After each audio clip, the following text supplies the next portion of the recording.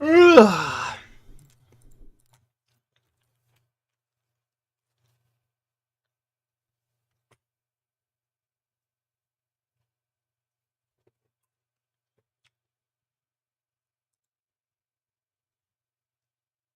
I don't think I would last in jail. I don't know how you're doing it. Not well. Just want to pin on Yo, Gavin, what's up? That's everyone's fear. I miss your eyes.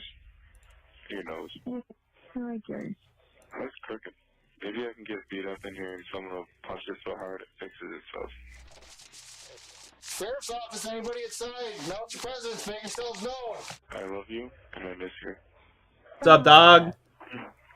I love you. Thursday, July 1st, 2021 wasn't unlike any other in the Halderson household in Windsor, Wisconsin. Living inside the home was 50-year-old Bart I'm Halderson, also his about to wife, Tokes. I gotta 53-year-old warm up my Krista, nail. and their youngest son, You gotta give me a minute here, brother. Chandler was a hard-working live-in college student with an exciting life and an extremely bright future. Yeah, give me a minute, brother. I ain't ready. Technical College, was a member of a police scuba diving team, a young employee at an insurance company, and had a job waiting for him at Elon Musk's prestigious company, SpaceX, upon graduating. He was, by all accounts, an overachiever, and his parents couldn't have been more proud. Chandler also liked to cook, and on the evening of the 1st, he'd made a pasta with scampi sauce dinner for his parents. Following dinner, he helped them gather and pack up tools and luggage in preparation for their 4th of July getaway. His parents had informed him over dinner that they were going on a weekend trip up to their family's cabin, 3 hours away in the woods of Langlade County. During the day, Chandler had noticed his father. Yo, wait. Hey, sick. I'm at 600 degrees out of 700. He'd also seen that his parents had taken a handful of bottles from the liquor cabinet. He'd noted both of these things as odd, but didn't think too much of it. After helping them get their belongings together, the three enjoyed some television before they all headed to bed. That would be the last time Chandler would see his parents alive. The next morning, Friday, July 2nd, Chandler's parents took off for the cabin before he awoke. Chandler enjoyed a day of peace and quiet until that afternoon there came a knock at the door. It turned out to be a co-worker of Krista's. She hadn't shown up or called out of work that day, which was extremely unusual. What's up, Shawnee? For her. The colleague had tried contacting her by oh, you lost it! So he'd come by to make sure she was okay. Chandler told him that his mom and dad had been preparing for a trip up to the family cabin and had left that morning. With everything going on, she'd probably forgotten to call out. Slightly relieved, her coworker left, but kept in touch with Chandler over the weekend to make sure that Krista made it back safe. However, when Krista didn't come to work or call out that Monday or Tuesday, her coworker had a gut feeling that something was wrong and encouraged Chandler to go to the police. When they still hadn't come home by Wednesday, July 7th, Chandler took his advice and filed a missing persons report to the Dane County Sheriff's Office. Excuse me. He advised police that chill, Jack. I'm be lurking, making stuff shells. Woo! Sounds good. Alright, yo, Gavin, cheers up, homie. Tokes up. The nail is ready. Asking everyone if they'd heard from his parents. The nail is ready, son. Cheers. Cheers, cheers. However, no one had seen or heard anything. The next day, July 8th, Chandler's brother Mitchell and his fiancée met police officers at the family cabin to search the premises for Bart and Krista. Alex, what's up? Instead, they discovered something rather... I'll be back.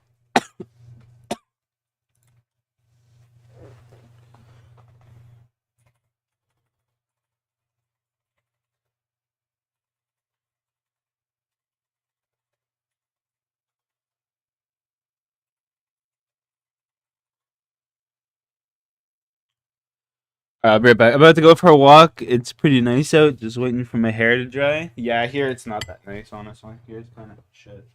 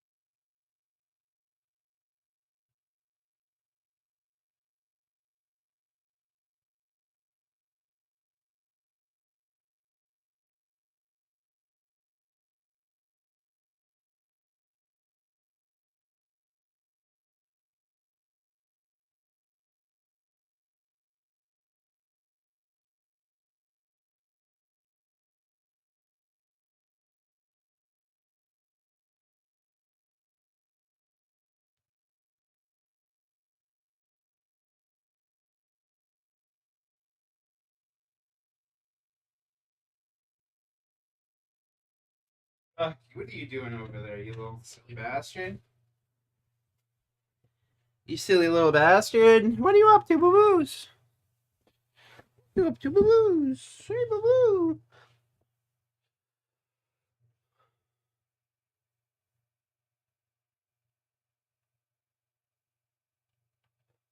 Fuck, my clan sucks. They didn't tell me shit.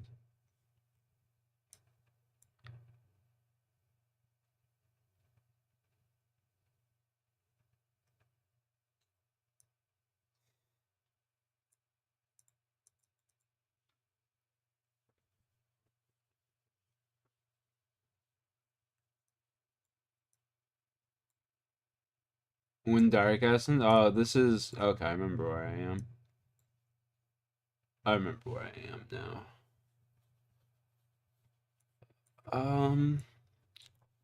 But it's like the minecart. Wouldn't the minecart take me out over here? No. I can't remember where it would take me. Should. That's unfortunate. Or odd. We probably could get in if you wanted us to. Obviously, there'd be some damage. We'd try to minimize it as best we could. But Yeah, no, I think that honestly at least makes sense at this point.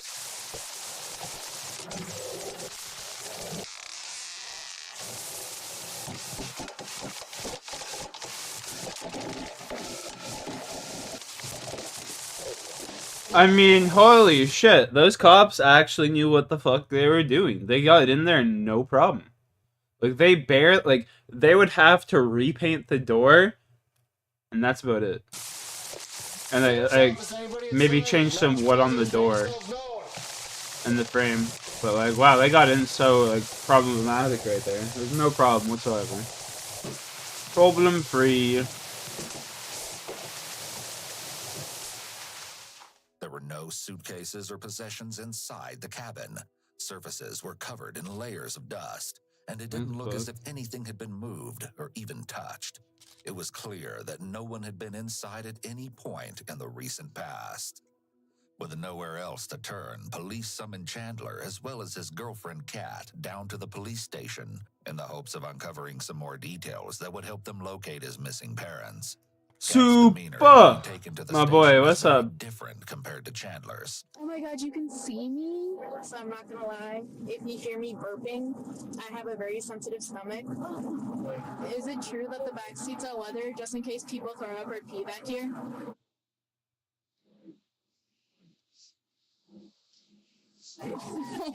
Oh, we're good. Boys are always so monotone, stubborn. Don't want to talk about steel magnolias. Who the fuck is Steel Magnolias? What?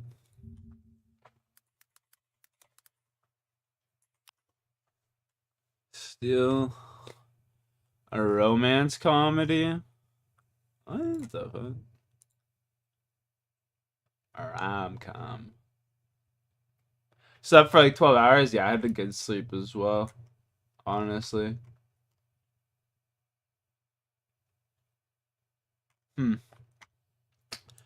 Next time a chick wants to watch a movie, that will be the movie that we watch. Steel Magnolias. Look at that.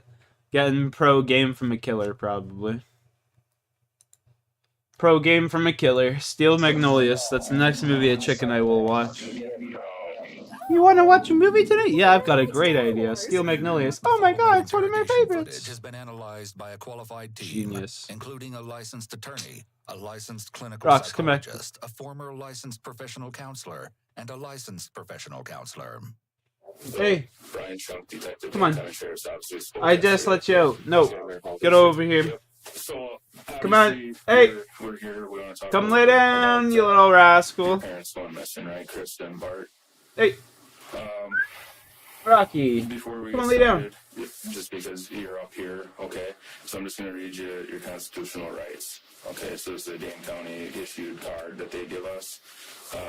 So I'll just read them to you right off the card, okay?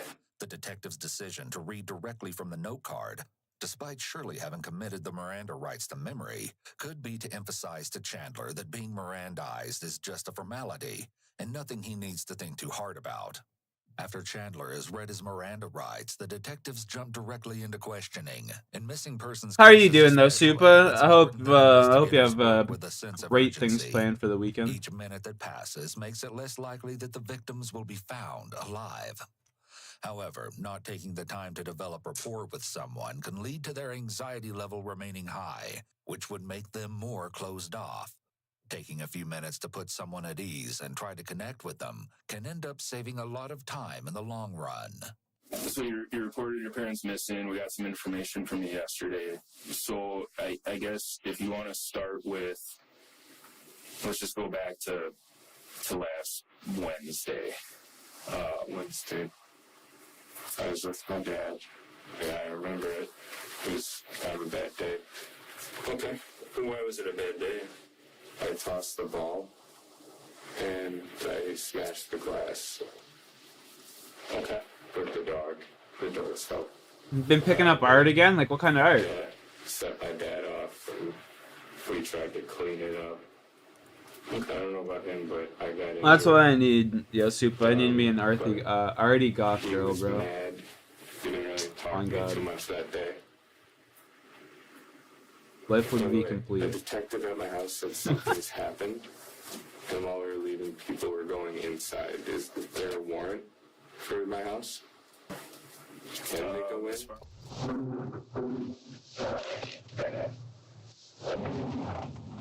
Officer. Yeah. What are they up to? I didn't hear that. What are they up to? My guess is they want to just ask some more follow-up questions and stuff. No, they went into the house.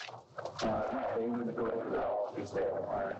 They just went behind it. Gee, this guy's not guilty.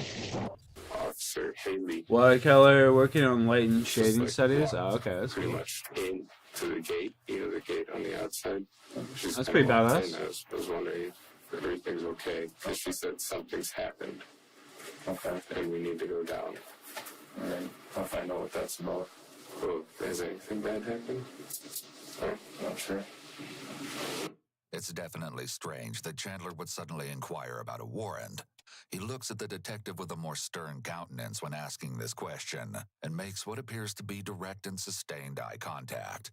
While sustained eye contact is more of a sign of dishonesty rather than honesty, and looking away periodically can be due to accessing memories, Chandler's almost constant looking away is I've atypical always sucked at behavior and coloring. suspicious. I want to clean out my Suspect mom's this garage sustained soon, eye contact is a red flag. and then set up The a couple awkward, tables out there and do some sustained, stop almost complete motion lack of work, eye contact and would start raise up a YouTube concerns. channel where I do some Here, like his stop eye motion contact has stories. nothing to do with trying to look open and honest, and everything to do with seeking out any I feel as though emotions that'd or be pretty clues cool. in the officer's face as he responds.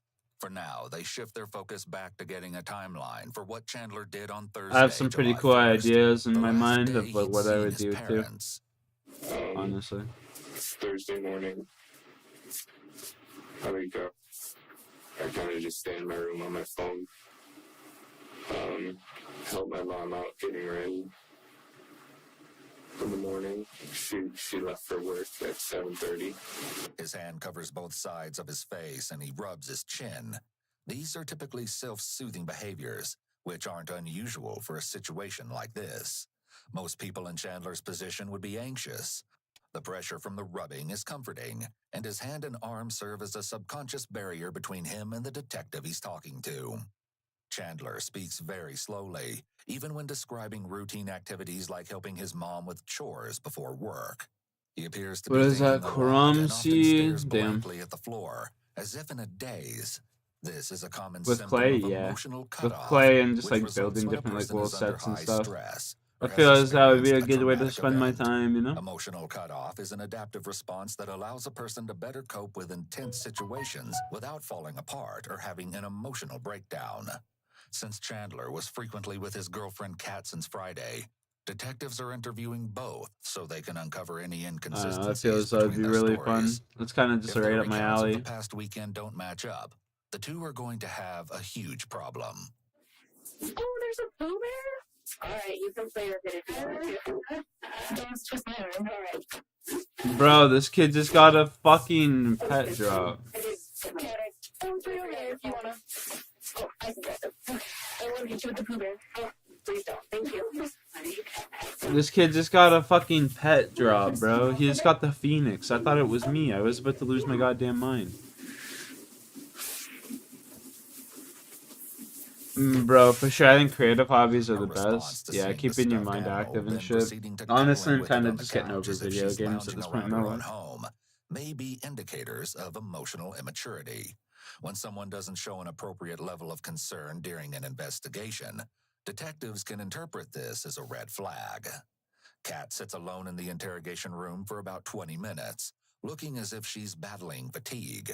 Detectives finally enter, introduce themselves, and make her a generous offer in the hopes she lets her guard down. So this is George. He's one of my partners. Anthony, the one that you spoke with me yesterday, he's off today, so you get George. I don't know if you're hungry, buy you 2 cookies. Is there chocolate? One has chocolate, one doesn't. I wish. Are you really? If I eat it, I'll just projectile vomit. Oh, please don't. There's a too emotional also vomit. So. I know one sprinkles, but you know what? I can put them here if you want it. You want it. That one has chocolate. This one? This one. Oh. I was like... You threw it on that one. Kat seems to be in a much softer interrogation room than Chandler. Soft interrogation rooms come from a trauma-informed perspective. When family members, children, or victims of assault need to be questioned by police, they may feel safer doing so in a space that feels comfortable, especially compared to a bare interrogation room. In a regular interrogation room, detectives want the suspect to rely on them to provide comfort, such as compliments. Oh shit, I'm literally about to die. I'm not looking at my health. Rather than the room itself providing comfort. Holy fuck. So, some of it is going to be repeat. Yeah, bored cook away with games sure now? I'm Same, really dude. It's not the same anymore. Everything. So, again, give me your time planned from Thursday. Thursday I work. That's when Chandler told me, I think it was Thursday, that his parents were going up to the cabin with some friends. So he was going to be at the house with the dogs by himself all weekend. Went to sleep. Friday morning, I woke up. They had left with the stuff was all set out. I remembered the cast. Alright, so Friday during the day, I just played video games, kind of.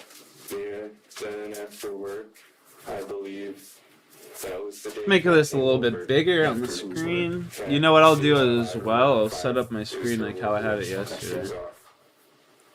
When she came over, she, I believe she stayed with me on that couch that night.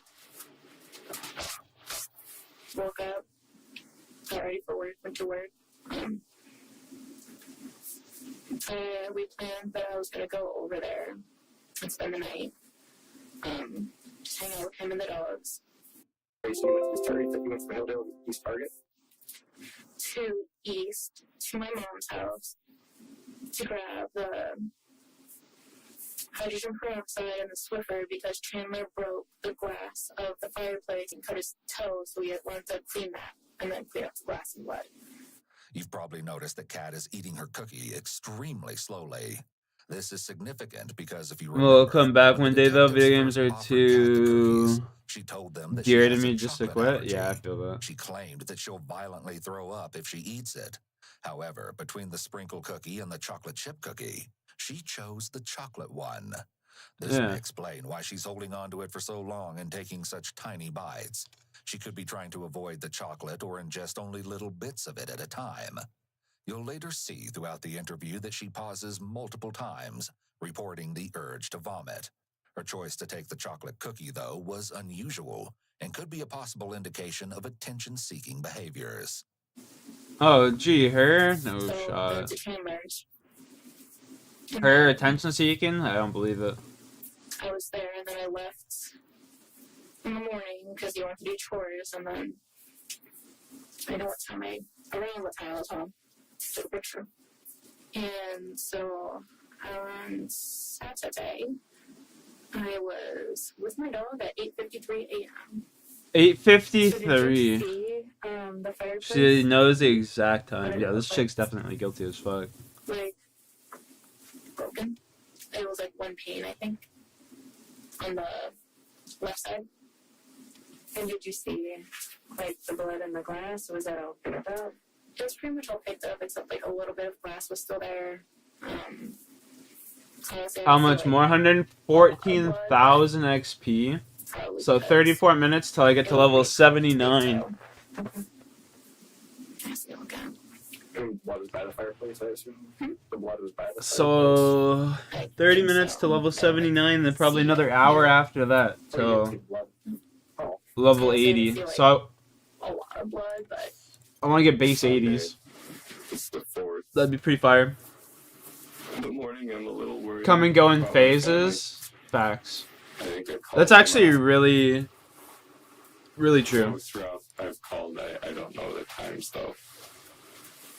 For me, hobbies have always been like a permanent game mode. Call my mom, Game mode, Jesus Christ. in the morning, Way to cope with shit. along those lines, and I get a But text recently, from I her. don't know. I've been just enjoying going out It more, was like a by text myself, message, it wasn't even a going live for message, hikes and going so for walks. I assumed Loner she life, said you know. quite late today. So she sent it that day. Chandler makes notably little eye contact with either officer throughout his explanation of his weekend. Occasionally breaking eye contact is a typical sign of one's attempt to access memories. But Chandler is mostly staring down and away from detectives, only looking up at them every now and then. Also, the way Chandler backtracks here sounds as if he made a mistake by indicating to detectives that he only contacted his mother on July 4th. He felt the need to clarify his statement, a sign that there's something of possible interest here.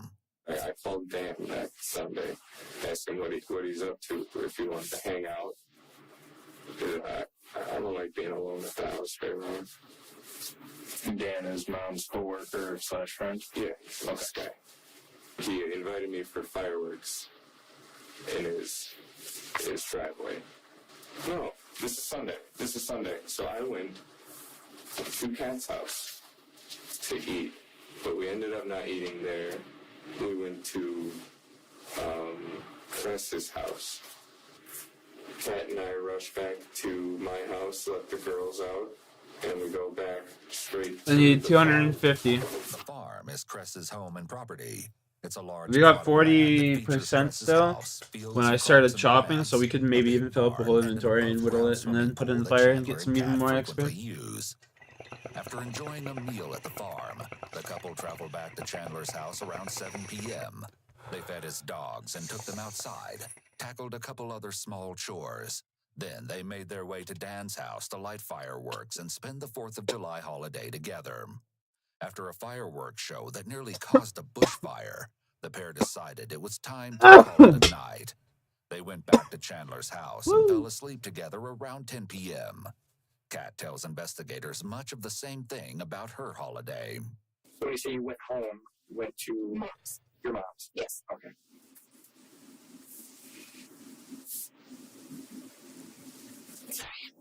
Making our best memories.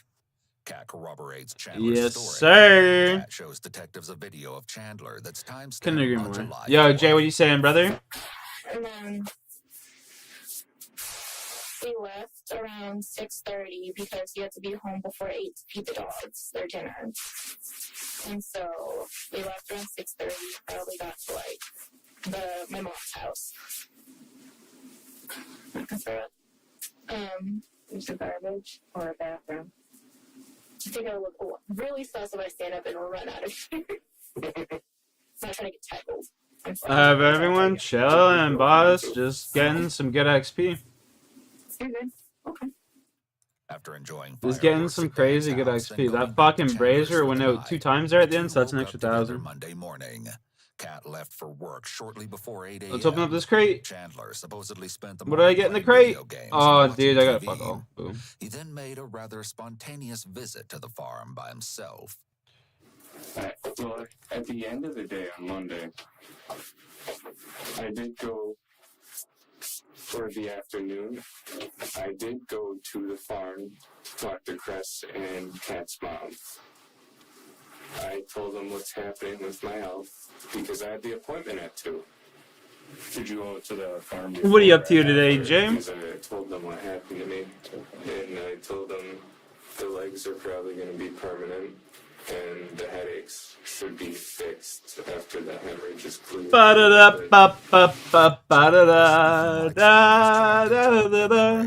He must know that the interrogation isn't some sort of memory test, but he seems keen on recalling every detail, perhaps hoping that providing such detail will mean that he won't be considered a suspect. An innocent person would reasonably want to cough up as much information as possible. But then I got high. However, focusing on details could also be Chandler's way of diffusing any stress or anxiety he's feeling. Where are we? Sunday. So you were swimming, having a breakdown. What were you having a breakdown about? You ever have your legs stretched? No, I haven't. Just... I don't even know if they're done getting like as bad as they can be yet. So yeah, that's not fun. Maybe that's God's karma for this guy, you know? His legs stopped working and shit, and that's God's karma of saying you just murdered your parents, you piece of shit. The hit in my spine, so it's permanent. Okay, I understand that now better. Yeah, I go to dinner at Cat's house on the east side. Okay. What time do you think that was? It's had to be 7:30. I left the farm. I think we just eat and cuddle a little bit. Huh? We eat and then we fuck the bitch. I'm doing good, so I'll let you keep going. I really try to remember things. We eat and then we fuck the bitch. Right after murdering my Sunday, parents. Seems about normal, got you know? ready. Typical. Sunday or Monday? Monday, sorry. Left around A little atypical right there. 7:40 because I took a picture at 7:33 of us. Then I went to work. I don't know if you want to see a picture of me at my job because I took a picture. How did it come she has so many pictures? You know what I mean? I understand girls take a lot of pictures and shit, but this chick's taking an abnormally large amount of pictures of every goddamn thing she's doing. And the hazardous medication. So far, Kat comes across as open and forthcoming with detectives. She answers all of their questions in detail and offers up photos and timestamps readily and frequently without being asked. It's a On the little other sus. hand, this does all seem a tad convenient. Yeah, This like... behavior seems unusual, but may indicate her willingness to be cooperative. From there, I went to my mom's house because Chandler went to the farm because my mom's fiance lets him walk in the pool because that's one of the things we did Sunday because it helps stretch out his legs, make him feel better. Because I also helped stretch his legs on Friday because he has some tired numbness. That's the word. And from his fall he had a couple weeks back. From there, Kat's account of Monday night mimics Chandler's. They met up at Kat's mom's house sometime around 8 p.m., ate dinner, and watched TV together. Then Chandler left, and they spent the night in their respective homes. We pick our tale back up on Tuesday morning. Dan is worried about my mom on Tuesday, I think. Okay. Start feeding, bitch. No word. Light that. I don't know if he called her. Feed. I think he just contacted. It's gonna be close. Reached out. If it goes out again, it's gonna be close. Then I'm like, oh, it's Tuesday morning. They should be here.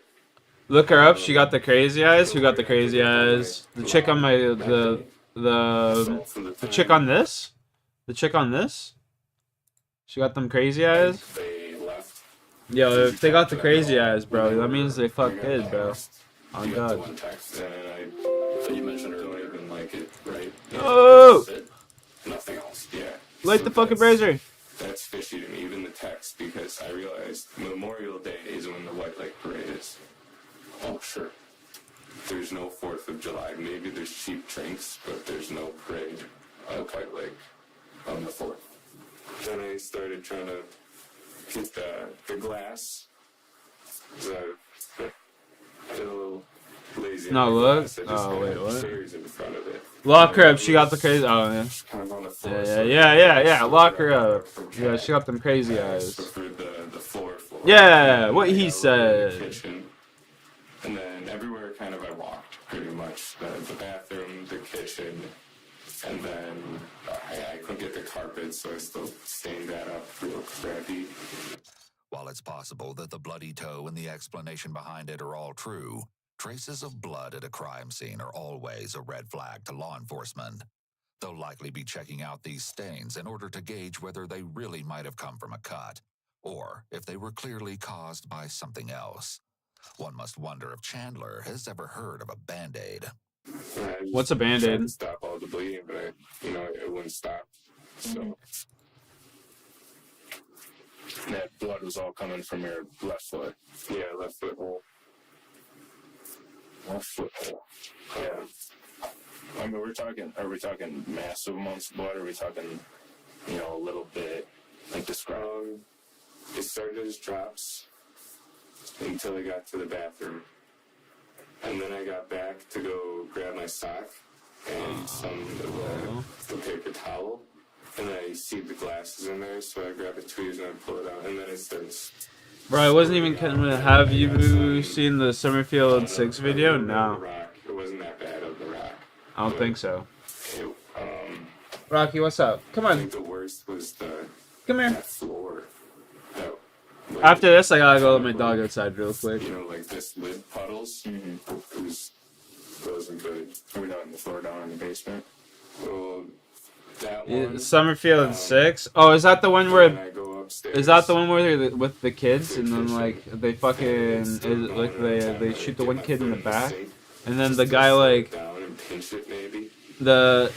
teen killers realize they've been caught. We watched that one yesterday, and then the one guy's name's Mike or whatever, and he's just like picking up the tongue and shit, and the fat redhead kid's like, it was fucking sick, man. It was fucking sick. Whether this is a symptom Yeah. of anxiety or a genuine attempt to be helpful. It was fucking sick, man. I just couldn't watch it. It was fucking sick. It's like you watch the kid, that fat redhead kid too, the whole time. He's just like, yeah, man, that sick kid got what was coming. They're like, yo, you do realize, like, you just fucking murdered this kid, right? Like, he got what was coming and you murdered him. I'm a very emotional Like, person. Like, I cry hello. for both of us, is like what I like to say. Like, it's like, I hang out with the family. By accident is grime. Yeah, most of these are grime.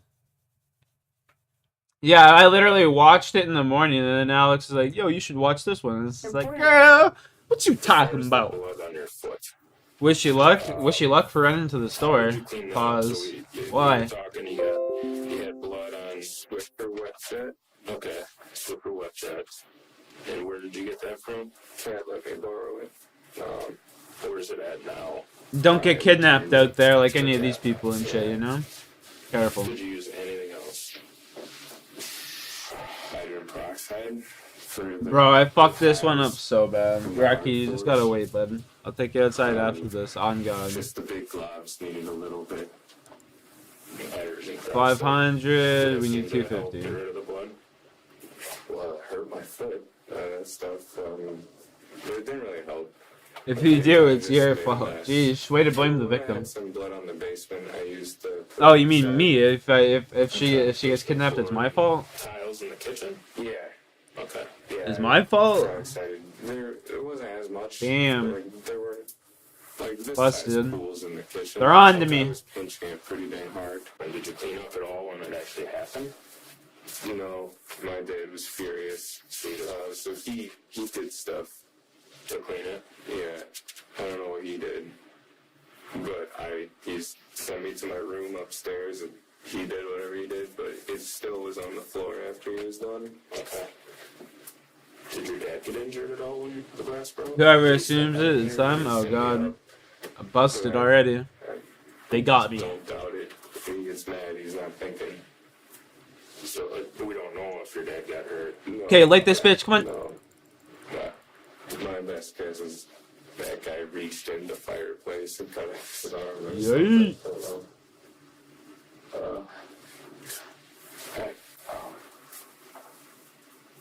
What's up? Head pain? Do you guys have like Tylenol or something? I know you guys can't really offer anything like that, but like a headache? Yeah, I've been getting the migraines from all of the hits and stuff. Most people wouldn't dare to make make a joke about their missing loved one being hurt out of fear and concern that they actually could be. Chandler's amusement about his dad getting cut will certainly be noted by detectives as a red flag. Yeah, it's pretty cynical. Yeah, whoop, whoop. All right, yeah, I gotta go up.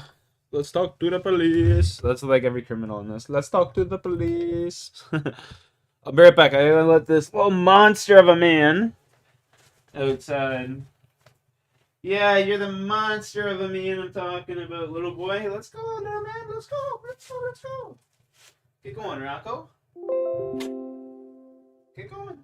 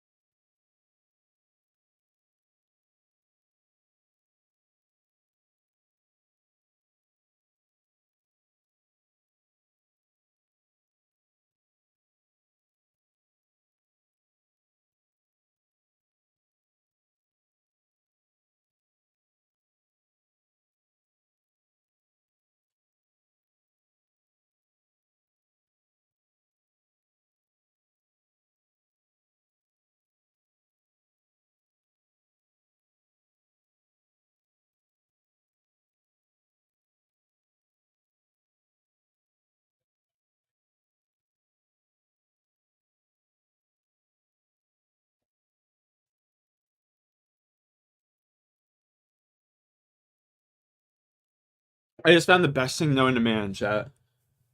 A croissant. We just found a croissant.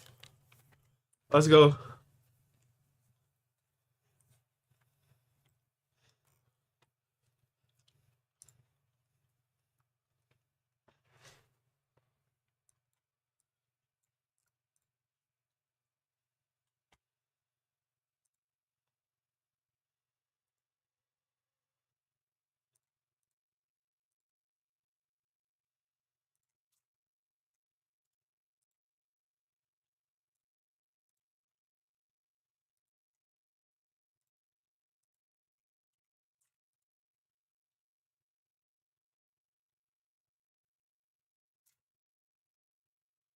To be fair, it's possible that Chandler is just the type of person who uses inappropriate humor to cope with stress or anxiety. However, when it's discovered what lay among the ashes of the Halderson's fireplace, you'll look back on this comment with a bit more speculation. Then I go to the police station. Because I asked her, when should I make a thing? Point, or I'm sorry. Don't worry, sir. Wednesday morning, you said you went to the police department. Yeah, to make talk to them about my parents. And then I met with 3 sheriffs. Chandler's show of emotion is sudden and brief. The nature of his display calls into question whether he's trying really hard to keep his composure or whether this short demonstration was merely an affectation. There's also a third theory. Chandler's agitation might not concern his parents' disappearance at all. Chandler was surely trying to say missing persons report, but he couldn't seem to remember what it's called, no matter how hard he tried. How's Chandler been? Like I said, he's not really, he expresses it in a different way. Not like the biggest emotional person, but like, I guess like when I look at him, it's different when other people look at him. Like I can tell it's really hard on him.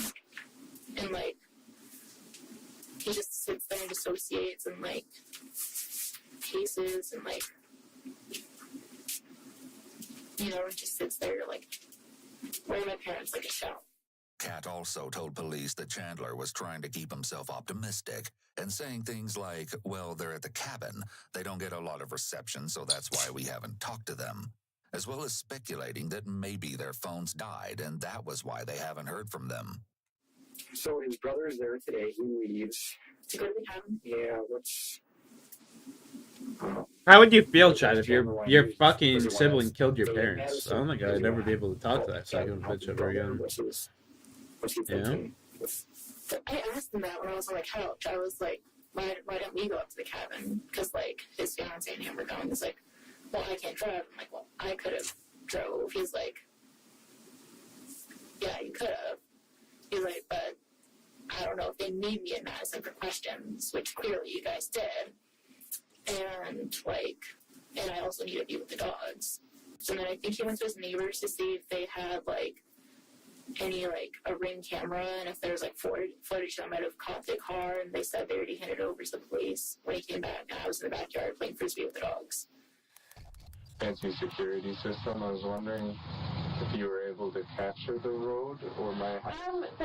The police actually came and downloaded everything they have. But it's actually my sister's house.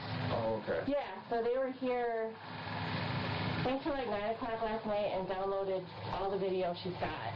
So we're hoping that... Yeah, did it capture anything on... We don't know. We don't know. They just took a copy of everything, and so we're hoping... Wide angle lens. Yeah, and it's all Be able to get it. Yeah, and it's all HD, and then I think there's one... Especially in the dark, it looks like it has a little bit of night vision. Yeah, and there's one on the corner of the garage, too. 3070, bro, honestly, a 3070 is good, but He was like, I try and get a better graphics I guess card. a little relieved that But they that being had said, camera 3070 is still a because, beast. Like, he's really concerned about his parents. He was definitely concerned based on a call he placed to the sheriff's office. what all do I need?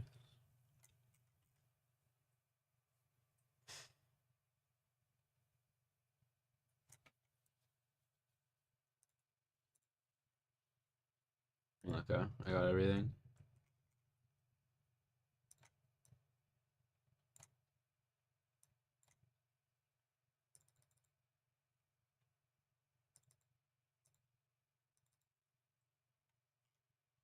Before his interrogation. A little confused. I got 2 squads parked right outside my house, and they're not really... 3070 is good though, bro. They'll play most in almost every game you want. If you're trying to stream and stuff like that, Enrique, if you're trying to stream, you might want to get a better graphics card. Probably doing a shift change right now. Because I noticed that, like, trying to stream sometimes, my graphic card is not capable of, like, being able to do it to its max potential, you know? Do you know of anything? So, I don't know. It's kind of stressful. Sorry, so there's nothing new going on? Not that I'm aware of. Alright. But in addition to his concern was his notable level of apprehension and the source behind it would soon be uncovered. Is there any reason to believe mom or dad's blood would be somewhere in the house? That they've been injured at all that you're aware of? Well, my dad scratches his psoriasis till he, like, gushes blood. Okay. Yo, Illusion, what's up, boss? What are you saying, homie? Yo, my boy Illusion, dog. What are you saying? That's the boy. Enough to run down your leg, like cover your leg, I suppose, like he has it on his knee. So he does this, it just drips down.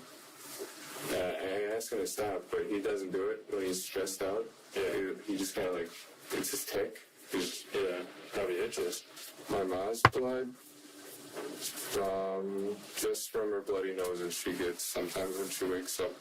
So that's why we've been doing the humidifier and dehumidifiers. Yeah. Probably downstairs. You get we have to do multiple of them, but she can't be in the living room too long because that's a dehumidifier. And if she does, her nose gets bad. Not like a regular one. She gets it bad. We begin to see some variance in Chandler's facial expressions and intonation. He's really dramatizing his description of how his parents' blood could be present in the home. In reality, neither the scratching of the psoriasis nor a nosebleed are enough to produce noticeable pools of blood. He might think he's being helpful and convincing, but he's actually coming off as quite suspicious. Going off to the storage, investigation revealed what are you looking to get there? Traces of blood that had once been on the basement floor inside Chandler's home doesn't help his argument. In fact, it seems as if he might be trying to explain away why there may be a lot of blood found inside his house. So he has a good relationship with mom and dad. Like, he's introverted. Like, is that GTA 5 bong? His parents. It's just a regular ass bong. Just a beaker. Relationship, nothing, no problems that you know of. And what am I smoking? Cannabis oil. I mean, he owed the money, but he paid them back. I told you that already. Watch this. Just wait, Rike. I'm gonna show you something after I'm done in here. That's like the only time I've really seen a big problem with them, I guess. So how did that come about? Why was that a big deal? Because I thought yesterday you said that he's owed for like rent and Christmas presents and stuff like that. So why was it those 2 weeks? Yeah. Because like he was working for American Family at the time. And like there was like problems with HR and how they weren't like paying him. And like it was like they sent it in the mail, sent it to like not his address. So he was like, please cancel that check. Then he like tried getting them to like deposit it. And then at that point they owed him like a couple $1,000s because they were so far behind. And then I guess the company that they sent money through was like, this doesn't seem legit. They thought it was because I moved a couple days ago. Oh, no shit. You moved again? You gotta give us that money because we know. Doesn't make me feel good. But, I enjoy it. It's not for everyone. Yeah. Then he paid them. And it was just those 2 weeks that were like, you have like strips. It seems odd that Chandler's parents were instantly critical and not more understanding of the problems he was having getting paid. This indicates that there were probably pre-existing issues concerning Chandler and making excuses to not repay his debts. Bart and Krista simply could have been drawing the line with Chandler rather than being hard on him. It could also be for this reason that they gave Chandler chores and expected him to cook sometimes. Yeah. So for the 2 weeks, was that when he hurt his back when he fell? I hate bums, dude. This guy is like a straight bum-ass bitch piece of shit. He wants to just live in his parents' place for free, not do nothing. It was a part of like the recovery. And then he kills him because he gets mad that they tell him to start doing things like do the dishes. Cook him dinner. They just had twice bruised his ribs. Bro. Had to wear like a neck brace. Fucking just put a bullet in this guy's head, you know? So it doesn't even deserve. Yes. June 17th. After, before 1:42, because that's around time this picture was taken. Well, you see her eyes when she said that's when this picture was taken? Her eyes were like flicking back and forth between them so fast. He was just going down the stairs and fell. He was on the phone with his boss who was telling him to hurry up to his computer, so he was running down the wooden stairs with socks. Yeah. Yeah. Classic. Yeah. Yeah. someone asked you a weird question with him falling.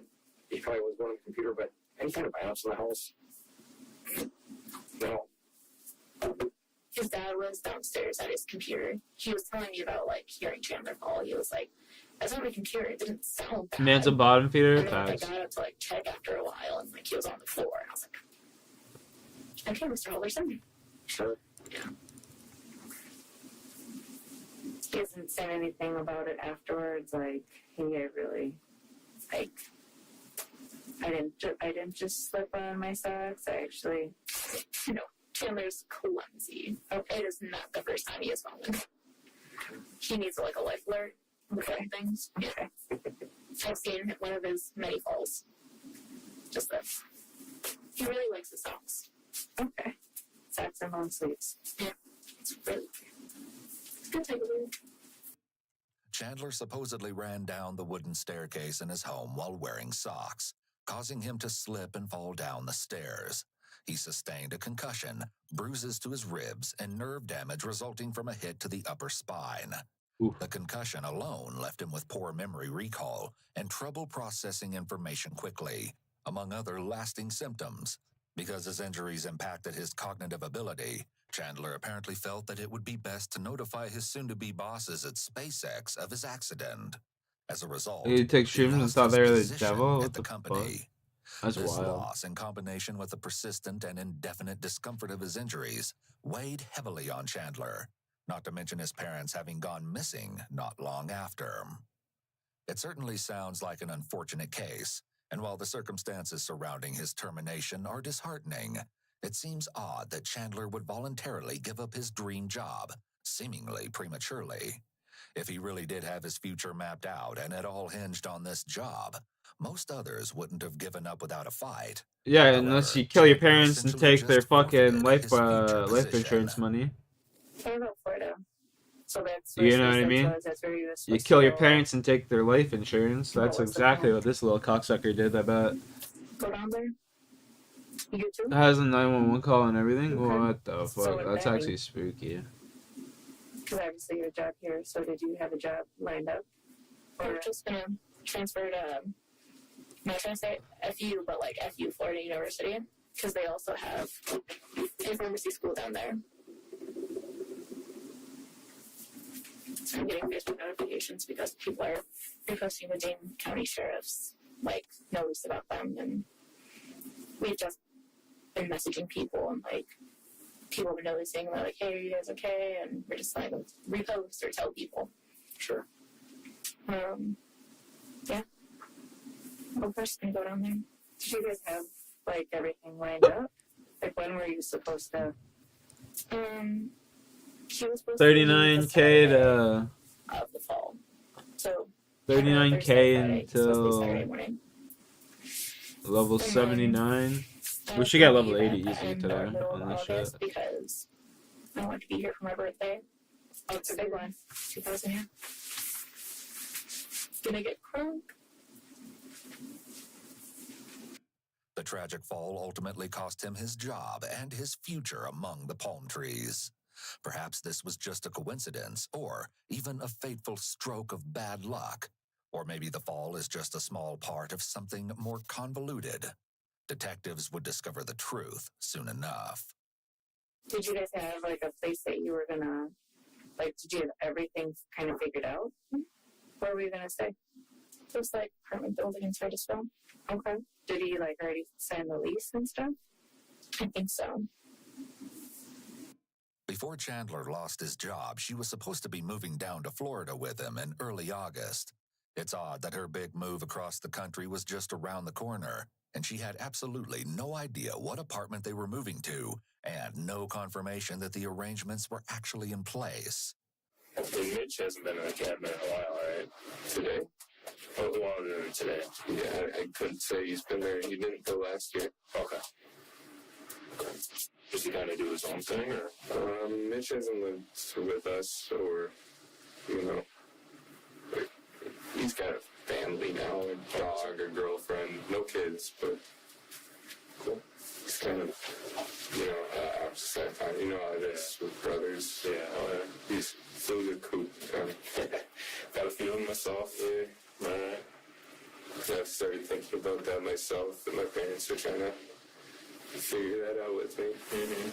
It's normal for a young person to receive help and guidance from their parents, but Chandler sounds more like he needs his parents to hold his hand, which is indicative of severe emotional immaturity.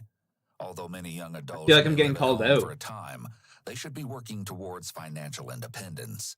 When someone is happy to mooch off of their parents or another I don't person really mooch with off no them. long-term goals live with for them. themselves, this Got can be a long-term red goals. flag. Whew, thank In God. fact, living a parasitic lifestyle can be a sign of psychopathy. Parasitic. Another sign Parasitic. of Chandler's immaturity was that following his parents' That's a good word. disappearance, it was Parasitic. noted that all the couches in the basement were pushed together, and when he was asked why, Chandler said that he had made himself a fort to sleep in.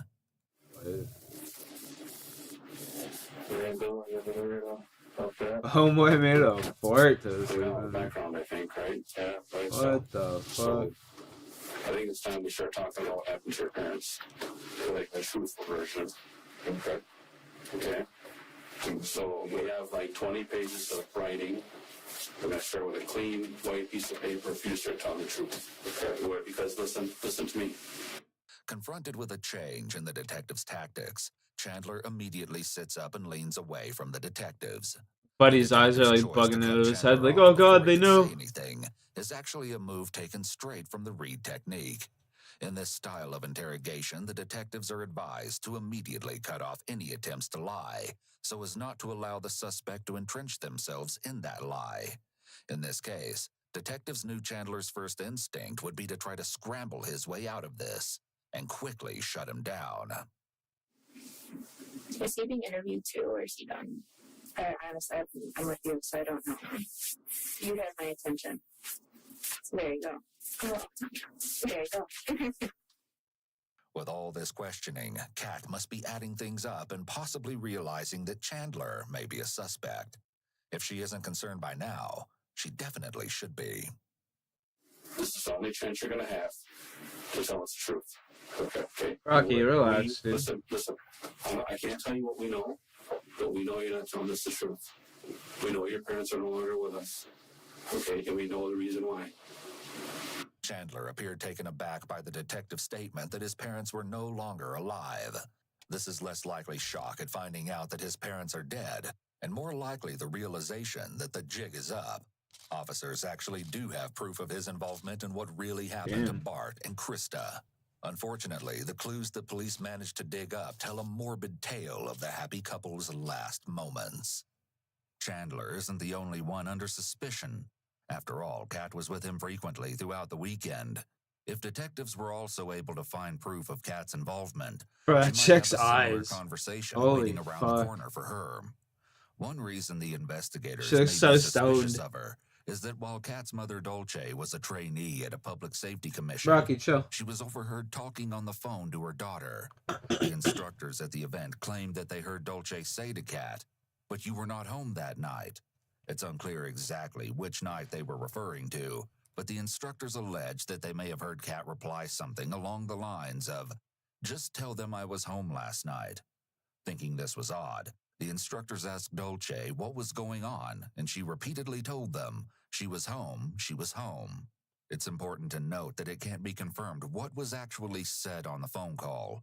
Still, the instructors told the police what they believed they had overheard.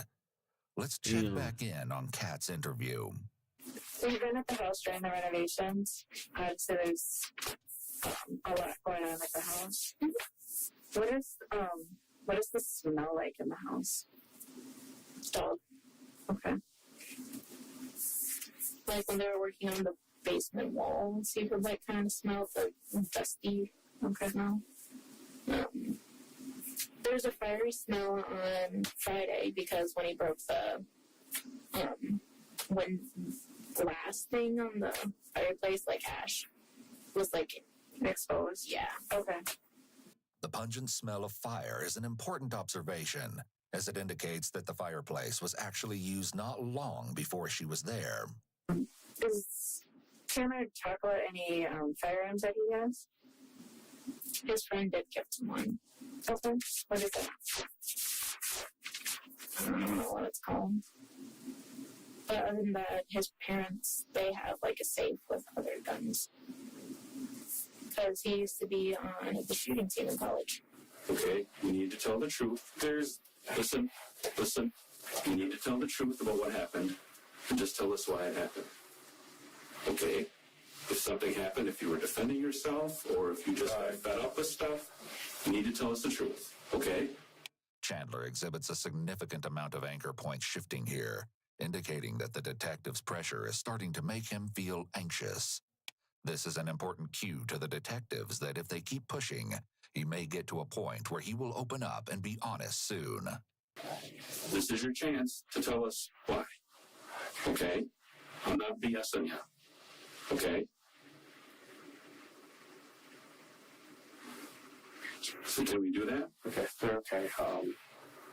Lawyer. I'm sorry. Saving it, Jay. Lawyer. Okay. Because they're... You want a lawyer? Yeah. Okay. Okay. So... Yeah. Chandler has clearly just invoked his right to counsel. The questioning at this point needs to stop. He seems to have resorted to asking for counsel because he was being confronted with evidence contrary to his statements.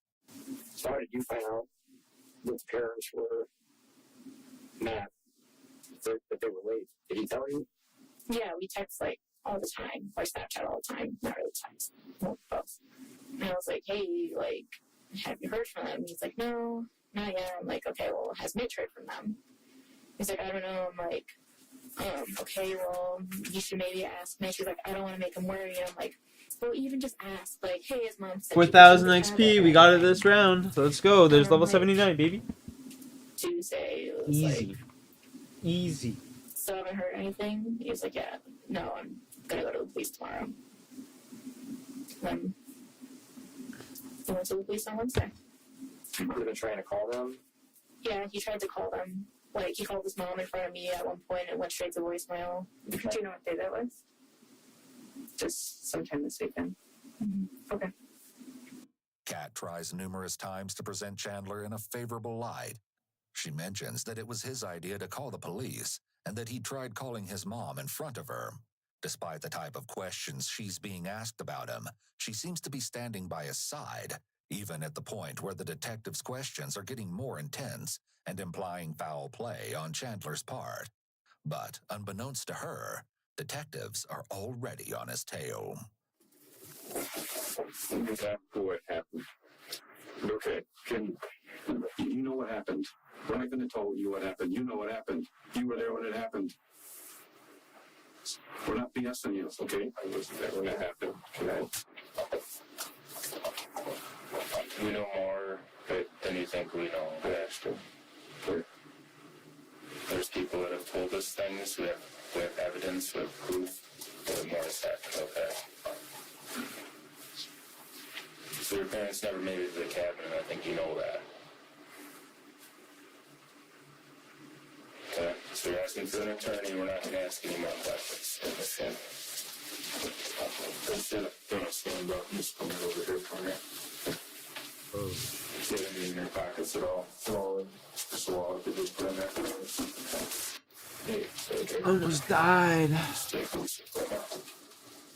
Rocky, chill, man. You're either in or out after this, alright? You're either in or out. I'll open the door and you're either in or out. Despite the interrogation ending, Chandler still had something disturbing to say after he was handcuffed. He told the officer escorting him from the room that, quote, "You don't know the whole story," and that he didn't feel bad about what I did. When the officer asked what he meant by that, he didn't respond. You don't think he had anything to do with his mom and dad being unhurt? Alright. You ready? You're in or out? Looks like you chose to be out.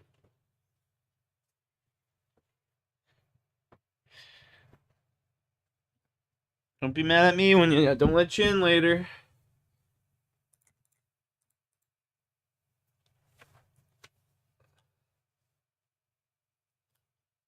From? No. I just, no. All my friends I've talked to, they're like, no, not Chandler, no. Like, that'd be crazy. Sorry, I sound very monotone right now, but like, just no. Kat appears to have no doubt of her boyfriend's innocence, but maybe she just doesn't know him as well as she thinks she does. In the weeks following this interview, Chandler's darkest secrets would come to light. Secrets pertaining to more than just his parents' disappearance. But for now, detectives must get to the bottom of what happened to Bart and Krista, and quickly. And his brother Mitchell, you think? Come on, come on, come on, come on. Yeah, he's. Yeah, we did it.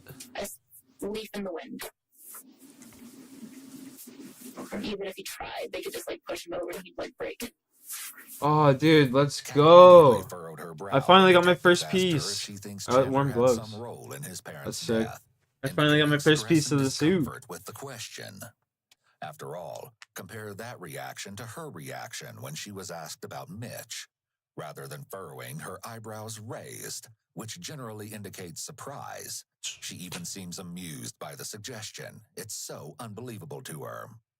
She also keeps repeating no when they suggest Chandler's involvement. It can often be interpreted as a red flag when someone repeats something over and over, as repetition can be a way to build credibility. However, in this case, Kat may be responding to her own inner dialogue. The thoughts that must be running through her head are unfathomable, and it's almost like she's trying to convince herself that there's no way he could be capable of that. When did your farm decision? Was he, you guys at school the whole time, or is he walking around the property at all? I mean, we went on walks together, but walking's hard for him. Sure. It's not like he could run away and I wouldn't see him. But we were at each other the whole time. On Monday, he said he walked off by himself, but he was going to cry, so. On Monday, he walked off by himself. Had a little cry. Yeah, a little cry, so. What was he upset about if Mom had texted him on Sunday saying that? The job thing still. Oh, the job thing. Yeah. Got it. And when did he find out about the job? Was that Monday? Yes. Because it was right after his appointment. Because they like called him. HR did. Okay.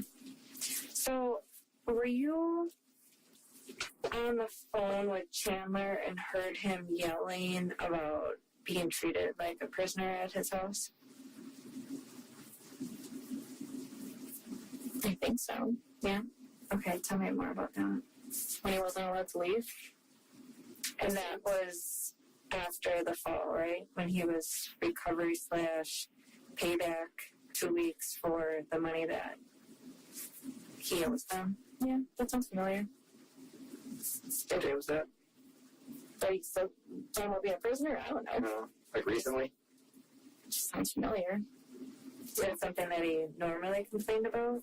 Yeah, like he's only allowed to leave when his parents let him leave. Like their house, their rules. Like if they wanted him home, they'd be like, no, you can't go.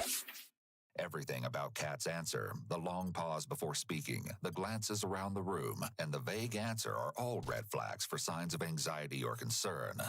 She seems uncomfortable and reluctant to speak negatively of him. However, she might also be glancing around because it's likely that Kat has many conversations with Chandler, so she's not always going to recall exactly when each conversation took place. Additionally, the fact that she can't remember what day the conversation occurred could be an indication that this sort of situation happens often. In text messages between Chandler and Kat, it's clear that he felt his parents were overbearing. In one, Chandler tells Kat he told his mom, "I won't be your prisoner anymore," and that, quote, "she's actually trying to jail me when she knows I can be more comfortable somewhere else." In one instance, Chandler told Kat that she can't come over, and he can't leave the house because he owes his parents $1,200. When Kat offers to Venmo him the money, he says he can't take it because his parents see the transactions. The next day, Chandler tells her that he's still on lockdown, and Kat replies that she doesn't understand why his parents are being weird and selective on when she can see him. In an even more concerning series of messages, Chandler tells Kat that his mom wants him to go to the cabin, but he's going to tell her he has plans with Kat and threatens to end his own life. Kat replies cryptically that he's so close to freedom. Chandler then states that he's, quote, "not gonna tell them with you there. You don't have to be there to watch them hit me." Chandler might have conflict with his parents frequently where they forbid him from leaving the home. So Kat is maybe accustomed to Chandler complaining about this. And is his dad a strict father? You know, How old is this fucking guy? I need to know. Like, he's strict, but, like, he still makes jokes, laughs with them. Like I said, fishes with them. I need to know how old this fucking guy. Like, there's no way he's older than, like, fucking 24, right? Wouldn't call their parent a prisoner if they're, like, not allowed to leave often. Or, like, they want to go do something, their parents are like, no. You know? Yeah. Like, that's just my perspective. I'm not trying to be like, no, Chandler. It's like, it just sounds like a normal kid thing to say to me. Also, Chandler isn't a kid. He's 23 years old. However, even Kat is referring to him as a kid. It's as though she subconsciously recognizes his immaturity. While Kat wouldn't describe the Haldersons as overly strict parents, there's no telling how Chandler must have felt as their son. Based on the information she gave, they definitely seem overbearing and a little more involved in Chandler's life than the average parents would be, given that he is in reality a grown man. Yeah, like how old is this seems fucking like they guy? bossed him around and treated him like a child. As well, Chandler's parents may have been overbearing as a response to their son's personality, his immaturity and inability to face stressors like an adult. He clearly had severe emotional problems, such as a severe lack of assertiveness and poor anger control. Individuals raised in this kind of environment tend to be immature, are less self-motivated and self-reliant, and have trouble bouncing back when things don't go well. Do you guys think it's Chandler or something? We're just making sure that we're okay, because you're asking a lot of questions about him. But that's what my friends and I were talking about. We're like, okay, he's like the only one who lives with them. So, and like, he's the only one I have a relationship with. Like, I'm not, you know, Caitlin. I can't answer questions about Mitch. Right. But it's still like, because like, the shock I will feel, and like, I think I'll just be so mentally up if like I find out he took that. Like, it just seems not Chandler at all. Yeah. It sounds like the once confident Kat is starting to bend to the idea that Chandler had something to do with this. She's even beginning to imagine how she would feel if it were the truth. Kat is very animated and expressive. She seems to be using a lot of hand gestures here because being comedic seems to help her when talking about difficult or uncomfortable things. It seems like she falls back on humor to cope with stress or other emotions she might be feeling. So you don't think there's any way that Chandler's involved in the disappearance? No, I told Liz that, like, if it's Chandler, I'm going to be severely mental stuff after this. Like, I just can't see it being him. Like, As well, when she states that she doesn't think Chandler did it. Palms up, baby. Palms up Woo! is generally I'm getting so good at this. I'm gonna be able to detect people's behavior, no problem, no. I'm a fucking investigator, man. Would you help him? Yo. no, I'm sorry. Excuse Yeah, me, I seen you were like, calling me on Facebook, my guy. What are you saying? crazy, like, I could, no. I'm like, just sorry. chilling, dude. Like, I can't stand Yeah, I blood, haven't like, paid my that phone scares me. bill. It's Like, been lazy as fucking. dead bodies, like, I was gonna Yeah, I just gotta like, walk but, down like, to the as thing, animals, and but, like, it's just not like the best day killing outside, so people, it's just like, fuck it, especially, I'm like, not gonna Mr. and walk. Mrs. I'm just being Halderson, a I'm lazy sorry, piece of that's, shit, like, you know? different levels of Yeah, I feel that. Okay. No, like, what I'm are you sorry that saying? I'm freaking out now, but like, Yeah? like, Yeah, it sounds about right. I'm just sitting Her here hand playing gestures RuneScape, here man. seem to get shaky. She's almost trying to push the officer's idea away as if she completely rejects the idea. Alright, and well, wouldn't want you to hit be me up tomorrow. associated with it. Sounds like a Also plan. notice that she I'll talk to chuckles you a then. few times. Peace. Again, it seems like she uses humor to get herself through stress. But here her distress has superseded her usual jovial and animated responses. She says she's freaking out, and that's definitely true. So you had nothing to do with their disappearance? no. You don't think Chandler did? No. You think anybody, Mitchell, you think he would have anything to do with it? No, I just can't see people wanting to hurt them. Like, that's the thing. Okay. So that's why we're so worried. Like, we don't know who would do this to them. What would the possibility be for us to take your cell phone and analyze it? We're trying to verify some things that So you Chandler's have all the timestamps, saying. right? So, I mean, you have all the pictures. So we have a guy that could download it while you're here. Like, you wouldn't have to leave it with us. He can limit what he What's that? I'm not gonna lie, we don't care about those. Okay. We don't. All we care about is the text messages from you, Chandler, Snapchat history, any social media stuff, and we're really just looking for probably, what would you say, The first until today. July 1st until today? Mm-hmm. Yeah. Locations, what she said. But yeah, if there's any like inappropriate photos, I totally don't care about those. Can I get a pinky? You can't break pinky promises, but it's only going to be from July 1st. So Yes. Yeah. Okay. That's what you want. I would like a pinky on that. I can pinky you. This chick's stupid as fuck. Awesome. Either she's super naive or It just could dumb as possibly be a fuck. cover-up for her not wanting detectives to see any incriminating evidence that could be in her phone. Like, what the On the other fuck? hand, Pinky personal promise? photos are a very feasible reason to be anxious about another person going through your device. She appears to take time to weigh the pros and cons before she ultimately decides to hand over her phone.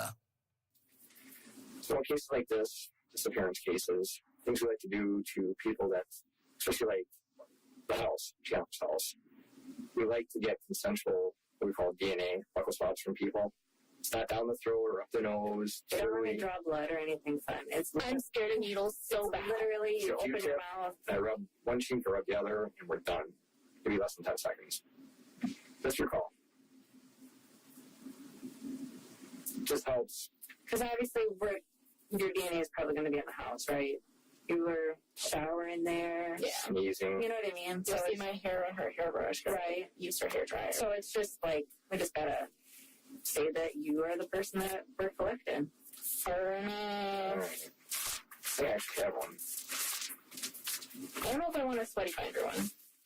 Kat is given a sweaty binder buccal swab. All the while, the conversation with detectives drags on. She's not as conversational or energetic as she once was, and her patience seems to be running low. She's very likely experiencing the onset of mental exhaustion, given that this interrogation has gone on for over 3 hours. With I want the beaver too.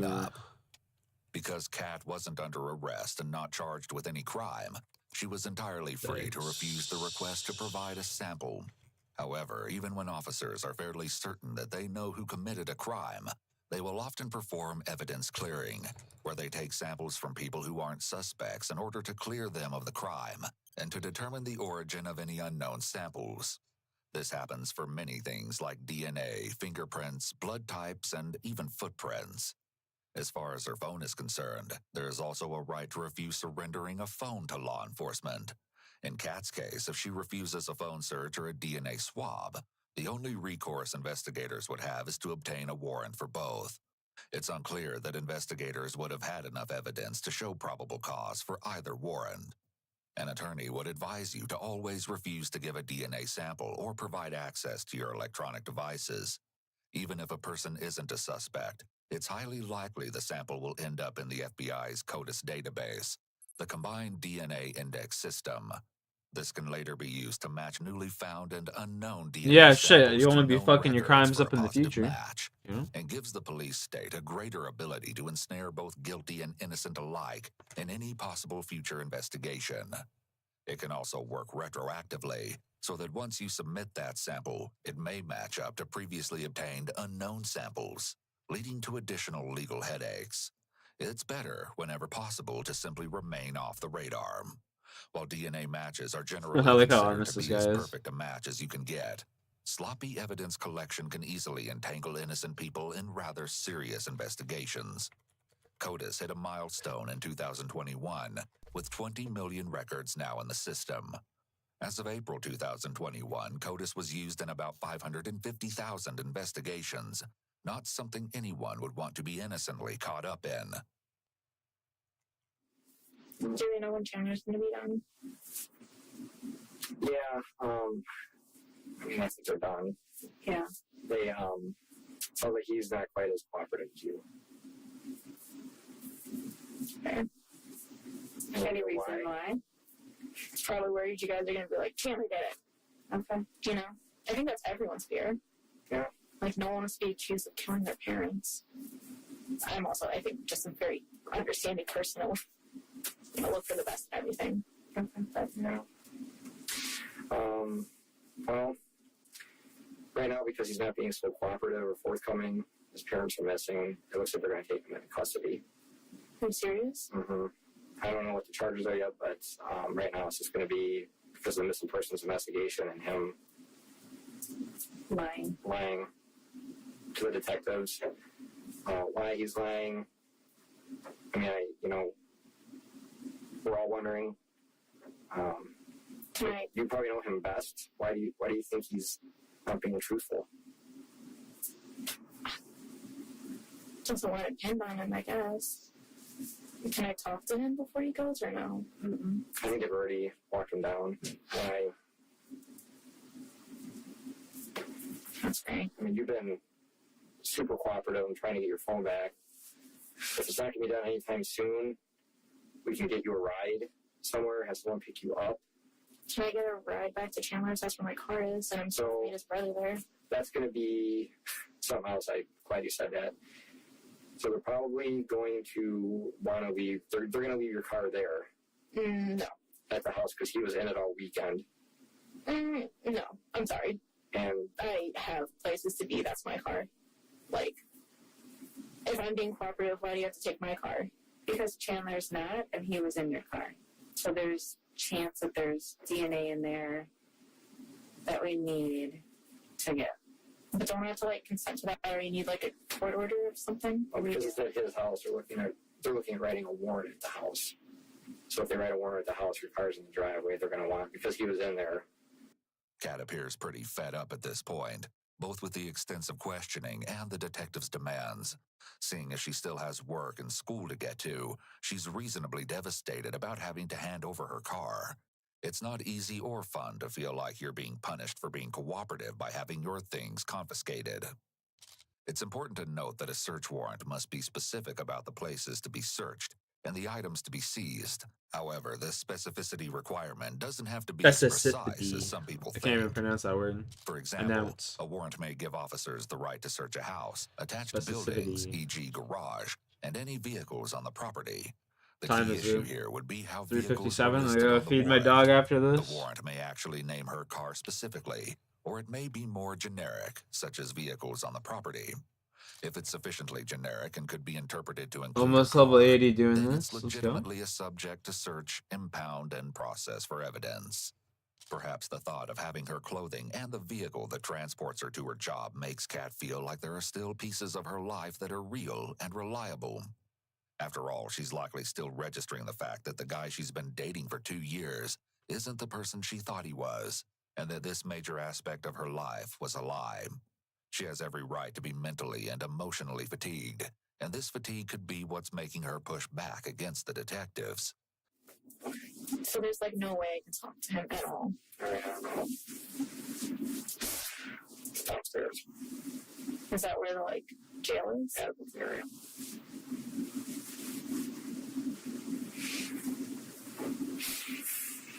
So, what exactly did detectives find that led to Chandler's sudden arrest? The answer isn't easy to stomach. The same afternoon that Chandler was being interrogated, police received groundbreaking information from none other than Kat's mother, Dolce, and her girlfriend, Cress. Dolce told police that she thought Chandler's behavior had been strange lately, and she'd actually begun to believe he was using some kind of narcotic. Oddly, an officer also described Chandler's pupils as looking like pinpoints. But this wasn't the only story she had to tell. On Monday, July 5th, Chandler visited the farm without Kat and asked Cress if he could use her pool, to which Cress consented. Both her and Dolce were present at the farm that day, and not long after Chandler walked away from the house and disappeared towards the pool, the couple resolved to go for a swim as well. The two hopped on Cress's tractor and made their way across the field towards the pool. However, as they rode along, they saw no sign of Chandler. What they did see through the open doors of the large barn was Chandler's car. The car was parked on the opposite side of the barn, near the wooded area of the farm. Once they got closer, they could see that the trunk was open and Chandler wasn't anywhere in sight. After a minute, they simply continued on their way to the pool. A few minutes later, while they were swimming, they both spotted Chandler walking along the edge of the woods near where his car was parked. He walked away from the tree line and directly towards them. Once he got into the pool, the women noticed that he seemed to splash his chest, arms, and face with the water, as if washing himself off. Then, after staring off into space for a few moments, Chandler left suddenly. Cress made a haunting comment to police, stating that she had recently noticed something strange: vultures circling the woods on the property.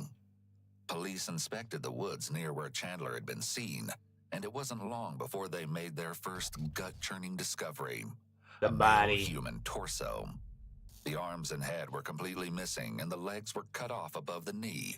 Damn, what the fuck? Chandler had described that his father wore those cheesy dad joke shirts, and the torso was found still wearing a t-shirt with a joke about sarcasm on it. Oh, God. Investigators also found several cutting tools, including scissors, a saw, bolt cutters, and a long blade, discarded in an empty oil drum by the barn. This was enough to charge Chandler with his father's murder. Interestingly, the medical examiner would later note that there were noticeable differences in the marks left by the tools used to dismember the torso, which could possibly indicate that more than one person made the marks. However, his mother, Krista, was still missing. She wouldn't remain missing for long, though. In fact, Kat would be the one to lead police to Krista about a week later. Really? Anything you want to tell us right away? Well, we met yesterday. Because I have been keeping up with the media. I haven't been watching any of the trials for my own mental health. And he was catching me up. Notice here how she's now cuddling with the stuffed animal, clearly in distress and seeking a comfort tool, even though it's an item typically considered childish. It also provides a bit of a barrier between herself and the detectives, who are tearing her world apart as they find out the truth. When the Wisconsin River was mentioned, we were mulling over it. I was.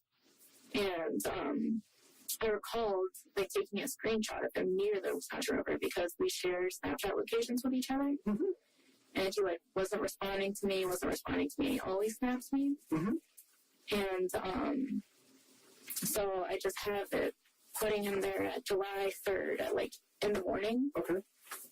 It's from Snapchat. I don't know if you use that, but that's him by the Wisconsin River off of Gulf Road. Okay.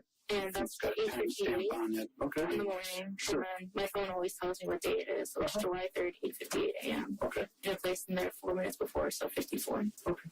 Have you been to that spot? Do you know?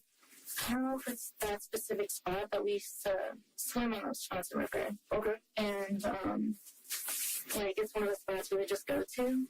And I've only been there maybe 3 times. Okay. But he's gone swimming there a couple times. Okay. Because when you use Snapchat, when you open up the Snap, open up the app, that's when it's going to update your location. If you don't open up the app, your location won't update at all. And I was like, hey, where you at? You're not responding to me on Snapchat. And we ended up calling, and he just said he was in a dead zone. I was like, what are you doing out there? I think over the phone I was like, are you swimming in the Wisconsin River after his fall? That's not safe. What did he say he was doing? He said he was running errands to get CBD. Okay. CBD. This guy's out here doing CBD and shit. Yeah, he said that's where his guy was, because they were going to give it to him for free or something. Okay. So he could just try it out. So he said his guy was going to meet him where his location was? No, he was driving there. Okay. So I think it was all over call, a couple weeks ago. But I think he was trying to say, he was driving back. And, so he never says he's actually there for a period of time? Where his location is by the... No, but when you're in a car, it shows you in a little car driving. So if he was moving, it would have said that. And he wasn't? No, his location was just sitting there standing. And that means he's sat there.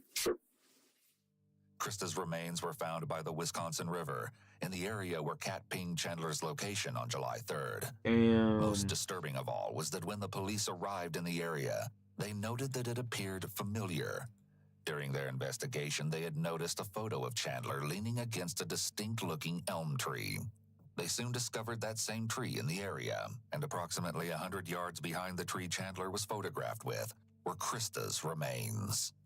Not only that, but What a the text demon. that Chandler got from his mom on Sunday, July 4th was examined. It was As him. Chandler points out in his interrogation video, Krista had sent him a text saying that they were fine and that they would be attending the Independence Day parade that day. The date that this text was sent, July 4th, was inconsistent with the fact that this big annual parade had actually taken place the day before, on July 3rd. When police tracked Krista's phone back to where it was when she sent that text, her phone was nowhere near the family cabin or anywhere in Langlade County. In fact, Krista's phone showed itself to be located inside of her house. After this discovery, police later found Krista's phone in the garage, wrapped in tinfoil and stuffed inside of a hidden shoe. All signs pointed to Chandler. Why would you hide it having in the been one to house? That send doesn't that make text sense. message to himself. He was almost immediately hit with additional charges concerning the It murder doesn't and make sense to me. dismemberment of his mother. There's no evidence to suggest that Kat was ever involved in or even aware of the murders of Bart and Krista Halderson, and she has since been cleared of all suspicion. Kat was just another victim of Chandler's convoluted web of lies, and she wasn't the only one. You think Quite that's frankly, true? Everything Chandler had told everyone around him. Do you think that's true, chat? Do you really think that that chick didn't know she was spending so much time with him and shit? Like, I bet you that chick knew. They even said that they found multiple tools being used on the body. Like, I guarantee you that chick helped dismember that guy's father.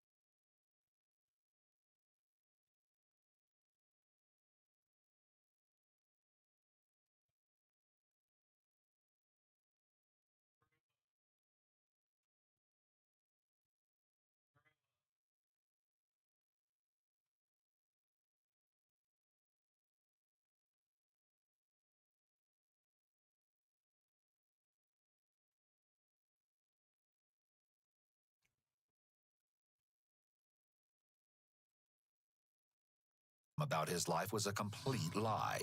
What? Chandler had been attending Madison College, but he had stopped attending classes over a year ago and never told anyone. What? He'd even pretended to be a Madison College administration member and communicated with his parents, both over email and over the phone. This was all to make it appear to his parents that he was still enrolled. There was never a job waiting for him at SpaceX. He'd never secured an apartment in Florida with plans to move himself and Kat there. He very likely faked the fall or Bruh.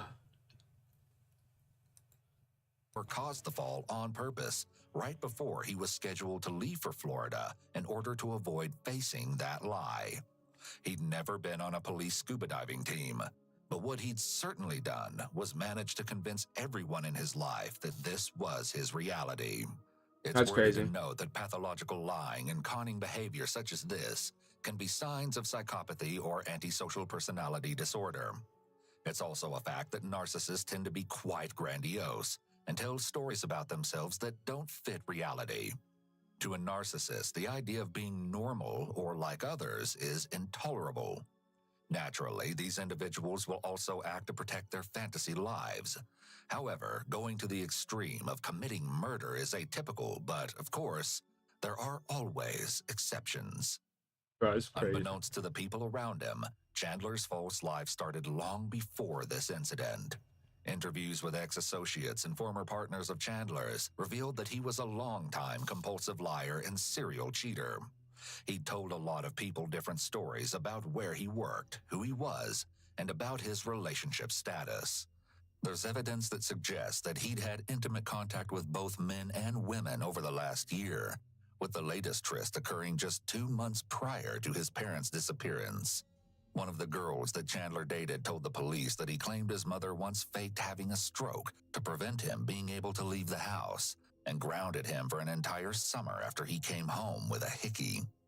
While she wasn't sure if he was lying about these outlandish claims, she was able to tell police that Chandler seemed to resent his father for not stepping up when his mother was overbearing with him, and claimed that he never did anything on his behalf. In another instance, Chandler texted a friend about being caught cheating on a girlfriend, though it's unclear if he's talking about Kat. He told his friend that his girlfriend was going to call the other girl to confront her and find out what happened. Chandler then asks for his friend to answer the call instead and use a voice-changing app to make his voice sound female. Interestingly, there's evidence that Chandler was also caught by his parents using a voice changer to try to talk to them from his fake job. This was just one of the many instances where Chandler was caught in a lie.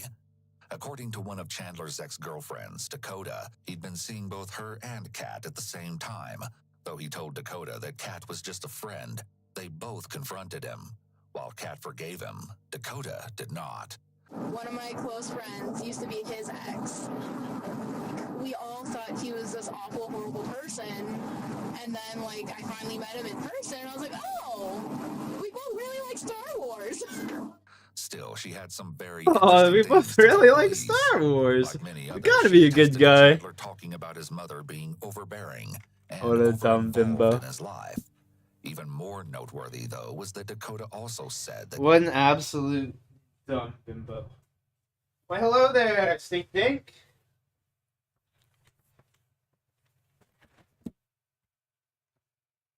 Chandler claimed he'd been to a doctor and diagnosed as a psychopath, telling her, quote, "Makes sense now, doesn't it?" But Dakota wasn't the only one that Chandler made this claim to as well. One of his friends and ex-roommates, Alexander, described Chandler as a pathological liar, cold-hearted, and emotionally distanced. Not only did Alexander suspect that Chandler stole money from him while they were living together, but that while proclaiming his innocence, Chandler made an eerie comment that he could look for the money in his safe, but also, quote, "Don't judge me for what you find." Alexander never looked in the safe, likely because on one occasion, Chandler told him that he thought he might be a sociopath. Most people who knew Chandler had no clue of the reality of his life. That is, until Bart uncovered one of his son's secrets. He'd begun to suspect that his son was lying about his education after noticing several grammatical errors in the emails Chandler said he received from school staff, as well as several other red flags. Some of the red flags included a meeting with someone from Chandler's college being canceled, so someone else named Daniel Spieth called Bart. Bart later told Krista that the person he talked to sounds just like Chaz, the nickname Chandler's parents used for him. Police would later discover that the email accounts of Daniel Spieth had the same birth date as Chandler, and that the sign-in phone number was the same as Chandler's cell phone. Still, Bart didn't know this at the time. He attempted on a few occasions to gently confront Chandler about some of his lies, and even emailed him saying, "Did you email HR to inquire about your paycheck? Unless there's something you are not telling us, they have had ample time to pay you." So he posed as his son, called the school, and asked for a copy of his unofficial transcripts, and was told he wasn't a student there. Hi, I'm trying to get an appointment scheduled to meet with somebody to mainly just get a copy of the transcript and also a printed copy of a certificate that was earned and And, other degree verification. Do you have your old account info? Like, you used to be Alderson C at Madison College. How far back does that account go that you're looking at? Like, when was the first class taken? 18, spring of 2018. So I don't see that you were admitted in any program. You said they were, it's the IT degrees in there, right? No, those are just classes. You might have just took the classes but not be in the program. Was the internship from the spring show up in there? No. Okay, thank you for your help.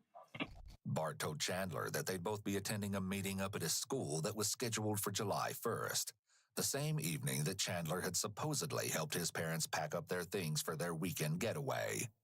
When it was time to head off to their meeting the evening of the 1st, before he and Bart could walk outside to the car, Chandler killed him. Bart was killed by a gunshot wound to the head. He's probably just walking outside. Fucking, it's alright, son, let's go. Then pull up and he's like, see, son, you could have just told me. And then homie's just like getting ready to get in the car and just fucking bang right to the back of the dome. That's crazy. People are pathetic, bro. It's crazy. That shit's crazy, man. That shit's just crazy. Alright, let's take one of them.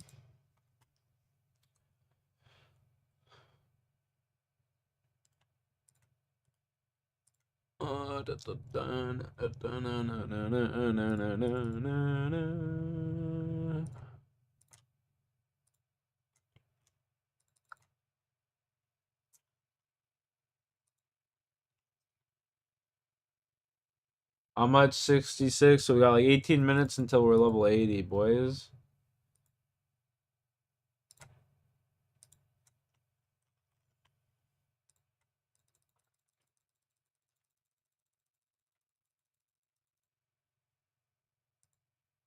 It's fair to assume that after that, he waited for his mother to get home from work and killed her too. It's still unclear exactly how Krista died. Damn. Yet even after Chandler's arrest, You wouldn't tell the him? case took a strange turn.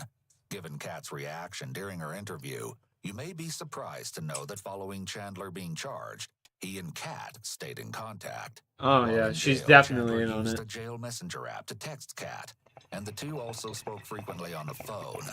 Their conversations reveal a different side of Kat than the one we saw during the interrogations. On September 9th, 2021, Chandler texted Kat saying, "Good morning, wifey. Today is court, so I'm sorry if you have to hear about it." Kat responded, "Good morning, hubby. I love you and everything is going to be okay. Just do your hair, wear your glasses, and show people you don't look like a monster like how they're trying to say you are on the news. Remember to relax and don't be too intense." The two made plans to buy an espresso machine and save so they had money for when they both attended school, and shop for new clothes when Chandler got out of jail. You ain't getting out of Chandler jail, was homie. optimistic that not only would he be out of prison soon, but that he would be able to get a job quickly. He also messaged her saying that, "I got you still, and that's all I need." In calls from prison, Chandler was able to speak with Kat and her mother on the phone.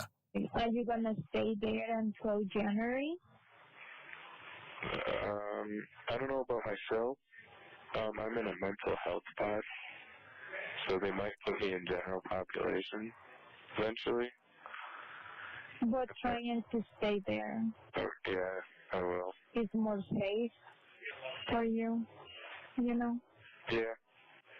I think if you go to the population, try to stay away from other people, you know? Yeah.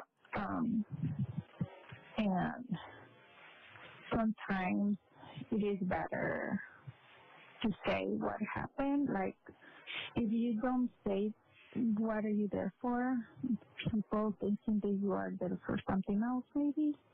I don't want you to be hurt. Well, don't worry about it. I'm all on the TV, so everyone knows I actually belong in jail.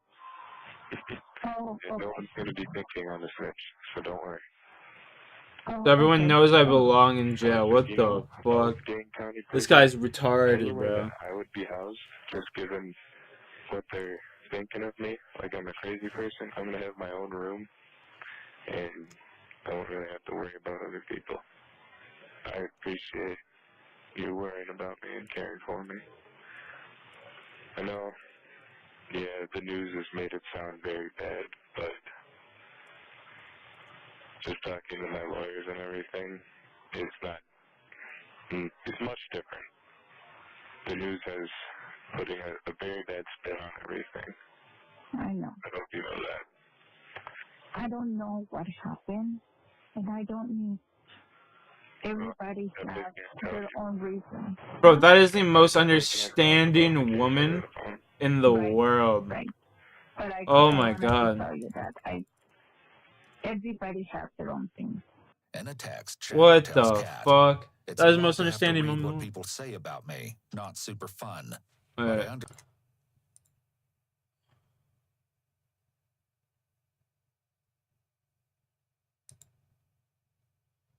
It's, Understand that a lot of people are angry and or sad, and it's super easy to blame everything on me at this point in the case.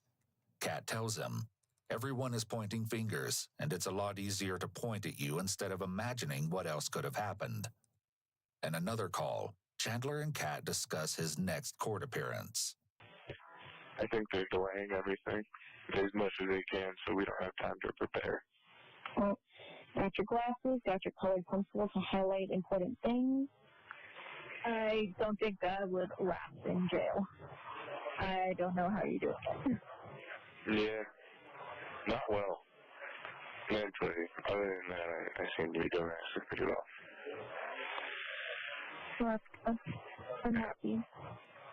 I was worried you're going to get beat up or something. No. People stay clear of me. Fair. oh, dude, you. I would This too. guy. I miss your eyes.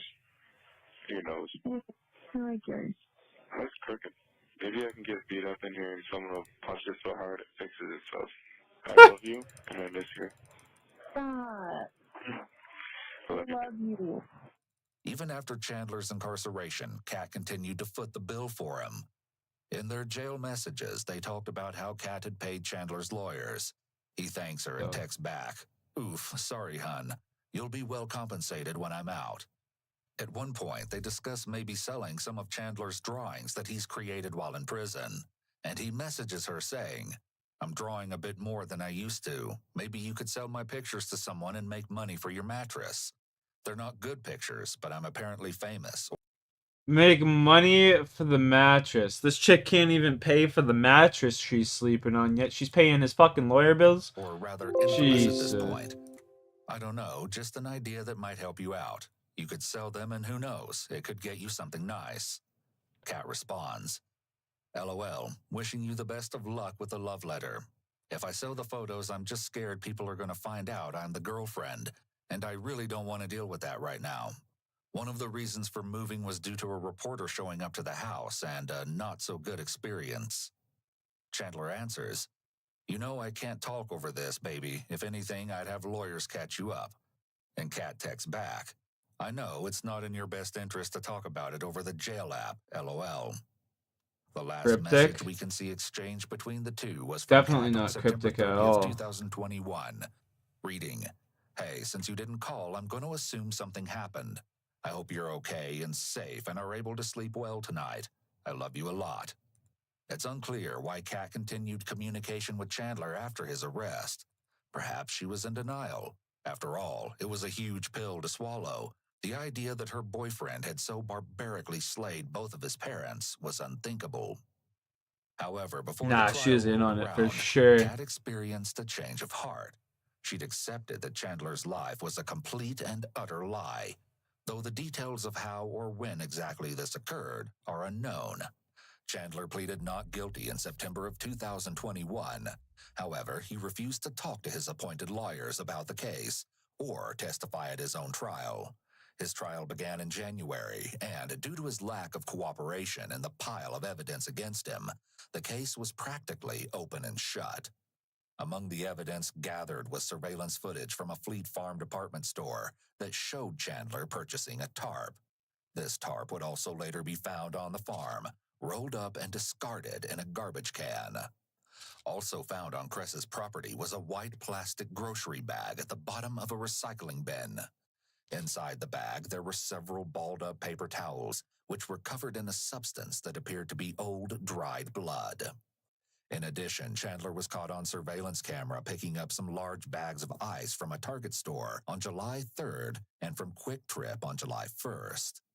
Chandler's internet search history also ended up being one of the biggest clues to his involvement.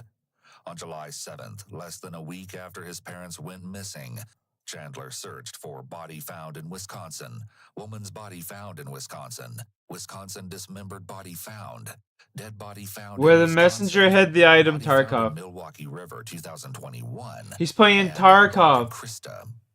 Through the Dude, investigation, this guy's neighbors playing also provided fucking some damning Tarkov, evidence. dog. One Is he claimed to have fucking smelled murdered his burning fam? wood, followed by an Oh, odor of barbecued meat in the air on the night of July 1st. that's wild. Another neighbor provided security camera footage that showed a flickering light emanating from the Halderson home during the very early morning hours of July 2nd, from approximately midnight until about 4:30 a.m. Only one question remains. Where had Chandler stored the bodies while Kat was over for the weekend? It appears we may never know. Further investigation of the Haldersons' home uncovered the presence of more than 200 bone fragments in the fireplace. The use of a blue light exposed traces of blood in front of the fireplace and on the basement floor of the home that had been cleaned, just as Chandler had reported. However, the amount of blood present was way more than anything a cut on the toe, a Yeah, I remember nosebleed, everybody or saying it was scratches cut could on have the toe. produced. Then, of course, there's the fact that in the days following their disappearances, Chandler was spotted in both areas where his parents' remains were discovered. The jury would deliberate for only 2 hours, after which they would find Chandler Halderson guilty of the intentional homicide of his parents, Bart and Krista Halderson. He was also found guilty of 2 counts of giving false information regarding a missing person and 2 counts of mutilating a body. Chandler requested not to be present at his sentencing, but his request was denied, and he was forced to attend. At his sentencing on March 17, 2022, Chandler's defense team pleaded for the possibility of parole, but the judge would state that in order to fulfill his duty of ensuring the safety of the public, he had to hand down a sentence that would guarantee that Chandler would never walk the streets again. He was sentenced to life in prison without the possibility of parole. Chandler only had one thing to say at his sentencing. He made a brief statement saying that he planned to appeal the verdict and that if any criminal lawyers were watching and wanted to take on his case, they should reach out to him as soon as possible. And he wasn't kidding. On March 30th, 2023, Chandler submitted a notice of no merit appeal for his conviction. This is exactly what it sounds like, an appeal filed by a lawyer who doesn't believe there's actual reasonable grounds for an appeal. Chandler is currently serving his life sentence at the Dodge Correctional Institute in Waupun, Wisconsin. Here, bring money back. What is going on? Bring money back. Murder.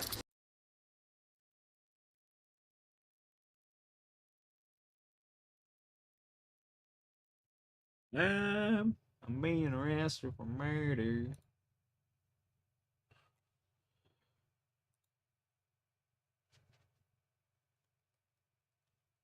Throwing another one after this. My goodness, the Runescape grind recently is real, boys. Holy shit.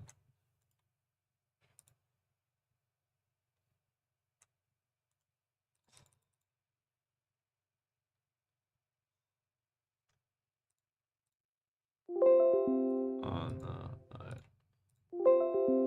For fuck's sake, mate.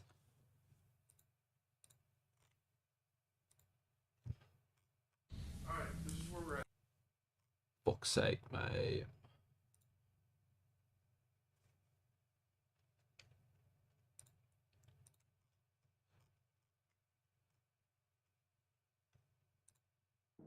that guy just admitted he killed my daughter. He said that he went out one night and he went to some girl's trailer and went in with the intention of kidnapping her. It's not that I don't feel emotion, but I keep a very tight rein on it. I used to go to high school with him. He was creepy to me. There was death, the high priestess. Killed my goddamn sister. Shit. From the moment Lee was born, Max Porter was very protective of his little sister. The two remained as thick as thieves all throughout high You school. fucking piece And of when shit. Max went off to college to major in massage therapy, Lee followed him as soon as she could, even going into the same major. Unfortunately, these siblings couldn't be joined at the hip forever. And when Max moved to California after college, Lee began to struggle. California. She fell behind in school and eventually dropped out. At 19, She looks like a fucking druggie. with a 38-year-old man named Jesse. According to interviews with Jesse, it was while dating him that Lee found herself immersed in a world full of parties, drama, and heroin. Yeah, she looks like a This went on for fucking months, drug with addict. Lee's friends and family noticing her rapid decline into addiction and depression. In May of 2014, Lee made a concerning Called that one post from a on mile Facebook. away. Some nights, I can't sleep. I end up staying up all night thinking of all the things in my life I fucked up. You'd think after trying really hard to get back up on my feet and actually doing it, I'd be proud of myself, but nope. I simply can't get out of this state of depression. I would love it if someone would talk to me right now, with an open mind and heart. Lee's DMs were soon filled to the brim with people reaching out to help her. One of the many friends and family members who reached out was a man named Christopher Wade. The two had known each other in high That school. kid But looks- hadn't been incredibly close. Regardless, Chris reached out and told Lee that if she ever needed someone to talk to, Little sussy he was baka. always there. Seeing him as someone who cared about her well-being, she began confiding in him about the struggles she'd been going through. Jesse was planning on moving away in order to get clean, meaning Lee was about to be homeless. She also told him about her struggles with addiction. Despite the bad choices she'd made, Lee wanted nothing more than to get her life on track. And she Homie was just trying to hit get it. sober. Don't even Eager to lie. help his friend, Chris offered to be her accountability partner on her journey to sobriety. And he even offered to help her move into a friend's house on June 3rd. With some hope for the future, Lee was looking forward to June 3rd and getting her life on track. However, the date came and went, and those closest to Lee realized that no one had heard from her in over 24 hours. While it might be normal to go days without hearing from a friend or relative, Lee always kept in contact with people, and she would update her Facebook page multiple times a day. Silence from her could only mean one thing. Something was terribly wrong. Yo, it looks like The Shannon. last thing Renee, Holy shit. Lee's mother, had heard from Lee was that she was When my buddy Crooks are here, he would be saying, "Holy fuck, that looks like Shannon." Chris to ask if Lee was with him, and he told her that Lee had left his apartment on the 3rd and had gotten into a mysterious truck. Not thinking much of it at the time, Chris informed Renee that he hadn't heard from Lee since she left his apartment, and he was shocked to learn that no one else had either.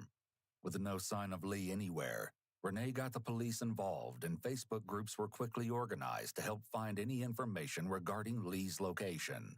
After a week with no sign of her anywhere, the police began interviewing those closest to Lee to see if they could shed some light on what may have happened to her. Eager to find her, Chris spoke to police in the hopes that maybe he could help them track down the mysterious truck he had seen Lee get into. The following mostly never-before-seen footage has been analyzed by a qualified team, including a licensed attorney, a licensed clinical psychologist, and a licensed professional counselor.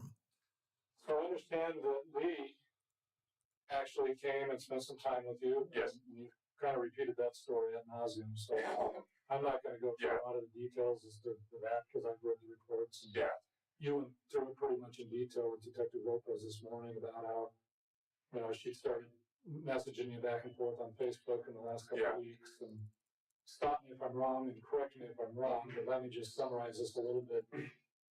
She had been messaging you, telling you that her relationship was going bad, asked you about maybe having a place to stay. You agreed to let her do that. Yeah. Yo, we gonna level up this round too. We gonna be level 80. Place to stay. She didn't ask me. I offered it to her. Okay. And as far as it wasn't that was going bad, that it was that she had already broken up with her boyfriend. I asked her if she needed a place to stay or if she needed money or anything like that. She never asked me for money, but she did initially take me up on having a place to crash for a while until Or she got back 70. on her feet. As soon as detectives begin questioning Chris on his relationship with Lee, his hand comes up to his face.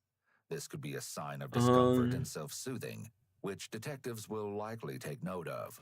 However, being in an interrogation in front of police would make anyone uncomfortable. Tell me, Chris, why would you be so generous and offer to let your place be used by a young drug user? I guess the best answer to that would be is because she's a friend. And I'm extremely loyal to my friends. If any of them, even the ones I haven't spoken to in years, were to ask me for it, I'd give them the shirt off my back. Chris starts out his response by saying, I guess the best answer would be. This seems to imply that he's not just answering, but instead, he's thinking about the best way to answer and the way that would be the most acceptable to the detectives. The truth would likely be a bit of niceness mixed with a bit of self-serving motivation. While this is a completely standard motivation for helping someone, Chris is clearly worried that this might make him look suspicious. His words here are likely a slip-up, as they show he's more interested in giving the best answer rather than the truth. I asked her, where am I meeting you so we can go and get your stuff and get you moved in. I tried asking her several times on that, but she never really replied to that. She would always change the subject. Did she ever get mad at you and act like you were prying? No, not to my knowledge. So during this most recent time, No, not to my knowledge. was she ever angry? Either yes or no, boy. No, she was very depressed. We just got 80, baby. Around 1 o'clock, Let's we go. went over to the Boston Market off of 92nd and Sheridan. During this time you were with her, did she talk about her drug problem at all? No. I asked her how she was doing, and she said she was doing good, and that she hadn't had any temptations or hadn't been using again. Did she seem like she was high at that time? Not really. It seemed, now that I think about it, that she was more coming down off of it. Chris states that he believed Lee might have been coming down off of a high. The short-term effects of coming down would be an elevated heart rate, elevated breathing rate, and an increased blood pressure rate, making the individual seem almost panicky. From how we've heard Chris describe Lee that day, she seemed to be calm and quiet to the point of appearing depressed. Based on this description, it seems unlikely that she was actually coming down off a high. When you said that she was depressed, what did you mean by that? She had told me she was depressed. She told you she was? Yes. She came out, I am depressed. She texted me on Tuesday morning and said, I'm feeling kind of depressed. Can we hang out? Okay. And so I said, okay. And I was making sure that I was trying to keep her as optimistic as possible. How are we doing that? Do we go for the rune? I treated her out to lunch. I was being as courteous as possible to her, asking her, you hungry? You want something to eat, some snacks, something to drink when we got back? 150K. And she seemed to be somewhat receptive to that, but throughout the whole time, 290. the smiles never went to her eyes. Well, normal smiling will cause the eyes to start to crinkle a little bit, to squint. But when she was smiling, it was just with her mouth. There wasn't any eye movement. So what does that tell you? That tells me that she was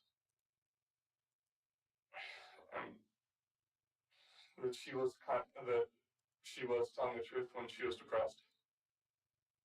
But now that I think about it, with her coming down, it just might have been that she didn't like lying to me.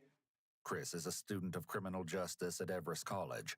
So this observation may be something he picked up in a class on nonverbal communication and behavioral analysis, though it also indicates that he was watching her very closely. So you guys were together then. 600K there. You've eaten at the restaurant. Yeah. You're back at your place playing video games. Yes.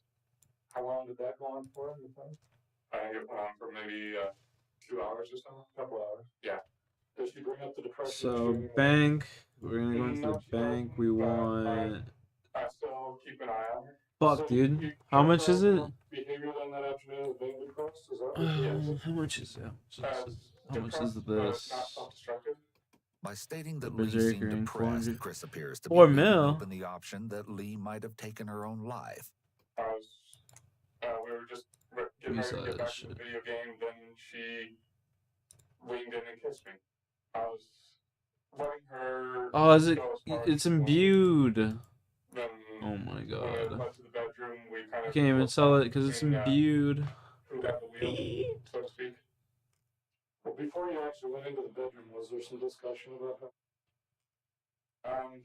Well, when she started taking off her sweater, I broke it off and I asked, "Are you sure about this? Is this? I'm not asking you to do this. I made it very clear that I was not wanting to impose that on her or any sort of implication towards that." Did you end up using a condom? No, I did not. So she didn't ask you to, and you didn't have one. I offered to, but she said no. Was there ever any concern on your part that maybe she'd been pretty active, and that possibly you were putting yourself at risk for an STD? And that's always a possibility with anyone you meet, but that didn't really occur to me till after.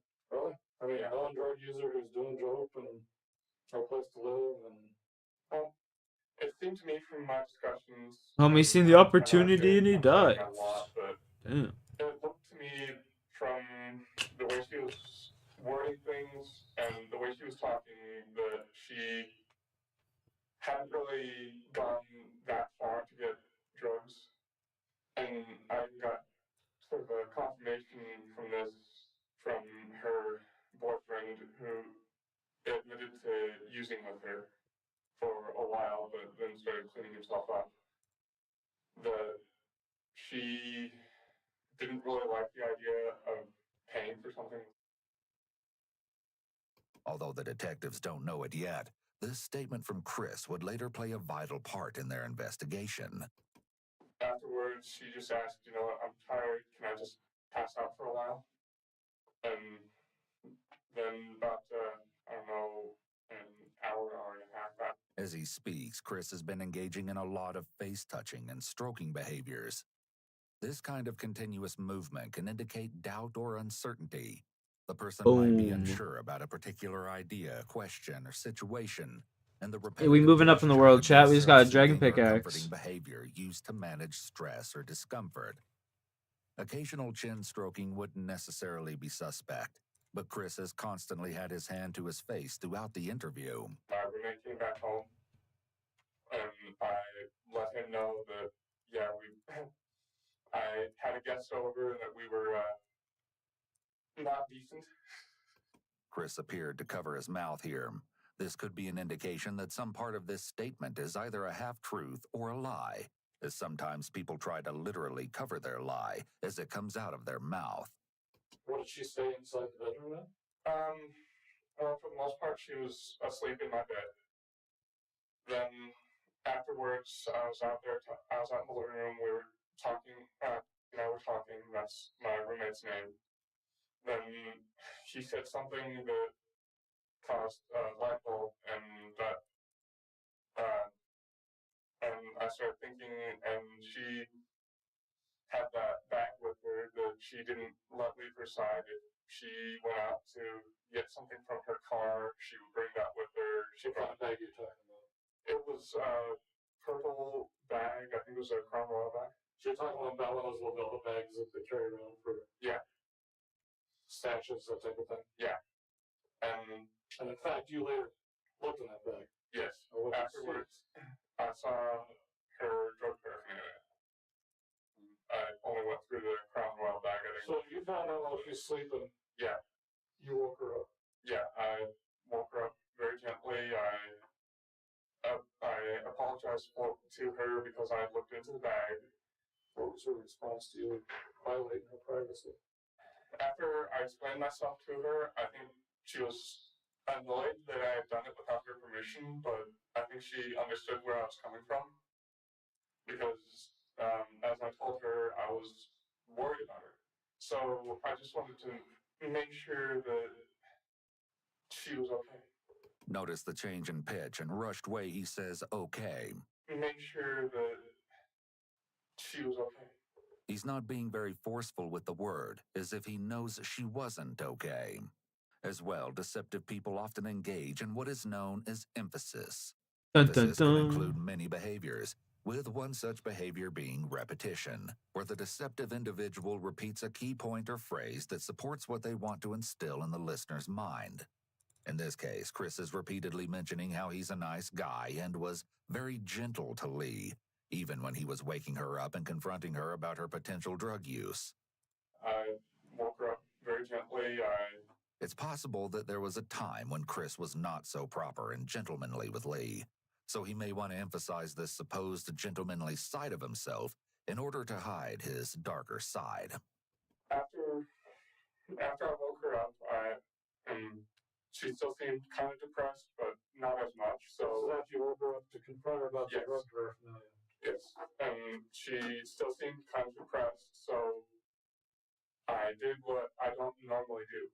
If someone asks me to do a tarot reading for them, I will do a tarot reading for them. But other than that, there's not very many people that I will ask if they would like me to do a tarot reading for them. After I laid out the cards, the first thing that popped out to me were that there were 3 of the major arcana. Those indicate something significant. Show me what you did. Okay, well, I mean, it's better if you show me and explain it because I'm completely lost.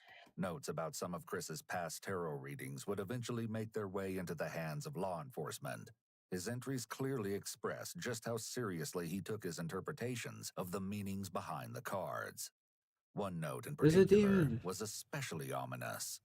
It read as follows: The Devil Reversed. This is a curious card to reveal in this position. The devil represents the base nature of man, the primordial chaos as opposed to the reasonable order. The devil is known as the sin card, representing murder, lies, deceit, trickery, and other such things. It is unclear which meaning is right. Based on the position and the reversal, it could mean that I must stick to the straight and narrow. Transversely, it could mean that, in order to get the results I desire, I must do something morally wrong. In time, it seems the meaning behind the card became all too clear for Chris. The cards I used, I remember 2 of them well. I'm about 95% sure on what the You know, when Magic the Gathering goes wrong. There was Death, the High Priestess, the 3 of Cups, Ace of Wands, and Judgment. Overall, I told her that this was one of the more optimistic readings that I had ever done. A lot of these cards, literally almost all of these cards, death accepted, are very positive cards. They don't have any sort of, not necessarily negative meaning, but the negative meanings that they do have are not as significant as she would come to physical harm or anything like that. So you told her it was an optimistic reading? Yeah, so I told her that based off of, what the cards were saying, as well as what she had told me, that this, though it may not seem like it at a good time, is actually going to be very good for her. Following this statement, Chris can be seen rubbing his face, which is another sign of his possible anxiety and lack of confidence. Detectives then pivot and begin asking Chris for more information regarding the mysterious truck that supposedly picked Lee up that day. So how would somebody who contacted her and left either a message or her phone notified her, gave her a notification. How would they have even known where she was at? Honestly, I thought that was her ride. I didn't know if she had a car or not.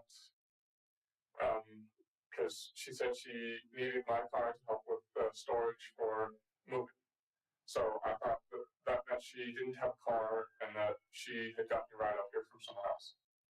It wasn't until Friday afternoon that when her brother Max called me that I even realized she even had a car. This is actually a lie. Lee's car was found abandoned at Chris's apartment complex.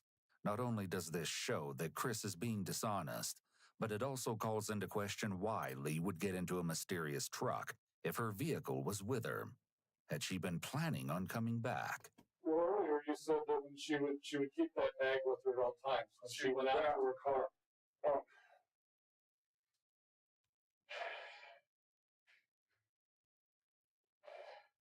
Here, Chris is caught in another of many lies. When confronted over his conflicting statements regarding Lee's car, Chris stops talking and can be heard taking many deep breaths.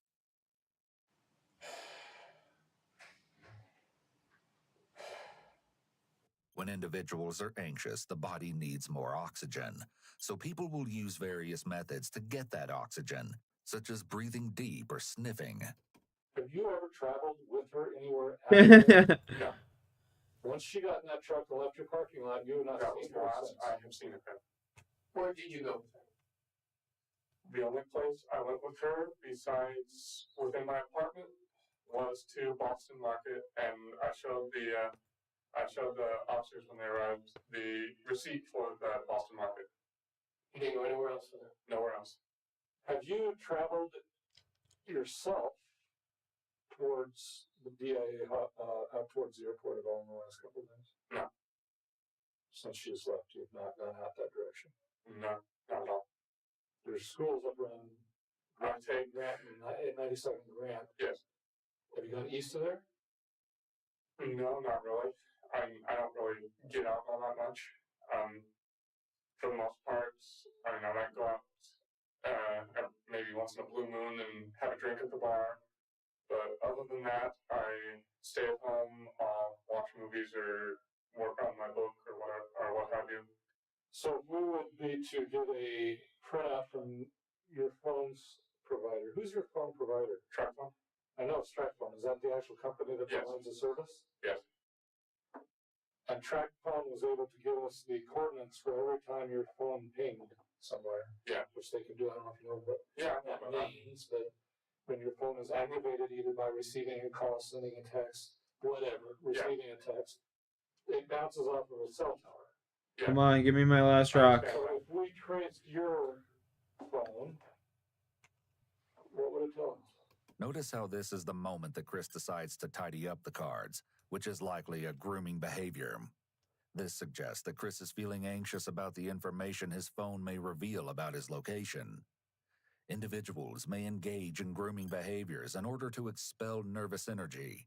This may take the form of grooming themselves, such as adjusting the collar of their shirt or smoothing out imaginary wrinkles from their clothes. It may also involve grooming their immediate surroundings, such as wiping dust off the table, moving a water glass, or in Chris's case, stacking up his tarot cards. When Chris is asked about what his phone data will show, you can see him covering his mouth, which can be a sign of deception, as individuals may do this as a way of literally covering a lie. Now that detectives know the supposed story of what happened to Lee on June 3rd, it's time for them to ask Chris some hard-hitting questions. Unbeknownst to him, they've been doing their research on him over the past week, and they've discovered some very disturbing information straight from Vicky Wade, Chris's own mother. Can you fill me up in a little bit of Christopher's history growing up?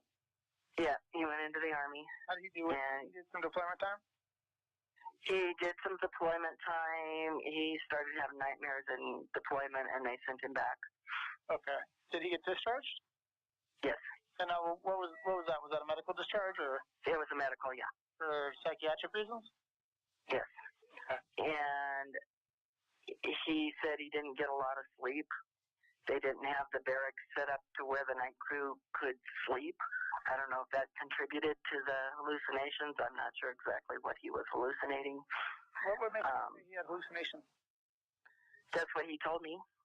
He did? Yeah. That's what Chris told me. When was that? When he was in the Army after he got back. Hi, Rocky. What kind of hallucinations? It's possible that the stress from the deployment triggered Chris to experience psychosis.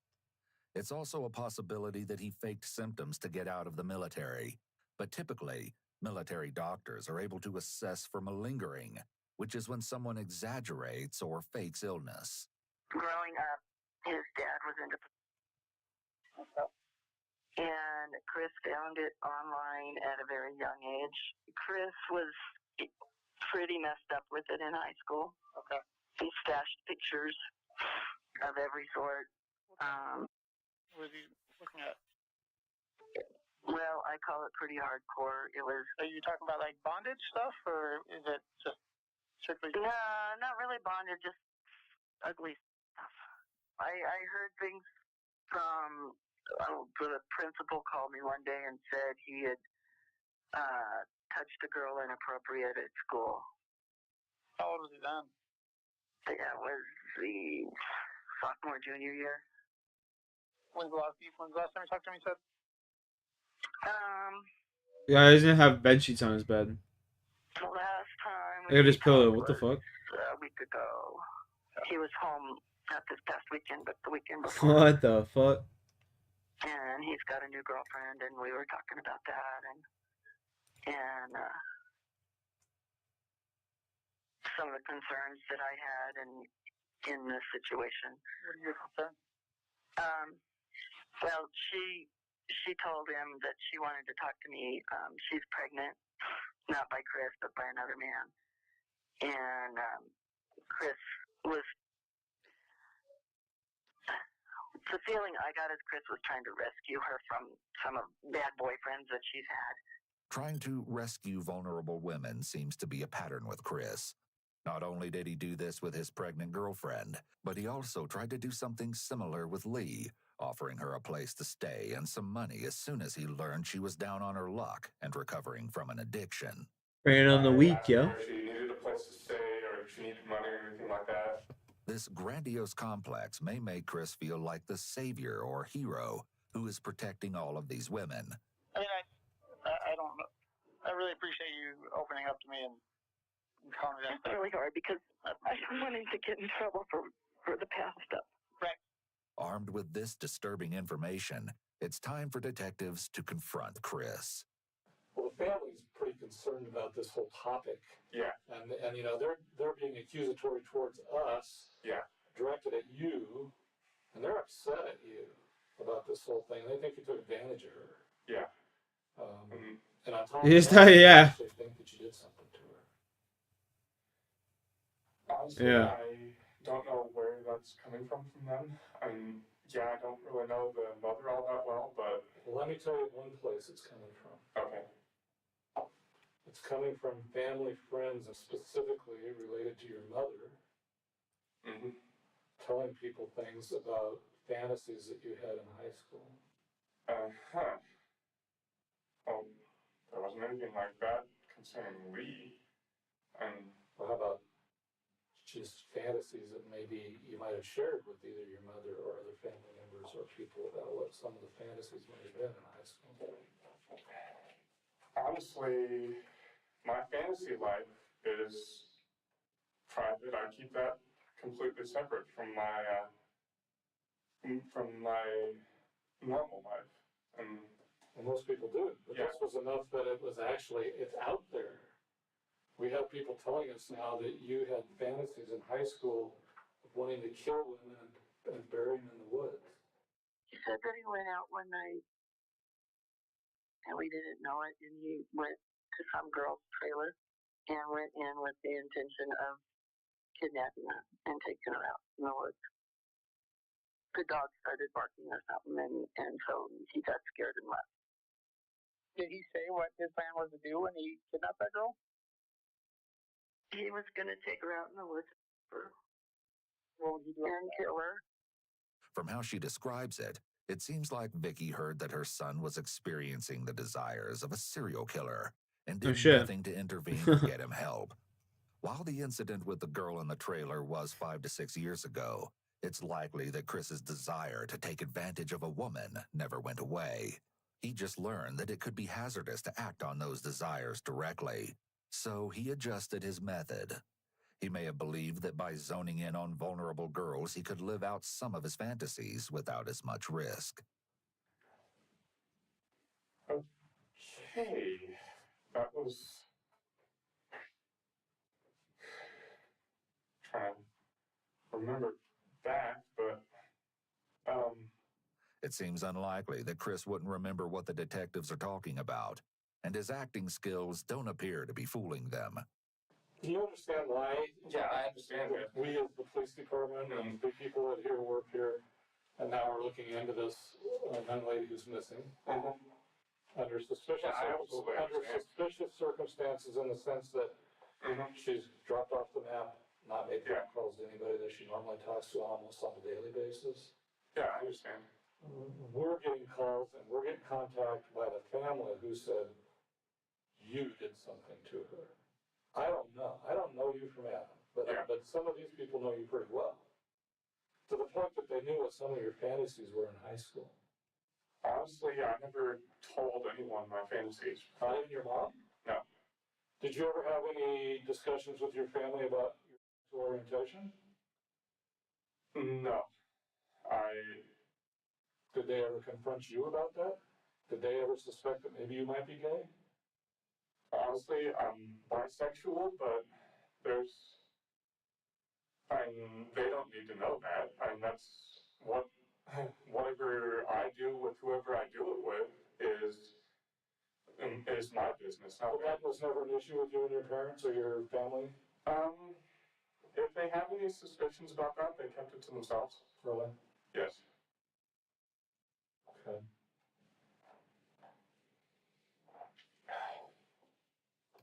Chris takes 2 pretty large drinks of water during this line of questioning. Department and the people that here work here. It takes 2 very large drinks of water. A young lady who's missing. It's like, damn. Even being thirsty is making you guilty nowadays. This is often considered nonverbal communication, indicating nervousness. When a person is anxious, the fight or flight response is triggered, which can cause the throat to become dry.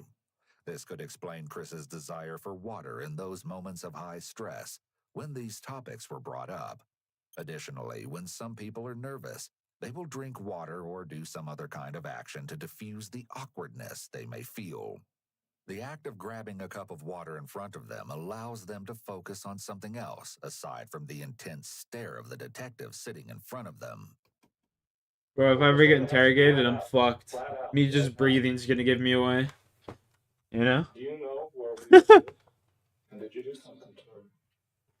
I did nothing to her beyond what I've already said, and honestly, I have no idea where she is.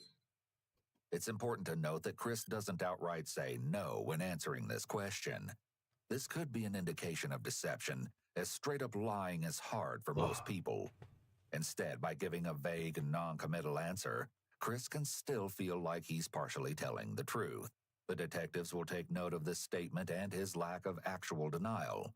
We also hear him use the word honestly here. Honestly, when you put it that way, honestly, I'm bisexual, but honestly, I never told anyone my fantasies. Something that he said with increasing frequency throughout the interview. His Honestly, I think he's convincing statement is telling, as this behavior often shows up more when someone is hiding something and is desperately trying to convince someone that they're telling the truth. Honestly, I think I might have to Regardless eat. of what Chris is saying to the detectives, they some can tell gummies. that he's hiding something. Bruh! Chat, I shit you not. Boys and girls, my fucking stream has been frozen right here for the past, I don't even know how long, 2 hours. We were trying to get a little more physical. My shit's been frozen for the past 2 hours. I'm like, fuck, man. No one's even talking in my stream, bro. What the hell is going on? This is so crazy, dog. I'm just like... Yeah, it was... You're pinging the Discord? Really? I didn't even have Discord open. And it wasn't really anything... I didn't really think much of it at the time, so I have it open. You know, Damn. cleaned up a little bit of a mess. I mean, it wasn't a major gut. Yo, Gamer Cat. There you go, bud. Mod. There you go. So I'm on my pillow. Gamer Cat got the mod. My bad, now you good. Damn, Becky. That's so unfortunate, man. Yeah. That's so, like, his eyes in a movement known it's as heartbreaking. All the missed moments. I see Jay got a fucking Toke redeem. You're just focused on this episode? I was, but I'm looking over at my stream just like, fuck, dude, no one's talking to me today. Like, I've got 5 people in here chilling and not one fucking person's talking. God damn, bro, it's time to give it up. But my shit was just frozen for some reason. You know, checking stuff in the laundry pile isn't something you really remember all that much. So Illusions wasn't in here too? Yeah, I know. I seen Illusions in here, bro. I was talking to him. My message was frozen on his last message. I like, oh my god, I hate that shit. What a fucking Ute Billy I am. Quickly followed by an exclusion qualifier for the most part. He also begins fiddling with his collar and ventilating his shirt. Fuck, man, I'm such a wasted Ute fam. This movement is more clearly an indication of someone's anxiety, as they may be growing hot or uncomfortable as their body temperature, sweat, and blood flow increase due to stress. Is our presence not enough? That, combined with him nervously rubbing his neck, constitutes a cluster of deceptive behaviors. He's clearly feeling the stress of the I need you to caress me with your softly spoken words. You know, they're just gonna flutter through the air and gently caress me. Like a Disney cartoon. If you did, you know, no big deal. Tell us. So. You know, if you did it, and because you're freaked out. 38 subs off 2200. Let's go, baby. I understand that. Yeah, I understand that. Okay, but for you to tell me I don't know habits with that. What's up, talk about? And if I hadn't gotten rid of the sheets, wouldn't I have gotten rid of the pillow too? Or would I keep the pillow but not the sheets? No. Did it? No. It seems inconsistent. You should do a vertical stream, Face of Death. I was doing vertical streams on Apex and I was getting like 50 subscribers a day. It's crazy. They're like cheating.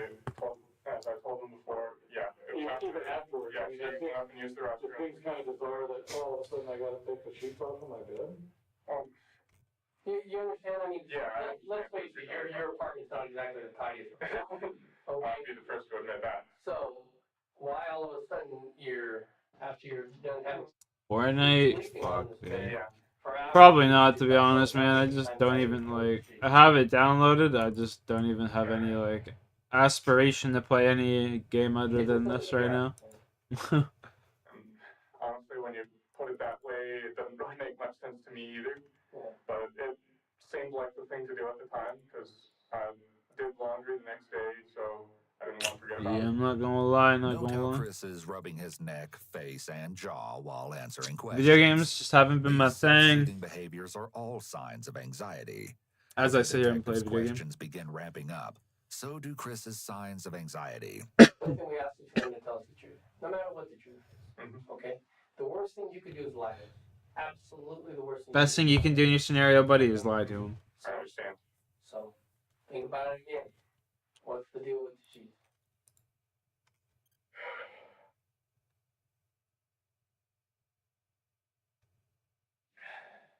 Rocky, hey. Rocks. Hey. Alright, yeah. I did Relax, buddy. Okay. Yeah, it looks like he's having a fucking seizure. Would you be surprised to know that her cell phone went off? Rocky is? What's a Rocky? Her cell phone.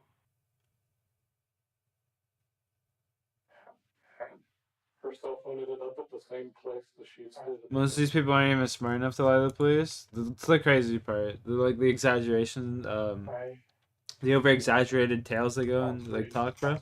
That's the best part. That's the best part. Hearing the crazy shit these people fucking say. The cops write down what you say to see if you change your story. A lot of cops don't even write down nowadays. They just pretend to write shit down to add extra pressure. They just fucking record you.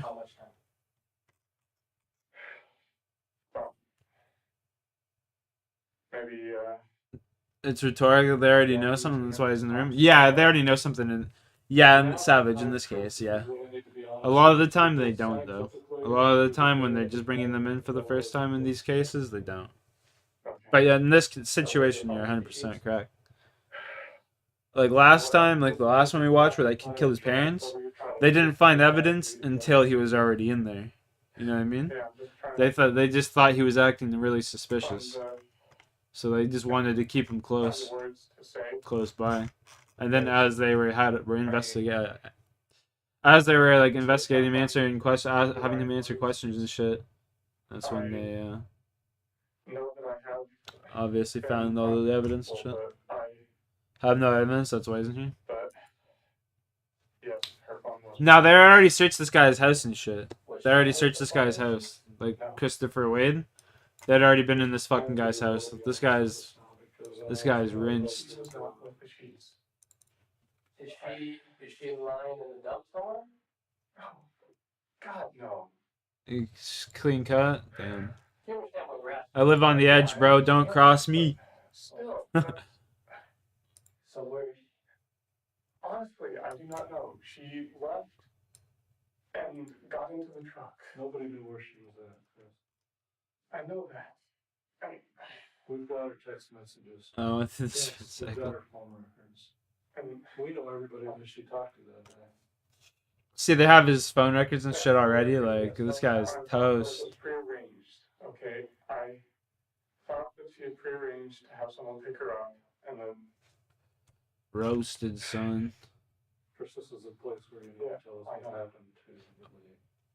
This is your one and probably last opportunity to do this voluntarily.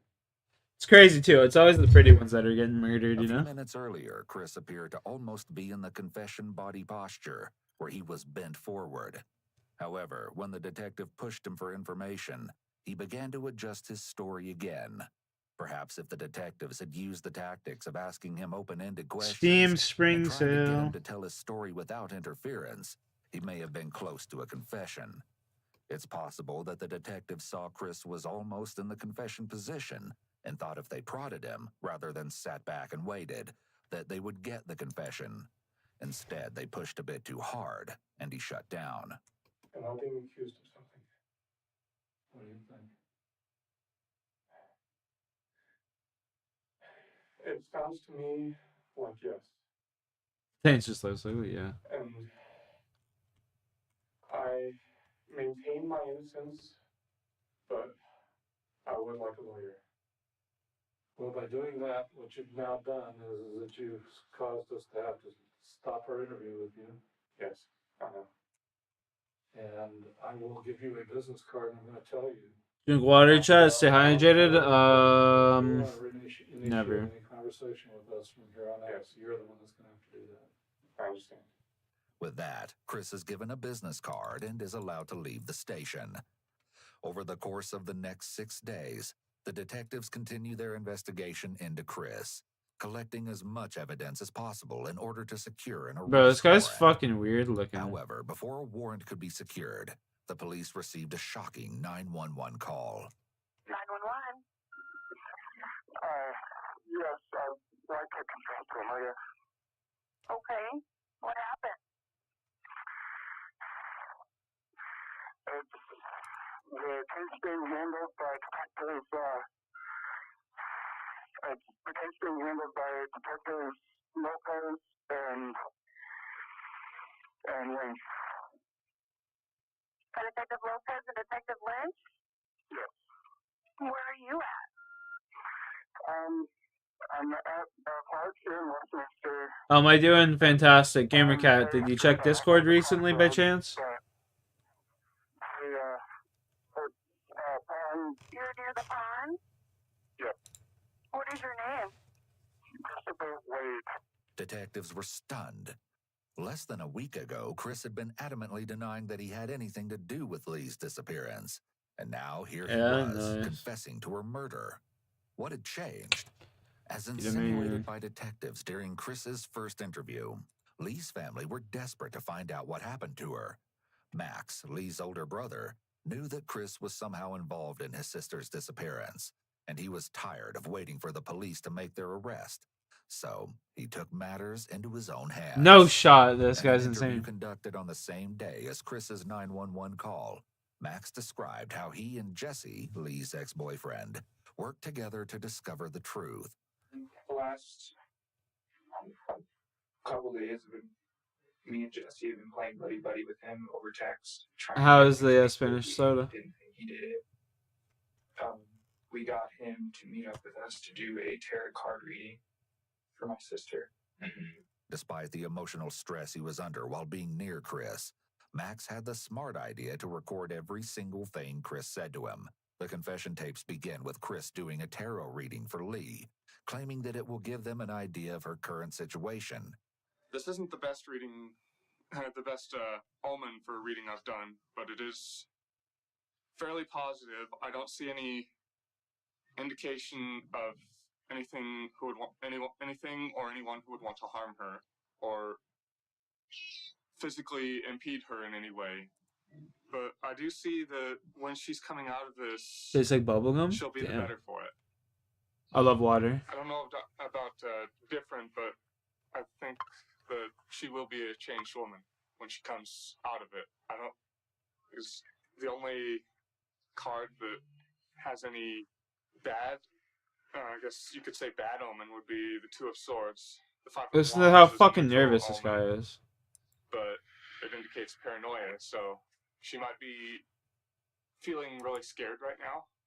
But the Three of Pentacles and the Lovers are both very positive, as is the Six of Pentacles. So I would say there's every chance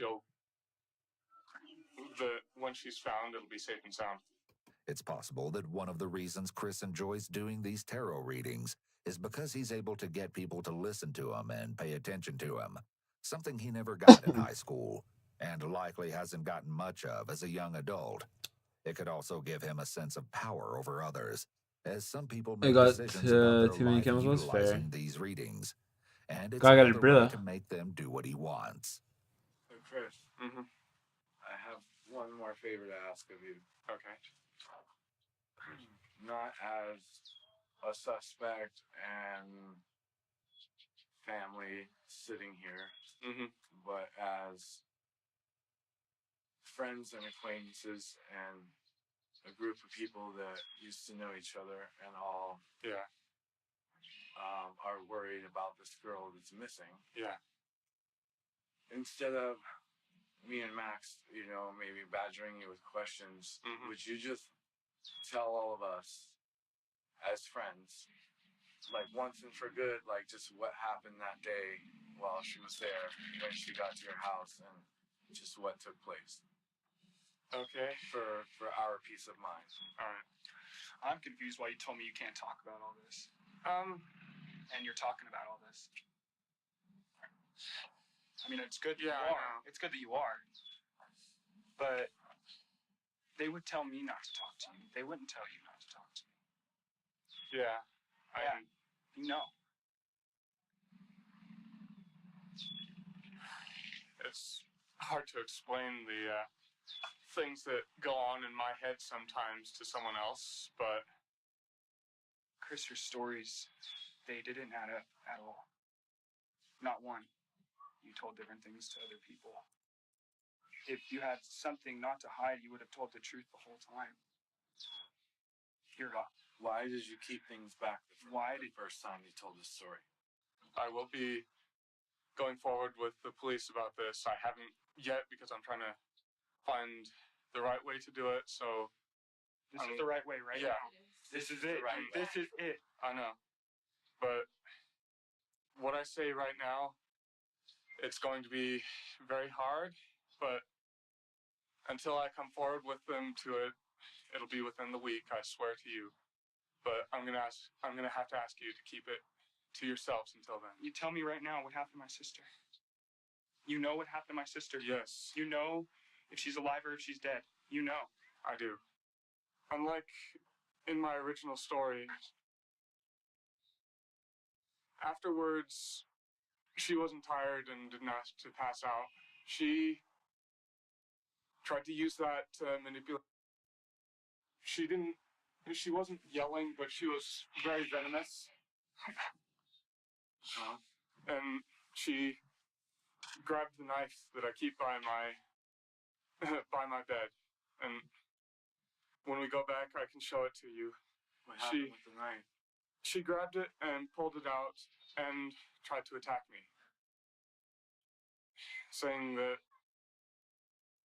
she would stop attacking me if I agreed to buy drugs for her. I don't know, but there was desperation in her eyes. She wouldn't do that, dude. She wouldn't do that, Chris. Stop lying. She wouldn't do that. I'm not lying. She wouldn't do that. Keep going. Keep going. I'm sorry. Yeah. I'm sorry. I'm just over. I am not lying. Okay. She thrust at me twice. I dodged the first one, then I grabbed her hand on the second. And when she thrust again, I turned, grabbed her, and stepped forward and twisted her around so that her body was in between me and the knife. And then I placed my hand at her throat. I didn't start squeezing until after she kept going. I said, we can end this right now. There will be no, I won't say anything to anyone. Just please drop the knife, and I'll let you go. You can get dressed. You can leave and go wherever. And she said that she would stop when either she was dead or if I agreed to buy her drugs. I told her I did not want that. I told her straight up to please stop and get dressed and go. But she used both of her arms to push against me with the knife, trying to cut my arm to get me to let go so she could keep attacking. So This is insane. Yeah, it's crazy that the brother has to sit here and hear this. There's no way Chris could have positively known Lee's intent in that moment. It's also worth noting that yeah, Lee bitches was be only crazy 90 sometimes. pounds, making it hard to believe that Chris was struggling to overpower her and get the knife. This is what makes his story sound just like that, a story. He's decided that the only way out of this is to claim that anything that happened to Lee was in self-defense. Honestly, I thought that her muscles would relax when she went unconscious, and that I could gradually move the knife away and let her go and let her regain consciousness. But that didn't happen. I've been running through my head trying to figure out why. She kept on fighting and fighting. I kept on telling her to You're fucking drop the murdering knife, her, dude. drop the knife and I'll stop. You can, and I will. Yeah, exactly. I'll be waiting out in the patio. You never You use get self-defense? dressed and Why do you go. have to? I No, won't- exactly. Dude's just crazy. I'll stop talking to you completely. But she kept shaking her head no. Adrenaline was rushing through. I didn't see her stop shaking her head, but she was still pushing against my hand. So This guy's like just calmly describing how he just murdered then her it was and like shit. a rubber band snapped, and it just went completely lax, and it took me completely by surprise, and I ended up cutting her. It wasn't very deep. It was about an inch and a half cut along her sternum. That took me completely by surprise, and I dropped her. She landed on the floor. I turned her over to check and I don't think you can defend yourself, really. I didn't check on her throat because I had just been grabbing there, so I didn't think I could get a clear reading off of that. So I checked her wrists, and when I didn't find anything there, I checked under her arms and then the inside of her legs as well. And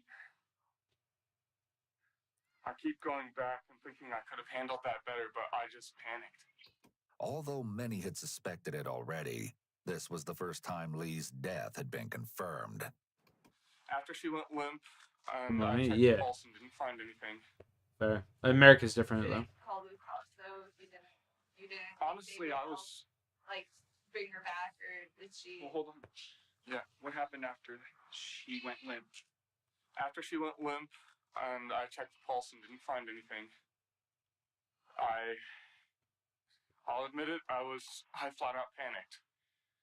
After I was coherent enough to start functioning again, I'll admit it, I wasn't rational, and I did things that I should not have. I should not have done it, but I covered everything up. Just like we saw with his initial interview, Chris is back to using convincing statements. We can hear him using statements like honestly and God's honest truth in order to try and manipulate everyone into believing him. It's possible that one of the motivations behind this confession is that it's possible he knew the police were on to him, and it was only a matter of time before they arrested him. He may have wanted to test out his self-defense story on Lee's loved ones to see if they believed him. If they weren't buying it, he would then have some time to adjust his story to make it more believable for police. Yeah, I believe that Chris for likely sure. had no idea that he was already being recorded. Yeah, you do medical streams on PC. Just look it up on YouTube. And I put her clothes back on. Then I laid her on my bed and covered her in a blanket while I was trying to figure out what to do. I didn't wrap her in them or anything like that. I put a bag over her head just because even though I kept whispering to her, I'm sorry it came to this, Lee. I'm sorry. I'm sorry. I was sobbing it to her while I was doing this. I felt guilty over what had happened. When a kid died me and I stopped to show him, hit him once. We did not expense since it was a waste of time. Yeah, that makes sense. I figured I'd lay a couple over her. I put a bag over her head, and then I placed two on top of her. Concealing the victim's face is often done for a few different reasons, but in this case, the only likely reason is due to emotional detachment.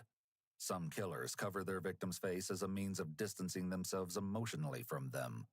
By concealing the face, they might create a psychological barrier to dissociate themselves from the person they have harmed, making it easier to commit the act.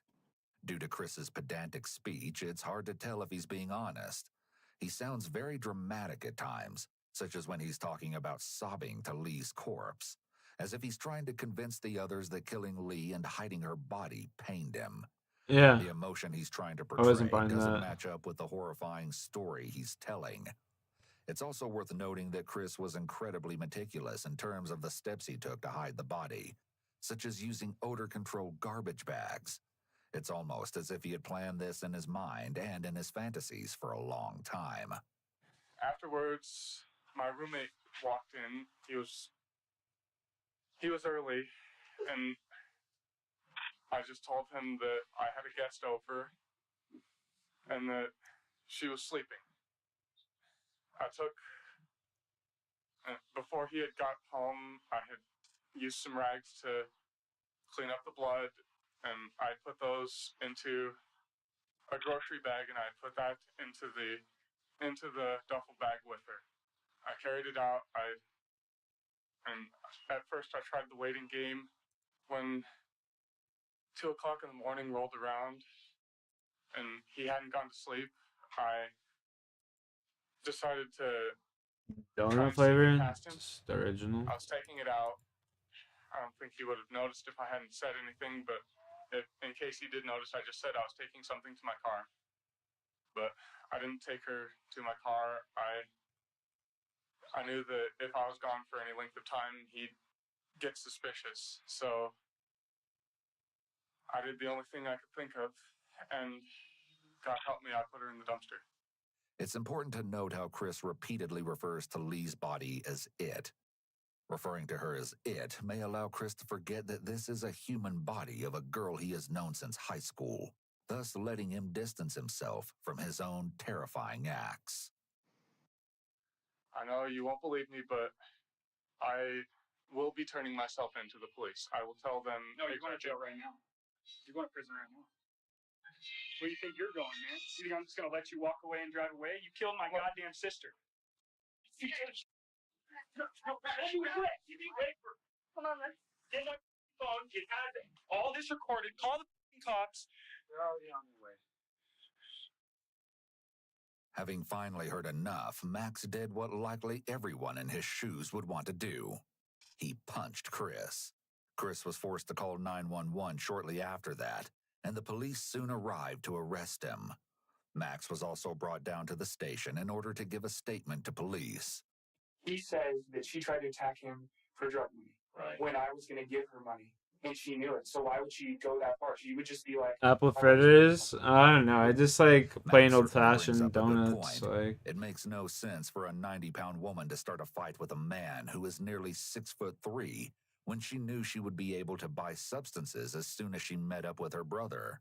The first time I talked to him, he told me the basic things. She came over, they talked, she fell asleep, he looked through her purse, found paraphernalia, not heroin itself. That's a lie. There was no actual heroin in her purse, like, at least I don't think so, and I really doubt it, because if she had it, she would be trying to kill him for drug money, which that's another inconsistency in his life. She had heroin on her. Again, Max's logic checks out, and it makes sense that he immediately suspected Chris was somehow involved. yeah, that's crazy. Aside from pointing out the issues with Chris's story, Max also points out inconsistencies with Chris's character. During his initial interview, Chris made sure to emphasize how much he loved his friends. When you get fresh apple fritter or wine from the bakery, I like I don't know. I've never been a big fan of apple things. Show a different side of him. Speaking of apple things, one's in the chat if I should take 50 milligrams of THC right now. He messaged me and he was upset that the media went to his house. He was upset at me and my mom because we told the media the apartment number, which I don't remember us even saying that. So I told him, I was like, I'm really, really sorry. Like, my mom must have said something. She's just worried sick about her daughter. You know, like, come on, man. And he's just like, he says, well, tell your mom thank you for all the migraines she's given me. And I hope she gets a migraine herself for all the pain she has caused me. Despite Chris claiming that he would do anything for those he cares about, he reveals his profound selfishness when he wishes a migraine on Lee's mother. People with antisocial personality disorder seem to completely delete from their awareness how they contributed to or caused a problem. They only see how other people's actions affect them.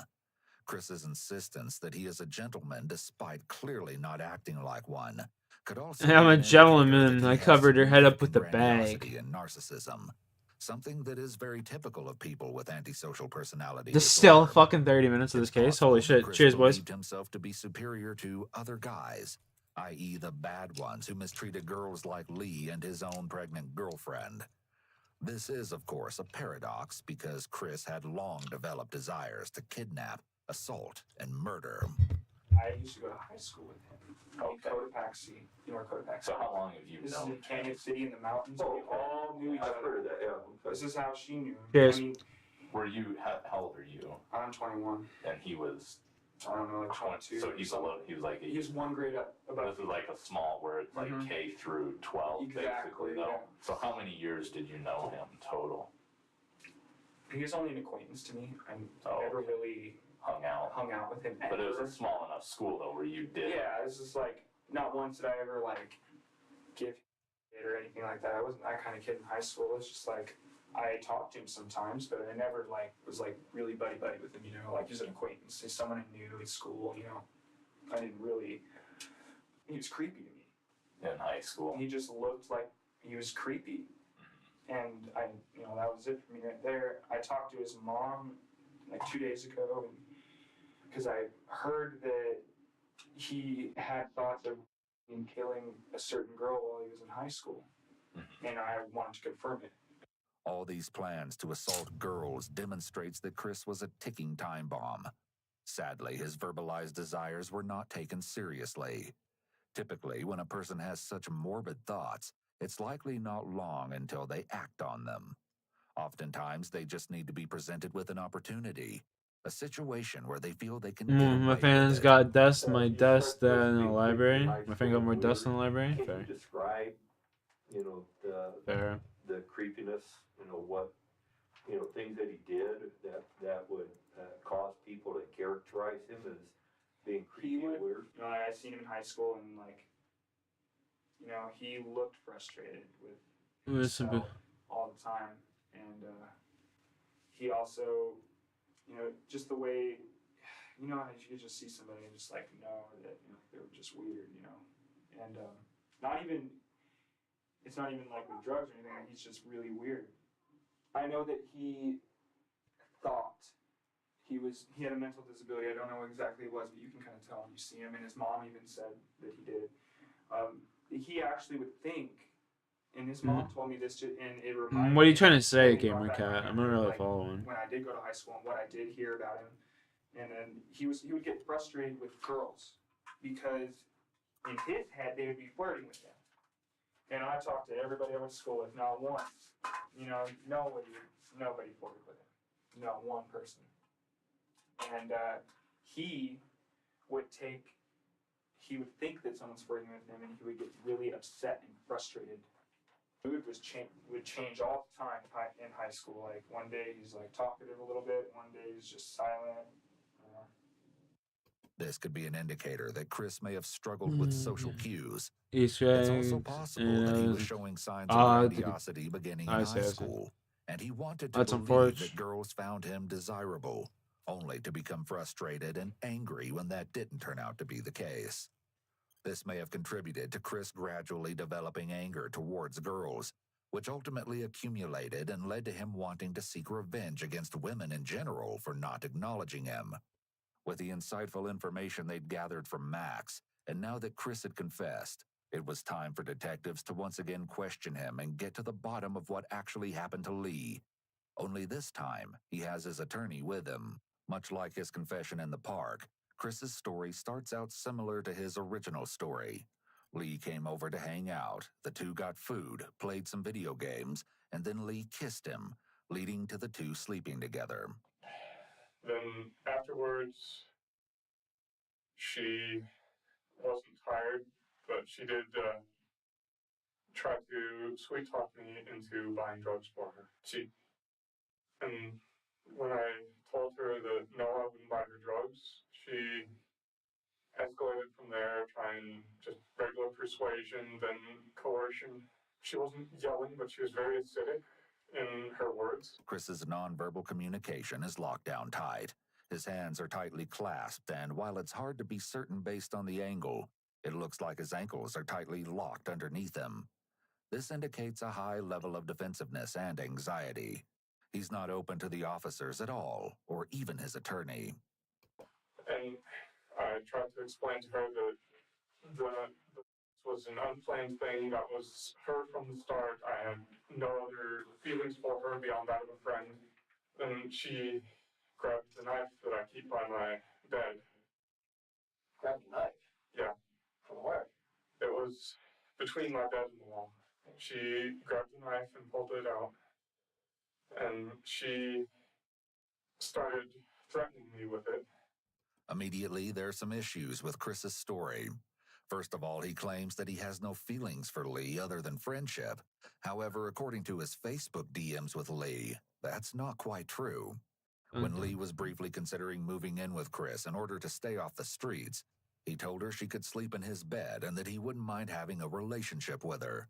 Lee made it clear that she wasn't interested in Chris, calling into question whether or not she would have actually slept with him, or if this is just another thing Chris is lying about.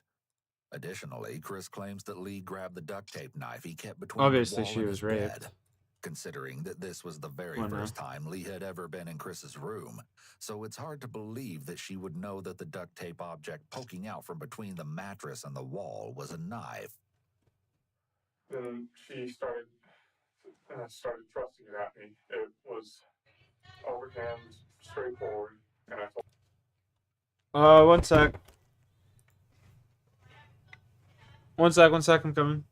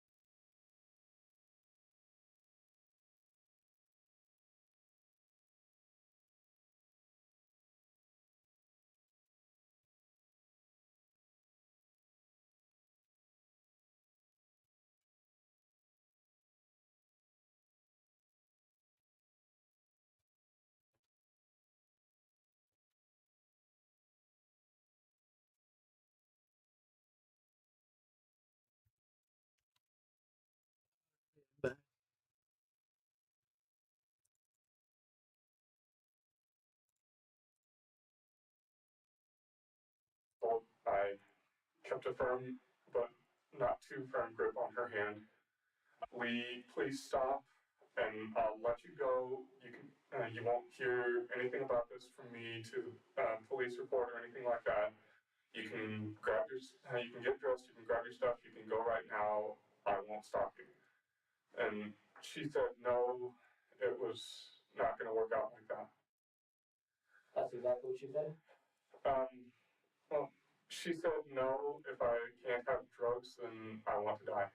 It's interesting to note that Chris telling Lee he would let her go free and never speak with her again sounds more like something you would say to someone you had just attacked, as opposed to something you would say to someone who is attacking you.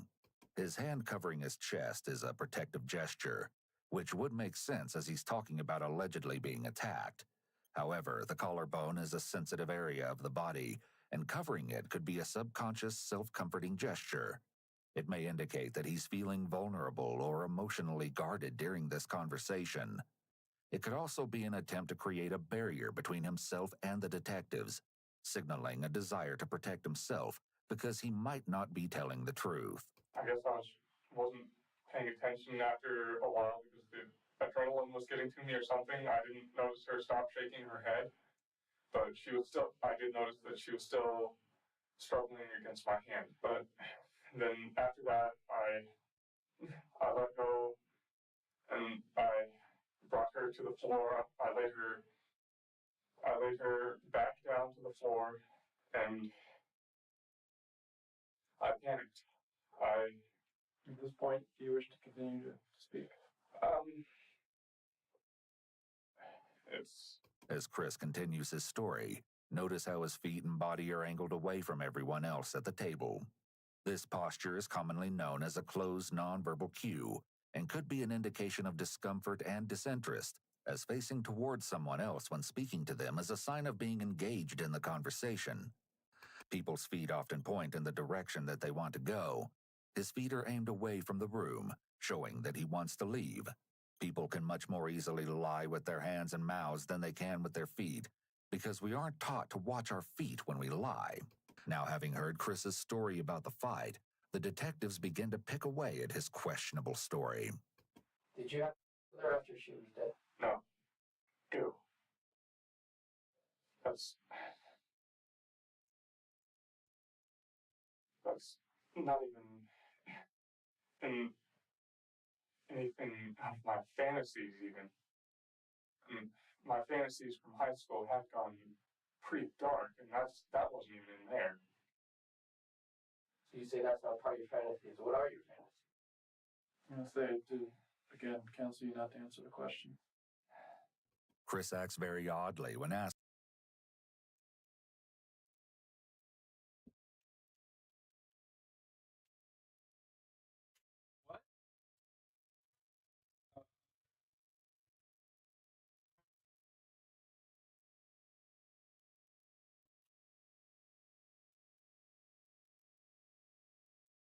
Oh, it's getting yelled at. Red beef Wellington? I made one before. Ask this question, where most people would vehemently deny such a disgusting accusation, Chris gives an emotionless, no, ew. As he says this, you can actually see him shake his head up and down, almost like he was shaking his head yes, while verbally replying no.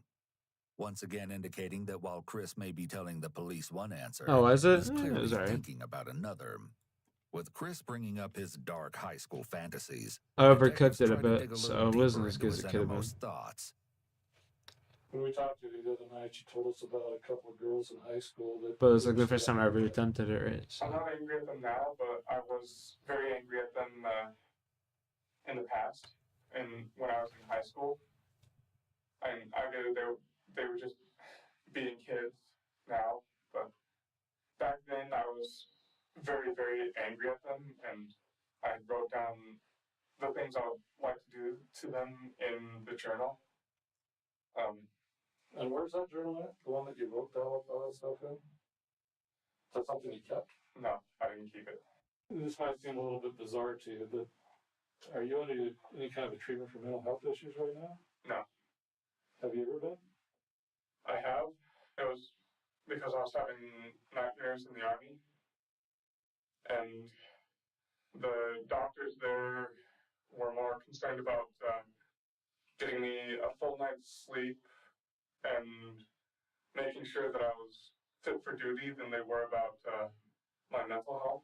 It's important to understand that any medical discharge for psychiatric reasons would have most likely involved a serious mental health diagnosis, which effectively rendered Chris unfit for future military service. Do you hear voices? No, but the main factor in me deciding to come forward with the truth is somewhat bizarre. I'm going to ask you again to not reveal any further details. It's important to note that an attorney cannot forbid a client from speaking with law enforcement, even if they advise against it. The client is in control of the representation, and the attorney has to respect those wishes. Though it's not clear if Chris's attorney advised him to talk to police, it's pretty likely that the attorney told him not to, but Chris decided against this. I guess what I'm trying to get at is just as if you get mental health issues that we need to be aware of. No. Have you thought of yourself at all?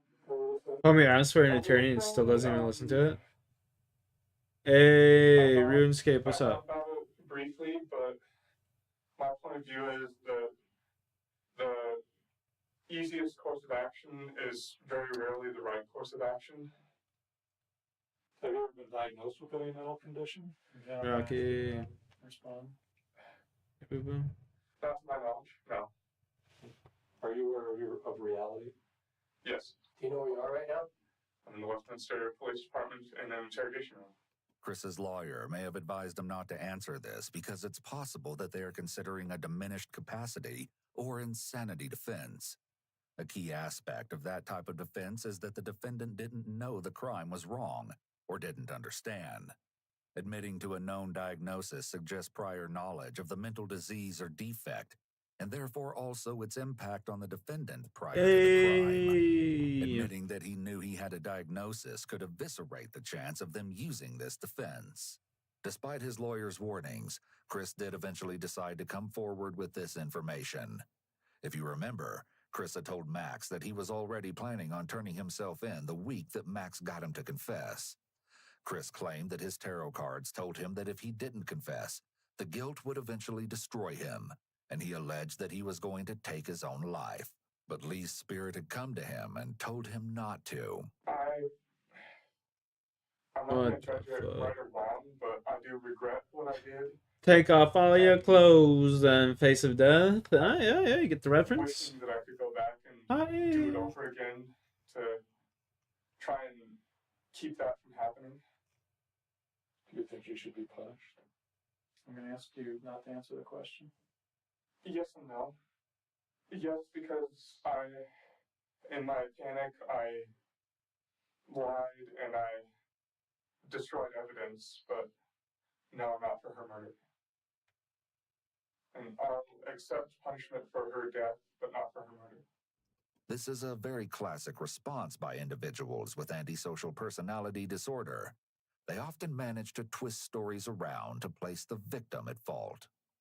As detectives prepare to wrap up Chris's confession, he tells them there's something important he needs to share with them. When I came in here just a second ago, you said He's gonna give him the body? you wanted to add to this. Now, before I forget that, and before we not give you that opportunity, I just want to give you the opportunity to add whatever you want to. It's just that overall, I lived my life as not really emotionless as possible, but not very touchy-feely either.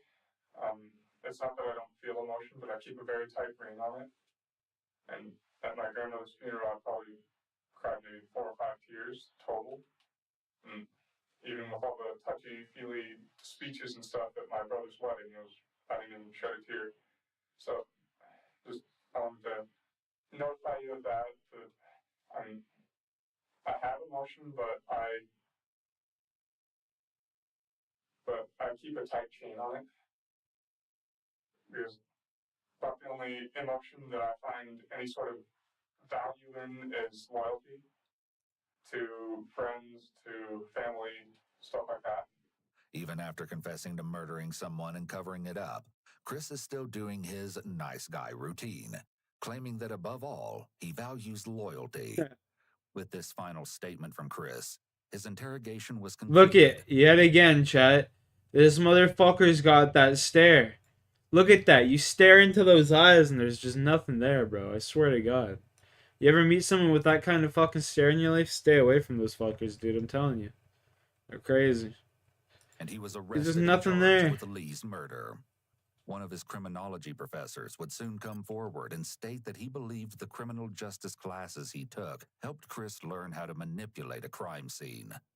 In fact, as police continued to gather evidence, they spotted Chris on security footage at a 7-Eleven near his apartment, where he bought bleach and rubber gloves on June 4th, the day after Lee was killed, which he then used to clean up after her death. Though Chris later denied that he went into criminology to learn how to commit murder, he admitted that his classes helped him to predict the line of questioning in the interrogation room. And yet, it didn't help him. After his arrest, Chris made a few video calls to his friends and family, and they were interesting, to say the least. While talking to his mother, he alluded to the fact that he never expected to be in jail, perhaps because he didn't think he would be caught. And they're getting ready to discharge me from medical into general population. They're sitting there going, they're just sitting there saying, okay, you know, we're going to send you to medium. You should be safe there. All you have to do is just tell them, if they ask you what your... Hello. I'm streaming. You're on speaker. Yo. Oh, am I? Yeah. What's going on? Like, are you streaming right now? Yeah. Oh, okay. Do you want to go out in a bit? No, probably not today, bro. I was thinking about going to the casino, and I thought, fucking, it'd be great if you came with me. Yeah, no, not today, bro. I'm fucking saving cash. Like, I'm fucking... Nah, I'm good on that. Appreciate it, Papa. Yeah, no worries. Thought it'd be something to do, but no worries. You have a good night, though. You too, bro. You too. Peace. Peace. Yeah. Fuck that, bro. I'm trying to save money right now and not lose it. The fuck. Trying to blow it at the casino. Last time I was at the casino, I blew $2,000 in like fucking 20 minutes. Not too interested in gambling for the next long... I was gonna say a long time, but next while. You know, domestic violence or something like that. Definitely not. And I just sat there and like, you do know my face is all over the news right now, right? Then he's like, okay, hold on a minute, let's see what we can do about that. Then next thing you know, they came in and chucked me some fatigues for the minimum security. Oh. Did they think there would be some violence in the other one? They didn't say, but I would assume yes. How do you feel about that? It would be nice if people didn't jump to conclusions, but it's understandable. It's hard to follow what the lawyers were saying and not talk about everything, because like everybody in here is talking about what they've done, and it just feels impolite not to talk about it, but This guy's retarded. retarded. A sore subject. You said that would be sometime in September when the DA presents. Okay. I wonder how his mom feels about this whole thing. Like, his son raped a girl after she was dead. Yeah. She looks like she just wants to give up on him, but she can't bring herself to do it yet. So I've been kind of keep myself busy playing chess and checkers and relearning the game of Uno and Skip-Bo. On a few occasions, some of Chris's classmates video called him to offer their support.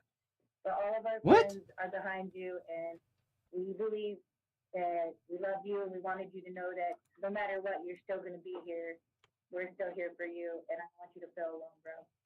Not gonna lie, dude. Like, we seriously have been really, like, pissed off because a lot of people had to stay on your Facebook. So we definitely got on there and ground having your back about that. I certainly could use a hug right now. Yeah. Yo, those chicks are stupider than fuck. I can just imagine how you feel, dude. Like, I don't know. What's going through your head? Are you scared?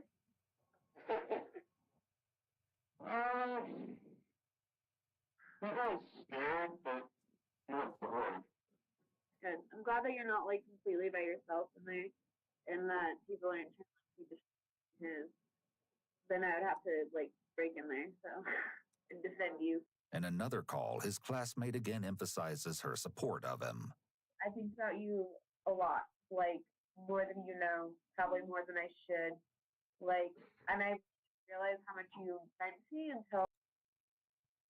What the fuck? This chick is psychotic as like, fuck, I bro. don't know. I feel like it's a lot of people, but I don't want you to think that you are forgotten about or that you're not loved. But I was already insane to begin with, so that didn't really help or hurt for me. His classmates ended one of their calls by offering Chris some advice, but only time would tell if he would actually take it. You don't know what the Fifth Amendment is? Yeah, we need to have a lesson here. Do I need to walk you through this? You have the right. Anything you say can and will be used against you in a court of law. So shut up. Even if it's you and I know you. I know how smart you are, and I know how sarcastic you are. And I know. Yo, ladies, I don't think he's too sarcastic. He fucking murdered this chick and tried, like, raping several others. That can get you in trouble. So watch your. Really? These chicks are Was, so would those stupid. who knew Chris still support him after police uncovered his truly deplorable secrets? That's While it crazy. seemed to many that this disturbing case was finally at an end, Chris still had several more disturbing secrets for the police to uncover. Ones that were so twisted, no one had yet suspected the true depths of his depravity. During their thorough search of Chris's apartment, they discovered a spiral notebook where Chris had written down his confession. The notebook told the same story that had already been told to police. However, some of Chris's deeper thoughts about the event were revealed. Maybe the inspiration behind his decision to document his demented version of Lee's death in writing was derived from one of his many past tarot readings. One particular card, Judgment Reversed, may have struck a powerful chord within him. A note written by Chris read as follows: "This card represents me. I believe that the deck is warning me of a character flaw within myself, that I am gathering bad karma, or it could mean I'm avoiding a decision for fear of the what-ifs." Apparently, he faced his fear and composed the letter. An excerpt from his chilling confession read as follows: "Before I begin, let me again offer my most sincere apologies, both for the pain I've caused because of my fear, as well as the pain I'm about to bring by stepping forward with the truth. Lee is dead." Later in the letter, he wrote, "I lied to try to protect myself out of fear that no one would believe the truth. Chris was right to feel fearful.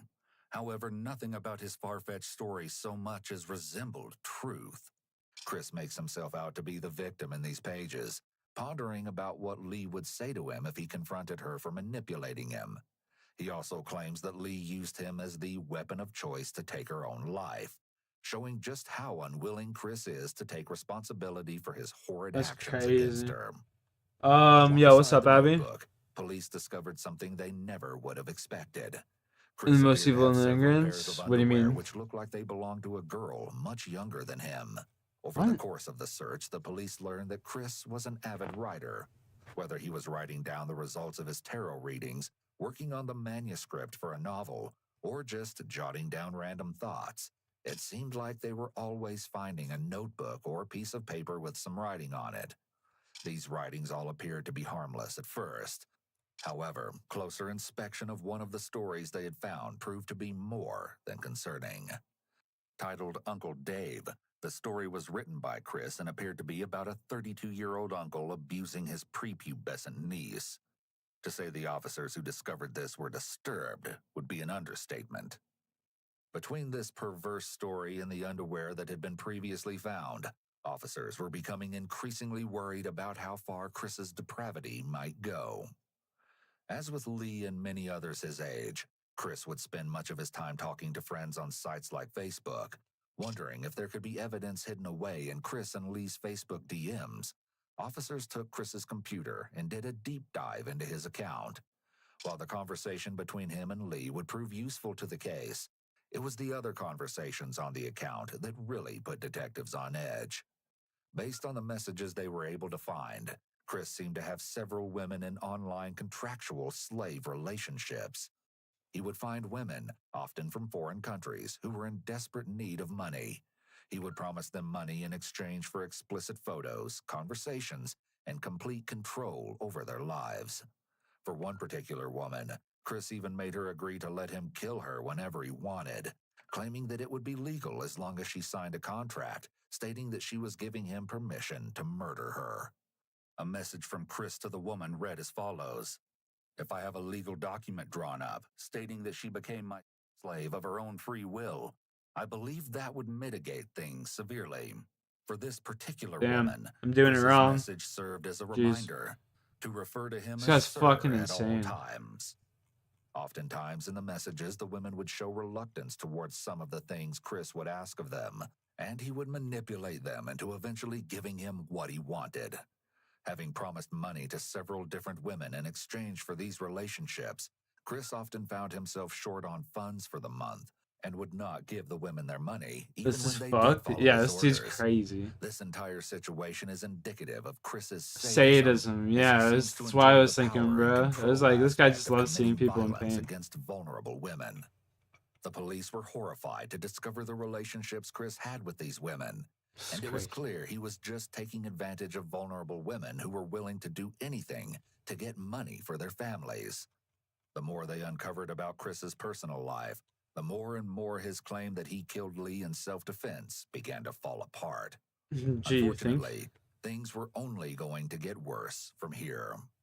Continuing their search of his computer, the detectives' worst fear was discovered. Chris had been looking at explicit photos of children. Through his browser history, they'd been It's able not to even prove that shocking. he had been It's on probably like the several worst thing. sites That's that like the hosted least these worst thing you did. disgusting photos. When paired with everything else they had discovered about Chris, detectives were able to put together a complete picture of this depraved individual. Yeah, I mean, that's probably like the least like fucked up thing he did. He's like killing people. I wonder if he ever like abducted children and Women shit. online with financial issues, a girlfriend who had become pregnant and was abandoned, and, most disturbingly of all, defenseless, powerless children.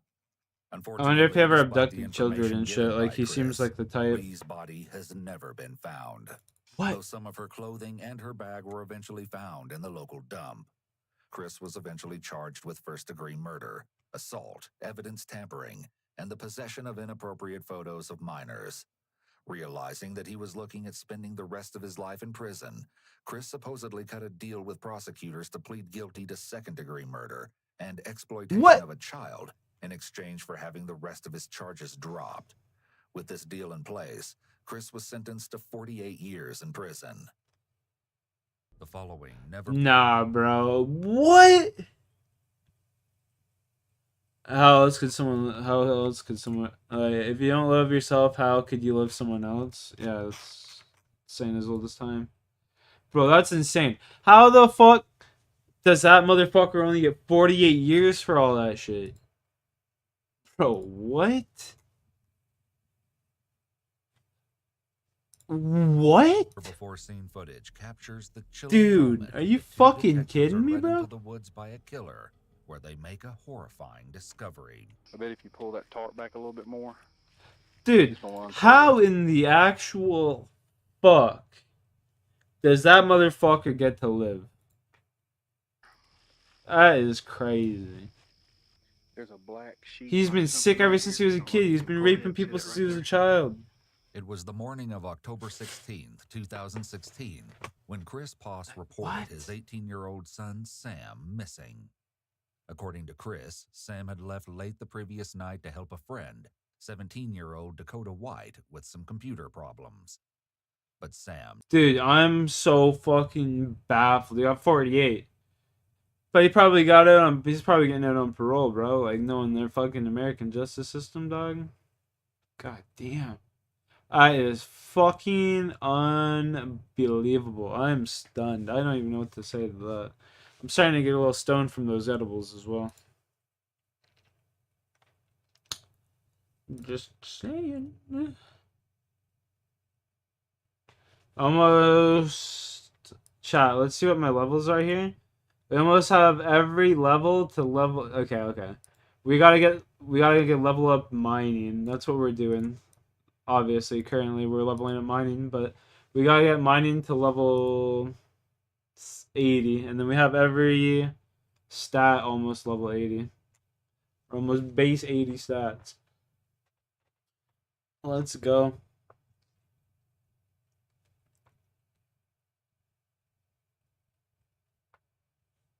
No, I claimed insanity.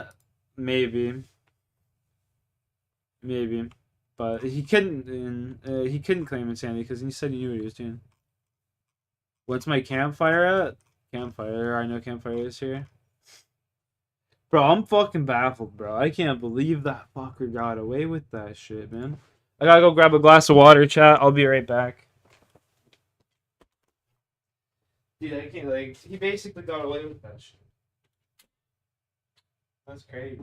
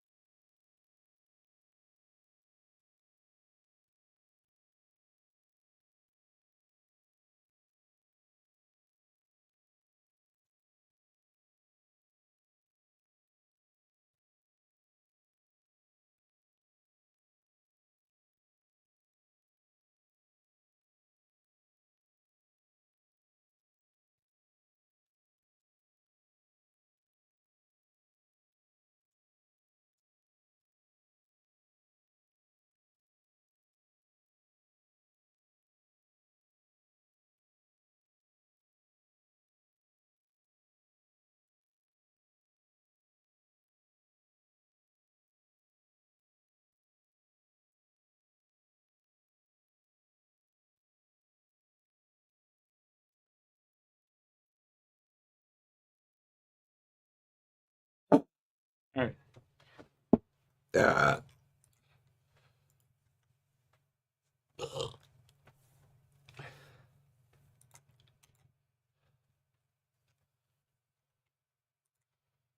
Never made it home, having vanished into the night without a trace.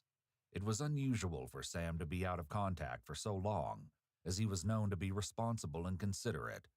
According to his father, Chris, Sam could be clever and sarcastic, a bit of a charming smart aleck at times, but he was especially kind and giving and willing to help anyone at the drop of a hat.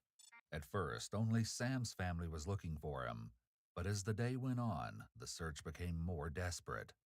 Sam's father decided to involve the police once he realized his son Hey, wasn't with Rocky. any of his friends.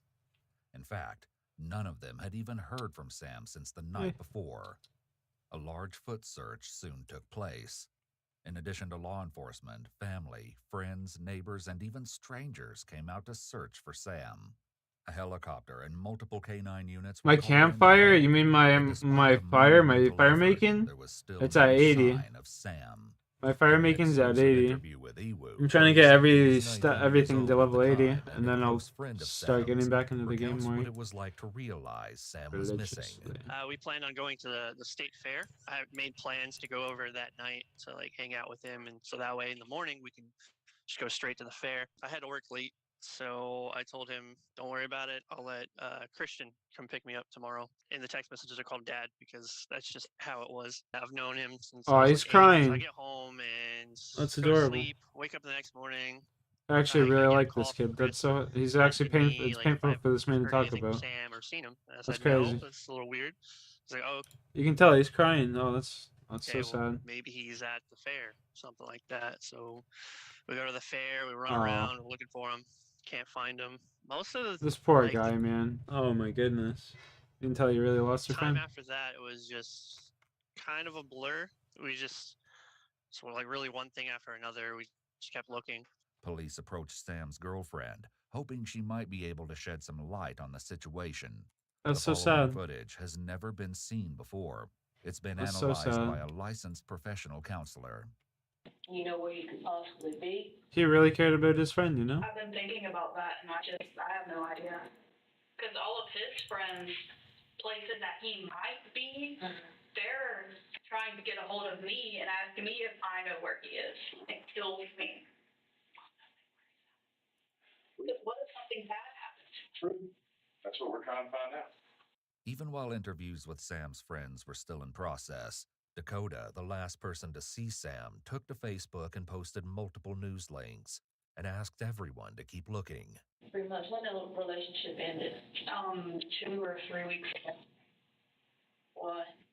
We were both going through a really rough time, and we just couldn't deal with each other and deal with our problems at the same time. What kind of problems?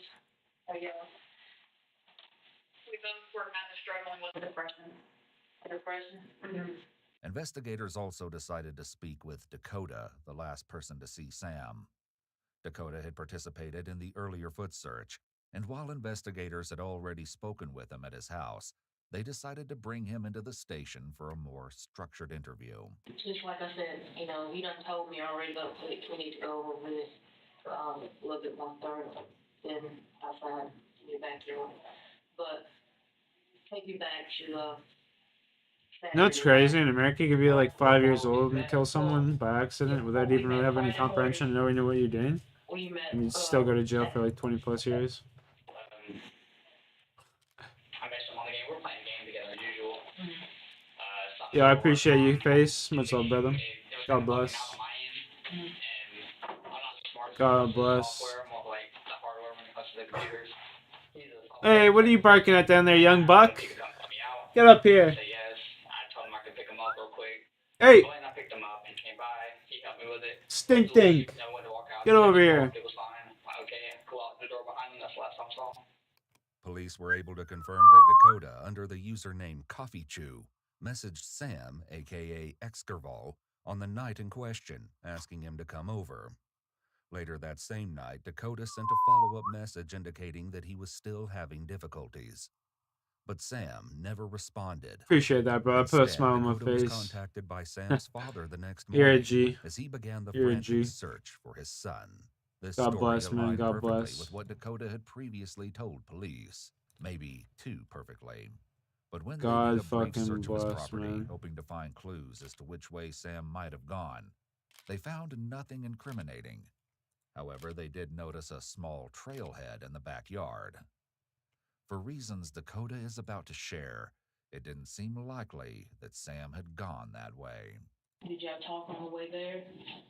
Not too much. He just asked what exactly was going on, and I was like, I'm not sure. I think I messed up the code somewhere. It was punching numbers on the script for the game, and I always messed it up a lot because I'm not good with numbers. So I just, I told him what was going on. He said, okay, look at it when we got there. That's it. It's only about not even a 5-minute drive from my house to his, so. Okay. And at the time, he wasn't wearing any shoes, or did he bring his shoes? No, he wasn't wearing any shoes. Okay. When did his father come home? It was about 5 p.m. yesterday. I just got home from, like, my family was And mine this rock here. Yo, Bubby 3, bro. I fucking despise this cocksucker. I was here first, and this motherfucker showed up, and he's been taking my mining spot ever since. No, we had 5 p.m. He saw And the despise. messages where, me and him came over because Sam had his laptop unlocked, and so his dad went there messaging people clearly saying they knew where he was. He said he saw the message that we hung out, so he came by. He went and saw his dad because I told him where I lived, and so he came by and he just asked if I'd seen him. I told him about the trails. He asked if I mind walking them with him, and that's when we went and walked the trails. It's hard to believe that Sam would have cut through the woods barefoot at any time, much less the middle of the night. Even though Sam's father had already walked the trails, the police made a second search of the trail. The effort was brief, a choice they may come to regret. Did you try to contact Sam after he left? Yeah, I did. I messaged him by 3 o'clock, I think. I asked him if he'd be back yet, because I didn't see him get online. Yeah, it was about 3 o'clock in the morning, about an hour after he left. The thing shows whenever you get online or when you're offline or just a wave, whatever it feels like you are. But it says when you're online, and I didn't see that he got back online. Asked somebody who was there, and I told him that it was working. Asked him if he wanted to play, and he never messaged me back. Typically, at this point in an investigation, police would have attempted to trace a missing person's cell phone. However, while going through the Poss home looking for clues, they discovered Sam's phone in his bedroom. His computer was still there as well, which his family and friends all said he never would have left behind. And what was Sam's demeanor the night you saw? How was he? Was he distraught or anything like that? I just seemed normal. I'm not super personal with him. Like, no face was first moment. He just seemed normal, like Sam. Detectives then wrap up the interview with Dakota. Now that they had followed up on all the potential leads and found nothing, police actually had fewer clues than when they'd started the investigation. But not for long. A few days later, they got a lead out of left field. Knowing that the search for Sam was still on, a high schooler came forward to share a concerning conversation he'd had with a classmate on the bus. Tell me what happened. I got on the bus and he looked upset, so I went to him and, I sat in front of him.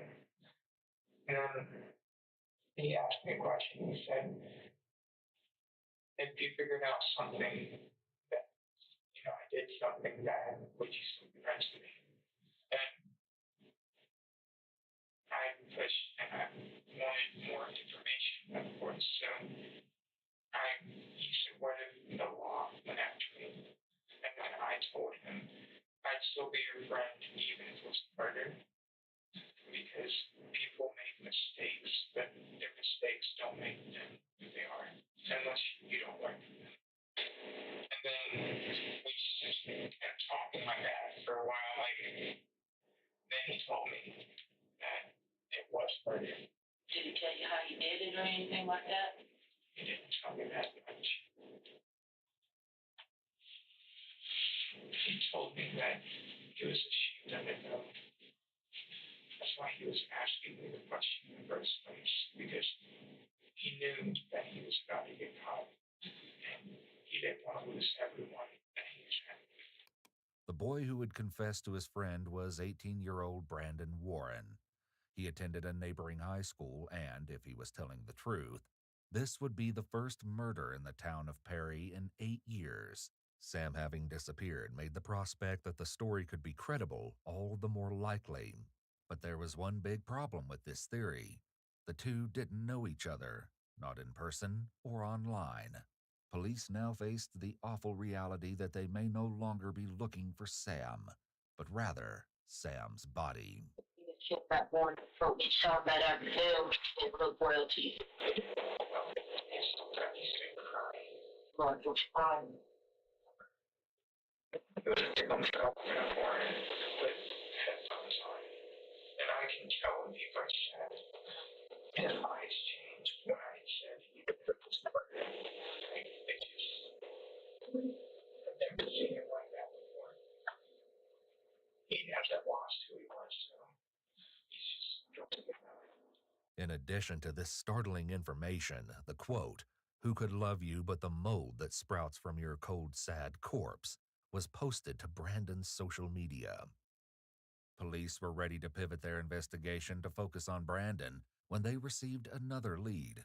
This one even more puzzling than the first, since it came from a young man in Oklahoma. Instead of pointing the finger at Brandon, this tip targeted Dakota.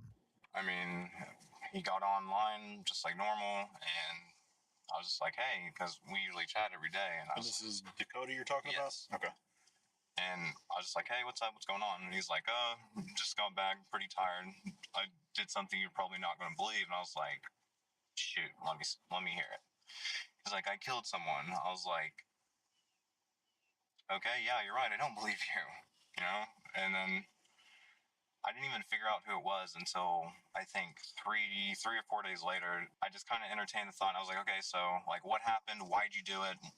Like, were you in danger? Did somebody like threaten you or anything?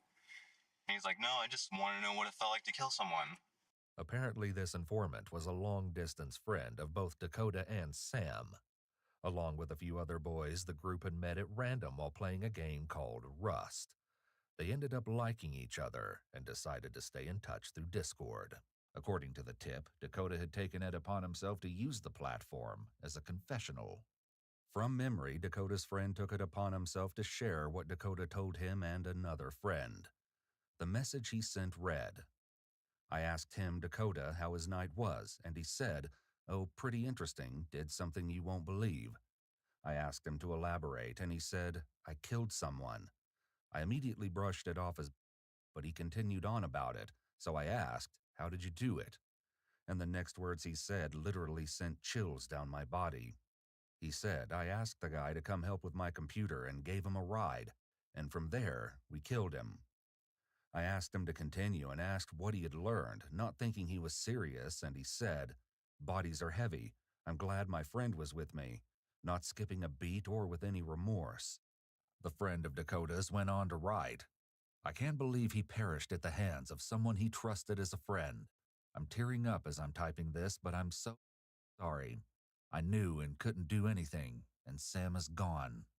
Dakota told me this as soon as he got home that same night. God damn it, I'm so sorry. Dakota and Brandon practically tortured Sam and felt no remorse about it. He said it took around 30 minutes to an hour before the deed was done, and Sam stopped breathing.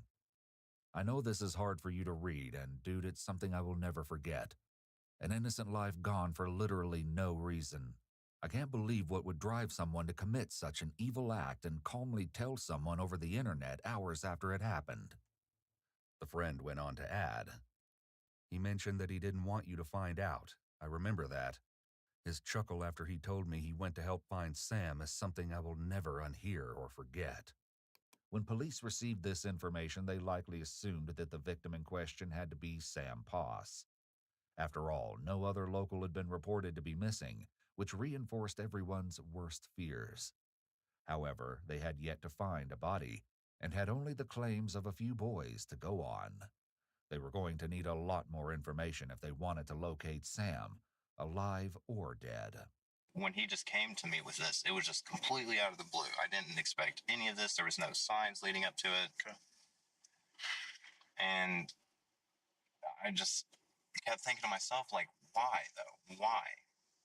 there's literally no reason. You're throwing away basically your life when his life wasn't even too bad, in my opinion. And after that, I was like, you know, like, holy, if you're being for real, you killed somebody. Like, you're going to have to live with this. Further messages between the friend and Dakota revealed just how callous Dakota's confession was. The friend wrote, I asked him again in disbelief, why? You literally ended someone's life, hell, a friend's life, someone who trusted you, for what? No reason? He then replied, yeah, I was just curious about what it was like. I replied in shock with, I'm glad I don't live around you. I would hate for one of us to have to die should that situation be repeated. I then asked afterwards, why are you telling me if you're actually serious about this? Why me? Dakota then said, because It you is don't know where hectic I down live there. or live near me. When sharing the confession... Oh, no fucking shot, bro. Ain't no way. Ain't no way, Jose. I missed everything? Oh, god damn it.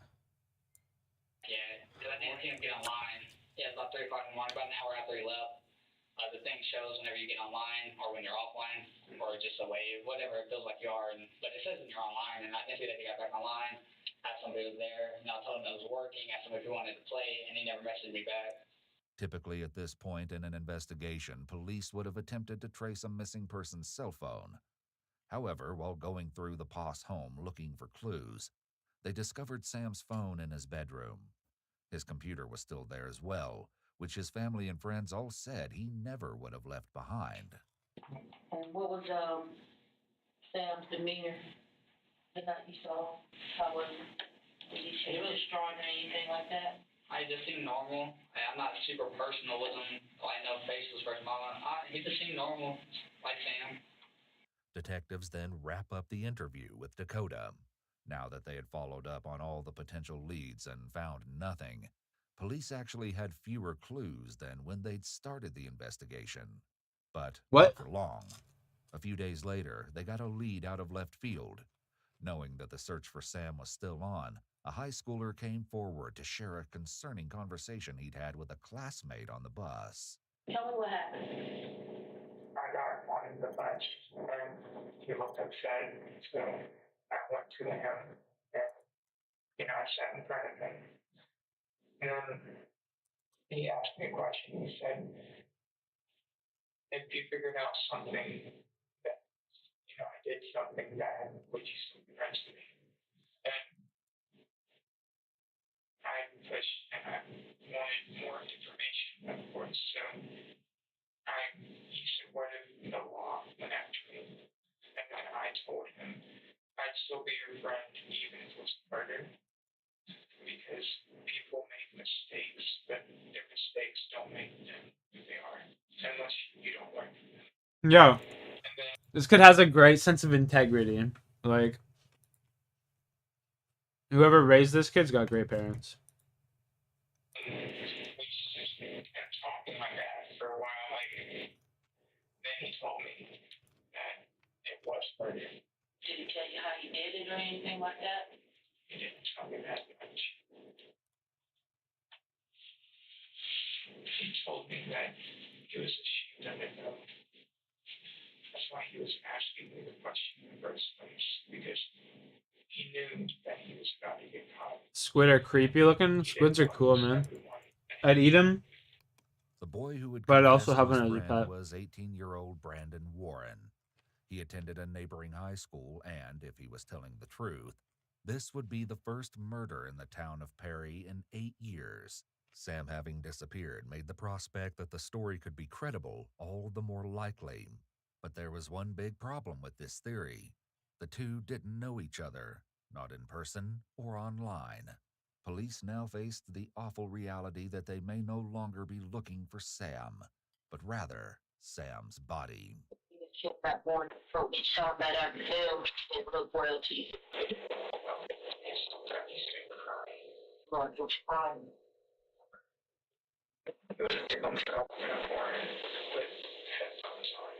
13 cow. 20 minutes.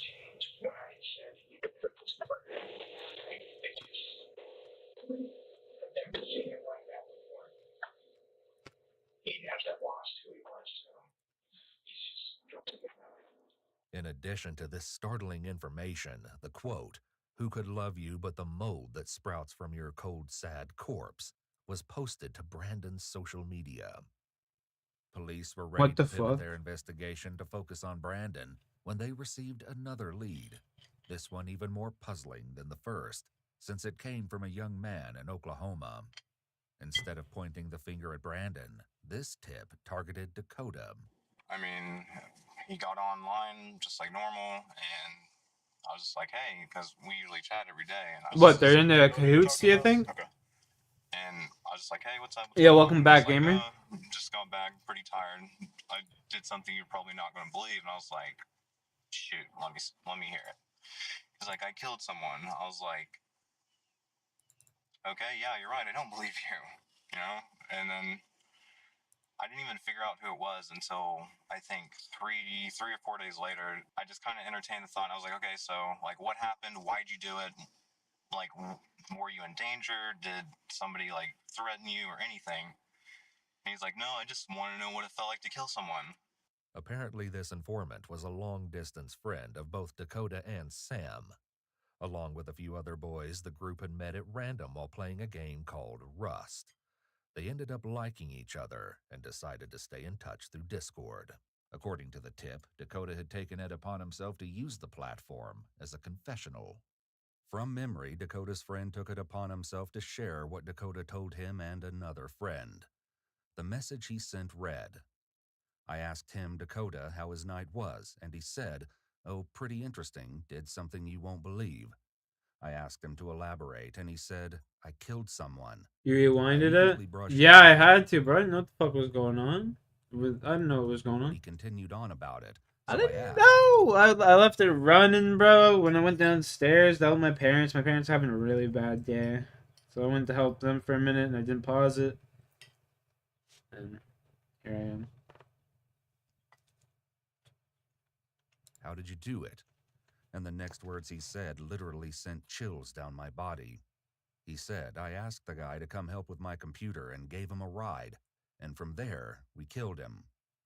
I asked him to continue and asked what he had learned, not thinking he was serious, and he said, bodies are heavy. I'm glad my friend was with me, not skipping a beat or with any remorse.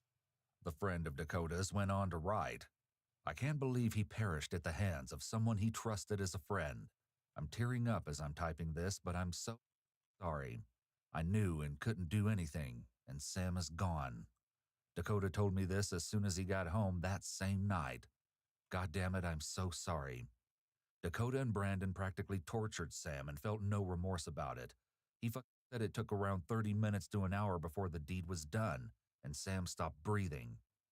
I know this is hard for you to read, and dude, it's something I will never forget. An innocent life gone for literally no reason. I can't believe what would drive someone to commit such an evil act and calmly tell someone over the internet hours after it happened. The friend went on to add, he mentioned that he didn't want you to find out. I remember that. His chuckle after Yeah, he it told does, me he wanted to help face. find Sam is something I will never unhear or forget.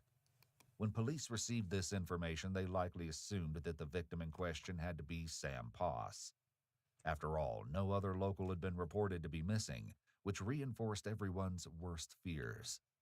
However, they had yet to find a body, and had only the claims of a few boys to go on.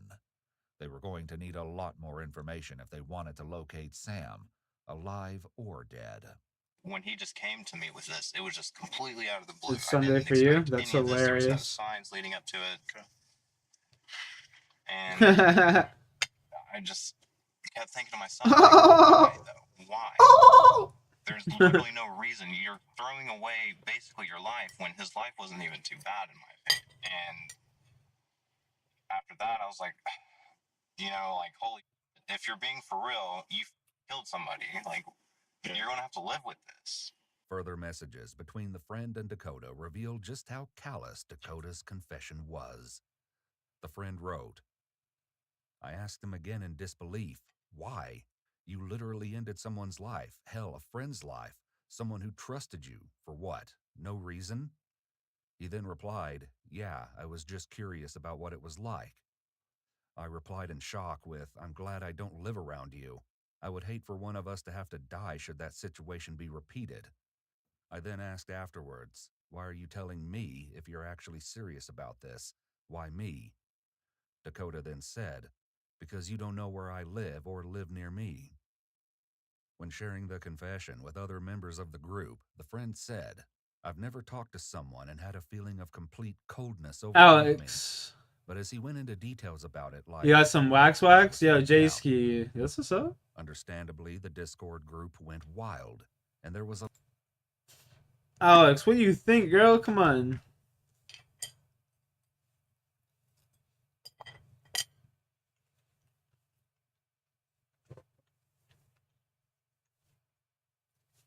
What you think, girl? Of course I'm watching it.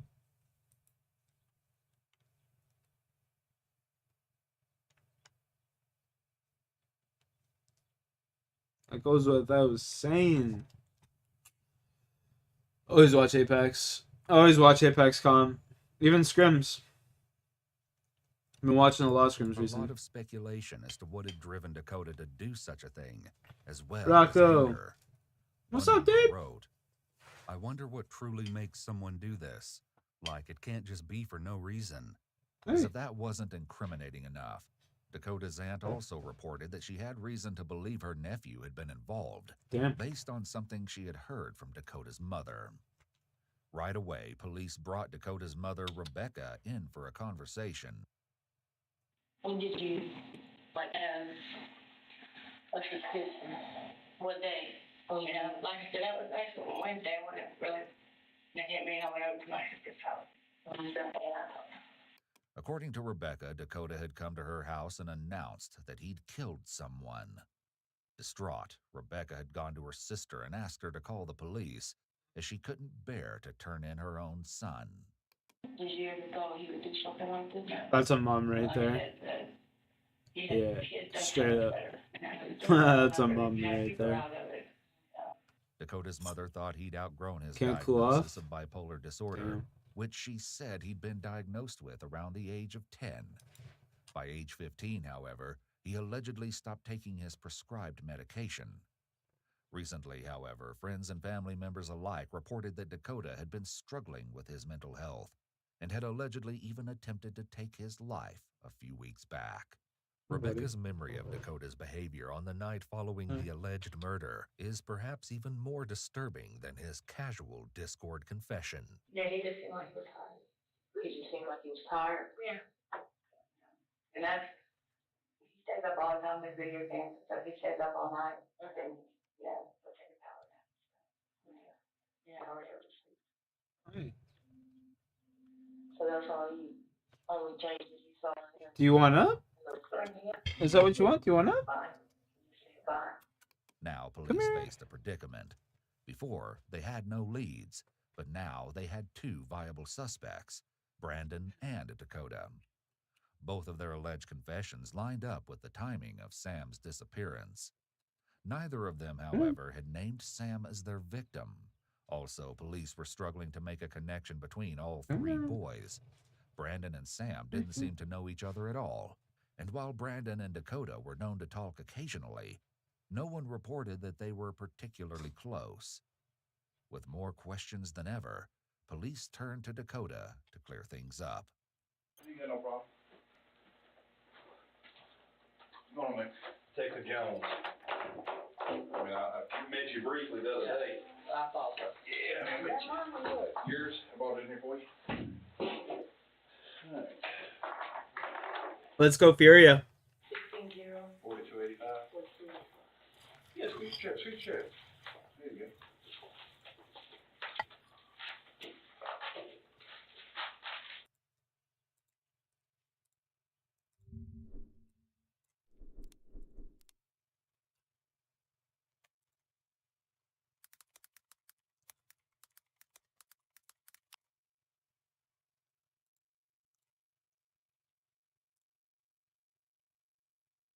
Watson down there, big.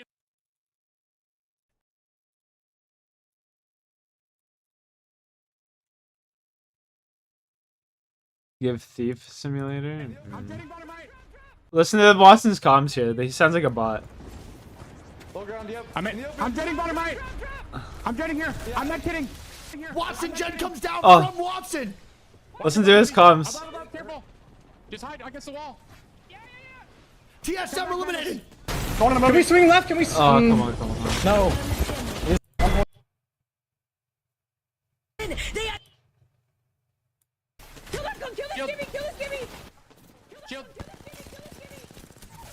Listen to his comms. That shit makes me laugh. Move forward. Wait. Let me chop. Walk forward. It's a 1v1. It's a 1v1. It's 2v1. Nice! Holy fuck. Oh my god, 1v1! He's gonna get on swap. Oh my god! Let's fucking go! The way Watson says "let's fucking go," oh, it just makes me laugh. Listen, he does. It sounds like he doesn't even care. Let's fucking go! In the background, let's fucking go. It just sounds like it just doesn't even care. Let's fucking go. Let's fucking go! That's so funny. Oh, classic every time.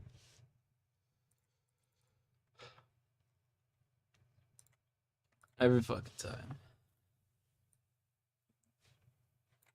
Watson just doesn't care. Yeah, I know. That's the best part. That's the best part. Let's go. He's just like, yeah, woo, madness. Listen to me, bitch. Let's go. Let's go. Here's what I want to talk to you about, Bullet. I want to have a little bit more in-depth conversation about disappearance of Mr. Fox. Okay? We've been looking more for Taking land, Dark Zero. and we hadn't found him yet. His mom and dad and his family are extremely distraught. And you can understand that. And you will one day when you have kids. Okay. One day. Okay. So you know how upset they are. Okay. With that being said, we need to find him. Okay. Now, we've been to your house a couple times and talked to you. We talked to the rest of the people in your household. And there's more pieces of the puzzle that we've come across that has opened a few avenues and a few.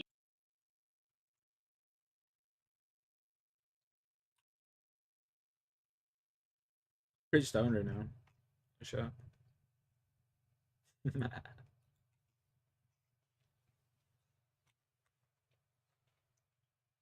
I'm gonna go grab another glass of water. I don't even think I grabbed one when I went downstairs last time. For fuck's sake. Or if I did, I don't know what to do with it.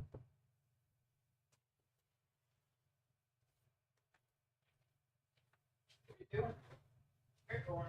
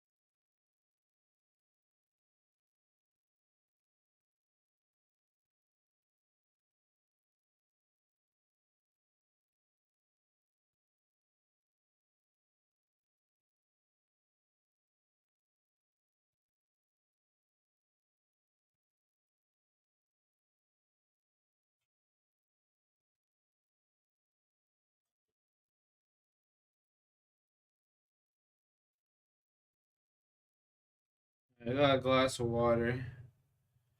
For shits and gigs for later. Legacy might be signed for finals. I'd be shocked if like every team wasn't, you know? Like I was there. That we need to discuss with you. Every team was gonna get signed because there's gonna be some kind of org out there that will just sit there and be like, you know what? Yeah, fuck it. We're gonna we'll pay. You know? Notice how Dakota goes very still and very quiet. We'll pay. He's demonstrating the freeze response here, likely triggered by the pressure the detective is putting on him. Significantly, even though he's pressing for On God. information, the officer maintains We'll pay to get our name out there. with Dakota. We'll pay your $3,000 plane ticket and $400 hotel. Is already planting seeds of doubt in Dakota's mind by hinting that they have evidence implicating him, which they do. Police officers may use this strategy to test the suspect's reaction by letting the suspect know there's strong evidence against them. They may observe their behavior, gauge their level of involvement, or prompt them to reveal additional details. Kind of tell me, go back over that night when he came over to the house. No, he does, like, starting from, like, Start from the beginning. So, sitting at home, we're doing something with the video game, as I said. The phrase, like I said, is a reference statement and isn't a good start to convincing the police he's innocent, as it's a red flag for deception. Interrogators pay attention to such statements, as they may indicate the individual's attempt to maintain a consistent narrative or to draw attention to specific They're guaranteed a landslide, yeah. I was having a little bit of issues with it. Figured it'd be easier if he came personally to show me. See, now there's this fun, so I can't believe GKS got signed. He did not mind. Insane. So I told him I could just come pick him up. Since I asked him, I left my house, picked him up, came over to the house.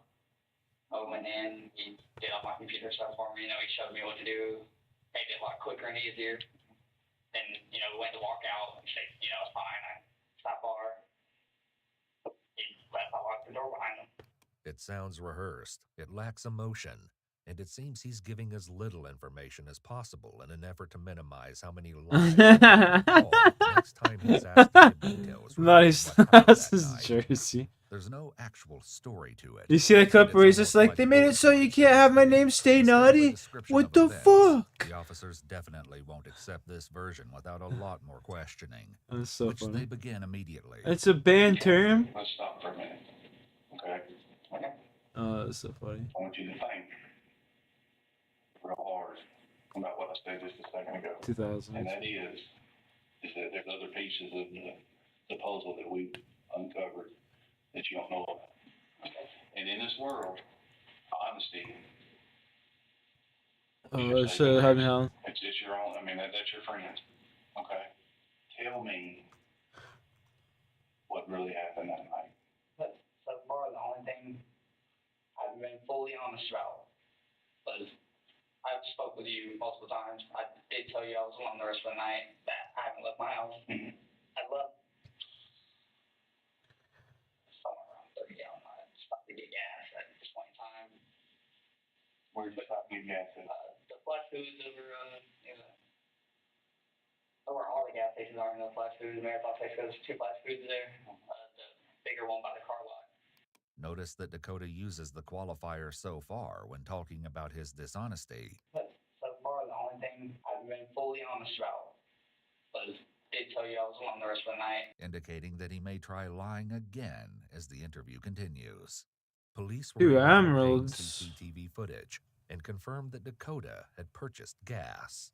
However, this also revealed that there was more to his story than he was letting on. We'll dig into the details of that soon. Not long after Dakota makes this admission, his story changes a second time. AKUs already? Jesus Christ. Tell them to keep at it. That's crazy. I left my house at a certain time after 2 o'clock. That's actually nice. And everything. Who did you go see? A dude named Brandon.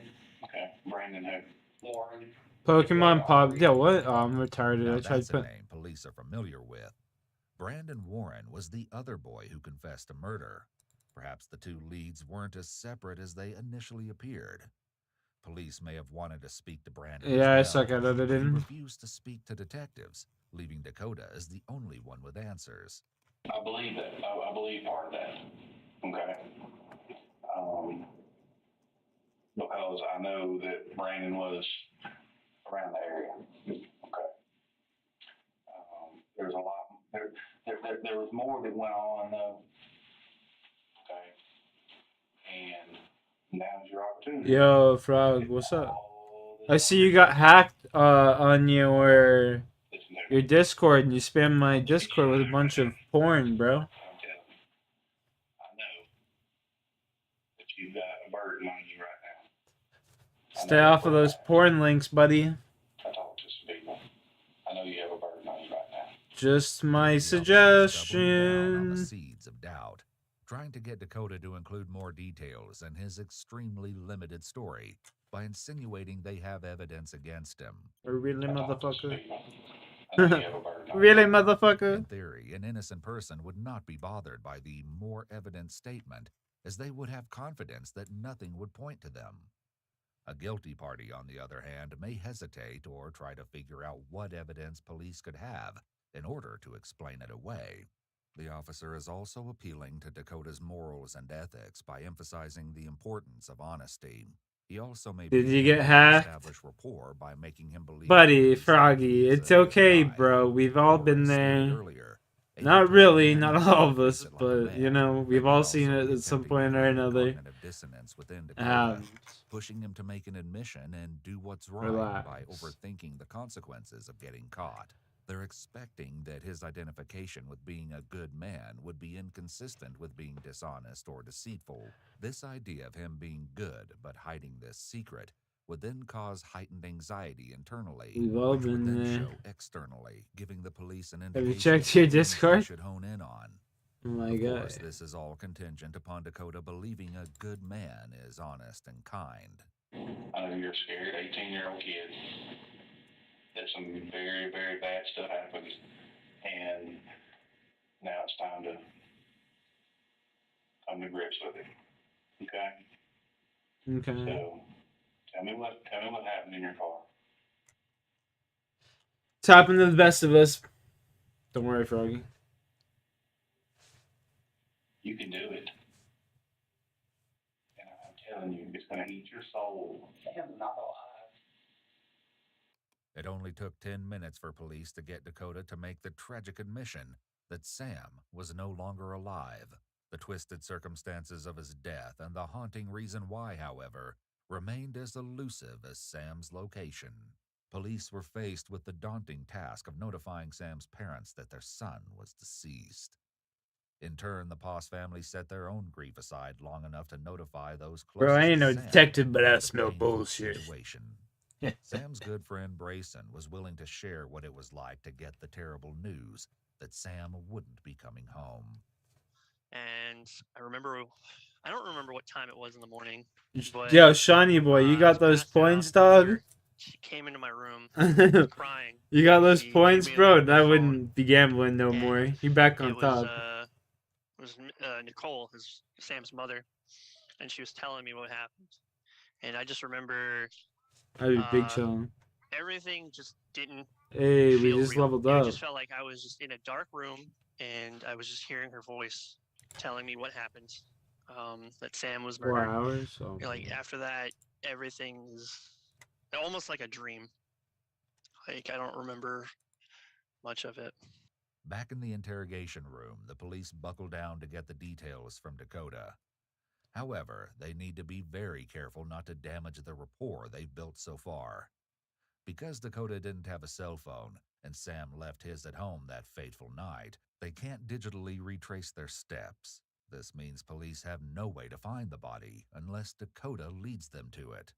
They'll Or need it's to fucking proceed very dismembered. cautiously to ensure they don't lose their most valuable source of information. What happened? 108K lost. You must be. I'm telling you, son. You got a burden on you right now, and it's gonna eat your soul. Tell me what happened that day. I don't even know what happened. Tell me how it happened. I don't know. I was just having very bad thoughts lately. Not too long ago, I also tried to commit suicide. I probably found my doctor's reports or somewhere. Okay. And I don't know, I just felt like I'd be killed. let me ask you this. Did you kill Sam by yourself? No. Who was with you when Sam left this world? Brandon. Okay, Brandon Warren. And how did that happen? Brandon has kind of a hard life too. I know Brandon's the one who killed himself. Think about it. We were gonna kill ourselves together. Before we kill ourselves, we kind of wanted to do it like take a life. Okay. Knowing what we do now, Dakota's Facebook posts calling attention to the case no longer appear as thoughtfulness from a worried friend, but something far more sinister. This is crazy. Earlier posts, including one that says, I wouldn't mind taking a knife, shoving it into someone's throat, and just watch them choke on their own blood until they die. Two people like And it. another 96 that says, shares. 1 cut, 2 cuts, 3 cuts, 4. How many more till I hit the floor? Become even more unsettling. But perhaps the most haunting is a post that simply says, shh, made just 2 days before Sam's death. How long you been having thoughts about killing yourself? I never like that. Alright, well, I gotta go take my dog outside. I'll be right back. I'll be back.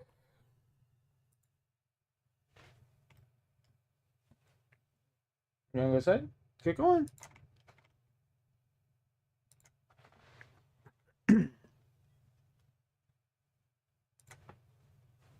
Get going.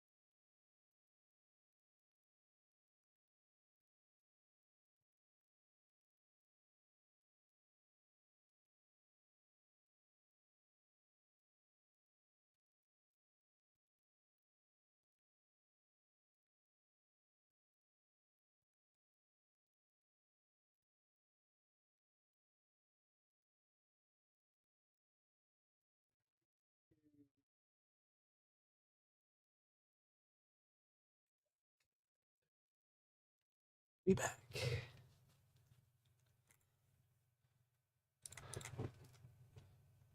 Okay. It is pointless for me. After this.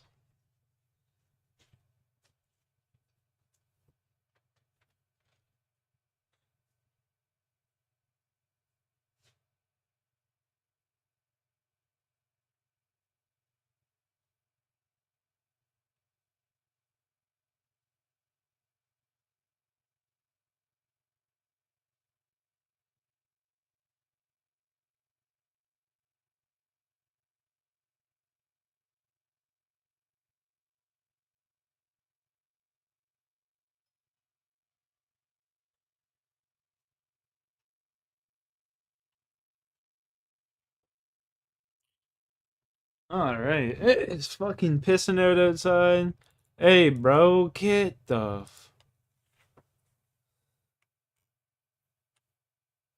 You're such a, but talking to you, I mean, you talk intelligently, or, I don't understand that. I mean, I like to learn about stuff, you know. I made myself smart, you know. I ain't never done much of school or anything, but I like to look up anything I don't know.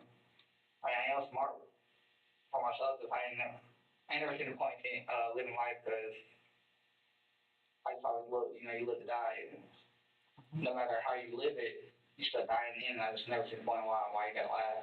How long has y'all been thinking about killing somebody? Just one thing, it was all a matter of one day. So, did you Brandon talk on the phone about it? Pretty smart, yeah. I was thinking of killing We someone. have been investing a little, and the whole suicide thing rolled around, and a suggestion popped up. Genius. You want to know what it's like to kill someone before you go? It didn't matter because we were gonna die afterwards. Clearly, they didn't follow through with this part of the pact. However, what followed is so disturbing, it's beyond comprehension. What happened to that part of the plan? I don't really know. It never got brought up after that. We worked on the body, and we just went our separate ways. You know, we ain't really talked since then. As the grim reality of the situation continues to set in, police are faced with what must be the most difficult part of Dakota's confession to listen to, the details of how he and Brandon took Sam's life. Hopefully, he'll also finally reveal where the body can be found. But even as he makes a confession, Dakota leaves out key details that reveal his true depths of depravity. So, did Sam ever come in the house, or y'all did this? Y'all did this in the driveway of your house before he? So yeah, he never came in the house. How did y'all kill Sam? I sat in the back seat of my car. I didn't drove my car. Motherfucker, give me a ruby, boy. Help me with the computer problem. We went to the house with paper bomb. In my driveway, I crashed down. So Brandon stabbed him 3 times. Where did he stab him at? Just in the chest area. Yeah. Around the same time that Dakota was brought Damn. back into the station, Yeah, as you Brandon know. was also placed under arrest. Police searched the house he shared with his aunt, collecting electronics, clothing, and shoes as evidence. They also brought up the topic of evidence with Dakota, perhaps in the hopes that a trail of physical evidence could help lead them to Sam's location. Have you done anything to your car? Was there, after he stabbed him, was there blood anywhere? Oh, there was blood everywhere in that car. I spent about a good 10 hours on myself. Just by yourself? Yeah, I went and sold some stuff I just bought, got refunds, bought a bunch of cleaning supplies, and just tried to do the best I could. I couldn't get rid of the car, clearly. The item Dakota returned was a headset he'd purchased from GameStop. Although the item was returned, Dakota will later reveal that he found a new, disturbing use for the bag it came in. However, Put his head in it? Dakota's reliability stalls out. Based on a conversation police had with Dakota's stepfather, Ken, police were inclined to believe that this part of Dakota's story was, once again, not the full truth. What do you do Sunday morning? Yes, we could clean up his car and stuff like that. Well, actually, he asked me Saturday night to clean his car. Like his grandparents just gave him that car. I could detail it out and everything. And I heard him saying, you know, I heard him talking to his mom earlier about spilling some cherry soda in the seat. You overheard the conversation you were saying that? Yeah, I was in the bedroom when they were talking. Okay. Yeah, talking about they were before they left to the birthday party. He said, you might want to get a towel because I spilled some cherry soda in the seat. It's gonna work on optimization. There you go. Yeah, but and just dirty. I mean, he said he could. Think we get the stain out of the seat. Yeah, we can go get some cleaning stuff, and you know, like I went and got clean stuff Saturday night. Sounds like a productive day. Went to Walmart and picked up a few things. You went to Walmart yourself? Yeah. It seems obvious that cherry soda and blood do not look the same, and it would be difficult to mix the two up. Dakota's stepfather appears to know this and may have been in denial, trying to convince himself that he wasn't looking at blood or helping to clean it up. This denial very likely could have been a panic response. He knows Dakota and may be trying to help him by believing his story about the soda. However, as his stepfather shares this story, he engages in some anchor point movements but then goes very still at other points. It's clear he has heightened anxiety, and by now, he probably knows exactly what's going on and that it was actually blood. How big was his stain when you saw it? Well, it was on the bottom, like right here, this part of the seat. On that part of the seat? That's just. It wasn't that bad. It looked like, you know, that the concrete steps in my house. It looked like that, like a great color. It wasn't. It was like an old stain. Like an old stain? Mm-hmm. Gray color? Yeah, it's like gray color. It wasn't even like brown or nothing. So. Okay. This testimony was enough to justify a search warrant for Dakota's car. However, police found that the passenger seat where the alleged cherry soda stain had been was now perfectly clean. Using a black light, police found evidence of some biological fluid luminescing on the center console. Further testing revealed that the substance in question was, in fact, blood. What clothes were y'all wearing that night? Because I'm sure, what did you do with the clothes? Brandon's shorts got burned because there was blood on them. Where did it burn at? Where'd you burn it at? Where did the shorts get burned? That's what this officer wants to know. At my mom's house, which they have fires every night, and I took a box over there. Mom's house? Yeah, they have a fire pit in the front yard, like I said. I'm like, hey, I was in a fire tonight. They were. Like I said, my grandmother was in town, and family in town, so I assumed they might have been having a fire. Because I had anything we had ever touched up on the trash bag. You know, I come up on the fire, got some trash cleaned up. Okay. I did a box on fire, but the sheets were in it. Brandon had a pair of shorts. I had a shirt I threw in there. Same shirt as this one, just it's like 3-pack. I had my shirt in there. He burned everything that was in the sack. Everything y'all had used. Yeah, anything we had touched, anything, just plastic bags, stuff like that, anything we had touched that night. I burned it. Hopefully figure out why, bro. Burning the evidence, police were unable to confirm his story. His mother said that she didn't see him add anything to the bonfire like he claimed, and when police searched the fire pit itself, all they found was ash. Police also checked with Dakota's grandmother, who he lived with full-time, on the off chance that she'd seen or noticed anything out of the ordinary. Did Dakota seem distraught or anything like that? No, he seemed like nothing else. It's okay. I saw nothing to indicate. It's all right. I saw nothing to indicate any of this. Dakota never gave me any problems.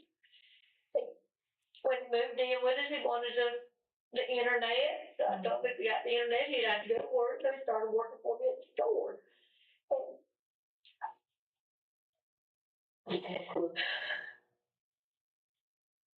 Oh no. He never back taught me. He didn't do anything. So I didn't see this here like people right. We should have saw. That's crazy. I mean, his family loves him.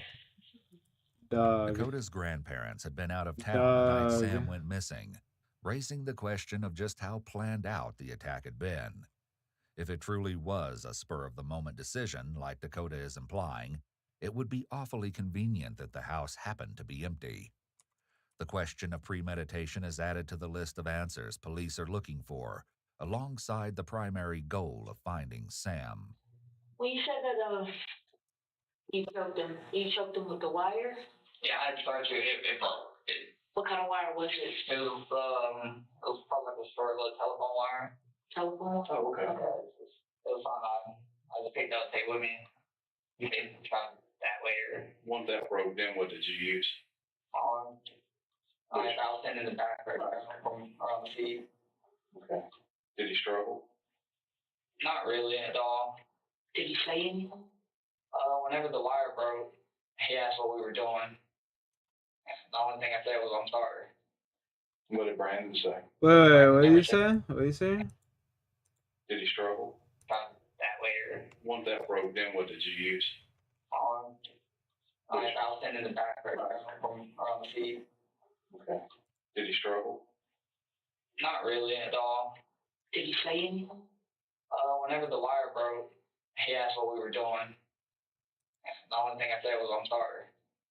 What did Brandon say? Brandon never said anything throughout the whole thing. He didn't say nothing. He just kind of stood there for a minute. Dakota's trying to position himself as the nicer of the two of them here by acting like he said he's sorry, while Brandon didn't say anything.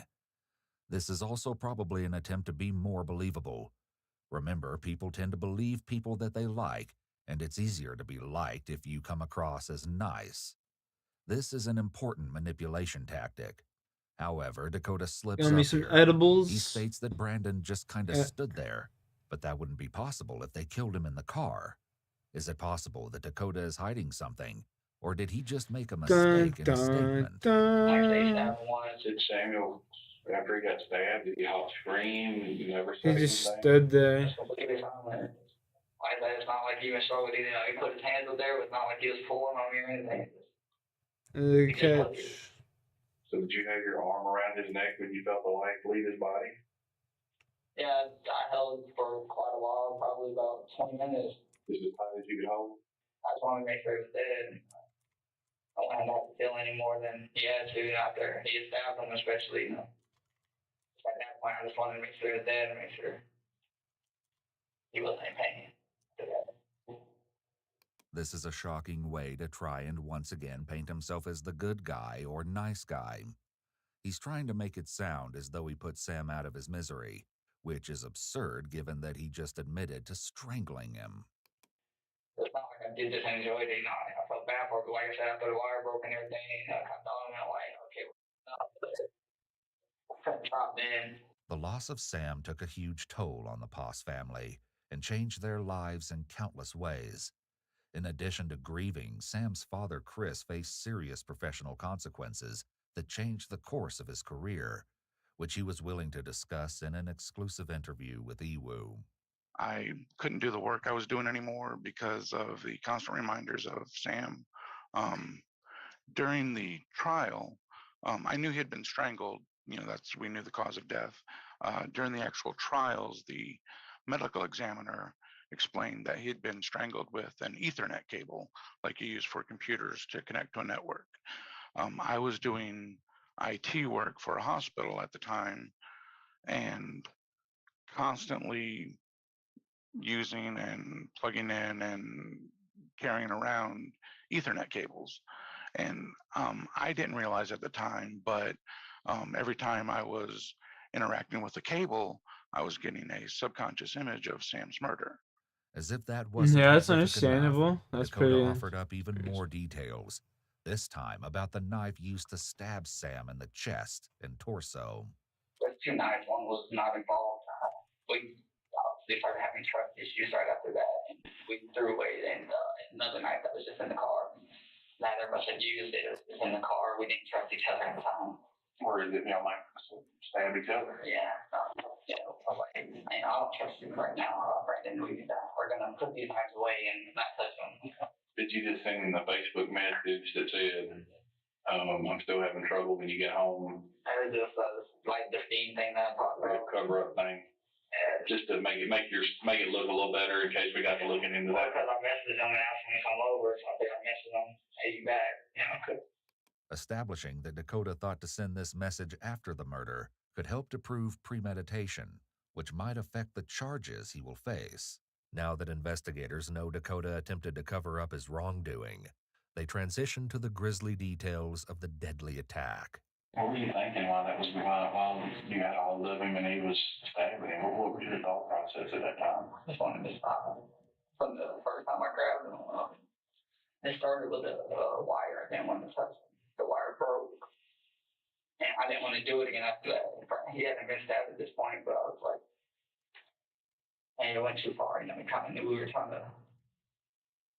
And at that time, How does an Ethernet cable break, we though? couldn't just let him walk away at that point. And That's what I want to know. Ethernet cable is not just gonna Where did break. the wire Like, that you had used? it's around his neck or his body. oh, is that what they used to kill him? And the other one was just like that wire they showed there was the one that broke. I think. Never mind.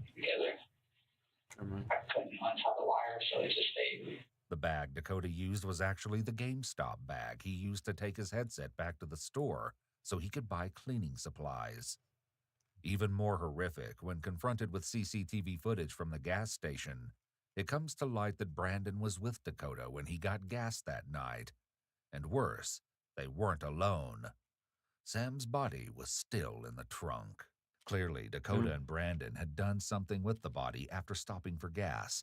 But what exactly they did is far more horrifying than investigators can I'm saying they had to have imagine. cut this motherfucker up or Police don't something. jump right into that line of questioning, however, choosing instead to finish addressing Dakota's motive and thoughts first. So had y'all considered just like picking a random person? Yeah, that's just kind of what it was. You know, just think what we were trying to think about. You know, like we can just drive till we find someone walking, or go up in someone's house, or something like that. And then it's done. Like, I mean, I could probably get someone over to my house in less than 5 minutes, and be like, who knows? It's just very interesting to talk to you, I'll be honest with you. Did y'all ever discuss how old, how young they could, did you like say, okay, we're not going to hurt anybody under 16, or we're not going to hurt a child? About some little kid that I said no to. Once again, Dakota makes Brandon out to be the worse of the two, in an attempt to make himself the more likable one. He seems to believe that establishing likability or an otherwise positive connection might lead investigators to be more lenient with him, or even understanding. He may even believe it could influence the way his case is handled. What if Sam would have said I can't? What would y'all have done that night?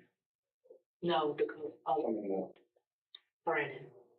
No, if Sam said I can't come over. I mean, we might have took the possibilities of. I was trying to eliminate the possibility of just someone's house. Just some random person. You don't know how many people are in there. Then you got people with guns. You have people who definitely beat us. You know. He even seems to be trying to minimize the crime by saying they only targeted Sam. But there's a thought process. There was actually a thought process that went behind it. You thought about it. Yeah. You thought that it may be a stupid idea just to run up in anybody's house because somebody like me might be in there.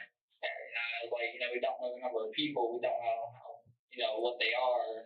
The detective is very careful to clarify that Brandon and Dakota thought about and planned their crime ahead of time, again establishing premeditation, which can significantly increase the punishment they're sure to face. Despite planning the crime and attempting to cover his tracks, Dakota has a surprising revelation about how the act made him feel. I know I want to get away with it. I felt too bad to just kill myself afterwards too, Dakota's online friend from Oklahoma confirmed that Dakota had not been himself since the crime. He'd been bragging on Discord almost immediately after Sam went missing. 4 days later, his online friends turned him into the police, and that same day, October 20th, Brandon and Dakota were arrested. I also noticed as the days progressed, he was basically, I guess, going mad. He was like the guilt or something was driving him mad because he was hearing stuff. People were supposedly coming into his house, and he would go leave and go check, and no one was there. And then I remember one time he said that there was a town-wide search for Sam, and he had to go help, and he made sure to emphasize that. And he kind of laughed about it. I was like, why are you laughing about it? He's like, because I basically know where he's at. And at that point, I just tried, I didn't really talk to him very much after that. But the times that I did, it just it was either his paranoia or whatever, but it was just I could see that it was driving him insane. While everything police have uncovered so far is absolutely shocking, what comes next might be the most heartbreaking part of all. Why did y'all pick him? Because he's the nice guy. I mean, he messaged me back instantly coming up at past midnight. It's easy. Tragically, it appears that Dakota and Brandon targeted Sam because Damn, of his yo. kind. What the fuck? That's insane, dog. These people are fucked.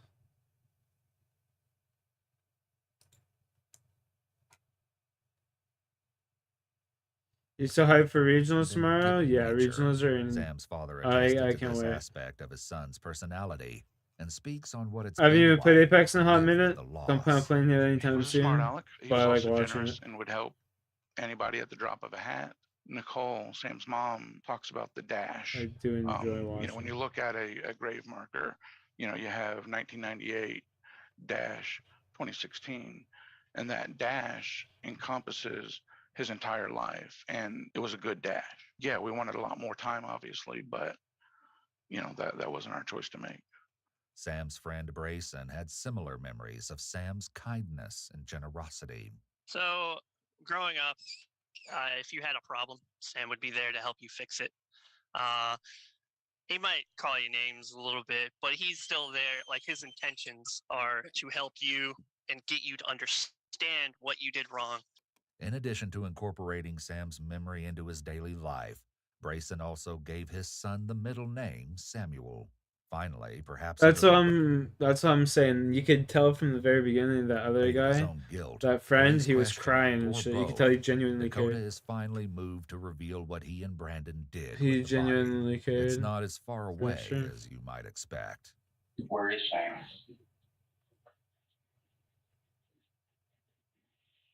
In the back of Lakewood Village. In the creek house.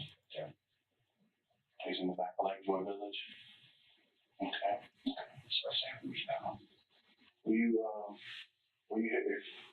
help if we take you out there? Will you help us find? I can take you right to it. Okay. Do you mind doing that? I don't mind at all. So we can at least recover his body for his family. Okay. Arrangements are made for Dakota to accompany a search team so that they can retrieve the body. Like, you know how I told y'all if y'all go down and be like towards the left, we have a tarp on top of it too, above the dirt. I think there's a tarp. There should be a recycling bin near where the left is. Okay. I think there's a bleach bottle and some other trash that's kind of piled up. I think the recycling bin is near where the left is. Leaving Dakota in the care of another officer, the detectives take great care to only walk on the scrub and foliage to avoid disturbing evidence that might be on the trail. Their efforts were not in vain, because when the sun rose, the crime scene team were able to identify tire tracks that matched Dakota's car.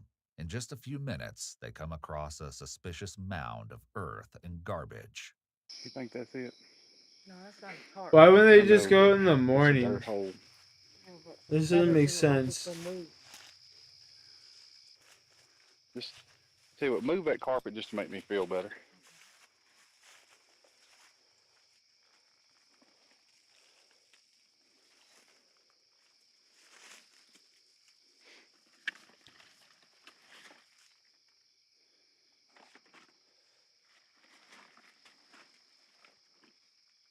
You ready? Mm-hmm. Since it's looking more and more likely that this is the location of the body, they get the go-ahead to disturb the scene with a more in-depth search. There's a black sheet like something right here. I don't know if you can pull it. See that right there? Yeah. Okay, that's there's stab wounds right there. Yeah, that's enough. Okay. Shirt. All right. Back out of here. Tragically, though not unexpectedly, the body was determined to be that of Sam Poss. Sadly, it seemed police had been very close to Sam's body at the start of the investigation. because the trail that led to the body was none other than the one leading to Dakota's backyard. Had the search strayed just a little further from the path, Sam's body might have been recovered much sooner and in better condition. The sheet used to wrap the body was taken as evidence, along with the Ethernet cable and aux cord still wrapped around Sam's throat. An autopsy revealed that Sam might have survived the stabbing if he received medical attention. This sketch of the scene, provided by the Georgia Bureau of Investigation, shows just how close to the road Sam's body was. After he was arrested, Dakota made a call from jail, which was recorded, to his ex-girlfriend, Lamia Glover. He was awaiting trial and gleefully told Lamia that he thought he would not be facing a murder charge and wanted to share the good news. So I could still get charged of aggravated assault for attempted strangulation. With aggravated assault, still carries a good amount of time, but I'd be able to take first offenders on it. So I don't know the time because I don't know the system like that. So they try to stick me with the aggravated assault because all y'all in that murder charge means is that's not how he died. But the autopsy revealed that asphyxiation due to strangulation is how Sam died. So it appears that Dakota was seriously misinformed. But they did drop one. That's one step closer. In the next couple months, the other one could get dropped once the fingerprints come back off the knife because I never touched it. So as long as Brandon's fingerprints come up on it, it'll get dropped. And that means I won't have a murder charge. Okay, well, I love you, baby. I'm glad that I have good news today to tell you. It's not often I get good news. I'm coming home for you. Okay? I'm telling my sister that's nice. I'm coming home. Dakota's celebration. He's very optimistic about that. Because he did end up facing a murder charge. 2 of them, in fact. Dakota and Brandon were tried separately and testified against each other. In their testimonies, each boy blamed the other for instigating the crime. But when it came down to it, only Brandon's DNA was found on the knife. The cause of death, as you may remember, was strangulation, which Dakota confessed to, which made him equally culpable. Even though Dakota and Brandon both pleaded not guilty, they were both convicted just a week apart on a grand total of 6 charges. A second-degree felony of malice murder, felony murder, 2 counts of aggravated assault, tampering with evidence, and concealing a death. When it came time for the trial, the Poss family made a decision that may perhaps surprise you in regards to how they would proceed legally. At the heart of the choice was the desire to respect the beliefs of their late son. Sam was very smart and very cognizant of, like grown-up themes, even as like a 10-year-old, and realized that he didn't really believe in the death penalty. He said killing somebody doesn't make sense to him.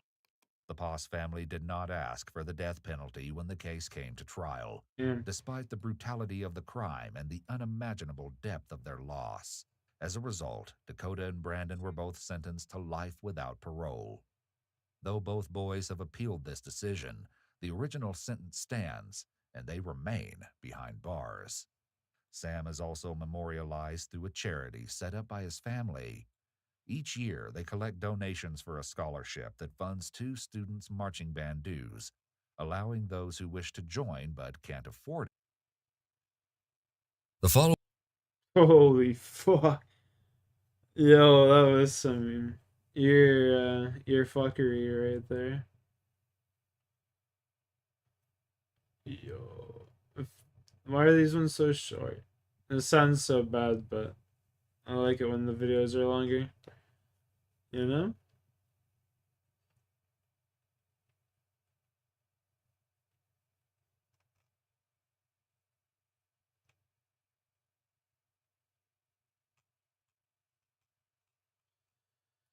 This guy looks cynical as fuck.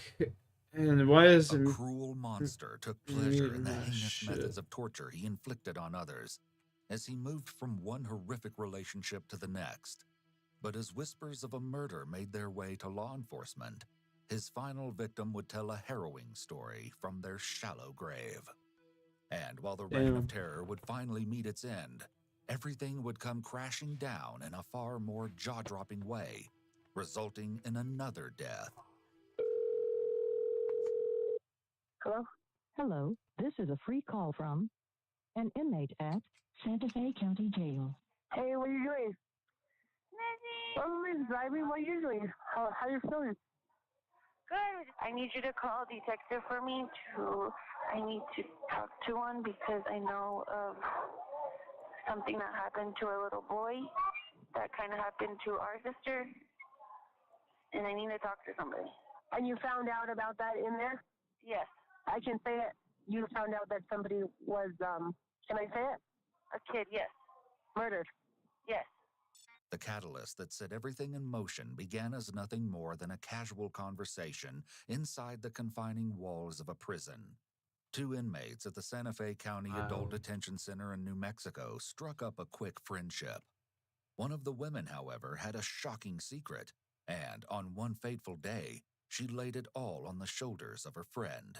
Suddenly, the inmate was burdened with an astronomical moral dilemma. She knew she couldn't keep this kind of horrific secret to herself and placed the call to her sister. You found out that a kid was murdered in there. Yes. You mean by one of his parents? Yes, but I don't want you to. And she confessed to you? Yeah. Shortly after law enforcement received the alarming message, an urgent meeting is about to get underway. The inmate, whose identity will not be disclosed out of fear for her safety, is clearly in a state of distress and seems to be praying as she waits for detectives to enter the interrogation room. In just a few minutes, the moment of truth will arrive, and everything will begin to unravel. Okay? Yeah. I brought you out because a person, anonymous person, I'm sure you know who that is, called me, brought some things to my attention. I monitored the jail phone calls and heard some information, so that's why I brought you out to hear what you had to say, okay? Mm-hmm. So, Bro, old man Joan, get the fuck out of here, dude. and what happened to your station? Mining all my shit, The person dog. that told me Live. this story is a really, really good friend of mine. And I've been praying about it a lot. I don't know if I can, I don't know if I can honestly talk. I just know about something that happened, and, the little kid buried it somewhere, and she told me a lot of stuff, and, I don't want to, I don't want to, live with this, this stuff that she told me that's awful. It has a lot to do with it. She gave me a lot of detail. I don't think I can say anything. I understand it's hard because you think of this person as a friend, but at the same time, you got to think about the person it happened to. And I don't mean to bring up the past, but I understand that you had something like that happen to you and your family that was real close. Yeah. So, with that being said, you got to think about what the right thing to do is. It's possible that upon hearing the details of the abuse, the inmate's own trauma was triggered. Oftentimes, when a person experiences a traumatic event, they will later act to try to rectify what happened to them in various ways. In some cases, the person can become a perpetrator themselves, while in other cases, the person may try to act to save others. This may help them to feel like they are able to reenact the trauma, but in a manner that allows them to defend themselves or stand up to the perpetrator. People who experience trauma and abuse often blame themselves for many years, or even a lifetime afterward. They tell themselves that they should have done this or that differently. They should have defended themselves. They should have fought Fucking back so or stoned from eating the 100 milligrams. This 100 mil hitting it way different than the other 100 mil from yesterday. I'm telling you. and that guilt they feel for not having stood This up should be feeling way different. 850 yesterday. I should be feeling way different today. I think I need to think about it. Yeah, I believe that the right decision is to come forward because. I mean, yesterday at one point I was so stoned I was vibrating and shit. I was like, yo, there's an earthquake.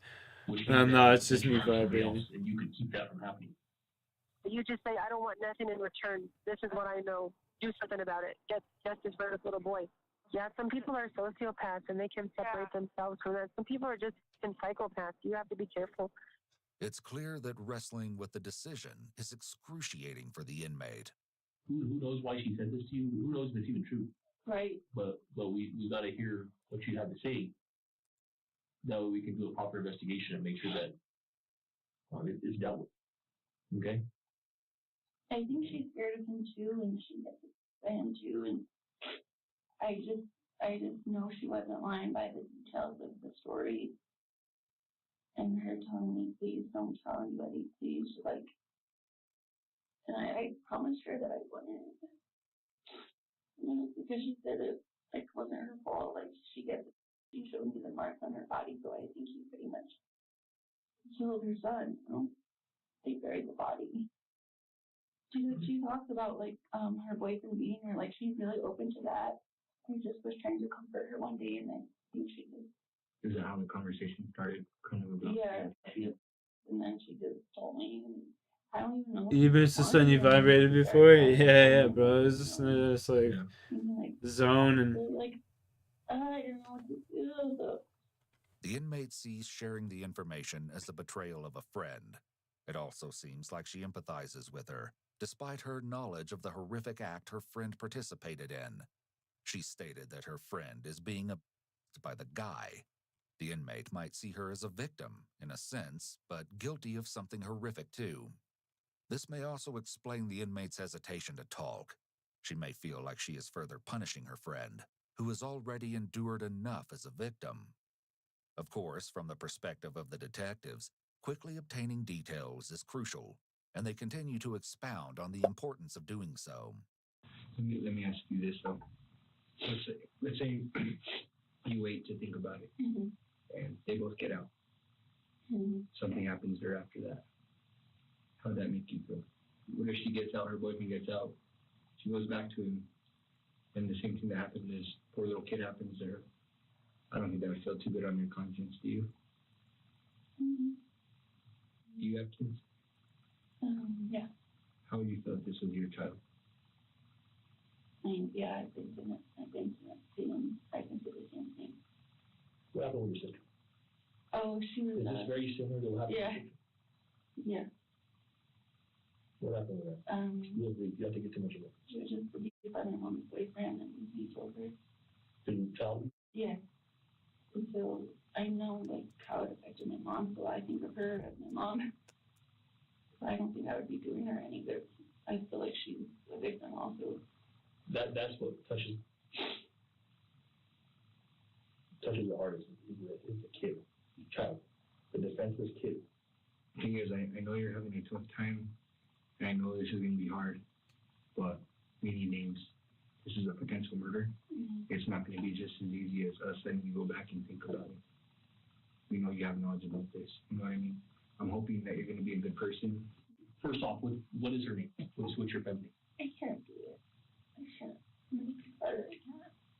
It's never going to get easy because of how much you care on both sides.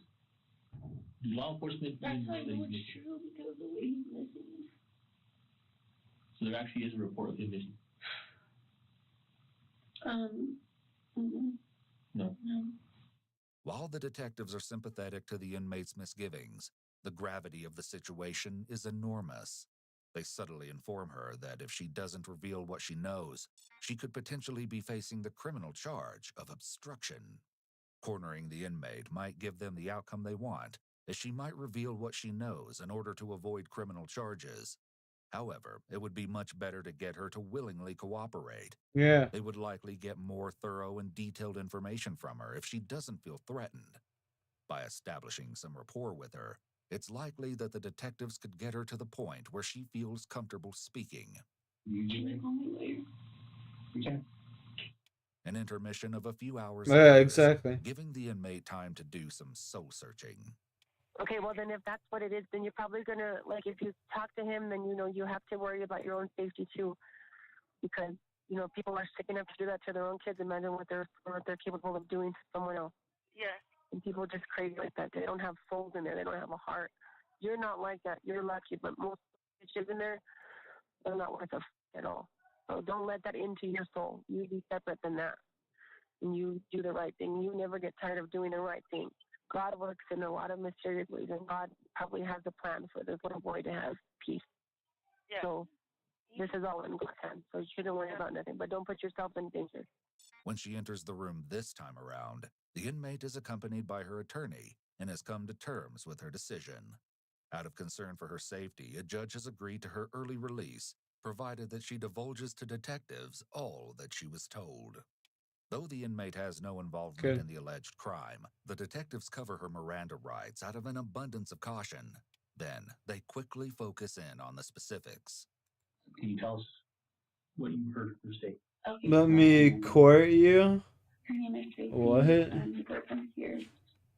I wrote his name down on a book in there. Yeah, what's up, alcoholic man? What are you saying? What? She was incarcerated I think she said for a week. She was worried about her kids because he's so abusive, so violent. He was dead.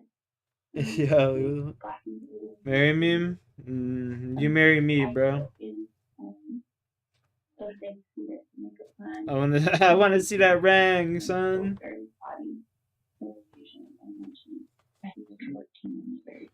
Nothing short of like fucking 10 mil for this finger, dog. Come on.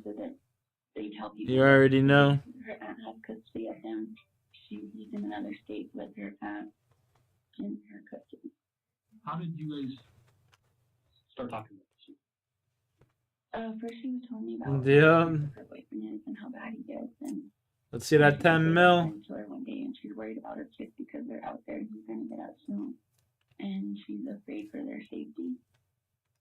So that's why she wanted to get out right away to be back with them in case he does get out. So she has 2 other kids. She lives in Fancy. Mm-hmm. 10 mil in a ring. Like whereabouts? Even though the inmate has no details relating to when the alleged burial occurred, she has provided an extremely important piece of information. And she What's said up? her boyfriend's last name is Ferguson. Mm-hmm. And I have his first name written down in the room. No name on the kid? Oh, yes, you have it. No, I don't remember his name. As the inmate mentioned previously, the woman by the name of Tracy claimed to have other children as well. Naturally, the detective sees the I gotta go open up my door for the dog because he's freaking out yet again. Can't decide where he wants to go. Can you? Can you, Mr. McGill?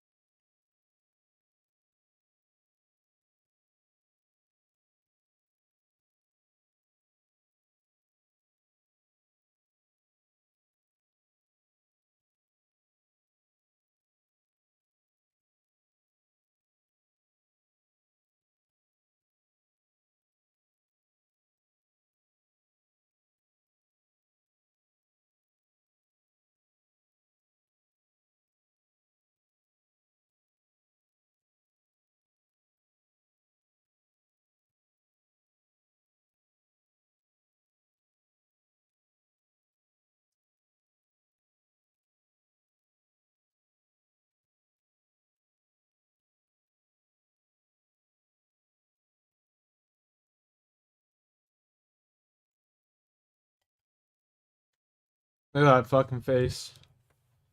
She's a winner.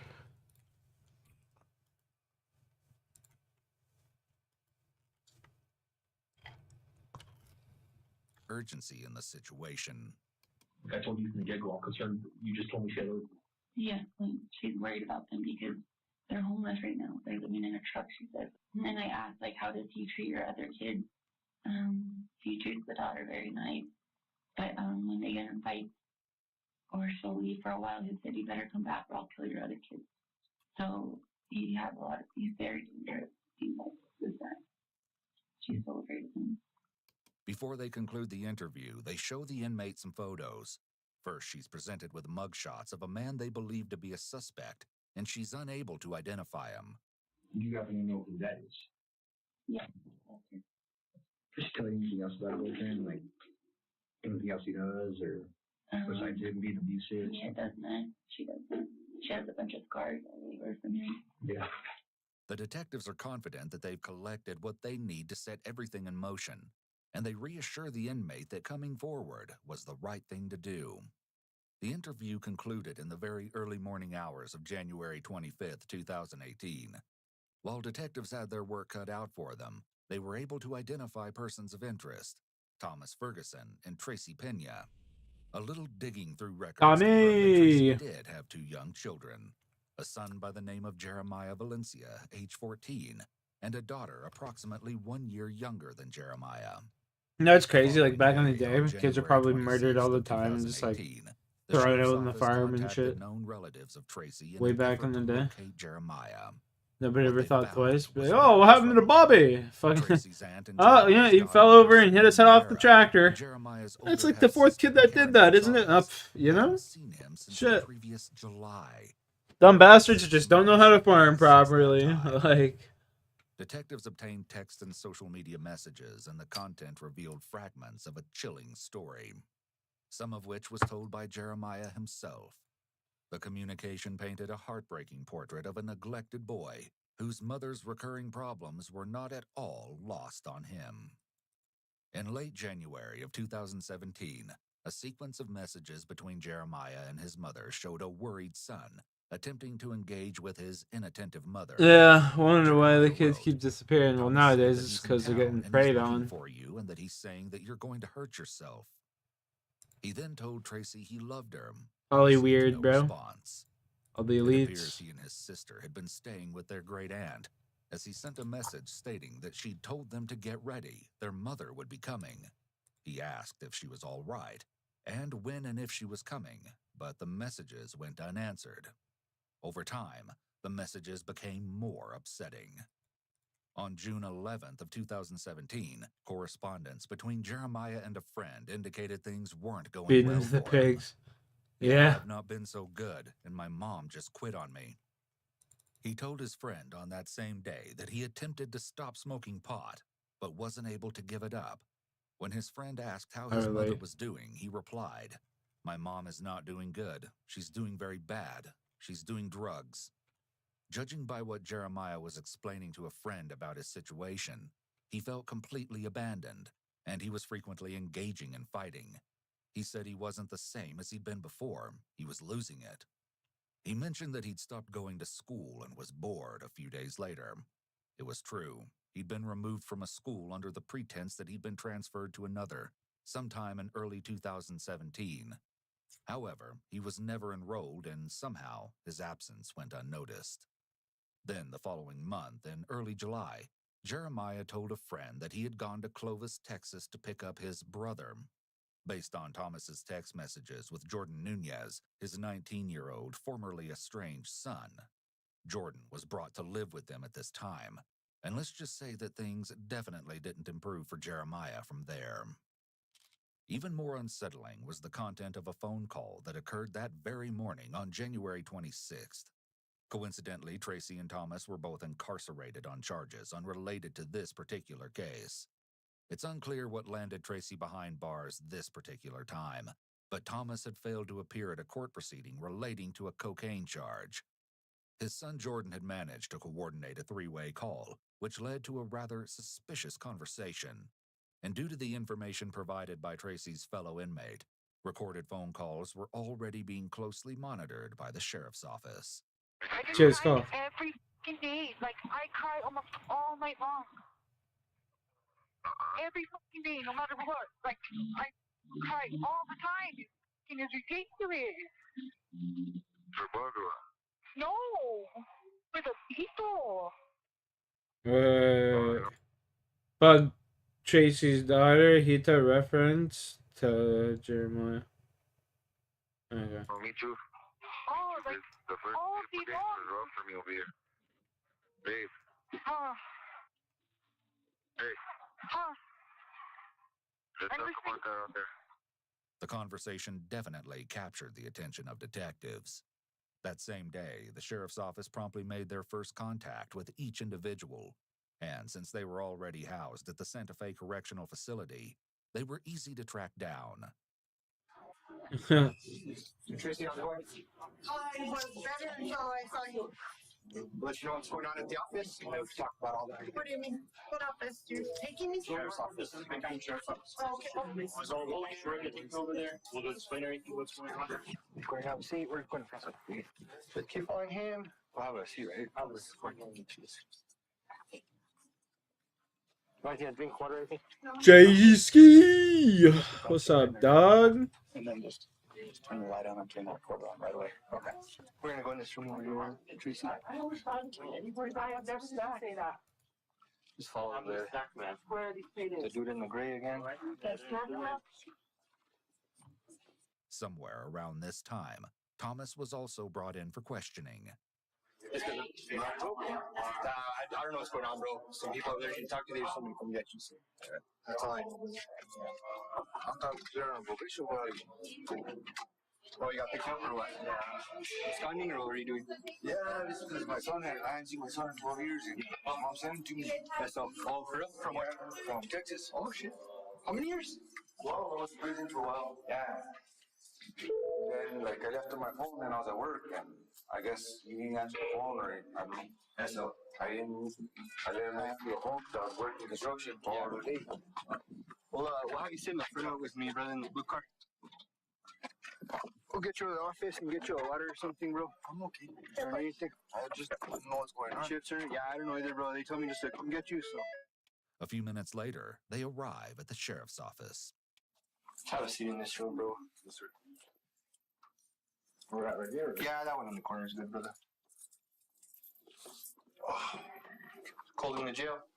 It seems the detective is priming Thomas for the pending interrogation that will be led by another detective as they engage in small talk and establish rapport. What's your son's name? Jordan. Oh, well, didn't he punch some dude up north? Yeah. Because your last name's Ferguson, huh? Yes, sir. Yeah, I think I heard about that, bro. As a matter of fact, Thomas's 19-year-old son, Jordan Nunez, had punched some dude. And seeing how he will soon become an integral part of this whole catastrophe, it's important to include details of the altercation that occurred the month prior. It was early the previous December, and wouldn't you know, it was all captured on video. Surveillance footage shows Jordan and a friend. Fuck, dude, imagine back in the day when there was no video recording everywhere. How many people just got away with crime? It's crazy. And parks near a white truck. Two people exit the vehicle and head for the store, but the male figure soon turns around, and we see Jordan exit the passenger side of the truck. It appears the two have words as Jordan follows the man, both heading toward the store. Then Jordan gets in the man's face and lands a sudden punch square in his jaw. We see the man and his girlfriend at the entrance at the store, immediately after the assault has occurred. It appears someone is recording the altercation on his cell phone. Police respond and speak with the man. Do you want to press charges? What do you want to do, man? Yeah, I'm thinking about pressing charges. So it's a yes or a no? Yes. Yeah? Okay. They also catch up with Jordan, and he makes an intriguing comment as he gives his side of the story leading up to when he threw the single punch. When he called me name. What did he call you? He called me. Something we're getting a fight over, but, you know, I'm a hothead, you know. Perhaps an indication of his true temperament. The theory will be further supported as the story wears on. Back in the interrogation, the rapport building between the detective and Thomas continued. Are you guys living up north now, or where are you living? That's where I was living till I came in here. Oh, okay. The detective kept at the conversation for an extended Nah, period hey, of you time know. while another detective was speaking with Tracy down the hall. She'd been advised of her Miranda That's rights my and essay, agreed to brethren. shed light on the situation. Well, she gave her version of it. The main focus of the interrogation was to establish her children's whereabouts. According to Tracy, her daughter was in the care of Thomas's son Jordan, while she and Thomas were both incarcerated. She claimed Jeremiah, on the other hand, had run away a few weeks earlier. When asked why she hadn't reported the 14-year-old child as a runaway, Yeah, she what the fuck? explained that she had active arrest warrants. Naturally, she wanted to avoid contact with law enforcement. But during the interrogation, Tracy's story soon changed. She provided conflicting statements and, when Horizon's confronted, still good. she She's just referred not back as to her broken prison as she visit a was. few months prior that spanned November 24th through the 26th. And Hold that was 2. Let's precisely go. when a glimpse into the true horror of the situation began to show itself. According to official police documents, Tracy explained that it started when she returned to her Santa Fe rental home on November Alex, what time 26th, does upon release from her latest stint at the detention regionals center. start tomorrow? Once there, she located Jeremiah on his futon bed, wrapped in a blanket. However, upon a closer look, it was clear that he wasn't sleeping. His eyes were wide open, his stare blank. His body was completely stiff, lifeless. Up to that 1 point, it p.m. seemed the story could be viable. However, the tale then 1 p.m. became 2 p.m. foggy as Tracy provided a particularly vague sequence of events. After realizing that her son Jeremiah was dead, Tracy found Thomas in the garage of the rental home. She informed Thomas of what she'd observed. Then Thomas allegedly moved Jeremiah from the futon to a vehicle, departed the premises with Jeremiah's body, and later returned by himself. She claimed that they never spoke about what happened. However, given that Tracy's story had already evolved just during the course of her short interview, detectives were likely questioning the validity of her account. A couple of weeks later, on December 6th, which would have marked Jeremiah's 14th birthday, Thomas allegedly drove Tracy to a secluded location a few miles east of their residence. They exited the vehicle and walked a short distance, at which time Thomas informed Tracy that her son's body had been buried nearby. At this time, it was pretty clear that a conversation with Thomas was in order, and the rapport-building phase had more than run its course. The detective quickly cut to the chase. Can I speak to you in private? Yeah. Just you. Can we talk in private? This is private right here. You know, the open citizen watching us. I'll get them all out of that. No. Look, they're all getting out. Excuse me. Let's go. It's an unconventional setting for an interrogation as we strain to pick up bits and pieces of dialogue recorded by a detective's body camera. But the most important elements are captured, and you won't believe what Thomas is about to divulge. I didn't do that to him. What Tracy told me to do was that whenever she went into the house, that Jeremiah looked like he had been turned different. So he had to be, when I went outside, he had to be like, one of them turns different. I guess one of them turned different. I need him on the side. He was facing like this. When I went in, she told me he passed away. He was looking up like that. Like a blank stare. Yeah, like, I don't know, like weird. Like, that's not the way I need him down. He broke down crying, she broke down crying. I don't know. They talked about something. That's where my mind's at. You know what I mean? I don't. They're trying to blame me. You know what I'm saying? Why would your own son blame me? An interesting topic that we'll soon hear more of. Then, Thomas's concern swiftly transitions to what Tracy's daughter may or may not be saying. All she remembers is being at the house. She's not saying anything. So we don't have it. Her saying, Mom did it. Not saying it. We will find out.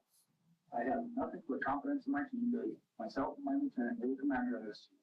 How are you going to know? Because I don't even know who did it. I didn't know who was in the living room with them when they were there. This is, you'd be amazed on what forensic science can do. Okay? I don't know if you watch TV, but there's some similarity. But I have gas crime scenes first. I have kick-ass crime sense. They have all my office of the medical examiner. Okay? Don't figure out how we died. Some sort of mission. We don't know that right now. That's the cop I won't work in my murder. He died in our house. And nobody did anything. If I were to get murdered, We're gonna look at the scenes. We're gonna look at his body. kick-ass crime scenes. My team's damn good at looking. I've never lost a murder case in my entire career. I'm Woo. here. My whole team's here. This department's here. Let's get justice. However, it's clear by Thomas's response that his only concern is himself. But you justice doesn't mean charging me with something I didn't do. That's what I'm saying. Well, but we still have the probable cause because of the fact that you were there. You're already in this mix, dude. You're gonna have to fight it. You're gonna have to do whatever you gotta do. You're gonna help me. Well, if you help us, and that evidence proves otherwise, that's gonna be good. You're gonna take a ride. We're not gonna take a ride right now. I'm gonna help you with this. I know more or less, but I'm not going to get it. I'm not going to get any of that. So, if I put you in a car, me and a couple other guys, just me and you, well, I have to take somebody else with me. That's against our policy. Okay? And the only reason I know the area is because and I don't know exactly the exact spot, but I know more or less. I'm like, you guys. Where am I going to go? Am I going to get called? You're stuck on the side right now, so I can see that way. That's it. Either way. While this interview is taking place, it turns out that someone else is listening in, unbeknownst to Thomas. And that someone happens to be no other than his son, Jordan. All you guys had something to do with that, and that's why we're going to get charged.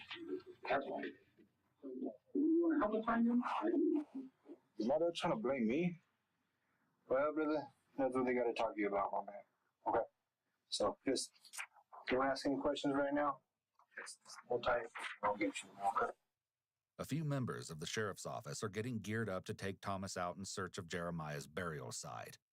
Though it's unclear how Thomas would know the area if he truly wasn't there when Jeremiah's body was abandoned. Still, he claims to know the vicinity of the location, more or less. Of course, he maintains that he wasn't the person who was responsible for the death. Good question you asked. This one? They're trying to put this on me? Mm-hmm. A father attempting to shift blame away from himself and toward his own son during an investigation would be That's cold. inconceivable under typical That's circumstances. cold. But within the context of this terrible situation, we're beginning to see a pattern, a window into the mind of an extremely disturbed individual. This is a classic case of antisocial personality disorder.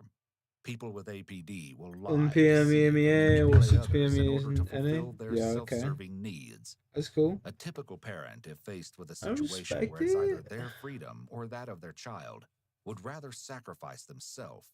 Thomas, on the other hand, clearly has no qualms about implicating those closest to him in the name of self-preservation, and his accusations will only become more blatant from here. 3 members of the sheriff's office, along with Thomas, arrive at the alleged site around 10 o'clock that same night and begin to scour the area. They said it wasn't hard to walk down. Dude, like I said, I wasn't out here, but I'm telling you. They said there was a no dumping sign, and I saw a no dumping sign. I was going up along the road. The fact that Thomas keeps repeating that he wasn't there is an indication of deception. He wants to make sure he emphasizes that he was not there, because people who lie tend to have at least some level of insecurity about their lie, or they want to make sure that the receiver is buying their lie. This type of repetition is called emphasis in verbal communication analysis. People can engage in emphasis either verbally or in nonverbal ways. When liars try to omit information or provide false information, their emphasis will typically appear unnatural, such as in Thomas's case. They continue to make their way through the rough terrain, but what they're looking for isn't clear. One of the detectives requests more information. Hey, Tomas says, you're like in a blanket. I don't know, dude. I didn't wrap them up. I didn't do any of that. You don't know anything about that? I'm telling you, possibly a yellow blanket, according to her. What I remember, he says like a blue comforter, dude. Like when I covered him with in the room, yeah, it was like a bluish white, blue on one side, okay, and white comforter. That's when he was bleeding, like I told you guys. Okay. He said you could walk like down a little hill. Yeah. And then you walk down kind of like an angle like this, and then you turn. And it's like a little thing where like water went. Water went like how water ran, like a ditch. Like when it rains or the water will. Culvert. Yeah. I don't know about a culvert, but like a pipe where it washes down. Okay. Oh, I got you. It washes away. I got you. Like a little ditch or some shit. Yeah. Something like that is what they told me. Okay. Thomas repeatedly refers to they and her. The only potential individuals he could be implicating are Tracy, Jordan, and Tracy's young daughter. Once again, the repetition is a sign that he's being Trying to blame like deceptive. the fucking 10-year-old Get those girl. dogs out here, bro. The G. Dude. Do you want to just go down a little bit more? Yeah. I feel like he's right here, bro. Somewhere right here. But the search ends before a gravesite is found, and the reason behind Thomas's inability to locate Jeremiah's resting place is murky at best. Either he truly doesn't know the location, or he's putting forth his best effort to convince law enforcement that this is the case. Considering what Tracy is about to assert relating to Thomas's involvement in the sacrilegious burial, you'll soon be able to draw your own conclusion. It's the following morning when she is escorted by detectives to the very area visited with Thomas the previous night. And there's a tree. I think this is it. After just several minutes on site, they approach the location where Tracy believes Jeremiah's body may be hidden. So you're sure this is it? Okay. And this is what you remember that? Sir, I couldn't see the cars, but I can hear them.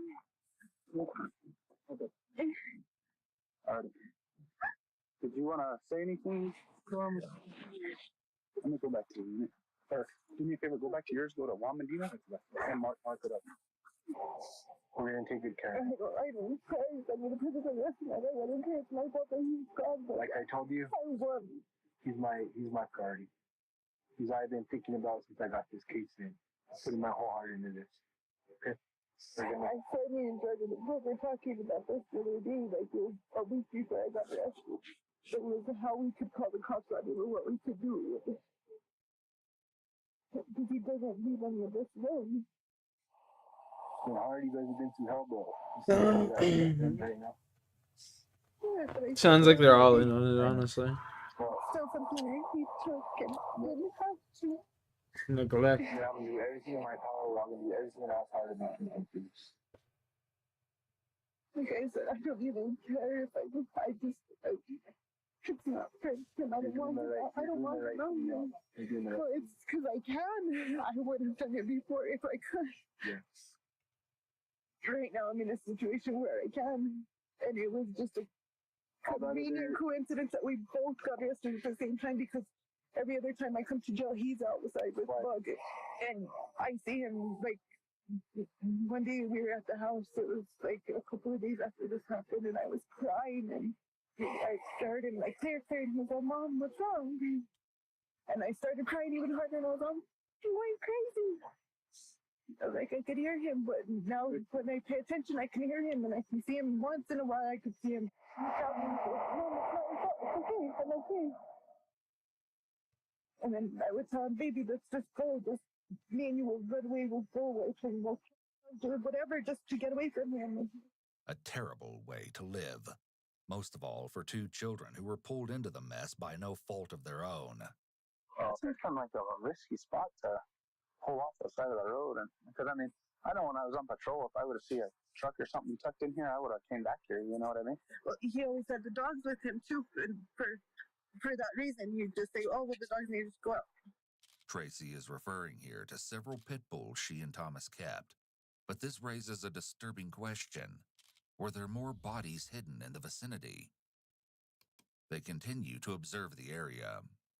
There's another tire over there. So, see, like last night, he kept on saying guardrail and tires and glass. See, and then there's a wood pellet, and there's a bunch of wood pellets either in or behind the garage. Is that from your house? It looks like it. Could these be his tracks? Yeah. Okay, let's stay off those. Okay. Hey, we want to stay off these tracks because she said he backed in right here. I walked that way too, but I mean, there's still good impressions. That's how I figured out that he put a GPS tracker on my phone. Was because even when I turned it off, he could still find where I was at. This dude is no good. my poor Jordan, he was already like, he was all, the only way we're gonna get rid of him is if we kill him. That's the only way we're gonna get away from him. I was like, we can't. Like, we'll figure out something. And we were all like grasping at straws. And then Blog, she was like my main concern after. Like, I was like, and she was. She's scared to death of him too. Oh, all of us are scared of him. Did you slit her head with bullcrap after all this? Oh, probably. I tried, but she was crying one day, and I told her, "What's wrong, baby?" She was like, "Mom, he doesn't even use the bathroom. He makes you go in there with him." Like, she was like, "He can't even take a shit by himself." And he would be like, "Come here," and then I'd be like, "Dude, I want to stand there with you." How did you do that? So that he could know where I was at, because he always thought I was going to call the cops. And then when we were in the hotel, he would disconnect the phone and he would hide the phone. The kidnapping charge that he's on. Yeah. I looked it up, because I was looking up a court case, and there's a charge and all this stuff that wasn't on his paperwork, but it's because they dismissed the charge. Yeah. And all he got was the kidnapping. Still a pretty serious damn charge. It was true. Thomas had an extensive criminal history, including violent offenses that spread over the previous 20 years. In fact, he'd later be referred to They by keep the letting him out on Mexico bail. State Police Chief Makes as sense. a career criminal. He'd more than earned the title. In 2003, he was found guilty of battery on a household member in Santa Fe. In 2015, Thomas pleaded guilty to kidnapping and aggravated battery against a household member. His sentence consisted mostly of supervised probation. The following year, in 2016, a criminal complaint was filed in Sandoval County, New Mexico. Apparently, when Thomas's probation officer checked in on him, a woman who was his girlfriend at that time answered the door and seemed to be exhibiting signs of battery. Upon word of the occurrence, a Santa Fe prosecutor filed a motion to revoke Thomas's probation. A judge found that he had indeed violated his probation. However, instead of serving the remainder of his sentence in prison, as recommended by a state probation officer, the judge allowed Thomas to remain on probation. Yeah. On November 20th of 2017, the Santa Fe District Attorney's Office filed yet another motion to revoke Thomas's probation. This time around, he'd absconded. He'd failed to report to his probation officer the previous summer, and he'd moved to a different residence without being permitted to do so, as required by the court. Approximately 1 week later, Jeremiah was dead. I don't want to know everything that happened, but I want you guys to know everything that happened. I want to know everything. Well, I don't want to. I want you guys to know everything that happened to me. I don't want to know the details of it. The stuff I already know is too much. Well, let's look at like It the was actual much, definition. And before all was said and done, another life would meet its untimely end. Let's look at the actual definition Could here. have ever predicted. You never say anything about According to the actual definition, Stoicism teaches the development of self-control as a means of overcoming destructive emotions. The philosophy holds that becoming a clear and unbiased thinker allows one to understand the universal reason. Indeed, I do. I preach it all the time. I can handle it. Don't worry, Mom. I'm strong. I got this. I always say that. And he got mad one day because he was One going second. to hit Jeremiah, and I told him. I'm always preaching that like nothing is without its bounds as long as you start thinking it and like, you know, putting your thoughts in emotion. I think Thomas was afraid of Jeremiah growing up, getting bigger, and beating the shit out of him. He would have. I think he had already tried once he threw the chemicals at him and stuff. Yeah. He was like, this kid is too much. Like, You heard that correctly. Jeremiah had chemicals thrown on him, and that wasn't even the worst of it. I think you're exactly right. That's exactly what it was. He knew Jeremiah was going to be bigger and stronger and smarter than him, and he saw him as a threat. Yep. People with antisocial personality disorder can have very primitive instincts in the sense that they often have to feel like the alpha or the dominant member of the Am I family, watching some like or the true gang. crime bullshit? We don't know a lot about Jeremiah's personality, but maybe the young boy had qualities that Thomas sensed were a threat to his alpha role in the home. Additionally, people with antisocial personality disorder demand total obedience from those they believe they lead. They will often feel insulted or personally attacked if someone in the family or group defies or challenges them. They will often retaliate against that person, only they will do so in a manner that is far more severe than whatever the family member or group member did to them. People with antisocial personality are highly spiteful and vindictive, so this contributes to the severity of their retaliation against others for what they perceive as an offense. They also hate being exposed to the group as being a tyrant, even if they are. If, for instance, Jeremiah called Thomas out for being unfair or cruel, Thomas was exposed to the rest of the family and his position of power and control in the household was jeopardized. Or at least, this could have been the way Thomas saw it. Cadaver dogs arrive at the scene as law enforcement prepares for the next steps in recovering what they believe to be Jeremiah's remains. Tracy, I have to take you back now, okay? But we're gonna keep you updated. We're gonna Okay, so I'm gonna be at your office. Will you call and let them know? Please, just so I We can. will. I promise you. Okay? Thank you. Good luck. Thank you. Thank you. We're gonna do our job. I appreciate you. I do. Please. As the cadaver dog begins his undertaking, a detective references a ghastly claim made by Tracy earlier that day. She said she's been out there twice. Fireplace? Yeah. She even said that he moved the body. Or possibly. No, she said that he would threaten to move the body if she didn't do what he said and all this crap. So she wouldn't know where he was at? Yeah. But the canine reinforced Tracy's assumption that they'd located the correct area. Tree branches had been arranged in a pile, an animal skull placed on top. The cadaver dog signaled to its handler that human remains lay there below the surface. While January 27th had proved to be a terrible Why the heartbreaking animal skull, day, though? the developments that came along with it were paramount to the case. In addition to uncovering the location where Jeremiah's remains were believed to have been hidden, a search of the deserted rental home was conducted upon issuance of a search warrant. And within those walls, haunting glimpses into the terrible conditions where Jeremiah spent the unbearable ending to his young life would be exposed. Look for blood in the bathroom and in the bathtub. Can I get a call number? Yeah, it's coming. Awesome. Here's a rag. A bag? They just called and said at the safe house, the little girl said that he would lock the little boy in the kennel. Yeah. Dog kennel. Even seasoned members of law enforcement can't believe what they're hearing. So this is where they were locked in. Yeah. This is freezing in here. On January 28th, the following day, an extremely complex and intricate excavation was carried out at the burial site. Various members of law enforcement went to great lengths to preserve evidence. After several hours of painstaking efforts, the plastic storage container was finally extracted from the ground where it had been dumped upside down. An autopsy was performed on Monday, January 29th, the morning after remains believed to be those of Jeremiah had been located, and the findings were deeply disturbing. Law enforcement would become privy to all of the horrendous details relating to how the injuries were sustained as the story would continue to unfold. And as you'll see, the types of cruel wounds inflicted on the child could have only been conjured up by the most evil of minds.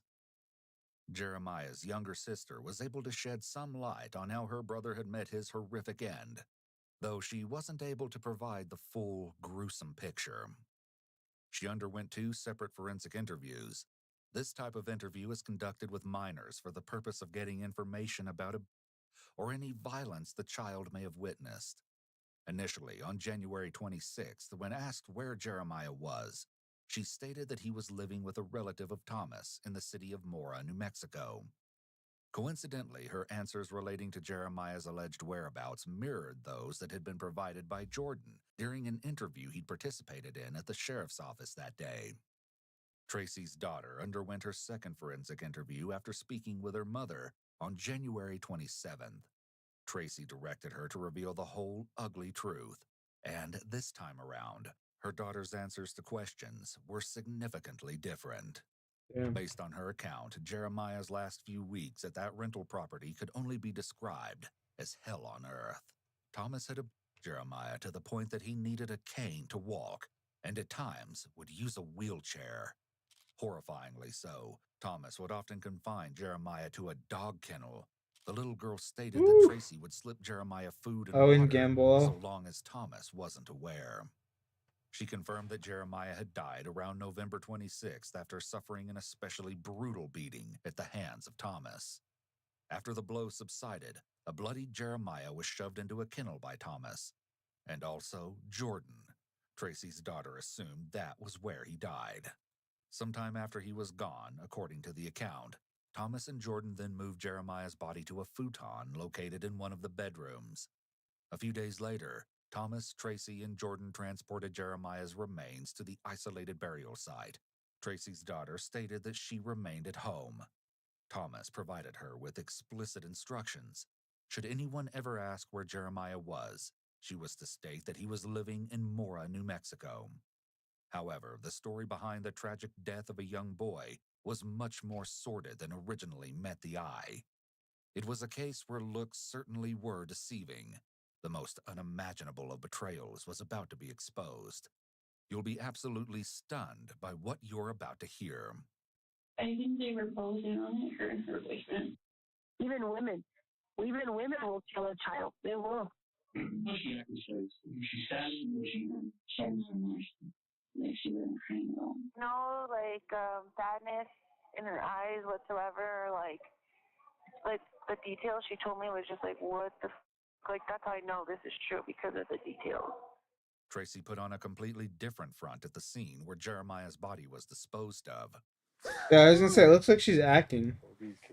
Before, like right here, when she was making these faces and shit, like those just don't look real, you know? Tracy appears to be in severe emotional pain.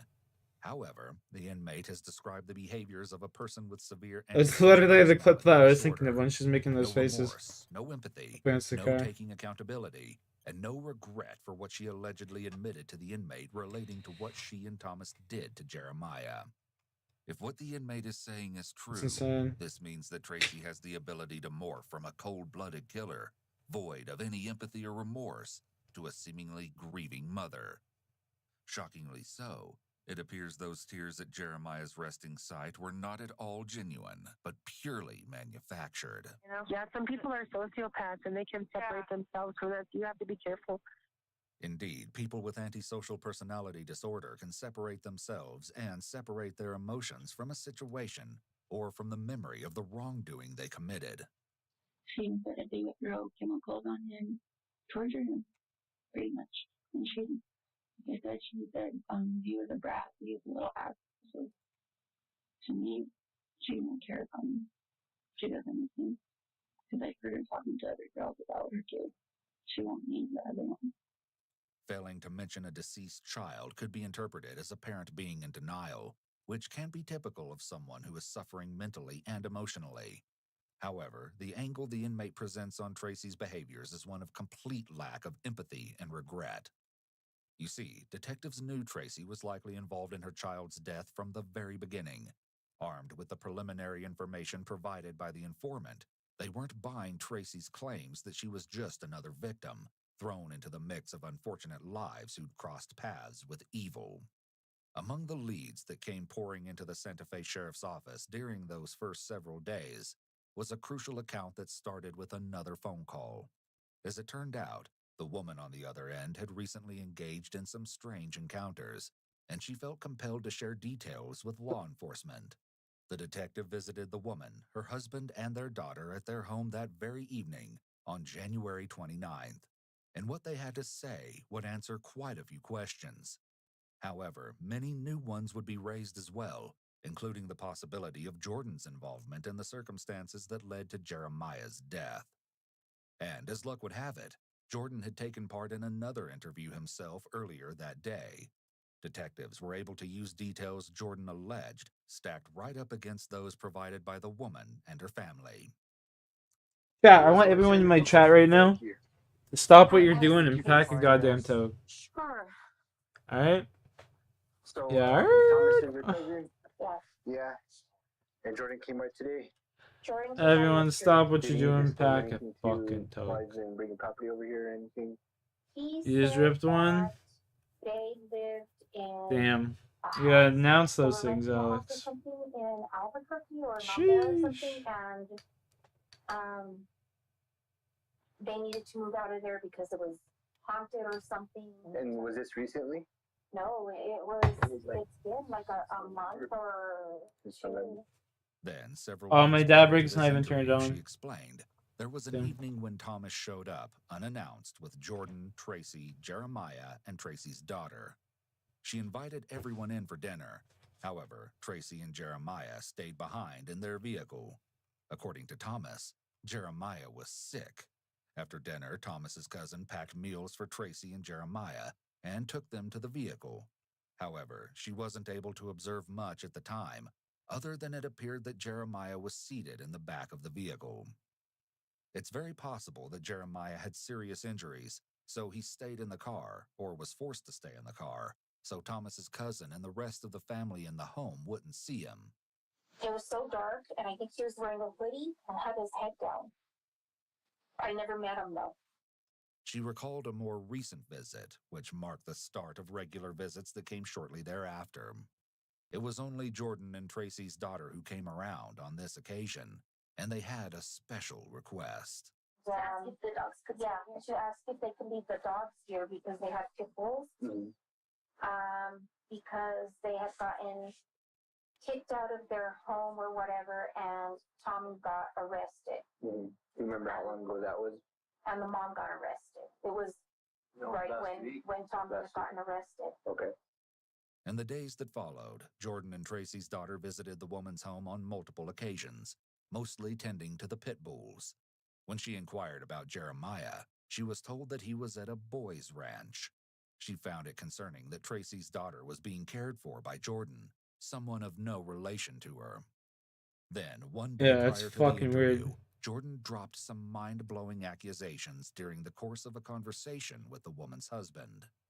For some reason, he said that he's trying to pin that little boy's dead. I said, what? Like, what are you saying? He's all, oh, my dad would beat him. And he said he tried to get out one day and he put a gun to his face and brass knuckle or something like that. He goes, if you say anything, you better say this or I'll kill you. She explained that her husband then conveyed to her what Jordan had said. When Jordan returned to the property later that afternoon, she had to hear it all for herself. Is it true what you told my husband? He said about the little boy? And he said, yeah, and then he just spilled the penis too. We stayed talking about an hour. I think he beat him to death and snapped his neck and he had cuts all over his leg and everything because he messed up his Cadillac a little bit and he didn't pick up the poop from the dog and we didn't abusing him, but I can't do nothing because he killed me. He told me that that Tommy had kept him inside barricaded, like a prison. That he would keep him inside, that he would lock him up, he would bolt them, and that they couldn't even take a shower or use the bathroom because they were locked inside the rooms. Mm-hmm. He said something about him doing meth.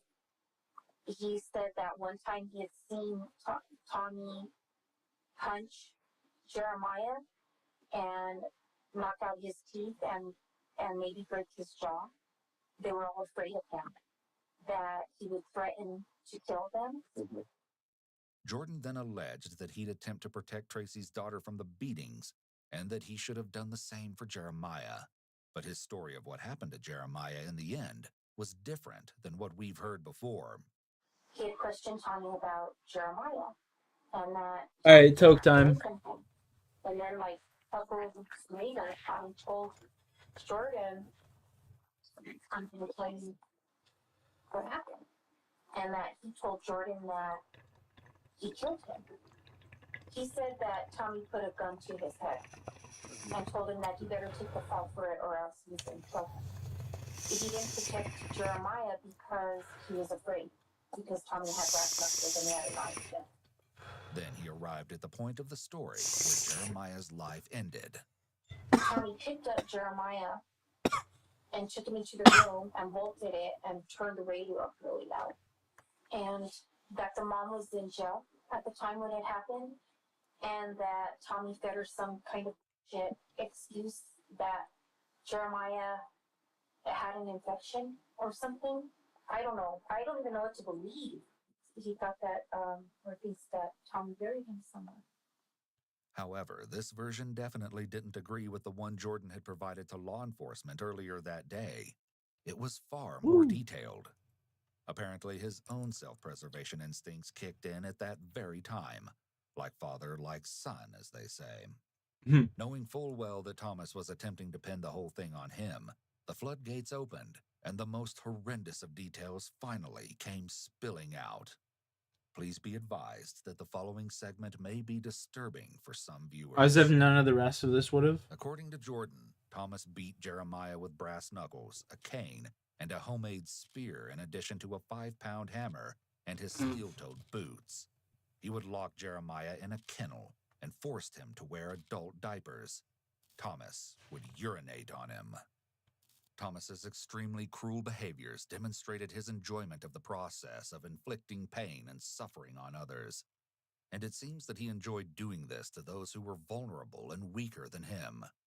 People with severe antisocial personality disorder can often display this particular trait, where they enjoy the process of developing and thinking about torture methods, and then they enjoy the process of inflicting these methods slowly. Looks like my buddy's dad.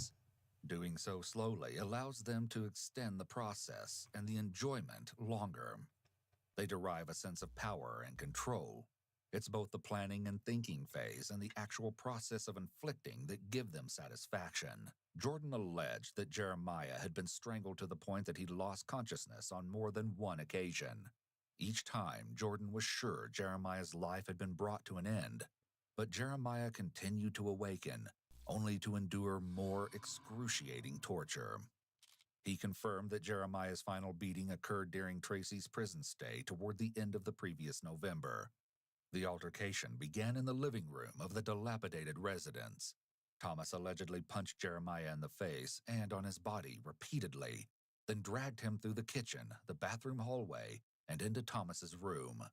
Once there, Thomas continued to punch a bleeding Jeremiah in the face with such force that some of his teeth were said to have been knocked out. It was then that Thomas shoved Jeremiah's lifeless body into a dog kennel. By this time, Jeremiah was likely deceased, as far as Jordan alleged. According to Jordan's version, Thomas pointed a sawed-off shotgun at him and ordered Jordan to assist with his nauseating plan. Jeremiah's body was moved to the shoddy black futon in his own bedroom, and that was where Tracy reportedly located her son on November 26th, when she returned home upon her release from the detention center. Jeremiah was then moved yet again to the garage on the premises. Shortly thereafter, Thomas allegedly forced Jordan to accompany him on a trip to the local Family Dollar store, from where they stole supplies including plastic sheeting, duct tape, and rubber gloves. When they returned home to their garage, Jordan asserted that Thomas threatened to harm both him and Tracy if they didn't assist him in disposing of the child's body. Jordan and Thomas wrapped Jeremiah's body in the plastic sheeting and duct tape. His remains were then forced into a plastic storage container. In order to close and secure the lid, Thomas allegedly knelt on top of the container and wrapped it in duct tape. It was approximately 2 to 3 days before Jeremiah's remains were disposed of. Going from the dollar store, that's what went through my mind too. I was like, you're fucking pathetic. Not only do you kill your children, but you're stealing from the fucking dollar store.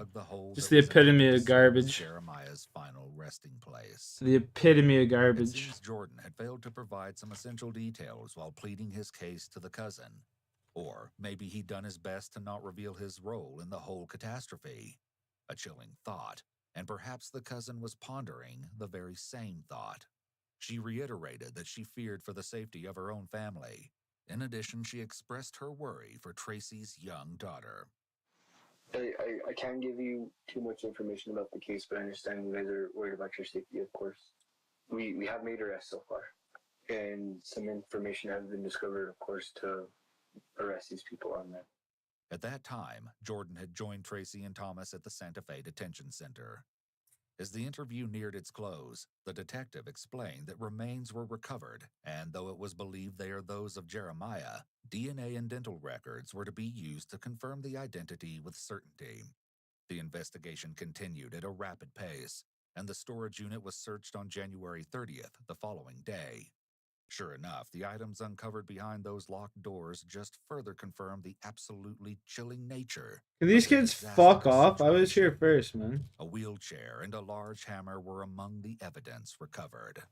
God A damn. few days before, back on the morning of January 26th, you probably remember when Tracy and Thomas spoke on that three-way call coordinated by Jordan, prior to both parties being transported to the sheriff's office. I've been crying every fucking day. Like, I cry almost all night long. Every fucking day, no matter what. Like, I fucking cry all the time. It's ridiculous. For Barbara. No, for the people. Tracy doesn't sound like she's blaming Thomas for Jeremiah's death. She speaks as if it was inevitable, the way a parent would talk about their child passing from an accident or illness. But we know Jeremiah's death was not inevitable in any way. And there was more to that conversation. I am crazy, and you make me more crazy. Yeah, I'm not gonna make you anything. You're already crazy as Shut up. You're stupid. I love you. I love you too. I miss you so much. I miss you. I miss you too. One of the most confounding things about individuals with antisocial personality disorder is their ability to adjust their behaviors and interactions with others depending on the circumstances and on what suits their needs. Like a chameleon, they can take on different identities. In this phone call, Thomas also talks about family, spending the day with the kids and going to the zoo when he gets out, and date night with Tracy. He sounds like a family man who cares about his partner and their children. However, we know what Thomas did to Jeremiah, and it shows that when he switches to one of his other identities, it is one of pure evil. When Tracy concludes the call by telling Thomas that she loves him, it could possibly indicate that Thomas had her blessing when he murdered Jeremiah. But the sentiment seems to have slipped away quickly, and Tracy had a change of heart shortly thereafter. Soon, she and Jordan had become allies and were positioning themselves to place all blame on Thomas. The following call came just 2 days later. Listen to me, son. This is what I want you to do. I want you to go and get all the titles from Juan. I want you to sign every single one of them. And I want you to sell all those cars. Well, except for the Benz, and if you want the Caddy, whatever. Keep one for me and one for you. They had to make plans. The tables were beginning to turn. That's the thing. Your dad is putting all this on me, so I might not get out for a while. They're charging me with child resulting in great bodily harm or death. So I'm getting charged with the exact same thing he is. Tracy was seeing the writing on the wall. Despite that, while her son's body was being extracted from the ground at that very time, she was still able to take some satisfaction in an alleged conversation between the police and Thomas, one that she shared with Jordan. And he got all hurt and fucking almost started crying and some more shit because the cop told him, "You're a child killer, you like to beat women and children, and if we had the death penalty, you would fry, motherfucker." And his dad was all freaking out. Tracy's laugh shows her lack of concern for whatever consequences Thomas has to face. A stark contrast from 2 days prior, when she and Thomas were saying how they love and miss each other. That's crazy. It seems like the That members of chick's this like the family type of are able woman to shift murder in you. and out of different They're perfect for identities, each other. depending on the circumstances. It should also be noted that during the phone calls with Jordan and Thomas, Tracy certainly does not sound afraid, nor is she compliant in her interactions with Thomas, despite previous footage of Tracy sobbing and appearing like a helpless victim when in the presence of police. Typically, domestic violence victims have been forced into compliance because they fear that fighting back, or even arguing back, could trigger the perpetrator to be abusive. Tracy overall presents as an individual with no remorse and little to no feeling for her dead son, who was murdered after enduring unthinkable torture. Tracy then reassured Jordan that Thomas's fate had been sealed, according to police. He was a paper what he did. Oh yeah, he's going to. The cops told me that they were like, "We promise, no matter what happens, he's not gonna get out. Like, he's gonna spend the rest of his life in prison." That prophecy would prove true, just not in the way you'd imagine. Their days were numbered. The truth was making itself known, and Jeremiah's existence couldn't be erased. The kid, known for his caring, friendly nature, had made an impact on many during the course of his short life. It came as no surprise when Jordan received the same charge referenced by Tracy. Of course, he maintained he'd had no part in the killing, as heard in a conversation with his sister on January 31st. They charged me with child abuse and cause of death. I didn't even touch Jeremiah. He looked up to me. I loved him. He made me help him get rid of the body. He had me at gunpoint. Obviously, law enforcement didn't buy his claims. Thomas continued his theme, as evidenced from the following prison phone call that occurred in early April, likely between Thomas and his mother. If they really were to look at things, they could tell that Julian did this because she already changed the story so many times, so he's the one who's lying. Whenever this stuff happened, I was asleep in my room. They were jumping around. I thought they were messing around, lifting it up, and I yelled at them to cut it out, and I went back to sleep. Of course, from there, all blame fell on Jordan. But as the three defendants continued to maneuver, the charges remained, and rightly so. According to the autopsy, the cause of Jeremiah's death was determined to be blunt force trauma, and there was no question that he'd suffered ongoing abuse and torture. He had multiple jaw fractures and a recent fracture in his left hand. In addition, 3 of his ribs had been fractured, and signs of healing indicated the injury had occurred well before his death. However, the most unbelievably shocking development of all occurred at the end of April, and it would change everything. One more life had come to an end. It happened within a prison cell at the Santa Fe County Detention Center. One boy killed himself? Had threaded a bedsheet through an opening between a metal bar and a window, a small area that lacked the sealant needed to prevent such an act. Thomas Ferguson was dead. On the wall read, "I died here." In a letter found nearby, he professed both his innocence and his love for Tracy. After Thomas's departure from the pending proceedings, the prosecution focused their efforts on the involvement of Tracy and Jordan in Jeremiah's death. Both faced at least a dozen charges. The prosecution asserted that it was Jordan who delivered the final deadly blow to the child. It's likely we'll never know exactly what happened behind those doors, nor who inflicted the final injuries that culminated in Jeremiah's senseless death. And though Thomas was able to escape legal recourse in yet another cowardly move, true to his character, Tracy and Jordan had to answer for their involvement. In November of 2018, Tracy pleaded guilty to child abuse resulting in death. And a final twist, in continuing with the whole theme of this disturbing story, she also agreed to testify against Jordan. In exchange, she received a 12-year prison sentence. 12 years? Accepted a plea deal as well in October 2021. As a result, Tracy's testimony was not needed. Jordan pleaded guilty to child abuse resulting in death, in addition to 2 counts of tampering with evidence. He received a 21-year prison term.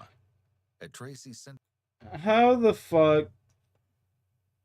I guess she was in jail while it happened. Jeremiah's godmother, who That's the only cared for him and reason. his sister over the years, summed up the She was in case jail. one powerful sentence. It's not like she didn't know where someone was getting It's his easy to ass blame beat. this on drugs and being the victim of a lousy excuse for a man. But the only victims in this case were Jeremiah and his sister. It's like one thing I've realized with this bullshit, bro, is I wanted to bury her either next to some water or next to some trees. Why is that? Because that's where I would like to be buried. If somebody had killed me, I would hope that they would bury me next to something nice. I just don't mean some dumpster. oh, here we go, baby.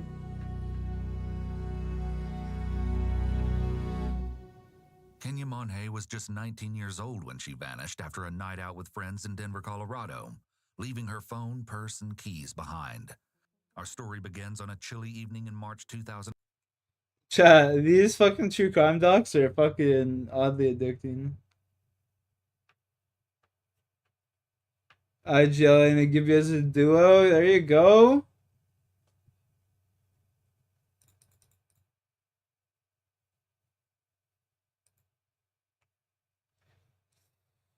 Shit, making me want to play Apex now.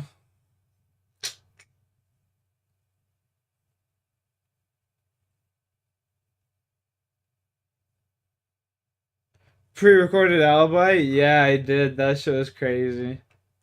Yeah, I did see that. That was fucking wild. It's smart though.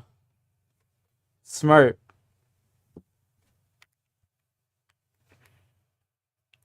Not smart enough. 2011 in downtown Denver, Colorado, where Kenya Monhay and her friends were out at the popular nightclub 24K. While the young women weren't 21 yet, they used fake IDs to gain entry and order alcoholic drinks at the club. As the night progressed, the teenagers reportedly became very intoxicated. And I'll be back in a minute. I'm gonna go see. I'm gonna wait for this to disappear because it's gonna disappear. See what my mom's saying.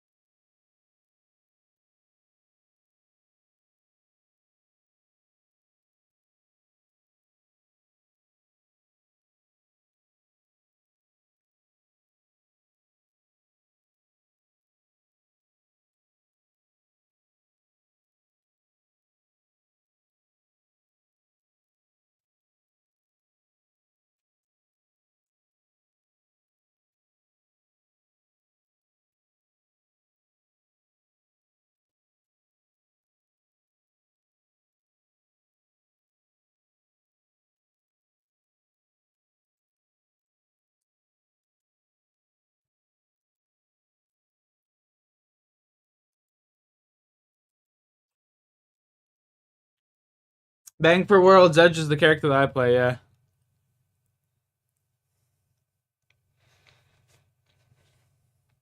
And at some point, Kenya was Like, none of my teammates ever liked playing her. Some sources state that she'd For been some kicked reason out in of the ranked. club. Others claim she simply left to go to the restroom. Or like my and never teammates, like returned. other than like Either Crux way, and Kenya J-Ski. ended up outside and alone, They're like with all her personal belongings anomalies. abandoned on a Because we table actually play inside together the for the most part. nightclub.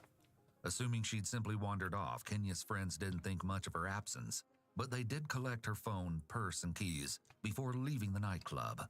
However, the following day, alarm bells started to go off when Kenya was still nowhere to be found.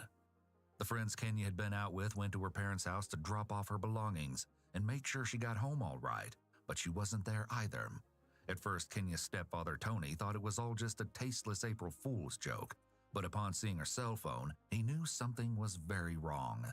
As with most teenagers, Kenya was rarely without her phone, and she definitely wouldn't have gone You know, anywhere for Chan? an extended Actually, you time know what? without it, Never at mind. least not willingly. Never mind. Trying Let's not just to take it, panic, Toke. Tony unlocked Kenya's phone and started looking for clues as to where she might be. But he stopped dead in his tracks when a strange text message came through to her phone from an unknown number. "Hey, this is Travis, the guy who gave you a ride last night. White, creepy van. Did you get home okay?" Tony called the number repeatedly but got no response, so he and She Kenya's mad. mother made the decision to file a missing persons report. But unfortunately, the She officers didn't mad. take them seriously and, in a tale as old as time, told the worried parents that they had to wait at least 72 hours to report her missing. You know, every Fuse teammate Frustrated I by her get lack of concern, is either like the Kenya's worst player in family the didn't game know or the what to best, do. and then there's never an in Fortunately, between. Travis, the man from the text message, finally called back the next day. He politely explained to Tony that he had seen Kenya alone on the street outside the nightclub How you after lose midnight it? and offered her a ride I've had, home. yeah. The I don't know. 31-year-old stated that she was clearly intoxicated. Yeah, the one and day, looked like she needed help. the one day I So he do figured like, he'd do the noble thing I and knock get a her home kid and I do safely. like 150 Plus, her damage to the address other was super kid. close to the bakery where he worked. Our So he teammate seemed to runs know up, the area knocks well. one, and then like But our teammate and J-Ski loses a 2v1 to the one kid. And then Travis J-Ski continued, just saying that rage quit. Kenya asked if they could stop at a Conoco gas station I was on just the way like, home, damn, so she son, could purchase ain't that cigarettes, serious? but the store was closed when they arrived. However, he said that Kenya noticed another man, who he called Dan, standing outside smoking a cigarette and decided to join him. Travis remembered that the two had a short conversation in Spanish before eventually walking away together. Travis said this was the last time he saw Kenya. The conversation ended with Travis saying, "I wish I knew more about what happened to your daughter, but I told you everything I know." Still, Tony wasn't done asking questions just yet, and requested that Travis meet him in person at the Conoco gas station to talk further. The worried stepfather knew the police weren't going to help until 72 hours had passed, Cheers. so he felt he had no other option but to take action. Tony was wary of Travis, so on his way out the door, he grabbed a 9mm handgun. However, when Kenya's mother, Maria, realized what was happening, she begged him not to go. Tony, however, told her that he had no choice and left without another word. When Tony arrived at the gas station, it was swarming with police cruisers. As it turned out, Maria had called 911 right after he left home and requested officers be present during the meeting in case things got out of hand. Regardless, Travis I'm exited not his gonna lie, ride. chat. I'm not that invested into this one. This one seems kind of soft. It's like such a disgusting thing to say about this shit, but I'm in it for the entertainment purpose at this point, you know? So.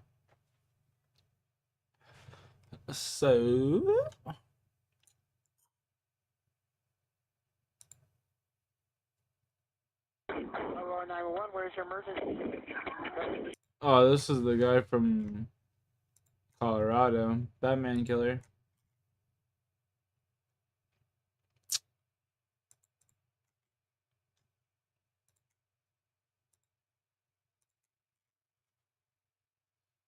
Green River killer.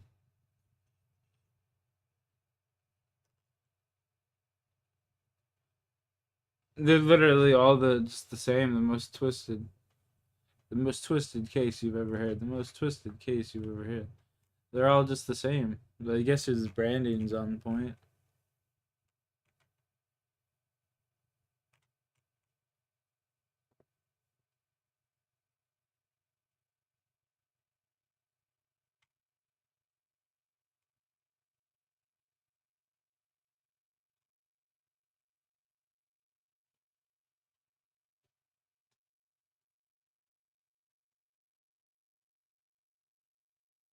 Killer virgin. Oh god. Get them, the incels. There's no secret hatches. When 20-year-old Sierra Joggin tragically goes missing in Delta, Ohio, the race is on for the police to find her before she can meet a terrible fate. Bro, why is this shit always happening in Ohio? Like a room. There was a little area. Oh, there was? Like big enough. Like Ohio and California, yo. Really? Yeah. What in the During the fuck? search, police make chilling discoveries inside a suspect's barn. So you're gonna sick mother me and think it's all wild and strange. If you knew what I do for a living, it's dealing with twisted, sick mother. Why do you gotta come at me like this? Because I'm really kind of pissed right now. You embarrassed every one of us. As haunting as these findings are, no one could have been prepared for the horrific revelation awaiting them within the depths of a hidden secret hatch. On July 19, Yo, this is what I'm 2016, talking about. See, I'm invested. 20-year-old Sierra Joggin spent the This afternoon guy's with crazy. her boyfriend before getting on her bicycle and starting the 8-mile ride back to her home. Unfortunately, this trip was one that Sierra would never complete. After not hearing from her for some time, Sierra's boyfriend Josh Kolosinski called her family to see if she'd arrived home. When her family realized that no one had seen or spoken with Sierra after she left Josh, they knew something was wrong. The police were contacted, and soon, a full search was underway. It didn't take long for authorities to find a sign of Sierra. However, what they found only filled them with dread. In a cornfield along County Road 6, Sierra's bicycle was found abandoned. Alongside it were earbuds, some fuses, a pair of men's sunglasses, and a motorcycle helmet. Although it wasn't much to go on, these odd findings did help point officers in the direction of a potential suspect. Josh Kolosinski was not only the last person to see and speak with Sierra, but he also rode a motorcycle. Agents from the FBI volunteered to help with the case, and they quickly sat Josh down for an interview. The following audio has never been heard before. Last night, you get off work at 4? Yep. Okay. I wonder how this guy gets all this Take me shit. through from Gets when- all this when you get information. off and where Right? you're Obviously, going. he's got the team like we discussed. But like, I wonder how he gets all this unheard audio. And she's like, hey, what are you doing? Supposedly I come unheard. over, and she said, okay, I think I'm gonna ride my bike. We sat around for a little while. It was probably half hour, 45 minutes. 2 hours. Sat there and deciphered whether I should take her home or whether she wanted to ride her bike back. Should have And taken her home like a she wanted gentleman. my bike, and I had my motorcycle, and I figured, I'll follow her for a little bit and just kind of give her crap and stuff like that. So I followed her. She left. I followed her down the street, and I said, all right. She said, you can leave now. So kissed her goodbye. Turn around. Wow. Based on the helmet found at the abduction site, it seems likely that someone with a motorcycle was with Sierra when she was taken. And yet, there was also the chance that the two weren't alone that night, and someone else, someone with chilling intentions, was lurking nearby. With Josh's alibi clearly established, the FBI agents are beginning to doubt that he had any involvement in his girlfriend's disappearance. However, he can still provide them with some useful insight into the case. What do you think? What do you think? What happened? I don't know. I honest to God have no idea. Yeah, I don't know if it was someone she knew, and that's what angers me. Sierra is a scrapper. She is. She is a strong girl, and if someone came up to her, she would have put up a fight. I guarantee it. Unless it happened like that. Unless it was, I can see her having her music in, you don't even hear someone coming up, and it's just bam. That'd be the only way. Josh mentioning that Sierra was wearing earbuds that night confirmed for them that the earbuds found near her bike were hers. This theory still leaves investigators with some big questions. Who could have done this? And what were their plans for Sierra? Groups of volunteers from The the spelling sheriff's of her office name and the is FBI began going not door working to for me. door, hoping to find someone who had any relevant information. With enough luck and determination, they just might be able to find Sierra alive. Although the locals wanted nothing more than for Sierra to be safely brought home, most of the door-to-door interviews were turning up nothing useful. Unfortunately, this streak of bad luck seemed like it would continue when a group stumbled upon the expansive property of James Jim Worley. He explained to them that he had been out riding his motorcycle the day Sierra went missing. However, it kept stalling, forcing him to push it most of the way down the road. Despite how long he was out on the road that evening, he never saw Sierra or anybody who might want to hurt her. Yo, Rams, what He you also saying? informed investigators that his mother is old and sick, so he spends all his time at the house caring for her. It seems like this interview might be a bust until Jim mentions something that catches the investigators' attention. Let's get back so we can get out of here and you can take care of Mom. Okay. There's on two bikes. I'm pushing. And you're on. And there's a cornfield, and I'm about half a mile down the road. Okay. There's two bikes sitting right in the wheat field. So back to the story here. I'm pushing my bike, and I had to stop, and there was bicycles sitting there. And I thought to myself, I ain't going to stay out here. I pushed my bike into the cornfield because the end rows are open. It's 500 pounds. You can't just take that thing through the goddamn cornfield. I was in my head thinking, I'm going to ditch this thing, but there's these bikes here. This is probably her bike and somebody else's bike. There was a blue one and a charcoal gray one, light charcoal gray colored.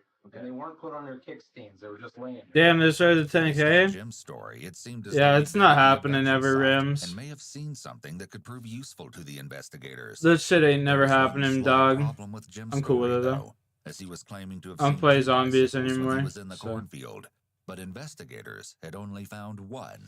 That someone returned to the scene of the crime Just been to working collect and their shit. bike after Jim had left. So, anyways, I'm right there, and I'm over boiling, and I look across the wheat field. I don't see no kids or nothing. There's nobody on the road. I didn't see anybody. Okay. And Tired of it? take Yeah. my bike in here and I'll Zombies walk. community is just pretty toxic, Yeah, too. the problem is, I can't walk. I couldn't make it down to that stop sign and back because the sciatic nerve. So you'd leave the bike in the cornfield? I was thinking about it, and then I went ahead and I got it inside there, and I thought, now don't go ramping this up in your head. It's like, oh, we park the bike and attack the chick. That ain't, no. Well, so I screwed with it for a while, and I took a break. Well, anyways, I got in there, and I started messing with my stuff, and I decided, you know what, I'm going to turn this around, which I did. I got it back out, and I commenced to pushing, and then I made it home here about 10 o'clock. So, I need some water. There's no denying that Jim is odd and more than a little blunt. While he may not have seen much during his bike ride, he's given the investigator some interesting information that might point them in the Supposed to have good direction of the zombies. kidnapper. Supposed to have good zombies for the past, like, 6 Investigators prepare games. to make their way to the next house for another round of questioning. Come on, please, everyone, just go.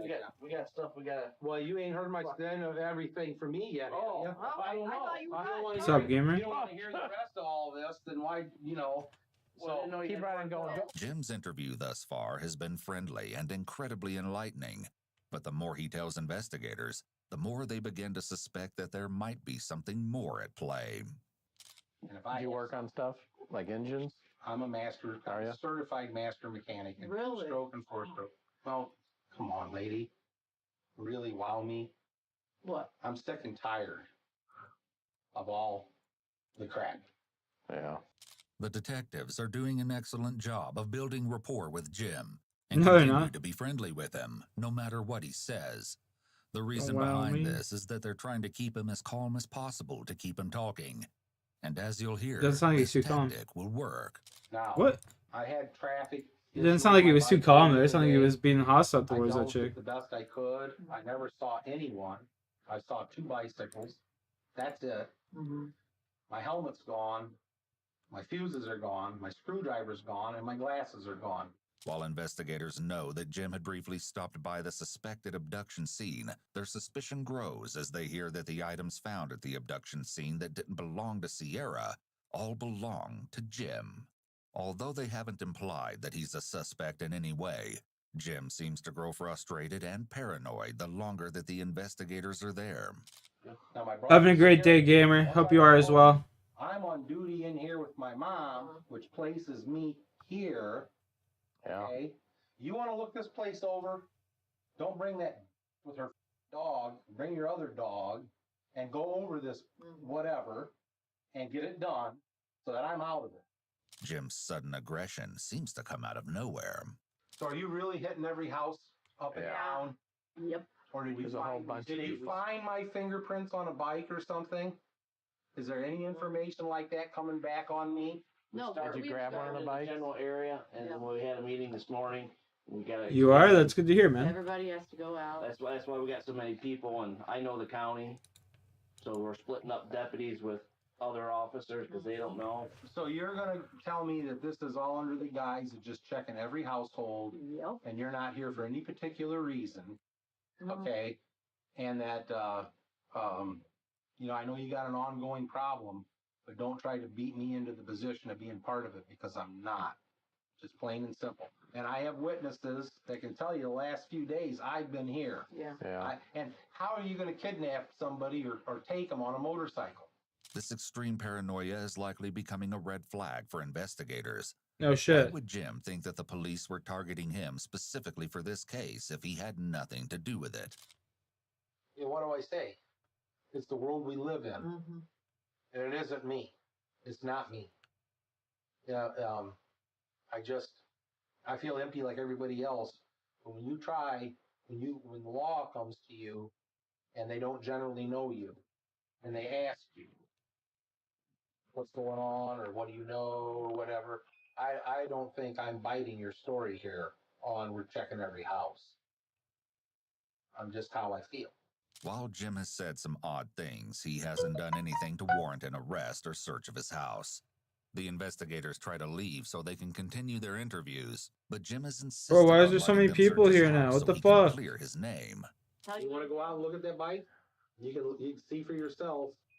No, we you want to believe you. fingerprint the bike? No, I mean, No. we believe Do you you. want to do anything here at all? You want to search the property? You're welcome. Go for it. We'll get out of your hair. We appreciate it. Jim uses a convincing statement. This is a way of essentially trying to push his innocence. He likely believes that if he readily and easily agrees to participate in all these searches, that they might not follow through on them since he isn't acting in a suspicious way by refusing them.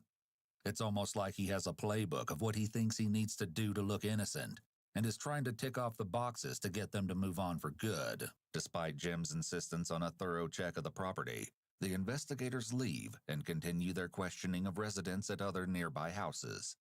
However, as the evidence That's the for best part. They suspected actually are going emergency over gets all processed, these other disturbing houses and shit. information is discovered that Like, forces investigators to go back to Jim's house a few hours later for another round of questioning. that's hilarious.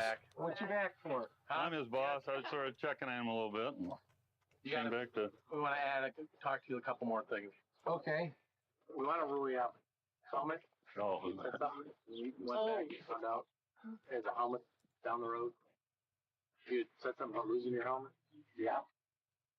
What about it? We just want to square away a couple more things. Well, okay. Well, ask me whatever question you want to ask me. Tuesday you left here on your Honda. Yes. Yes. Where did you go from there?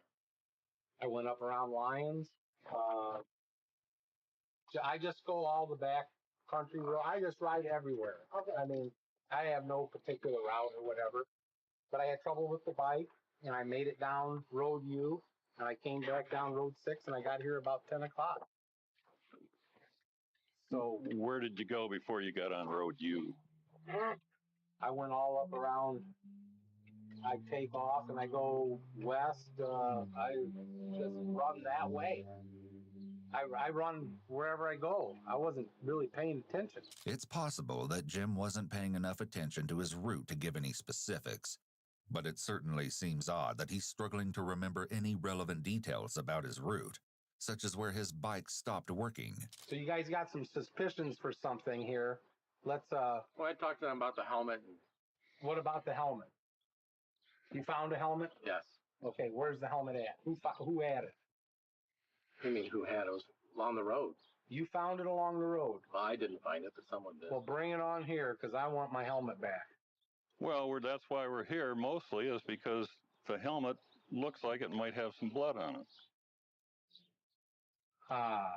No. Jim's flat out denying what the investigators No. are telling him is a weird reaction for someone in his What position. the fuck?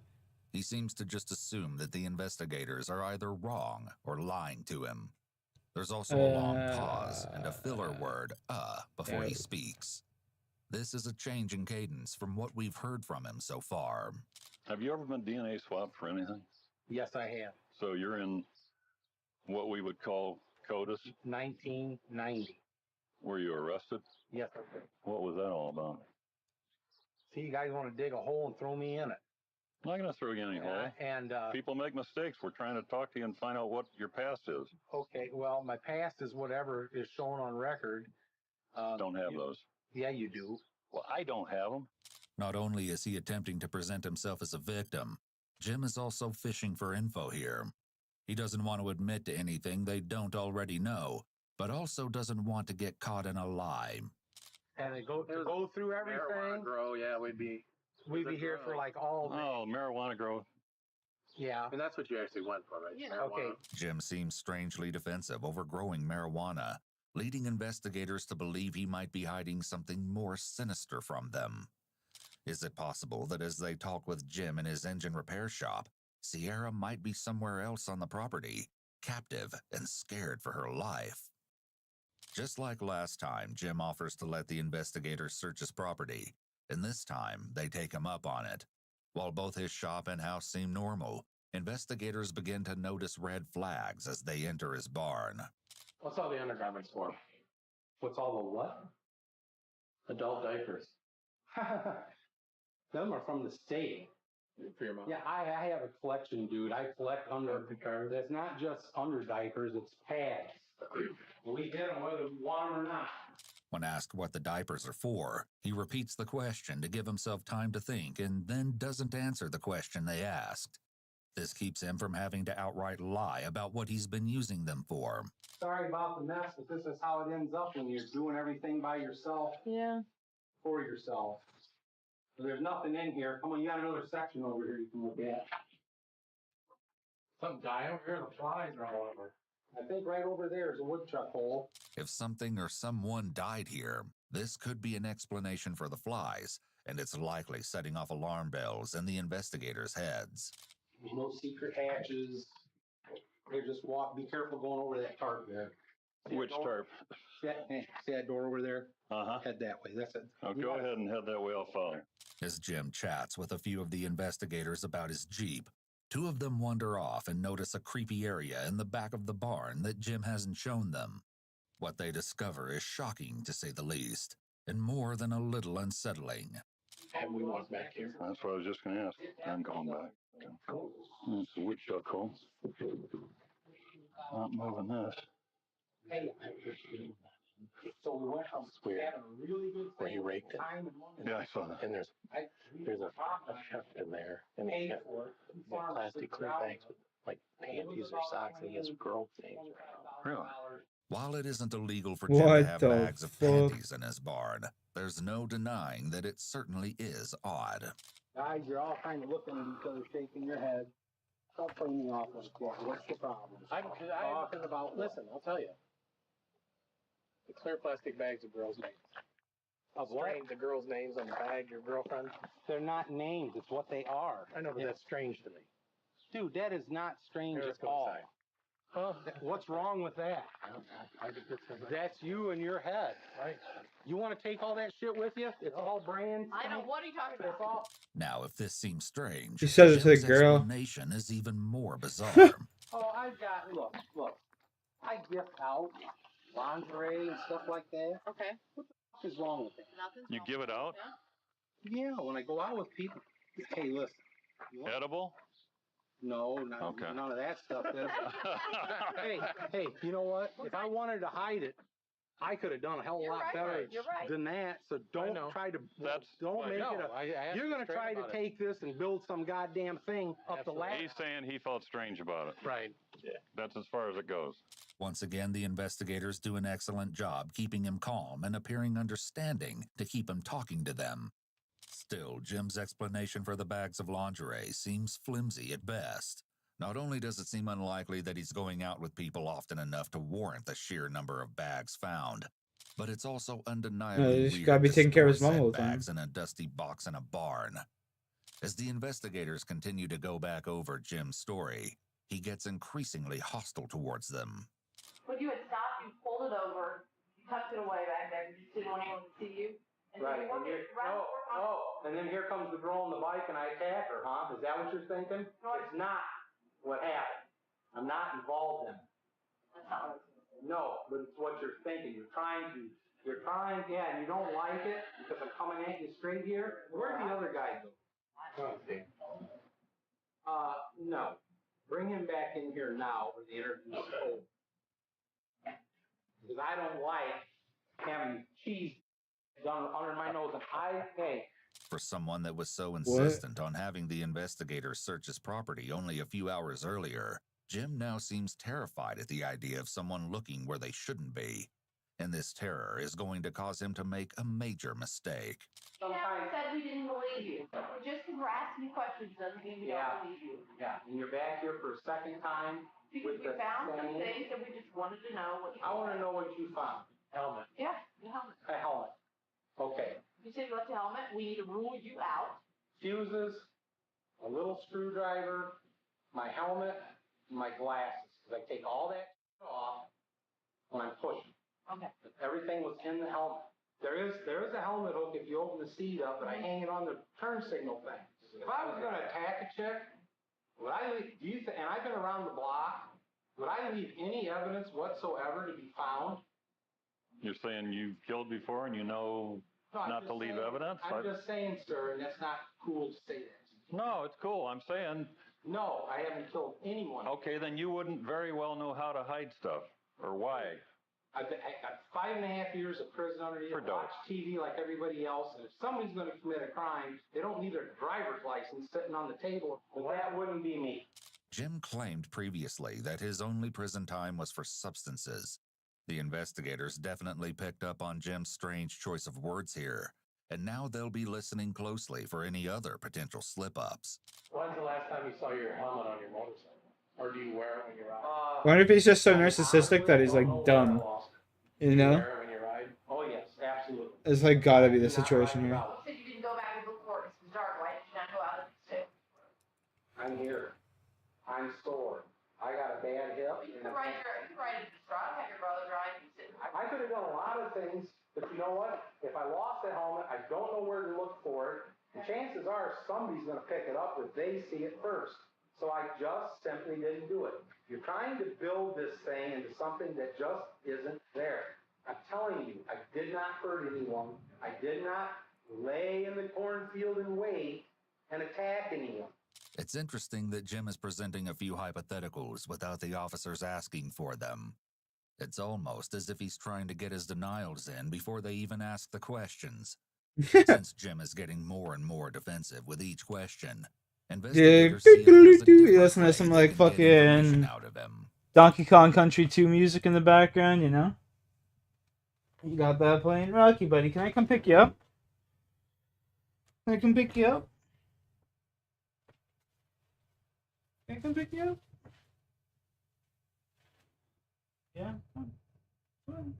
Can I pick you up? Thank you.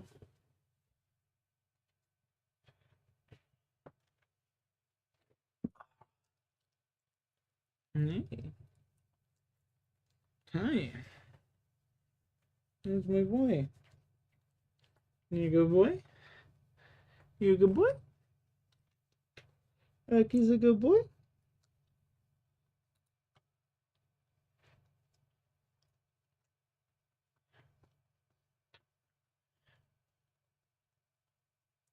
You a good boy? Hey? Alright. We got you. How's my boy? How's my boy? How's my boy? How's my boy?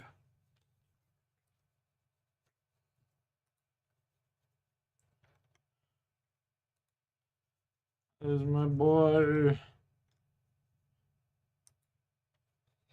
That was my boy. That was the Rocky Boo Boos. Right there, Rocky Boo Boos.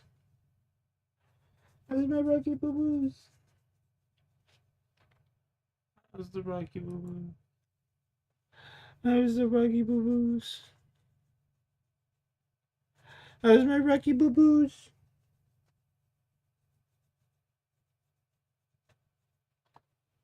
Me? That was the Rocky Boo Boos.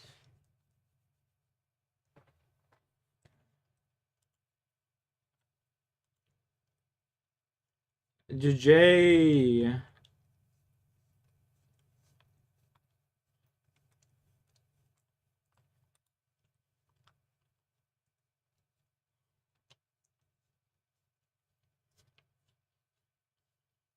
Jim. Yes. You know, you're maintaining no involvement, and that's good. Yep. Would you take a polygraph? Would you? Yeah, if I didn't do anything.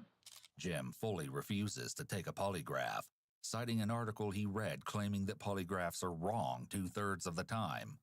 He's not entirely wrong, since there's debate on the accuracy of polygraphs. Although Jim is reluctant to give them information through a polygraph, investigators have another trick up their sleeves. The last time that you had your DNA sample taken was in 1990. Yes. Will you give a sample today? Sure. But hey, it's in the system. Okay, so you're swabbing me, so you're thinking I'm connected with this? No, if your helmet is found at the scene, you want to clear you, you say you have no connection to it. Just go get it and get it over with. Okay. I want to find her alive. Exactly. What's that? I want to find her alive, and I want you to be out of it, and we want to go home. Dude, I hope you do. Yeah. You know what? That clears me. As one of the investigators handles collecting Jim's DNA, two of them wander off to have a secret conversation. They did a search warrant. They're coming with a search warrant. Oh, okay. I mean, it's the whole place, but the end area was suspicious. They're going to wait. They're waiting until we tell them. Yeah, we need to keep them cooperating. Well, I can verify that I touched the bike, dude, but right. Plus, this is already on file. I mean, I don't see how it's really helping. It's just a better, clearer picture. With his DNA swabbed and his fingerprints taken, Jim is finally told about the search warrant being enacted. While Jim is given his copy of the search warrant, one of the investigators is already being called over to look at disturbing findings made by the CSI team. You know, we all noticed the rake marks in here, right? Yeah, we're gonna shovel And with those, dirt. hey, Yeah. they're arranged like a room. Yeah, give them some room. Huh? Pardon me? Those paste things are stacked like a room. There was a little area. Oh, there was? Like big enough for that mattress. Really? Yeah. There's blood on the Oh, cool. and on the rail, maybe on the exhaust. So we're going to take him around and we're going to hit him with it. And we're going to see if we can get some. He's resigned and stuff. I think he knows. I just don't know that we're going to get him to come here to us. Yeah. You know what I mean? I think he knows. And he said, he's like, why are they looking in the back of the truck? Trying to get him away. He doesn't need to watch what's going on because he's not going to be engaged though. We want him engaged. But what's funny is he's acting like he hates it. He loves it. Oh yeah. He is loving every minute of it. If that's her blood. And Yeah. but we were shit in there is weird as hell. Like once we looked into it, I thought, oh god. There was like a little room made out of strawberry bales with a mattress in the middle of the room. And down here. Yeah. Yeah. You see? Okay. We had a discussion a little bit on honesty and the methodicalness of things that are to go through. And the question was, is that they're going to be her, any type of her DNA, any blood splatter, anything has to do with her. Right. It's been found. Where? The motorcycle. On the motorcycle? Yes. No way. We've been straight. We've all been How can straight. we find And a DNA? palm print. No, blood. Blood. On the helmet. Blood will have DNA. On the helmet, there's a palm print. No way. Yes, way. As methodical and as careful as people can be cleaning up. In our continuing effort of being straightforward. And how do you find DNA on a motorcycle? Blood. In 5 minutes. Blood, which contains DNA. Okay, and how do you know it's her blood? We don't yet. Okay. And how do you know that it is connecting me to any crime? Typically, an innocent person would assume it's their own blood, or be sure in their conviction that the blood isn't Sierra's. Instead, he starts asking a lot of questions, trying to see if he can get more information or an explanation from the officers. This way, he could adjust his story to fit the evidence better. He gets around to saying it must be mine, but that isn't his first response. There's blood on your motorcycle. Where at? Just Listen. Let's stop. Yeah. Why the is there blood on your handlebars? I mean, we've been straight with you from this point. There's no blood on my handlebars. So how is there's blood on your handlebars? Oh, seriously? Hey, listen. Why is there blood on a helmet found at the crime scene? You'll find out that if there's blood on my goddamn motorcycle, it'll be mine. What's on your why is there blood, a bloody handprint on the helmet, a palm print on the helmet? Yours. Palm print. Mine? I don't believe that there is. Okay. Just don't. Seriously. I'm not you. Well, I'm not directly believing you either. Once again, Jim is petulantly refusing to believe the evidence found by investigators. Jim? Yes. The straw bales. There was a little room inside the straw bales and a mattress in there. What's the deal with that? Air go through the building, dude. The mattress? Dude, that's just junk. I store. Dude, if I was gonna have some little chamber or whatever, it wouldn't be someplace at my house where it could be found. Remember, I'm tired here. I'm trying. I know, a mattress in the middle of a bunch of straw bales. Dude, that's kind of weird. That's a makeup. That's a camping. If I had a mattress, I don't think I'd throw it in the middle of straw. It's not a mattress. Hell, there's a mattress in here. Well, it makes more sense to be in here than with straw. Oh, that's a big heavy son of a bitch, and that's because we got Mama medical bed. And what am I going to do with it? So I took it out here 5 years ago or whatever when we bought the bed and stuck it out there. You're not going to find anybody's DNA on that except my mom. Do you have any questions for us? Yeah, let's get this over with. Well, we're trying to do that. We're trying to get things over with for the family, too, you know? I understand. They've got a daughter missing. They don't know what happened to her. You know, they love her. You know, can you imagine if something happened to you and your mom didn't have you or anything? And, you know, it's sad. And we're trying to find answers for them. You know, they go to sleep at night. They don't know where she's at. If they do sleep at night, they're never going to have answers. Right. You know? I can't imagine. As Jim's house is searched, other teams are working to recover evidence anywhere they can, including footage from surveillance cameras in the abduction area. While Jim is claiming to have just gone for a motorcycle ride by himself that evening, the cameras are showing something drastically different. People do have a lot of cameras. Yeah. You used to have cameras.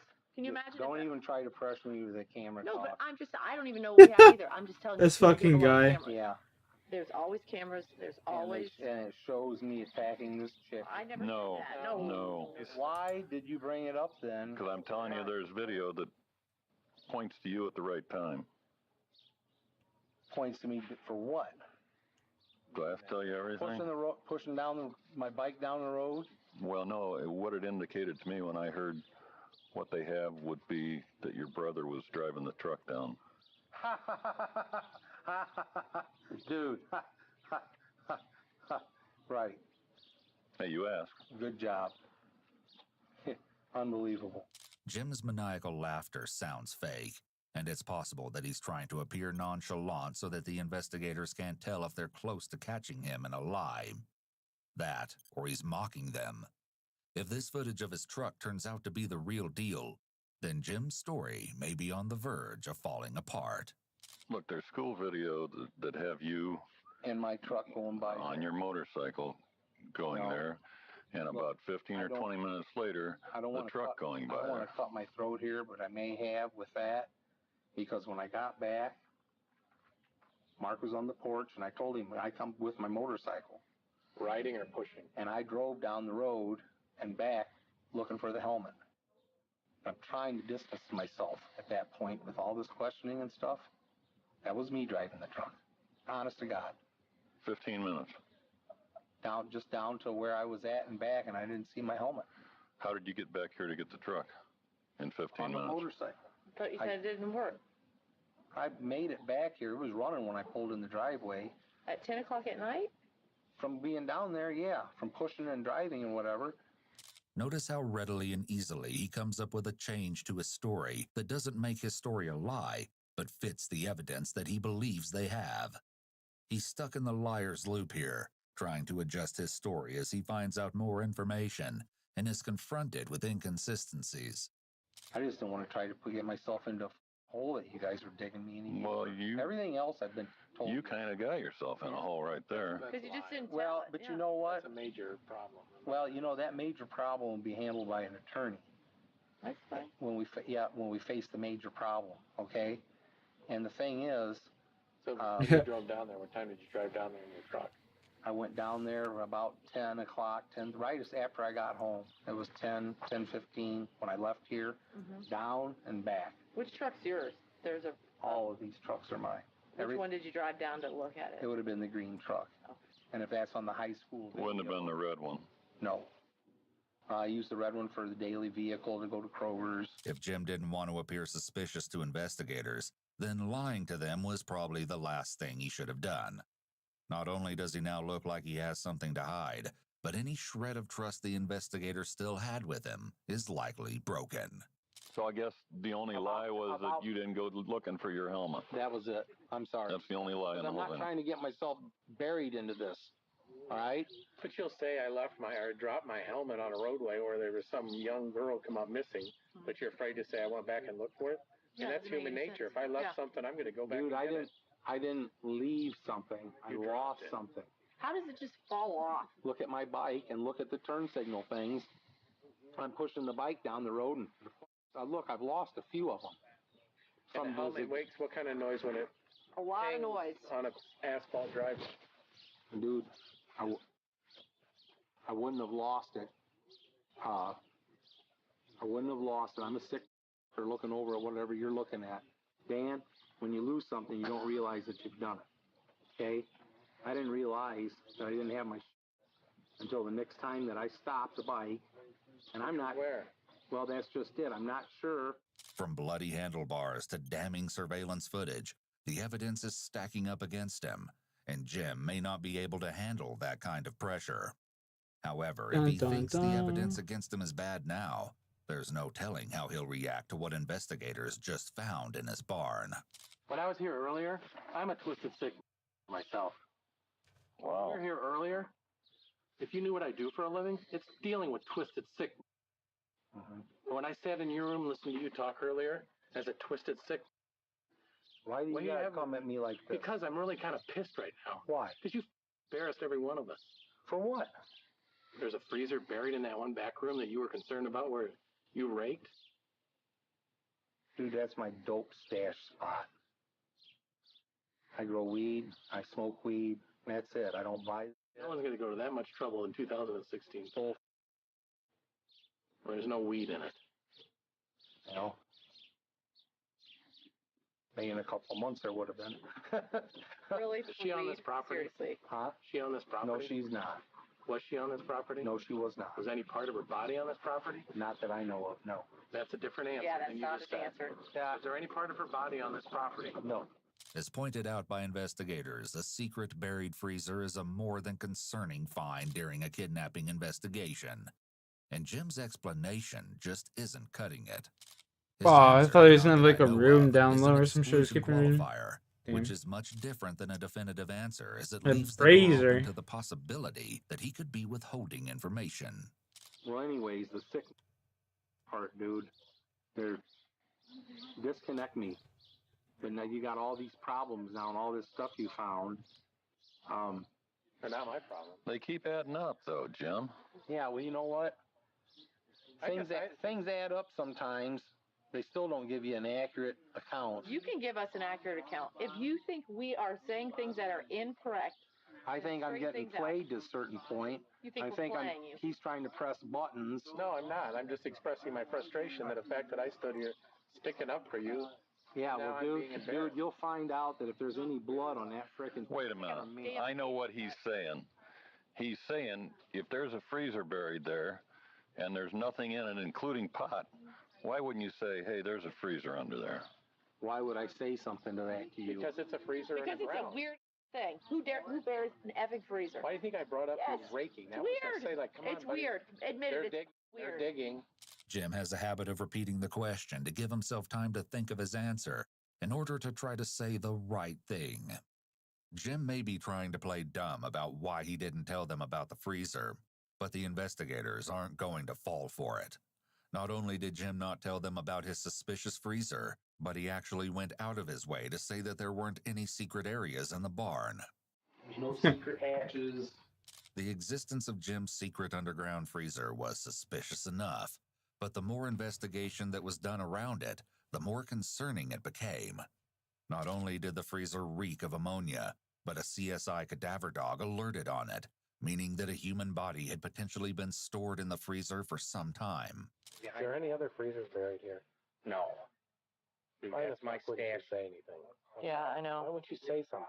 Dude, I mean, you continually... Did you just assume we weren't going to find it? I mean, you know, come on. Dude, that's I'm not a dude. Look, I didn't want to be... I'm not a dude. Fuck Well, off. I mean, you know, you are. Digging your hole. You're digging your hole. No, you're digging your hole. I mean, I'm you know not that. digging a hole. You really are. Is that The only helmet thing thing? I've lied about is the goddamn going down there with the pickup truck and back, because I didn't want to just look like I'm still involved with doing something wrong.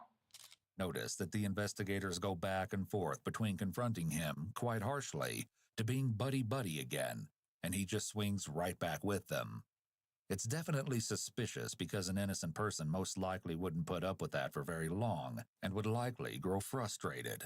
However, Jim seems to want to know everything that's going on, and so he goes along with the different approaches so he can continue to talk to the investigators. Despite Jim's insistence, it's becoming undeniable to investigators that he was somehow involved in Sierra's disappearance. The investigators next try a tactic we often see, minimizing the crime by offering alternative theories. This is another example of how skilled these investigators really are. While they don't seem to follow the Reed technique line for line, they are clearly familiar enough with the process that they weave the skills throughout the process of talking to him quite easily. Sometimes we slip up, you know. Maybe, if, like I said, if there was an accident, you know. You weren't intending How do something you to have criminal. an accident like that? Like what? Like what you're... I don't know what happened. That's the thing. Well, that makes two of us. Well, then it could have been an accident, for all I know. Yeah, involving someone else. But I think there's been a crime. I'm actually citing on someone hit her by accident. Panicked, got rid of her. Mm-hmm. Dude, why would someone do that? That happens. Oh, bullshit. Didn't happen. No accident. Here we have another potential slip-up from Jim. The investigators know very little about what actually happened to Sierra at the abduction site. If Jim really is as innocent as he says he is, then he should know even less than they do. For him to comment on Sierra having an accident like that implies that he knows what happened to Sierra. While he could have just misspoken, investigators are likely making a mental note of this dubious comment. Despite the horrifying discoveries made thus far, investigators are still hopeful that they might be able to find Sierra before it's too late. What's the spinning? I don't know. I just went and looked at your freezer. Well, why you went down there? Nobody said nothing? Your freezer's kind of odd. You guys in here? Everything about that room is odd. Dude, And it smells like bleach. Or ammonia. Smells like something. Dude, I tatted it. The whole building, like I said, has been sprayed, and it's been sprayed over a few months. You dug that up and sprayed the freezer? What's that? You dug that up and sprayed the freezer? I didn't dig up anything. I sprayed that whole building down with bleach a week ago. Why the hell would you do that? To kill anything in that building. Bleach doesn't kill bugs. No, but it sterilizes and cleans. Straw? And it keeps... And dirt, you know. Jim's story is falling apart at the seams.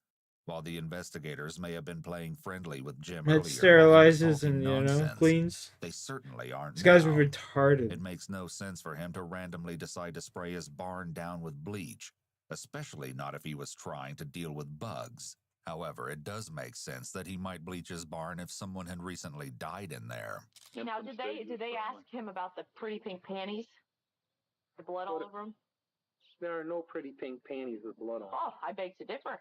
Oh, bring them over here. You want me to see if we can bring them? I don't know. It's up to you. But there are some beautiful little here's the thing. Panties with blood all over them. I might have to get upset again. My plan, which I haven't bring this up because I'm private inside, Okay. and you're going to say, oh, but there's several of my friends know that that back section of the barn is going to be turned into my own little studio. I'm going to have. Once again, Jim deflects. His answer doesn't explain the panties with blood, but he's deflecting to try to shock the detectives and get them off the topic of the bloody panties. Video. And Run It has a video. No, Run It has a business. That's why I've been buying the shit off the internet. Plus, I gift it. So you're going to sick for me and think it's all wild and strange, weird. I want to put this out of the way, stow it until it's needed, because that is the plan for me to do after Mom dies. But it goes back to the whole storing them in the dusty end of the barn. Dude, Under the hay bale. Dude, they're bagged up. That stuff's all been moved around. I just haven't sat there. I haven't found the final resting place for anything. And you want to say, oh, geez, there's no dust on it. Why is all this stuff here? I kind of just gave you a leak into my future. Although Jim may be telling the truth about wanting to start an adult entertainment studio, it's suspicious that he's waited until now to mention it. In addition, he has yet to provide an explanation for the blood on the underwear. Okay, and I've only look at my computer records for like a year and a half. The investigators did take Jim up on his offer to look through his computer records, and they were thoroughly disturbed by what they found. Among his recent searches included keywords like hitchhiker, hogtied, gag, and helpless. Pairing these terms together with the evidence found in the barn is beginning to paint a horrid picture. Further evidence against Jim is also being found outside of the barn, as his trucks are being searched. Yeah, they're taking your vehicle. Seriously? Well, there's some things we've already found in them. I can tell you definitely are of interest. They're odd, which I'm sure you're aware of. Hey, what's odd?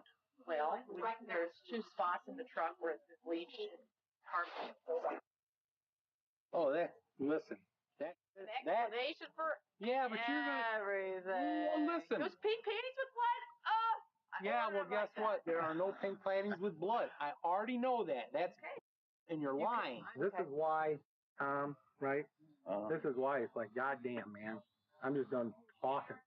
Although Jim is done talking about the case, he's willing to chat with investigators about other parts of his life. You're saying you couldn't sleep, or? Dude, I have a problem sleeping. I could be dead. Top First Studios, what do you mean that's literally you? Are you Todd? Elysium clock or You're the killer? Or you're James, sorry? that's all. I drove for 8.5, 9 years, and that's 24/7. And then I stepped right in from that into Damn. It's bad because Mom hits that damn doorbell. I either assist her on. I want to go talk to someone, bud. So psychotic. After talking with investigators for the next several hours, Jim continued to insist that he was innocent and that he was being tricked. The search of his house finally started winding down around 1 a.m, and it was eventually determined that the blood on Jim's motorcycle belonged to a female. Blood was also discovered in the buried That's freezer, crazy. reaffirming investigators' suspicions. Little did they know this was only the beginning of the horrific discoveries to be made. Still, to them, the truth of the matter was clear, and one FBI supervisor went as far as to voice his theory right in front of Jim. You're not wearing your helmet because you always wear it. Second, if I attack somebody down there, this chick, why would I leave all this laying around? No, that's the next question for me is if he attacks her down there, why does he leave them laying around? I mean, really. The thing I'm thinking is, whatever. I have a feeling that the attorney that we hire is going to chop this thing up into small pieces that are understandable by regular people like myself. And that's where we're at. And you got all this complex data or whatever. There's no data. Here's the thing. You're gonna the find helmet's there. It's got blood on it. His bike is now here. It's got the same blood on it. That bike and the helmet have to be together. If you lose your helmet, dude. If you lose your helmet, the helmet's lost. I'm not buying that blood on my bike. I don't ask you to buy it. I'm just telling you. I'm not whispering to him. I'm just telling. him Right, here. and I'm hearing you. Right. And I'm telling you, I'm not That's buying fine. it. You're fine not to buy it. I'm not asking you a question if you should buy it or not. I'm just telling you from my perspective, from how I look at this, if there's blood on the helmet and blood on The way you're explaining it, it's like bing, bing, bing. They all tie together. they all do tie together. And the question is, in your scenario here, and the question is, if, as he said, if he was going to kill that girl, why would he leave everything? and how would I haul her around? Yeah. How do you know? There's where the truck comes in. There's where the truck comes in. Right. Oh, dude. And that's why you don't want to tell us about the truck. You gotta because be kidding me. I got to go back and get her, and I can't find the helmet because it's dark out, and I had to wait till it's dark out because if I get her now, she's in the corner. But if I get her now, somebody's going to see me, so I can't go back. And how can I haul her on a motorcycle? I can't haul her on a motorcycle, and now when I go back and it's dark out, can't find a freaking helmet. See, this has been the big wind up pitch at the end of the evening. But you know what? I'm not buying everything that I'm hearing. First of all, it's not the end of the evening, and 80% of what we just discussed, we didn't know an hour or two ago. So it isn't like it's been a planned thing. With the mountain of evidence stacked against him, it was no surprise when Jim was finally arrested just moments later for Sierra's abduction. Evidence processing continued following Jim's arrest, and it seemed like there would be no end to the disturbing discoveries. The mattress found in the makeshift hay bale room was tested for DNA alongside the blood-covered underwear, both of which came back as a match to Sierra. Additionally, zip ties, hair What the strands, fuck? dried blood, duct tape, a ski mask, and pepper spray were all found in Jim's truck. Although the authorities were prepared to move forward with Jim's prosecution without a body, it wasn't long until Sierra was finally discovered. Several hours after Jim's arrest, Sierra's remains were found by a search team where it had been shallowly buried in a field a few miles from Jim's property. While this discovery was disheartening enough, the state of Sierra's body made investigators' stomachs turn. She was found with her arms and legs bound behind her back, and from what they could tell, she had some sort of object stuck in her mouth. At the time of her death, she'd been wearing a lacy white cloth top, as well as an adult diaper. The white cloth top was found to be nearly identical to others found in Jim's bags of lingerie. It was also determined that the object in Sierra's mouth was a gag that was very similar to other BDSM items found on Jim's property. While Sierra had external wounds, including a laceration to her forehead and a contusion on her leg, it was determined that she died due to asphyxiation caused by the overly large gag.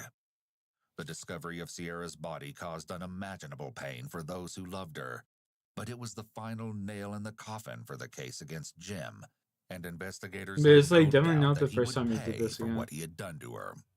In the lead up to his trial, there was one thing on everybody's minds. Why was Jim so prepared for this abduction? Although he had made several mistakes which led to his arrest, he seemed to have an idea of what he was doing. Yeah. With utmost horror, it was soon discovered that the reason Jim was so prepared was because this wasn't his first abduction. In 1990, 26-year-old Robin Gardner was out riding her bike when she was hit by a passing truck and knocked into a ditch. Although Robin initially thought the situation was just a bad accident, she soon realized how wrong she was. Robin found herself face to face with James Worley, the truck's driver, as he held a screwdriver to her neck and ordered her to get into his truck, or else he would kill her. Jim then put a pair of handcuffs on Robin and trapped her inside of his car. Luckily, Robin was able to break out of the car and tear down the street, where she was eventually found by a passing motorcyclist.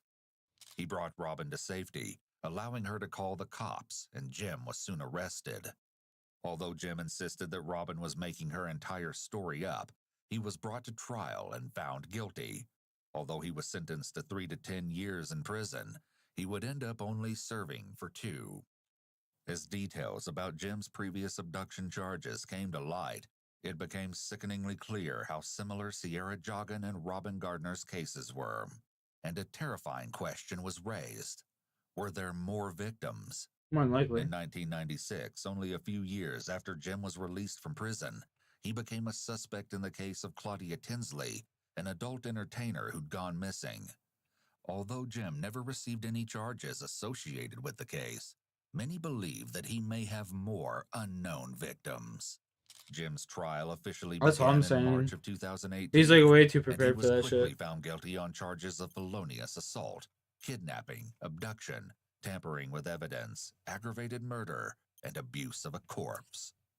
For his crimes, Jim was sentenced to capital punishment.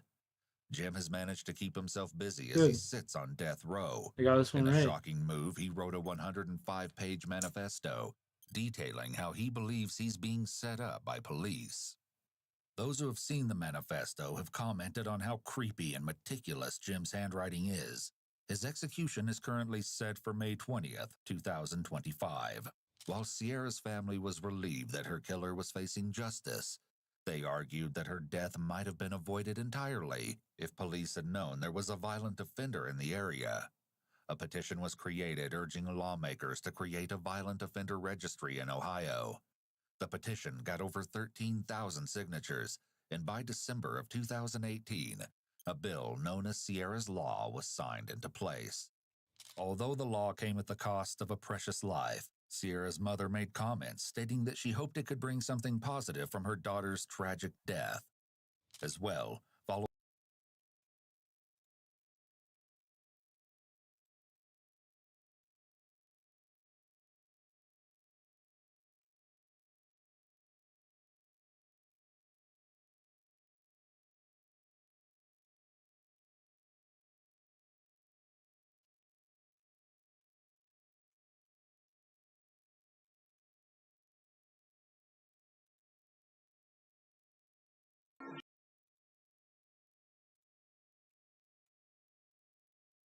Damn, son.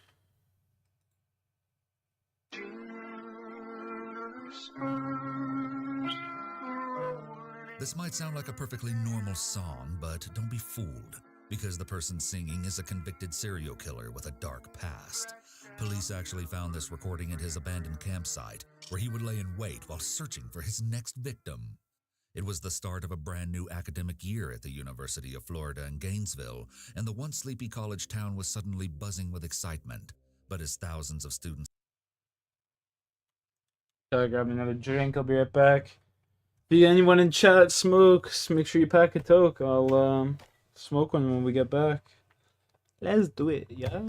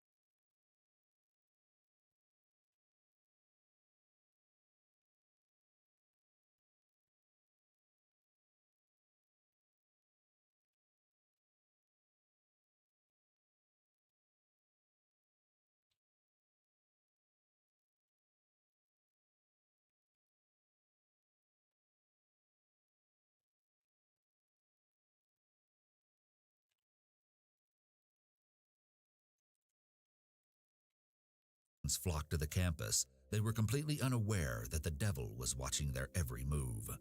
In less than a week, 5 innocent students were savagely murdered and mutilated at the hands of a deranged lunatic, and the entire nation watched in terror as investigators scrambled to capture the killer.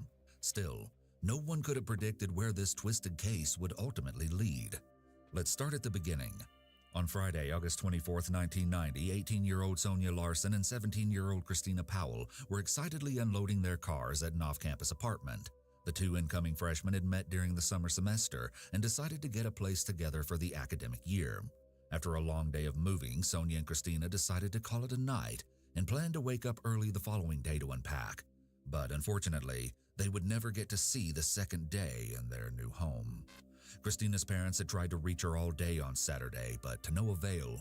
Still, they assumed she was probably out partying and figured they'd just see her during their planned visit on Sunday. So they arrived at the Gainesville apartment later that weekend, anxious to see their daughter safe and sound. But no one answered their knocks on the door. Sensing that something was very wrong, the worried parents called the police. The responding police officer ultimately wound up breaking down a second-floor door to enter the residence, and what he saw was enough to haunt his dreams for the rest of his life. Sonia's blood-soaked body was found on her bed, with both legs hanging off the edge. She had been stabbed to death, and the wounds were so severe that authorities actually had to use dental records to confirm her identity. While her body showed signs of a desperate fight for her life, the medical examiner noted that it appeared to have been a blitz-style attack. As the officer moved downstairs, he found Christina lying spread eagle on the living room floor. The killer had placed both a bottle of cleaning solution and a towel between her legs, and horrifically, they had also removed both of her nipples with surgical precision, leaving behind 3-inch circles of missing flesh. Neighbors of the 2 young women told police that they had heard the song Faith by George Michael blaring from their apartment either late Friday night or early Saturday morning. They also reported hearing loud thumps during that time and a shower running at around 6 a.m. on Saturday morning. During this chaotic time, authorities were That's wild, bro. This guy's a straight fucking sicko. Caused by a jealous boyfriend or someone else who might have known. I don't think a jealous boyfriend would be cutting off fucking nipples, bro. Like, you gotta be kind of some kind of fuck to do that, bro. Like, a jealous boyfriend, I can understand stabbing the one chick hundreds of times or whatever, bunch of times, but you don't go fucking cutting someone's nipples off. Like, that's some traumatic childhood fucking trauma right there.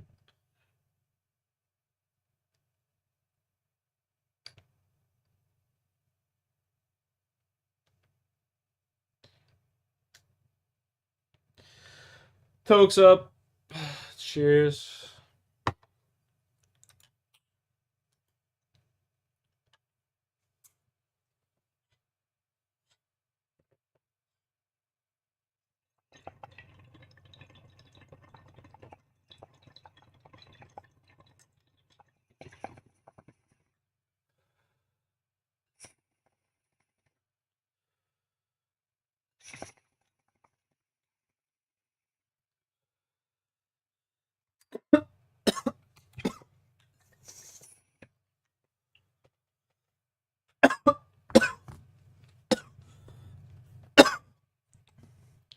But they were in for the shock of a lifetime.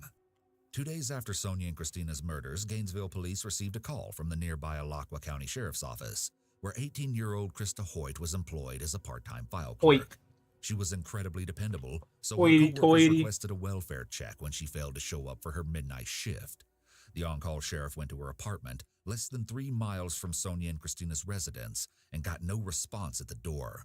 So he went around to a back window, completely unprepared for what was coming next.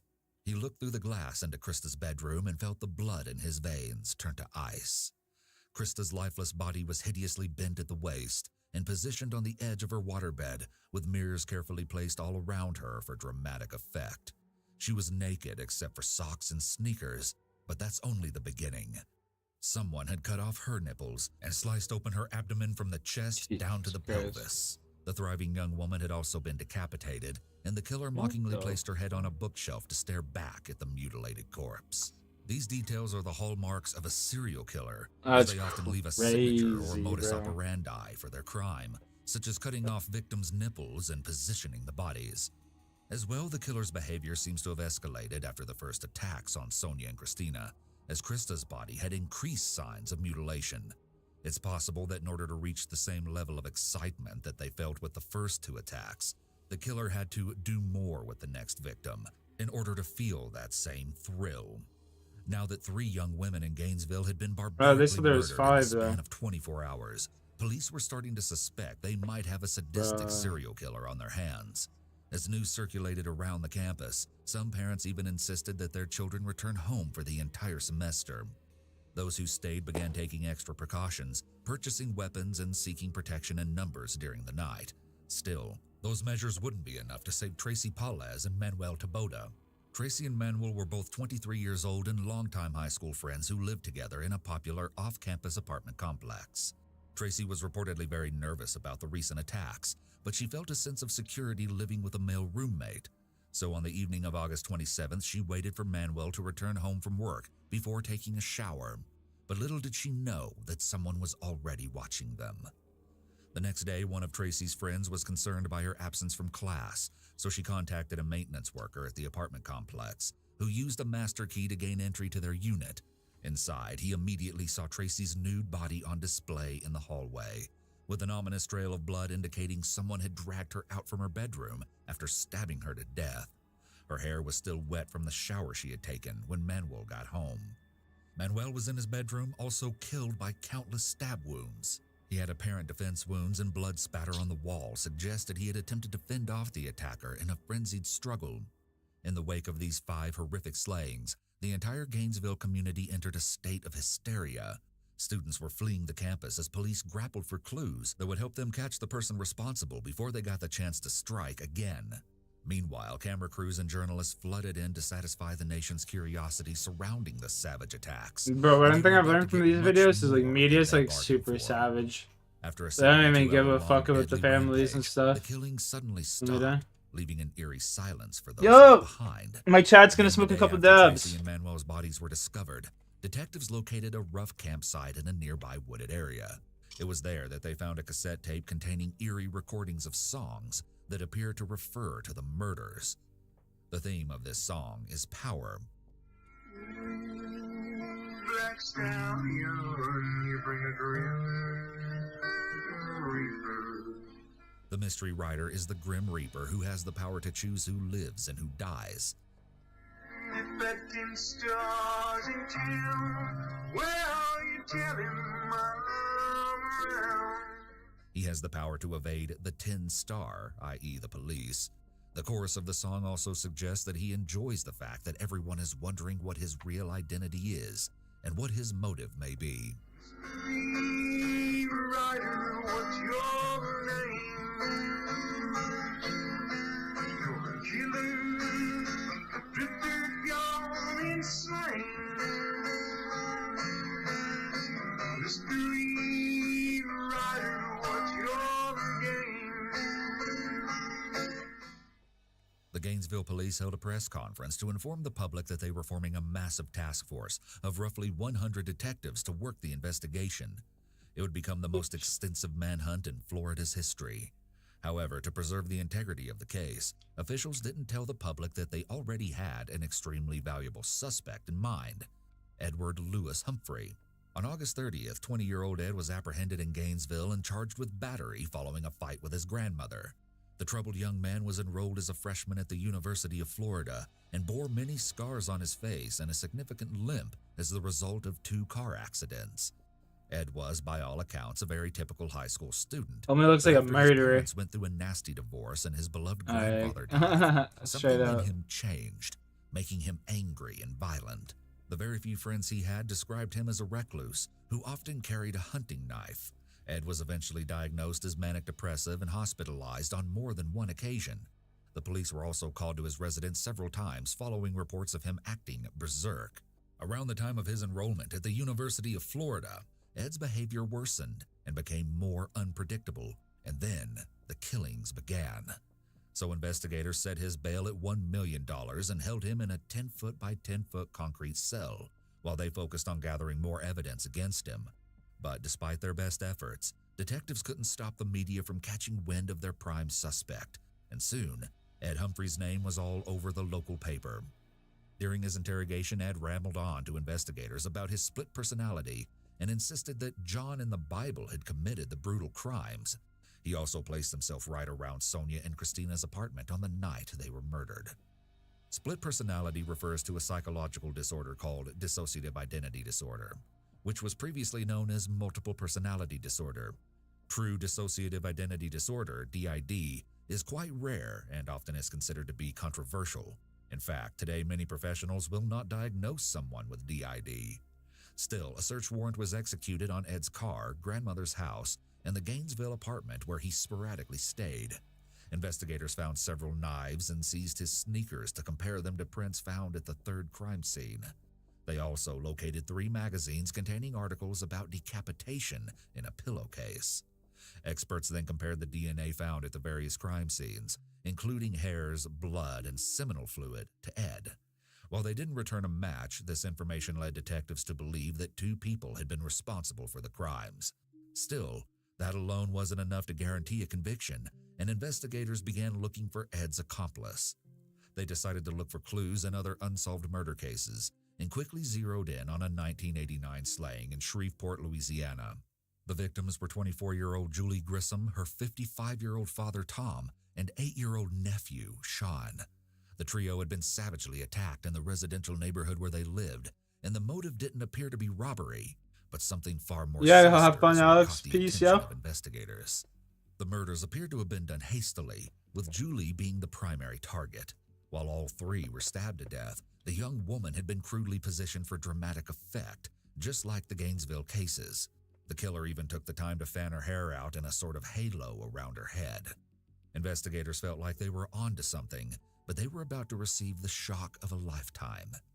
On September 7, 1990, officers were called to a Winn-Dixie grocery store in Ocala, roughly 40 miles from Gainesville, where the manager was being held at gunpoint. The assailant gathered money from the registers and then ran out of the store to a nearby parking lot. Upon arrival, officers located the man sitting inside a stolen Mustang, and when asked to surrender, he briefly pretended to comply before accelerating straight into traffic. After colliding with another vehicle, the driver proceeded to take off on foot, but police quickly caught up and arrested him. The offender's name was Danny Harold Rowling, and he had a lot to say. Without prompting, Danny openly confessed to stealing the Mustang and, even more shockingly, shooting his father in the face and stomach. Detectives subsequently found out there was an outstanding warrant on Danny for the attempted murder of his father. He waived his right to a public attorney and instead entered guilty pleas to armed robbery, possession of a firearm by a felon, and fleeing and eluding police officers. During his time in the Marion County Jail awaiting trial, Danny allegedly attempted to take his own life and also tried to escape through a window. An order was also approved to have him considered a habitual offender, given his lengthy criminal history, including countless burglaries. Detectives eventually discovered that Danny shared a blood type with the Gainesville Ripper, the name given to the murderer by the media, so they requested his consent for a DNA sample. Danny agreed, and in addition to collecting blood, authorities also removed one of his decaying molars as evidence. Days later, the lab returned results that would send a wave of shock across the nation. All 12 enzymes present in the crime scene DNA were found in Danny's blood, and after a second test concluded the same results 5 days later, police believed they had found Ed's accomplice. After that, details began emerging about Danny's personal life, revealing a long history of resistance to authority and mental health issues. Danny had been apprehended for multiple armed robberies in 1979, and during his time in jail, a psychologist diagnosed him with a personality disorder. He was released in 1984, but immediately returned to his criminal habits, landing him back in jail once again. Danny was released on parole in 1988, but he struggled to keep a job. Detectives then made the bone-chilling discovery that he had been fired from a restaurant job in his hometown of Shreveport on November 4th, 1989, the exact same day of the Grissom family murders. During this time, investigators also learned about the tumultuous relationship between Danny and his father. Danny reportedly turned to music, drugs, and alcohol to cope with the abuse at home. They also discovered how things took a violent turn on May 18, 1990. The pair got into a heated argument that resulted in Danny shooting his father before fleeing to Gainesville. His father survived the attack but told authorities that he didn't believe his son capable of cold-blooded murder. The abuse Danny suffered as a child likely had a huge effect on his development and played a role in his own violent behavior later in life. Nevertheless, Danny was given an automatic life sentence as a habitual offender for the armed robbery at the grocery store. He also received 3 additional life sentences for his other outstanding charges. Still, while Danny was incarcerated, investigators were determined to put the pieces together in the student murder cases and secure a conviction. Then, following an incredibly tense deliberation, Danny was indicted by a grand jury on 5 counts of homicide, 3 counts of battery, and 3 counts of armed burglary. The state of Florida made it very clear that they would be seeking the death penalty in this high-profile case. While awaiting trial, Danny struck up a friendship with a career criminal named Bobby Lewis, who just so happened to be friends with serial killer Ted Bundy during his time at the institution. As the two grew closer, Danny started confessing to the murders, and A guy keeps some pretty good company, you know?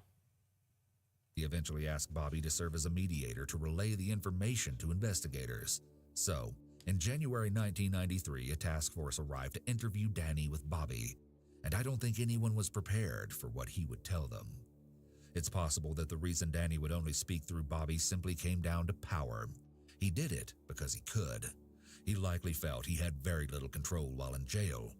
The way that he conveyed information was one of the few things that he could control. He may have felt that it would be somewhat frustrating for police that he would only speak through another person, and he enjoyed this small bit of power. As the twisted confession unraveled, investigators learned the horrifying truth of what really happened to Danny's victims in their final moments, spoken through Bobby Lewis. He first explained how he set up a campsite in Gainesville, which is where he later recorded the haunting songs detailing the murders. However, he also recorded cryptic diary-like passages, with one directed at his family saying, "You just pushed me away at a young age, Pop. I wanted to make you proud of me. I let you down. I'm sorry for that. Well, I'm going to sign off for a little bit. I got something I got to do." Then just a few hours later, he went around turning doorknobs and peeping in windows until he stumbled upon Sonia and Christina's apartment. Danny said that Christina was asleep on the sofa, and he simply stood over her before deciding to look upstairs and see who else was home. That's when he found Sonia asleep in her room amidst piles of boxes, waiting to be unpacked. Danny quickly taped Sonia's mouth shut to stifle her screams and bound her wrists. Then, after violently assaulting her, he stabbed her to death with a 4-inch hunting knife. After killing Sonia, Danny went back downstairs and subdued Christina in the same manner before slicing off her clothing. The sick predator then assaulted her and stabbed her in the back 5 times. Oh, but he didn't stop there. Danny went back upstairs to Sonia's room and dragged her body across the bed to an unnatural position and returned to do the same to Christina. It's believed he took these cruel extra steps to startle whoever found the girls and gain notoriety. Finally, he ate a banana and an apple from their kitchen before leaving. Next, Danny stated that he stalked Krista Hoyt for several days before breaking into her home and lying in wait. When she returned, he admitted to assaulting the young woman before stabbing her to death. The mutilation of her body occurred post-mortem, but shockingly, he left her apartment and came back later in the day when he realized his wallet was missing from his campsite. While he didn't find his wallet, Danny impulsively decapitated her corpse during this return visit. Afterward, he arrogantly contacted authorities, but not about the grisly murder he'd just committed, but rather to see if anyone had turned in his wallet. Moving on to the killings of Tracy and Manuel, Danny claimed to have been peeping around prior to settling on the pair. Then he used a screwdriver to break in and immediately went to Manuel's bedroom to subdue him as he slept. He stabbed the college student relentlessly, noting that he put up an intense fight that required Danny to stab him 8 or 9 more times for around a minute. According to Danny, Manuel had called out to Tracy, urging her to run for her life. Unfortunately, after witnessing the horror in the other room, Tracy retreated back into her bedroom and locked the door. Oh Danny my kicked God. in the door and wrapped her hands and mouth in duct tape before assaulting and killing her. Finally, he posed her body in the hallway, stole a shirt from Manuel's dresser. She literally could have survived. This guy like fought for her to survive, and her idea of surviving is run and lock the fucking door. Like, come on, dude. Into the night. Danny claimed to have acted alone and said he had never met Ed Humphrey, despite the fact the police were convinced the two had worked together. Oh, and get this. Ed was now completely denying any involvement in the killing and insisted that his name be cleared. A grand jury eventually concluded that Ed Humphrey should not be held responsible for the Gainesville slayings following Danny's twisted confession. However, Ed's mental state had severely deteriorated from his time spent in jail by that point. Danny began blaming the slayings on an alternate personality known as Gemini, while he also admitted to other assaults and robberies in the area that he had not been charged for. He said those were the only homicides. Oh, besides the triple murder in Shreveport of the Grissom family, of course. Danny told investigators that he would only discuss that incident once they had handled the Gainesville cases. However, some details in his account didn't match the evidence, such as where he supposedly buried the murder weapon and how he assaulted Tracy. Danny's long-awaited trial commenced on February 15, 1994, with numerous counselors available to support jurors after viewing the gruesome crime scene photos. Shockingly, investigators believe the motive to be fame, as he seemed obsessed with the notoriety gained by Ted Bundy following his heinous crimes. During opening statements, prosecutors pleaded with the jury to keep an open mind when the defense team presents their argument. I don't know what they're going to offer to offset and try to get an excuse for a man who has killed 5 people like this, but whatever it is, we get a chance to rebut it. And I'm asking you to commit to me that you will keep an open mind when you hear whatever their psychiatrist, psychologist, or friends of the family say. We still get to present rebuttal evidence to that. And it's real important that when they put on a psychologist, don't make up your mind if what he says, you wait to hear what ours says. But then, Danny surprised everyone by announcing that he would plead guilty to all charges, thus taking the trial straight to the penalty phase. It's possible that Danny knew that he could not win, so he wanted to go out on his own terms. This was his last-ditch effort at taking back control. After hearing the jury's recommendation, the judge handed down the death penalty. While awaiting his execution, Danny prepared a written statement confessing to the Shreveport murders. He also began dating while in prison and eventually got engaged to a journalist named Sandra London, who he had been introduced to by Bobby Lewis. Though fascinating, it can be difficult to understand why anyone would begin dating a man who has confessed to being a serial killer. However, Danny comes across as very charming, charismatic, and likable, as psychopaths often do. There's also an element of excitement in dating someone who is a convicted killer. Women who choose to correspond with a murderer may get a thrill of danger, while also having the security of knowing there is no actual threat while they remain behind bars. Around this time, Danny also had the audacity to defend her in court against public scrutiny. Miss London and myself have been corresponding for almost a year now. Regardless of what Williams has said, Miss London is of the highest caliber, sincere and honest, a woman of extraordinary talents. If I were her, I would sue Williams for slander and defamation of character. Danny likely enjoyed being the center of attention while giving this monologue. Getting up from his chair immediately after he finished reading was a show of power. He wanted the interviewer to know that he was in charge. Oh, and he also took a moment to serenade her following his sentencing. I recall the day I first saw you. I reached out to say I love you, but it was hard to say. I couldn't touch you. So tell me, baby, what were my words? All my tears run together. Excuse me, Mr. Ron. Down the path you choose to follow. Mr. Ron. So tell me, baby, what were my words? All my tears run together. What were my words? This guy's batshit crazy. Tears run together, baby, just like rain. Okay, you get one song and that's it, Mr. Ron. On October 25, 2006, the nightmare which went on to inspire the 1996 horror film Scream finally ended when Danny Rolling was executed by lethal injection in front of nearly 50 spectators, including some family members of his victims. The killer reportedly sang a rambling hymn-type tune on his deathbed, calling on songs from his childhood to bring him peace. Not that he deserved any. Here are a few red flags from this case. Danny's past illegal behavior, including multiple armed robberies, were a warning sign that his crimes may escalate. The attempted murder of his father was a signal that he may be capable of further violence. Unfortunately, there was likely nothing any of his victims could have done differently. All of the Gainesville murders were committed at the home of the victims, where they likely felt safe. The main preventative measure in this case would have needed to occur many years earlier, when Danny was a child.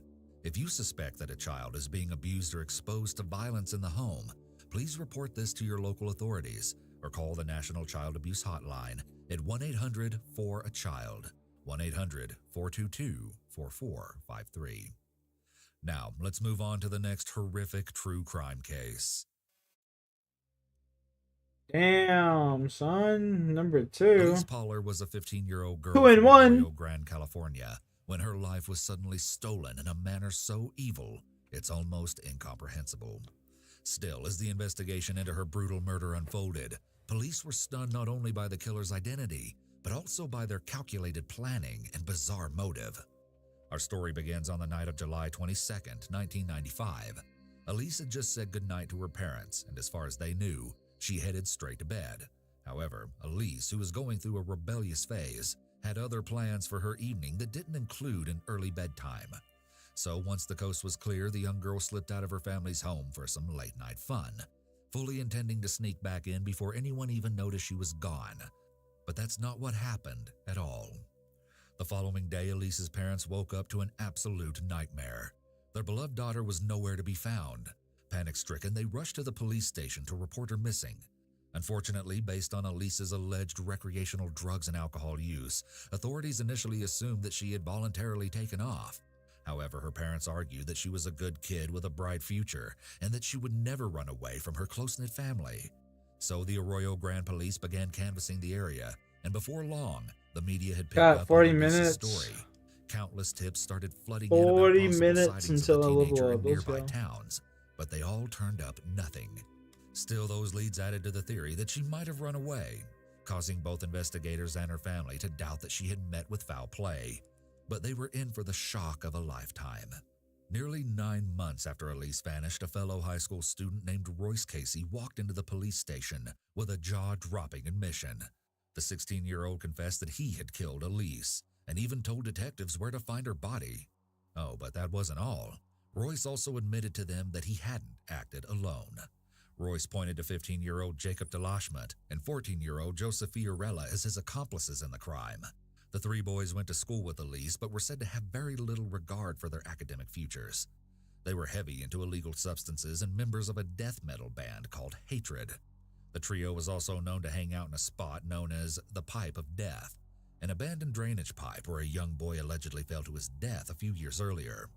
Naturally, investigators wanted to know what had compelled Royce to come clean after all that time had passed, but no one was expecting the answer he gave. Beyond citing newfound religious beliefs as his reasoning behind the confession, Royce also explained that his friends might kill again, and he feared that he would be their next victim. Hatred's songs featured lyrics about murder and their allegiance to the devil. Despite being the youngest in the group, Joseph was considered the ringleader, and he took his dark obsession to dangerous levels. In addition to his collection of books on the occult, I'm talking a whole library in his own bedroom, he also performed sick rituals devised by the Satanist Aleister Crowley, including crucifying frogs before eating them to achieve great spiritual power. Cruelty towards animals as a child is often a precursor of further violent behavior toward people, including murder. As if that wasn't unsettling enough, all three boys were drawn to the official Church of Satan website. Joseph and Jacob actually paid $100 each to become card-carrying members and priests of the religious organization. So how did Elise get mixed up in this satanic fixation, you ask? Well, be warned that the truth is more shocking and terrifying than you could ever imagine. It all started when Joseph and Jacob began to post elaborate stories on satanic chat groups about human sacrifices. They outlined bizarre rituals involving the butchering of female virgins that would earn them a ticket to hell. The delusional youths also believed that this offering to the devil would make them better at playing music, and ultimately give them the level of craziness needed to become famous.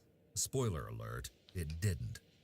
Regardless, it was with this diabolical plan in mind that the boys started looking for a victim, and for reasons unknown, they were determined to find someone with blonde hair and blue eyes. Jacob, who is regarded as the most friendly and social of the bunch, was tasked with finding their sacrificial lamb. However, the boys had a bad reputation around town, making it difficult for them to find anyone willing to hang out with them. That's when Jacob remembered Elise Poller, with her big blue eyes and blonde locks. The two had met at a drug counseling center after getting in trouble for possessing illicit substances at school. While they weren't friends per se, they were at least acquaintances, so Jacob figured it was worth a shot. A few months before the murder, Elise was confronted by the boys while walking home from school. They shouted at her, asking for help and saying someone had fallen down the embankment and injured their leg. She approached and looked down the slope, finding no one to be there, and as she turned around, the boys surrounded her with maniacal gazes. Then, without warning, they pushed her back down the embankment, but unbeknownst to all of them, Elise's mother had witnessed the entire ordeal. She raced over to help her daughter, and the boys ran away. When asked about what had happened, Elise told her mother that she thought the boys were trying to play a harmless game. Little did she know that they had something far more sinister in mind that day. That's crazy. Still, Elise saw them as intriguing and different from everyone else, and naively, she didn't sense any of the boys as a threat. She was particularly fond of Jacob, and they started talking more, with him inviting her to meet up at the Pipe of Death on several occasions, but Elise declined. However, it wasn't until a chance encounter at a party on July 21st, 1995, that hatred's evil plan finally took motion. Jacob asked Elise for her phone number and offered to supply her with marijuana later that night. She agreed to sneak out after her parents went to bed and meet the band members just a few steps from her home for a quick smoke session. So on that fateful night, Elise stuffed pillows under her bed cover. I just want to say, quick smoke session. He mentioned it, not me. It is not my fault. Quick smoke session. Not my fault.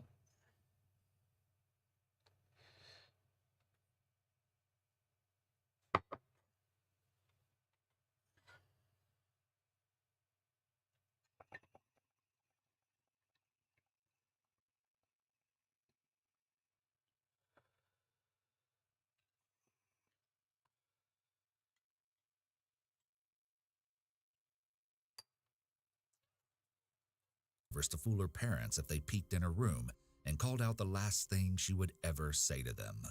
I love you and I'm going to bed. Always trusting, it never even occurred to her that the three outcasts she was about to meet might be capable of harming her, let alone killing her in an occult ritual. Upon meeting the boys, they all decided to ingest a form of acid before venturing into a nearby eucalyptus grove to smoke. What the fuck? At some point, Elise lost her footing and stumbled to the ground, prompting one of the boys to violently grab her hair and pull her into the dense underbrush. Suddenly, one of them whipped off a belt and wrapped it around her neck, tightening it until her eyes bulged and she could barely breathe.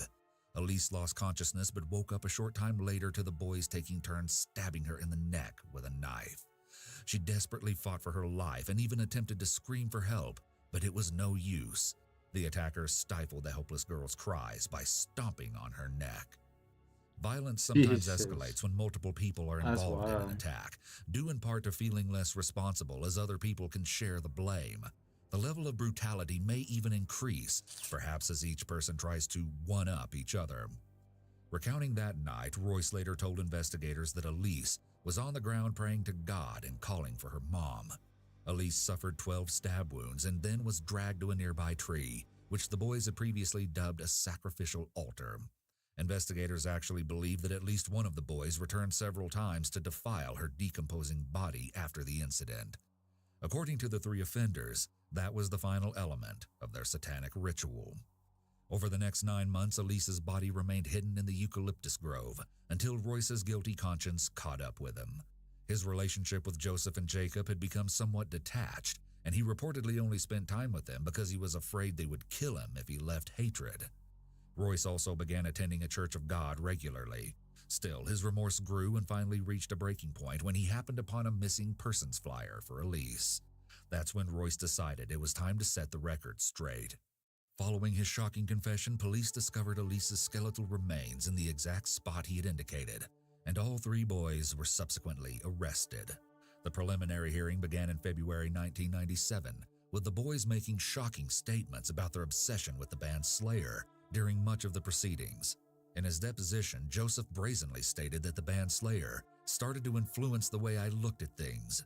Of course, Slayer was in no way responsible or to blame for the actions of Joseph, Royce, and Jacob, but Elise's parents still decided to try and take legal action against the band. Slayer's legal representation responded by pointing out that the First Amendment protects their music.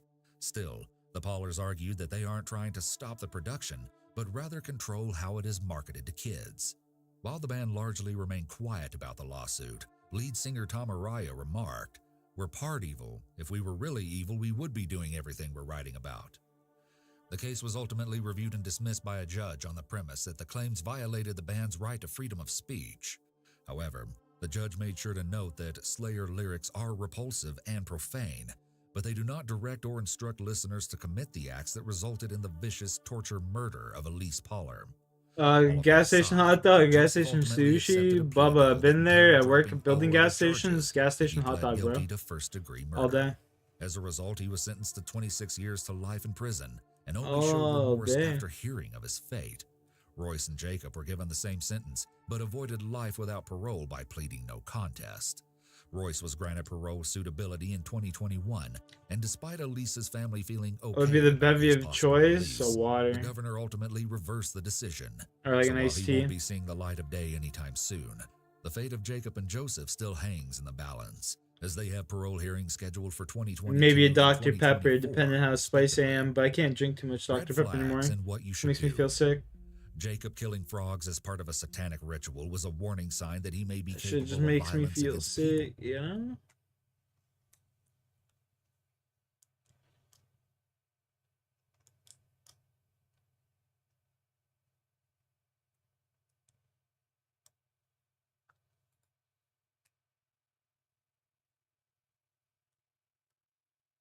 There's some pools of blood. I'm guessing it's just an animal, but in the water right by the river, there's a shoe. Deepening classic, yeah. Yo, you know what's crazy, man? I tried Dr. Pepper with vanilla in it, like extra vanilla, and it was so good. Like vanilla Dr. Pepper, like oh my god, that shit. If it wasn't so syrupy, like I should get it and like water it down more. Honestly, that'd be perfect. I have a concern. That's why we want to talk to you. I don't know if you did or one other person I did something, I'm telling you right now, I didn't. In the early morning hours of This shit March sounds so 11, good. 2012, Right now? a chilling discovery is Dr. made Pepper? near the Jordan Vanilla? River. As the investigation gets underway, police uncover a disturbing pattern of lies and deception. However, just as investigators approach a critical breakthrough in solving the case, their most promising lead quite literally disappears into thin air. As it turns out, a vanishing suspect isn't the only shocking reveal in this twisted crime, but also the great lengths some would go to in order to exact revenge, including framing someone for murder. Are you about 12678 South? Yeah, I would say so. I'm just below the golf course where the bridge. There's a bridge for the pathway that you can cross to go up to the golf course. There's like two big piles of blood, and there's splatter blood all over the bridge, and then right along the edge of the water, there's like a red kid shoe in there. It could have just floated in, but I figured I better call you guys. As the police arrive at the scene and meticulously examine the pools of blood on the rocks, they immediately focus on conducting tests to determine whether it's human blood or an animal's. Dread consumes the investigators as their worst fears materialize before their fucking eyes. door. The Someone's reports knocking on my confirm door. the chilling presence of human blood. Despite their relentless pursuit, they're not able to locate anyone on the trail, leaving them puzzled by the unknown. Finally, after hours of an extensive search, they stumble upon a haunting sight on the other side of the river. A lifeless body of a young girl drifting silently, a shocking testament to the unfolding tragedy. Yeah, it's confirmed. Female, red shirt, blue jeans, caught up in the river. It's obvious. The young girl's body had remained submerged in the water for hours. Her face is swollen, bearing signs of severe trauma with multiple fractures. A prominent injury on her forehead had left her face disfigured and unrecognizable. Jesus. An autopsy would later confirm that the cause of death was multiple blunt force injuries to the child's head. Notably, she wore a shoe that matched the one that was discovered by the jogger who'd placed the 911 call. In efforts to identify the victim, the police arranged for a press conference and share crucial information about the discovery in the hopes that someone would step forward with valuable information to aid their investigation. A mile away, Veronica Kaspersak switches on the television to watch the news. As she listens to the announcement, her blood runs cold with a chilling realization. Could this be her daughter, Annie? 15-year-old Annie lives with her mother, Veronica Kaspersak, and stepfather, James Bratcher. On Saturday night, Veronica and James return home from their dinner date, and Annie excitedly greets them at the front door. Everything seems ordinary as Veronica heads to her room for a shower, while James hangs out in the kitchen. At 7:45, he notices Annie leaving the kitchen and heading towards her room. However, at 8:40, while on a phone call with her sister, Veronica realizes that she hasn't seen or spoken with Annie since they arrived home. She decides to check Annie's bedroom, only to find it empty. Alarmed, she calls out to her husband, who rushes upstairs with a note that he found in the other room. The note declared Annie's shocking revelation that she has left for California, confessing that she'd lied to her friends about being pregnant, which she had indicated with a P in the letter, and she said that she could no longer bear the weight of the lie. With their hearts racing, Veronica and James immediately called the authorities to report Annie as a What? runaway. Soon after, Veronica reaches out to Christopher Bagshaw, Annie's boyfriend, desperately seeking any information.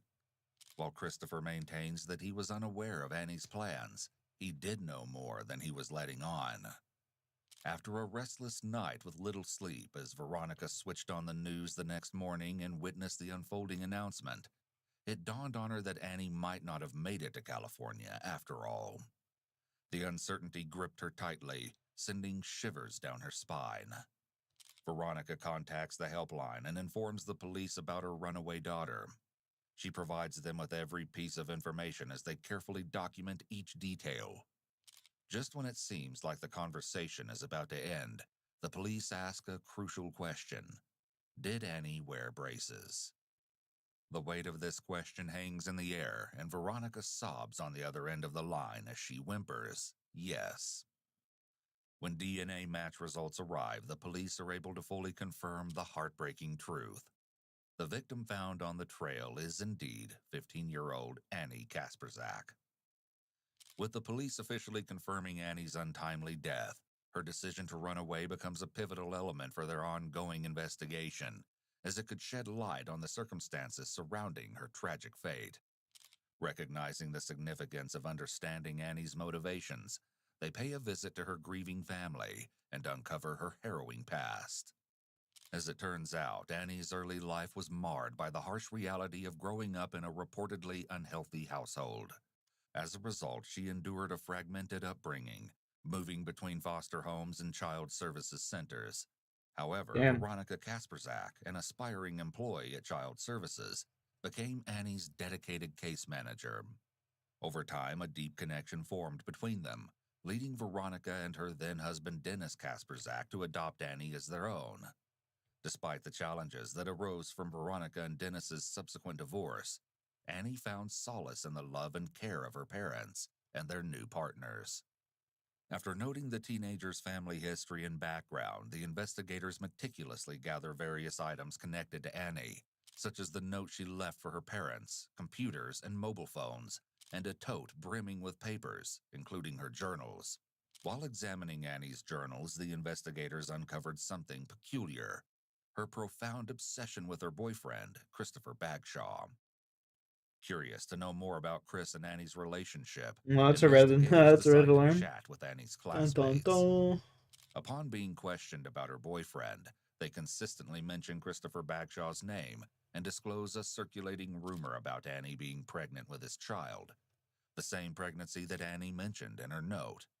Annie's parents informed the authorities that they were aware of Annie's relationship with Chris and had taken measures by encouraging her to use a birth control pill. Moreover, the autopsy report also confirmed that Annie was not pregnant. But why was Annie spreading such rumors at school? Veronica Kaspersak shares with the investigators that she believed Annie's false story about her pregnancy reflected her desire to build a permanent family she could call her own, a thought that was reflected in some of her journal entries. It seems that Chris Bagshaw may be able to share more information, and since he was so close to her, they initiate their line of questioning with him, hoping that he can shed some light on what may have really led Annie to run away. After acquiring a search warrant, law enforcement officers visit his home. Since he's a minor, Chris's father, Darwin Leroy Bagshaw, attends the interrogation with him. In the state of Utah, if a child is subject to a custodial interrogation for an offense, the child may not be interrogated unless they've been advised of their constitutional rights and their right to have a parent, guardian, or friendly adult present during the interrogation. The child has waived their constitutional rights. The child's parent, guardian, or friendly adult was present during the child's waiver and has given permission for the child to be interrogated. Exceptions under the Safe Harbor Clause include a minor that has misrepresented themselves as being an adult aged 18 or older, an emancipated minor, or if the police have made reasonable efforts to contact an adult or guardian and are unable to reach them within an hour of the first attempt. If the child is in the custody of the Division of Child and Family Services and a guardian ad litem has been appointed for the child's guardian ad litem has given consent to an interview of the child. In this never-before-seen interrogation, Chris openly discusses his relationship with Annie and readily shares his whereabouts on the night she ran away. The following footage has been analyzed by a qualified team, including a licensed professional counselor and a licensed attorney. Tell me the last time that you saw Annie. Wednesday or Thursday of last week. Do you remember what time? I don't. I know that it was after school, and she had to go home around 6. Okay. When's the last time you spoke with her? The night of Saturday. Do you remember what time that was? Around 8. How many times did you talk to her that night? I talked to her twice, but she called me 4 times. How long do you think your conversations were with her? 5 or 6 minutes. 5 or 6 minutes each, or? Well, yeah, each. What did you guys talk about? She asked me to run away with her, and I tried to convince her not to, and I told her that that was a stupid idea, and to think about her family. Tell me about what kind of rumors were out there about you and Annie. The rumors said that I got her pregnant, but I didn't. When did you find out? Or when did she start telling you that? That what? That she was pregnant with your baby. She didn't start telling me, she started telling everybody else. Around a month after, she had sex with LJ. Annie had written about LJ in some of her journal entries. Though this is the first time LJ is mentioned in the questioning, he will play a crucial role in the investigation. When did she tell you that she was pregnant? Around a month after. About a month after? When do you think that was? About what month? Well, she had sex with LJ in November. Tell us more about how you know about her. LJ in November. She told me that she didn't want her family to find out that she had LJ sneak into her house, and that's because they knew LJ was 17. So she asked me if I can take blank for it, and I told her that I would agree to let her know how it is me. Chris appears really tense here, barely moving and gripping onto the arms of his chair.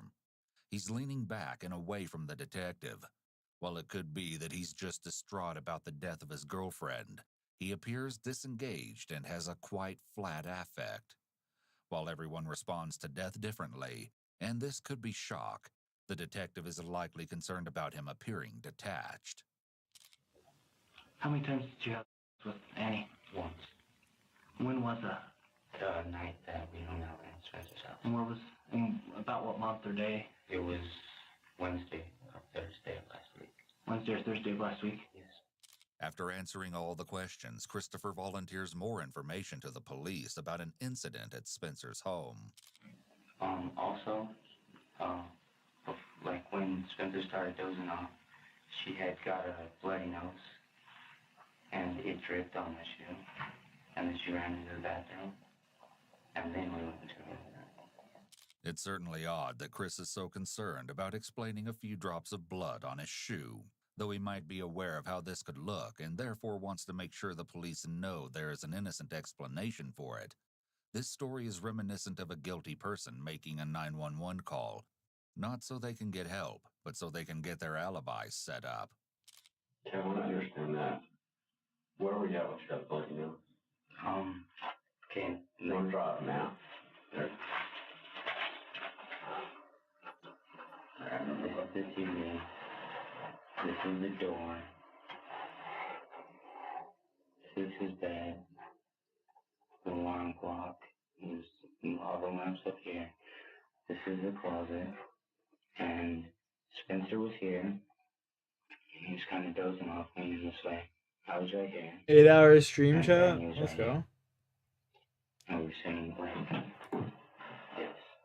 You and Annie were? Yeah. Okay, so on the side of it, that. Okay. You mentioned that her nose started bleeding. How'd that happen? I don't know. She was sitting right here, and I would look over, and just like it was like red. And I said, "Do you have a little something right here?" She went like that, and I leaned down and dripped on my nose. 10K XP. How much longer, man? 15 minutes. So which side what foot would it have fallen on? This one. Secura. Okay, and would it have just been one drop? Yeah. And then what bathroom did she go to? When you go out the door, there's like a wall, and then there's a bathroom right across from it, and there's a bedroom right here, and then there's a stairs. And she got her bloody nose taken care of? Yeah. Did you notice that she bleed it going across the floor or anything? I'm not sure. She was holding her nose like this. So it was enough blood to share hold it in? No, she just like grabbed it so that it wouldn't trip anymore. After taking notes on the incident, they returned to the topic of Chris's last conversation with Annie in order to get additional details. What else did you guys talk about besides running away on Saturday? I just tried to convince her to think about it twice and think it over, and if there's something wrong with her family, then to think about everything good in her family. And I tried to convince her that it wasn't a good idea and that she shouldn't do it. Think about her friends as well. Okay. And what did you do after 8 o'clock? Or where were you at when you were talking to her? My dad had left to go to the bar, and I went to my grandma's at first. Oh, what time do you think you? Saturday night. I imagine I left probably about 6 or 7. What bar did you go to? The Lazy Dog Saloon. And so did you leave right when your dad left? No, I stayed home and I played the video game for a little while. For how long do you think? An hour and a half. Was anybody else there with you? No, it was just me. If that were me, I would have stayed home and played video games the whole fucking time.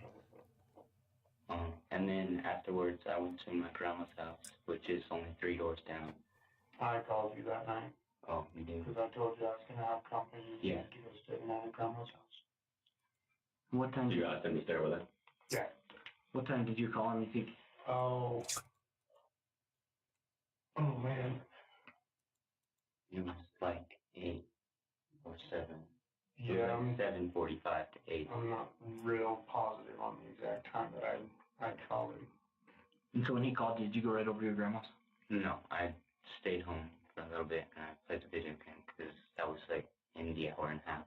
Let's see it. We're talking about just last Saturday, right? Yeah. Okay, no, I left the house at 6 o'clock last Saturday. I left with a buddy named Kevin.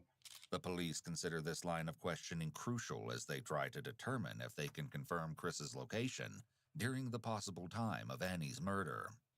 And so when he called you, you think 7:45, 8? Yeah.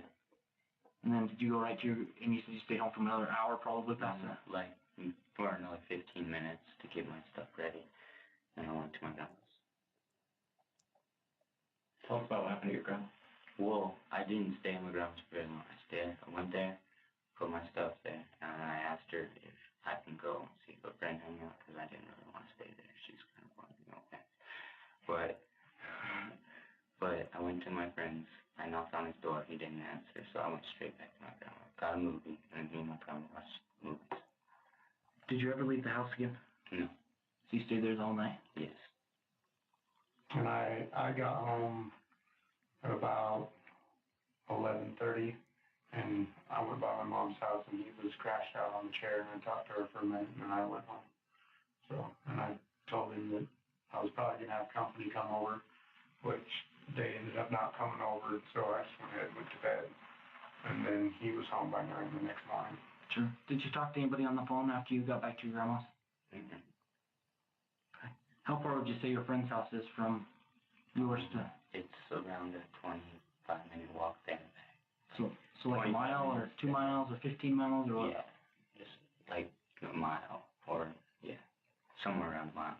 Sorry, you were saying about 25 minutes one way and 25 minutes back? Yeah. Despite the corroboration of Chris's whereabouts on the night of the incident by his father, Darwin Leroy Bagshaw, and his grandmother, Wilma Fern Bachla, the police focus their attention on two crucial details provided by Chris that demand verification. The first concerns Annie's nosebleed, which supposedly occurred at Spencer's house, resulting in her blood inadvertently staining Chris's shoe. The second piece of information relates to Annie's alleged relationship with another boyfriend named LJ. The police take the necessary steps to acquire a search warrant for the home of Spencer Criddle to uncover the truth. As a close friend of Chris and Annie, Spencer can give some insight into both of these questions. He soon becomes a person of interest in the investigation and is subsequently brought in for questioning. The investigators waste no time and immediately inquire about the night Annie left. On that day, Saturday, you had talked about Annie coming here. I mean, Annie calling you, and you weren't here.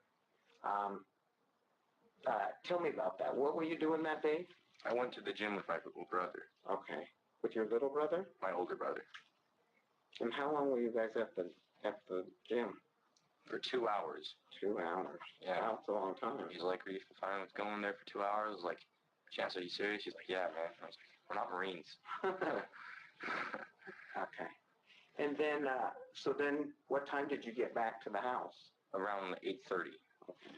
And then is that when you checked your messages? Yeah, I went upstairs and about like 10 minutes, 20 minutes later, and there's like text messages and calling messages and everything. Mm-hmm.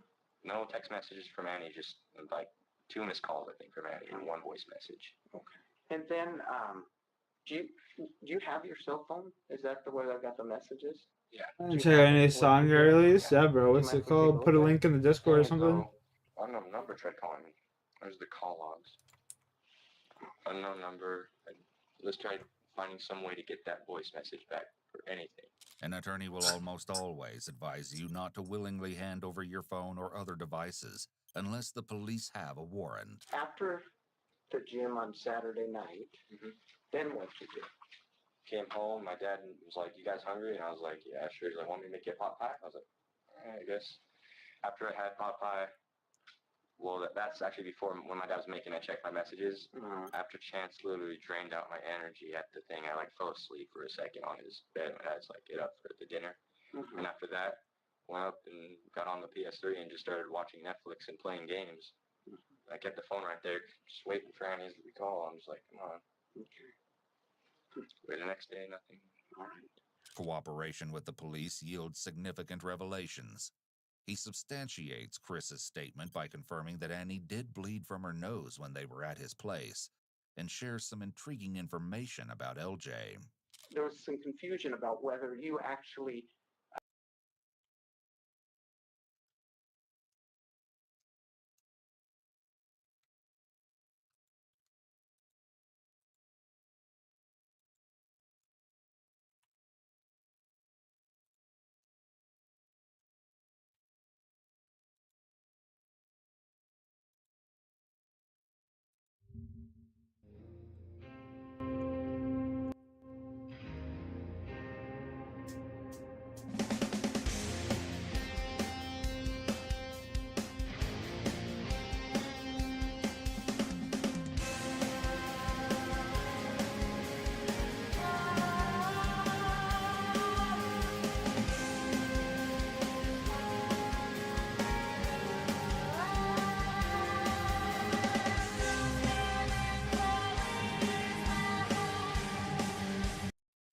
It reminds me of some like Call of Duty Zombies, but like menu music kind of shit.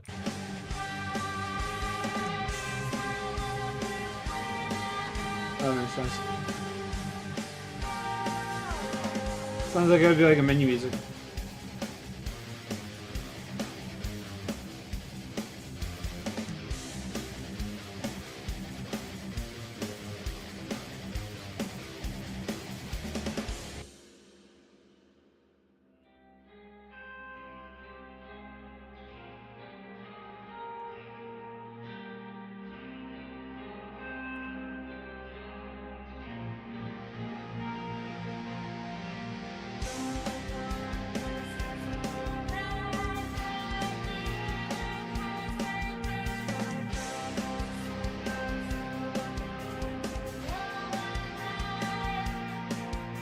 Sounds good though.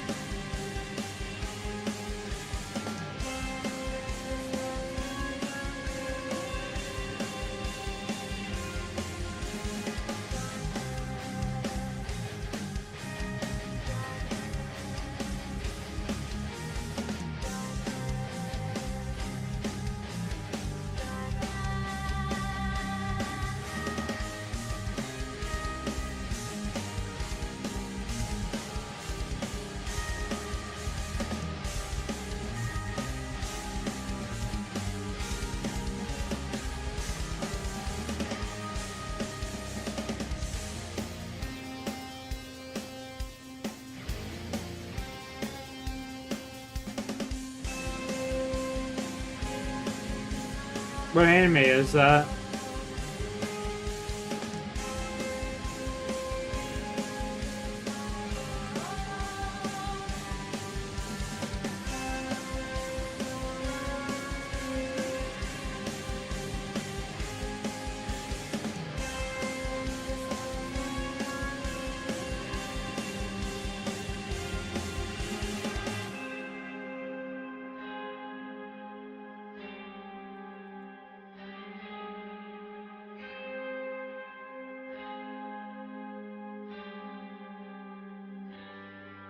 Okay.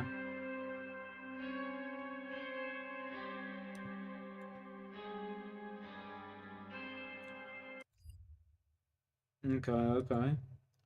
This is banger. Physically talked on the phone or had a chat with LJ? Did you ever? Have a chat with LJ? Yeah. He just messaged me on his email. Okay. That's all. Okay. And so it was over email. Yeah. Okay. Somehow he hacked into Annie's. Okay. So it was Annie's email. Mm-hmm. And then, but it was from LJ. Yes. So how did you know it was LJ? Because Annie the next day, well, he told me, but Annie He next said, this is LJ or something? Yeah. And I was like, LJ, why are you on, Annie? He's like, oh, I hacked into it. I was like, oh, well, that's perfect. But you never had a physical, like a conversation with them about that? No. Okay. That was how long ago? It was back in I think either late November or early December. It was one of those. I can't remember. Is it out of the ordinary for you to get unknown calls? So you get them all the time? Oh, well, sorry. I thought you said, do you usually get unknown calls? No, I don't. So that's uncommon then. Yeah, that's uncommon. Unless it's one of my friends that are playing a prank on me, but they haven't done that in a long time, so I don't know who that could have been. Because I can't call back. It'll be like no number. I'm like, do you know, does your dad ever, check does he have an account on T-Mobile online for phone bills and check like that, phone records? Yeah, he actually tried searching up my phone record, and he couldn't Like, I think he couldn't, like, I think he found it, the call. I asked him, is there any way we can get the voice message, please? And he's like, no, it's not. Well, the text email where he talked to LJ, whatever happened to that? Well, since that was months ago, my phone just built up in like the memory, and it goes berserk. I can't like start taking pictures or anything. It says memory, so I had to clear it out. I always do that. Get too much call messages, it just clears out. So. Apart from confirming LJ's involvement with Annie, Spencer Maybe. informs the police that all of their circle of friends had tried to 79. warn her to stay away from LJ, given his threats, as they believed he was a member of some gang. Chris's statement highlighted a similar pattern. All right, Chris. One of the things that was coming up and everything is that in talking with LJ, when you talked with LJ, did you actually physically talk to him on the phone, or was it like through a message? I'm gonna get base right side stats level 80. So mining, smithing, fishing's 99, cooking's 99. Got fire making 80 today. Got my fire making 80. Got fire making. Then you get all my middle stats level 80 as well. Coming for somebody else, and then he hung up. Okay. And when you talk to him on the phone, You does know? he speak with an accent, or do you notice anything distinctive about his voice? No. Just normal. Okay. I'm getting base 80s across the board. Number for that? No, it was really trying.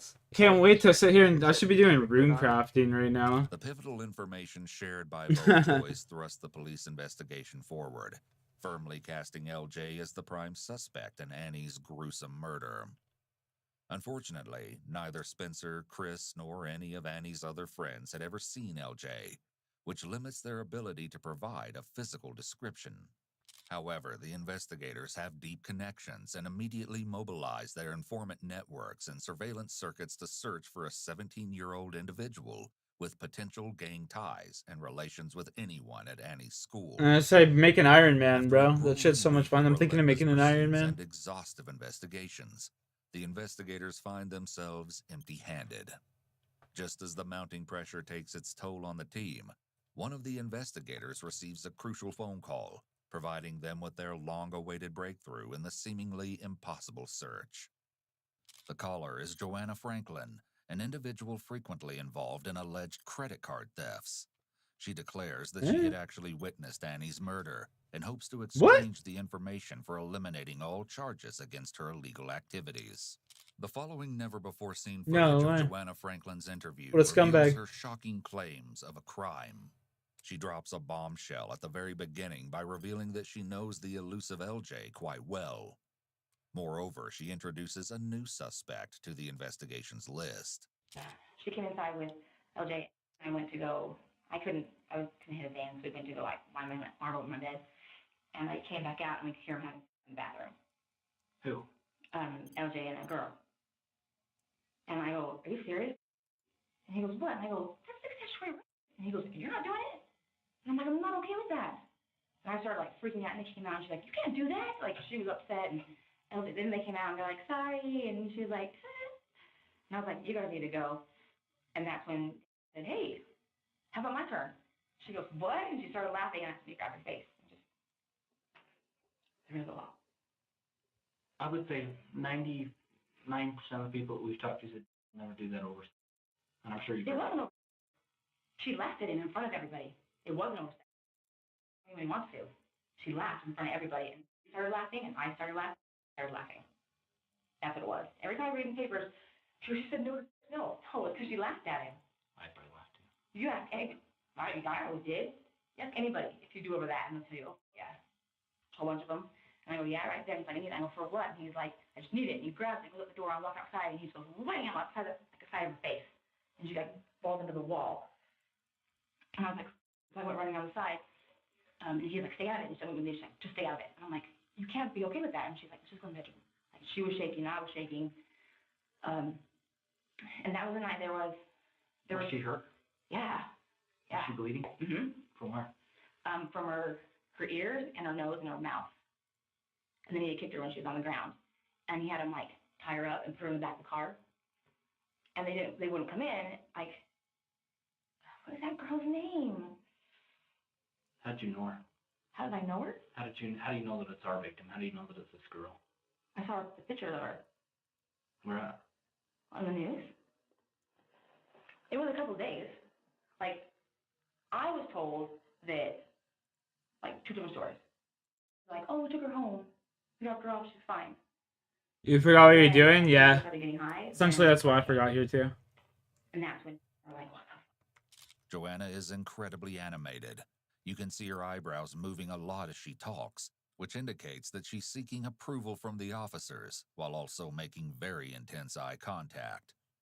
As she talks, her speech sounds pressured, meaning she's talking without many pauses. This may be because she really wants to get her story out, but it's often associated with substance use and a variety of mental illnesses. It's also noteworthy that she says LJ and that girl. She doesn't say Annie's name, yet she's naming everyone else. When the officer starts asking questions, she seems to get a bit more anxious and is rubbing her head and ears. She also rubs her nose rather awkwardly. For all of her animation, her emotion doesn't seem to fit. She doesn't I don't know seem what Black scared. does. Oh, that's the MMO from the people at Jagex or whatever, right? Or the people who made this. It's fine. MMOs do take up so much time. Trying to pay attention. She was kind of, they walked that way. And that's when he said, how about my turn? And she laughed, and I was like, no. And he grabbed her and just flung her around into the wall. Like, you know that, where I was sitting today? There was that thing behind me. That wasn't there before. And she went right into that wall. And blood was everywhere. All over the place. Like, I remember, like, thinking, really hard. Because pictures of the boys got broken. I had to get new frames for them. And we kind of scooted back, and the table kind of scuffed across the floor. And I was like, the scuff on there. And I remember being like, you know something happened. You know something happened. Because I was all worried about it, because I was a mess. And we all kind of sat there for a minute while I finished being pissed. Like, and he kind of stood up and he goes, dude. He goes, what are you doing? He goes, I don't know. He goes, laugh at me, you stupid bitch. And he kicked her. And I'm like, I go, what are you doing? And he goes, you go start. And Ashley came in and he goes, what the fuck happened? And he goes, your bitch laughed at me. He goes, she laughed at you? And he goes, yeah. And he goes, why she laughed at you? And he goes, I don't know. She laughed at me. And like they just kind of stared to a minute. Ashley kind of looked at his head and he goes, I'm sorry. And I go, are you serious? And I stood up and he goes, I'm like, and he like was really concerned. So I sat down and I go, I need to go check on her. And he goes, no, you need to go get me some towels and a tarp out of the storage shed and shut your mouth. So I go get that. So I went and got that stuff, and I walked back in there, and he was sitting there, and he was just pale white.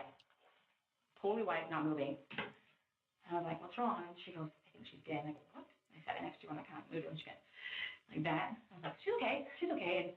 And I kind of moved her chin a little bit, and like her jaw slid, like the way it shouldn't slide. And I was like, something, I just catch her up and put her on trying to fight, or whatever. And then I came out, and he goes, so what's the damage, doc? And I go, she needs to go to the hospital. And he goes, can't do that. And I go, we go to the hospital. He goes, we can't do that. And I was like, what are you going to do? He's like, call. So he called on his phone. He went in the other room. He was quiet, and he started like shouting. He's like, you stupid, call them and tell them to get the fuck over here. You get your ass over here and bring me some change of clothes. And LJ just sat on the couch. He just sat there. Put her under the tarp.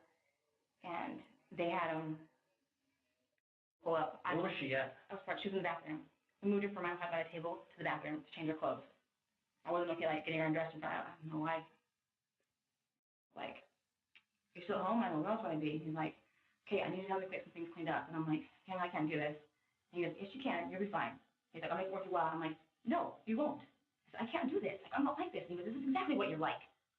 He's like, and you'll help me with what I need. I'm like, he's like, so go over to Walmart or wherever if you need to go, when we open, and get some bleach. I'm like, I have bleach. He goes, you have enough of it? And I go, yeah. And so I went back and got the bleach, and I came out with it. I'm like, what do you want to do? And he had me pour it all over the wall. And I scrubbed it. And then Monetization scheme? Yep, that's every game nowadays.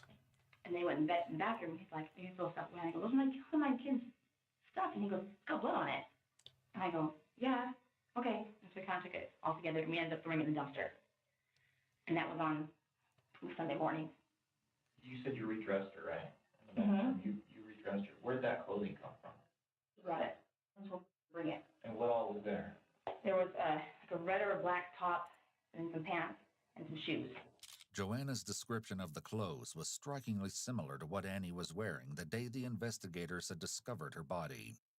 She further informs the investigating team that the person she claims was involved and LJ took the girl's body in a Suburban and went to the canyons.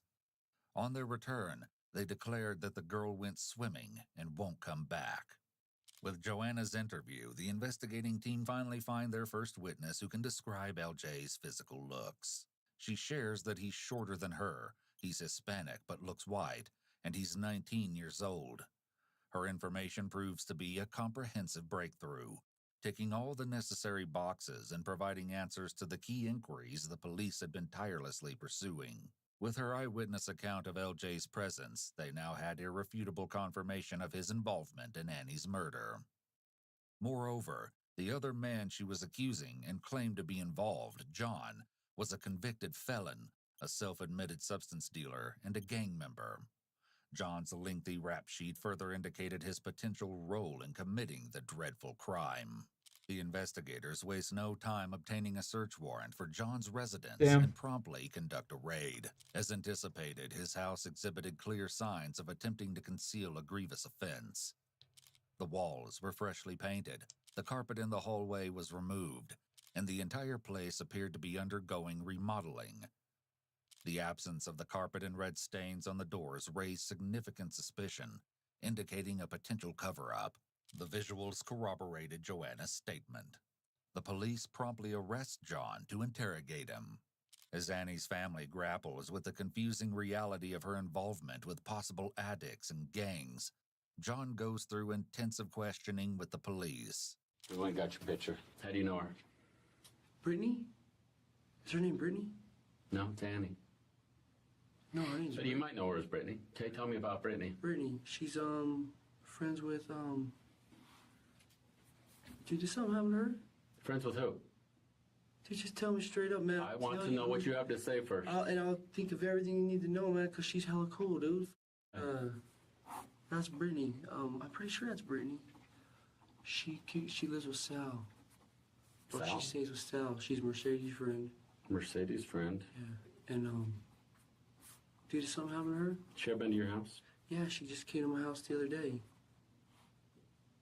Did something happen to her? On a scale of 0 being not at all and 100% positive that you know her as Brittany, where are you at on that? 8, dude. Pretty sure that's Brittany.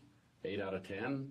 8 out of 10. Yeah. Or are you saying 80 out of 100? Well, Either way. Either way, it's the same thing. I'm pretty sure it's her. 10 being 100% positive, you're 8 out of 10 that it's her.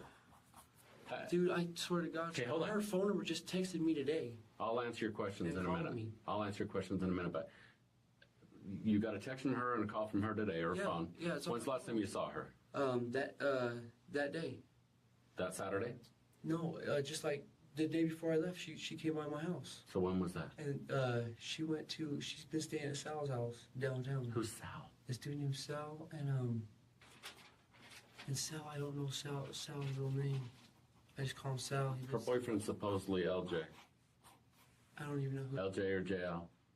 You may know her as Britt. Her real name's Annie. Okay, who? You didn't see her the other day. No, dude, I don't even know who Annie is. Tell me about this girl being at your house last I don't Saturday. even know. I think she's Britt, dude. I don't Okay, know. She I don't- was at my house last Saturday. There's no young girls at my house, man. No? No. Ever. As far as I know, if they're young, dude, I send them the out of there. What if she looked older? Well, that's just it, man. Did I do something? Am I supposedly did something to this person? I have a concern. That's why we want to talk to you. I don't know Well, if you did or if you one guys other think person I did something, I'm telling you right now, I didn't. And if you feel like I have, then I need a lawyer then. Because obviously, what I'm saying to you, you're telling me that I'm not being honest with you, whatever. Do you need a lawyer or not, or should I continue? Continue, dude, but I'm just telling you, I don't know. I think that's Britt. But if you say you She's think at my you need a house lawyer, last- I have she to was at my address that house now. just I have the to other respect day. your rights. Yeah, I mean, but if you guys Are think we that I okay did talking or not? If you guys think I did something to her, then hell yeah, I want a lawyer. Okay. So do you want a Because lawyer I or did not? not do nothing to nobody. What if I told you she's dead? I didn't do it. What the? Exactly. Are we here to talk, or do you want a lawyer? Because you said the word lawyer twice. I need to know. Well, then talk, man, but don't act like I know who this girl is. I'm telling you, it's Britt, dude. It looks just like Britt. Okay. And she did what the? You don't remember It's not, telling it can't anybody be that her she though. went for a swim? It can't be her, dude, because she just was at my house. No, she's been dead for a week. And she was never at my house. I had never seen this girl before then. She's been dead for a week. Did you tell anybody she went for a swim? Who? That girl. No. And if somebody said I said that, they're liars, man. Let me ask you this. Did your wife get pissed here, it was probably just over a week ago, about some guy and girl having sex in your bed? Said it's, that you guys don't have a damn house? No, hold on. Nobody had my bed, though. Okay, but do you know about your wife getting pissed at you over one of your friends and some girl having sex in your bed? She didn't get mad at me over that. She didn't? No. Really? Ain't nobody had in my bed but me and my wife.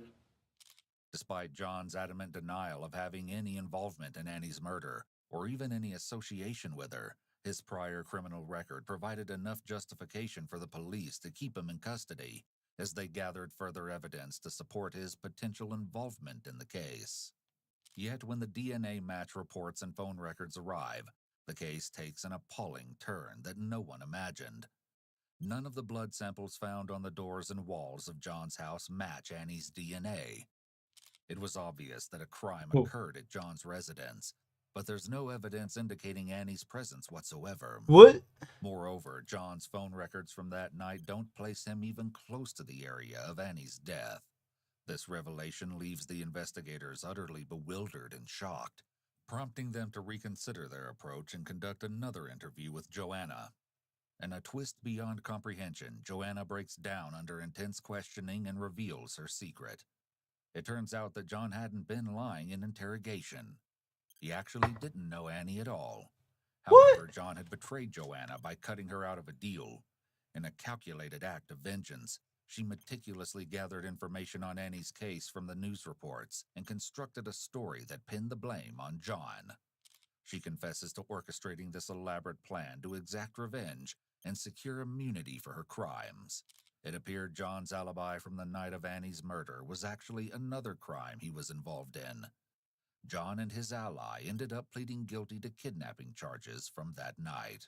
With the investigation into Annie's death derailed by a year because of the misleading information, the investigators are left with no choice but to retrace their steps and meticulously sift through their vast collection of past interrogations and searches they conducted before Joanna's pivotal call. That's Immersed in this insane. intensive review, they stumble upon 3 tip calls that instantly pique their curiosity. The first tip was from someone who had been driving home the night Annie was killed and saw a male on a bike leaning over the south side barrier and looking into the river. He was leaning so far over that she thought he would fall in. Another tip came from someone else who had said that he saw at 2:30 p.m. that day by the Rotary Park, a young male was saying, "Won't get caught, won't get caught," waving his arms around. He was short, with dark hair almost to his ears, a full head of hair, and was wearing a gray shirt and blue shorts. And then there had been a third tip from Christopher Bagshaw, Annie's boyfriend, because he had been receiving threats from LJ. All 3 tip calls pointed towards a teenager being involved in Annie's murder. Although this once again reaffirmed that LJ appeared to be a strong suspect, the police still didn't have a physical description. I bet you it's the and boyfriend had or yet something. to find him. Determined to uncover crucial details, investigators Like focused LJ on and the Annie's phone boyfriend? records to get Like, how evidence does of her phone LJ start conversations sending this kid and messages and retrieve they don't LJ's track it? profile. The investigators' hunch proves correct when a disturbing pattern emerges, as they discover that Annie received multiple calls from a blocked number on the night of her murder. Yeah, and that kid had a bunch The of block individual calls. behind this blocked number spoke with Annie until the fatal hour leading up to her death. It was believed that this mysterious caller could possibly be LJ. Drawing upon Chris and Damn. Spencer's testimonies regarding LJ's threats towards them, the investigators promptly contact the telephone department to establish a connection between LJ and the blocked number found in Annie's phone records. They request the extraction of call data from Chris and Spencer's phones to note if they ever received or answered calls from the same suspicious number. If the numbers match, it could provide crucial evidence to solidify their suspicions in the case.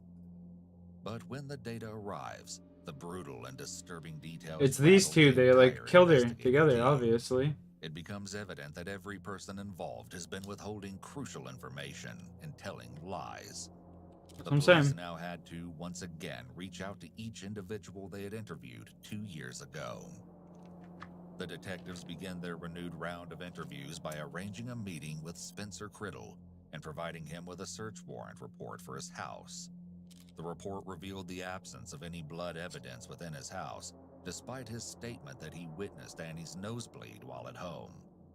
Under intensified questioning, Spencer eventually admits that he never personally witnessed the incident, but believes it happened because Chris talked to him about it. The detectives then meet with Wilma Fern Bockley, Chris's grandmother, who becomes a key figure in the investigation.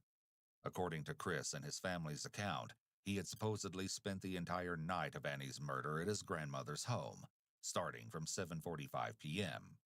However, the call records present a peculiar inconsistency that showed Wilma had called Chris multiple times, even well past midnight. However, she's uncooperative during the interrogation process and insists that Chris had returned to her house approximately 1 to 1.5 hours after leaving to meet his friend. She continues to parrot similar series of events that happened that night as Chris had told them. She recalls making only one phone call to him that night and has no recollection of any additional calls or the approximate timings. However, it would soon be uncovered that she was clearly withholding crucial information.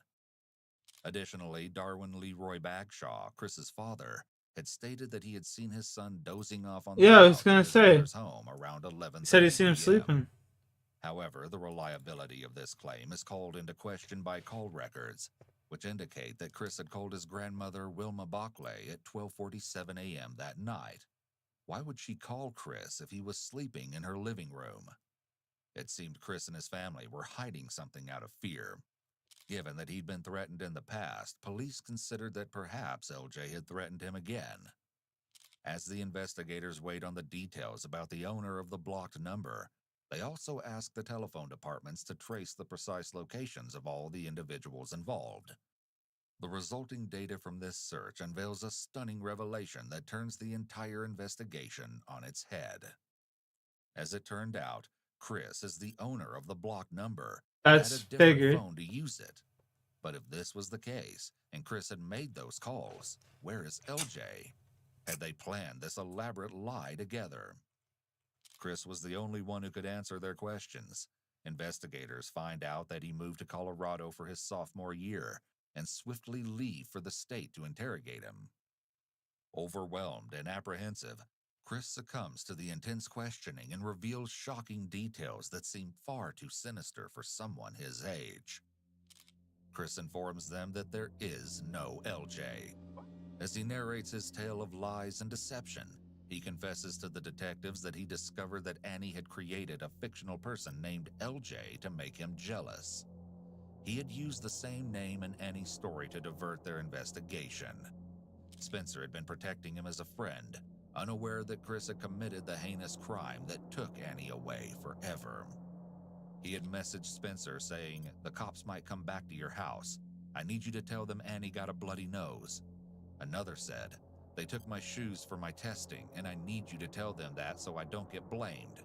I just want you to know I'm not telling you to lie to the cops. I just know you were kind of dozing off that night." Chris's admission of guilt put several missing pieces together. During their search, the police found that Chris's bike was similar to what the tip They try caller hell was at drivers. I don't scene. know. It didn't look Further too enjoyable. investigation revealed that the other witness who had seen a teenager chanting over the bridge was the same day that Chris had actually skipped school. Police also found a note in the trash can of his home in which Chris had listed out a detailed timeline of Annie's disappearance and what she was wearing that night. There could only be one reason Chris would know of such details. He had been the one to kill her. Comments Chris posted on Facebook after Annie's death were viewed from a completely different perspective after the disturbing revelation. It turns out that the purpose of the posts wasn't to honor a beloved friend, but rather an effort to deflect any potential suspicion away from himself. The comments read as follows: "Everyone wear red tomorrow. It was her favorite color, and let's show how much we really care." And The world is filled with hate and no one understands the pain of losing someone they care about until it's too late and they're already gone. It's sad what had happened to Annie, and I don't know why anyone would do this to someone like her. She was awesome, and we all loved her very much. Even though we had times where we disliked each other, we always made up and reevaluated our friendship. She was the best. But what gave him away was Veronica, Annie's mother's phone call. On the night Annie went missing, she'd called to ask if he knew anything. Chris had answered the call minutes after he'd taken her daughter's life. The location on Chris's cell phone on that call put him next to Annie near that bridge. While Annie's family had endured 2 long years of suffering, Chris had moved on and continued his life in Colorado as though nothing had occurred. What a cold ass The police motherfucker. arrest him on charges of first-degree murder and obstruction of justice. But why had he killed Annie? That sickening detail wouldn't be revealed until later. As Chris Bagshaw was 14 at the time of the crime, the state of Utah was likely to place him in a juvenile facility, allowing his release at 21. Given that he was 17 at the time of his arrest, it would result in him serving a mere 3 years in prison for the heinous offense. While investigators diligently sought evidence to support trying Chris as an adult in court, a pivotal moment arose when they received a call from the Juvenile Detention Center. The caller, an inmate, steps forward to provide information about Chris Bagshaw, significantly bolstering the prosecution's case.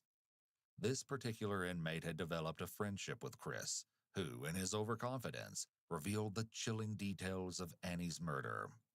Back in school, Chris had found out that Annie had been telling people she was pregnant with his baby, and he'd believed the claim, even though this wasn't true. She asked him to run away with her, so he suggested they meet by the bridge. Annie snuck out that night to meet him near the Jordan River. However, Chris had planned something terrible. He attacked Annie with a shovel, hitting her face until it was disfigured. Then he put the shovel on her forehead, jumped on it, and continued until Annie stopped moving. Bro, The you investigators know how took this fucking painful that would be to die like that? Holy fuck. to a state medical expert who checked Annie's autopsy report and corroborated the inmate's description of the injuries on Annie's face, especially the one to her forehead. Chris had killed Annie because he believed she was pregnant with his child. Darwin Christopher Bagshaw was eventually tried as an adult and pleaded guilty to first-degree murder. He was sentenced to 15 years to life in prison and will be eligible for parole in 2034. A recording captured a message Keep from him in Spencer to there. his friends, clearly said in jest. No one had any idea that Chris may have been scheming his own murderous plans at this very moment. You know, I never wanted to do this, but sometimes you just got a point. Shoot. Yeah, what are you doing? Yo, man. So back off. You changing? What the crap? I'm just late. Every child deserves a parent, but not every parent deserves a child. Please, can I go and see her? Please, can I go? That was wild, bro. Oh, he jumped on her head with the fuck. 911, He jumped yeah. on a shovel onto her head. That is fucking cynical, man.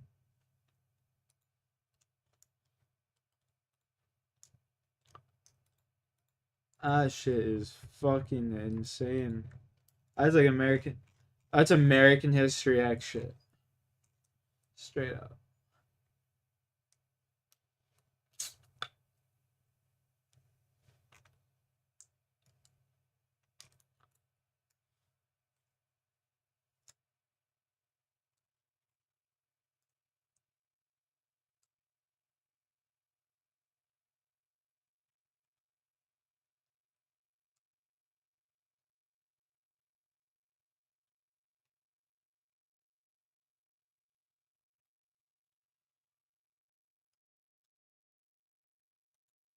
Get down now! Get down now! Go, move in. You got a knife in the back. Knife in the back. This is awesome as hell.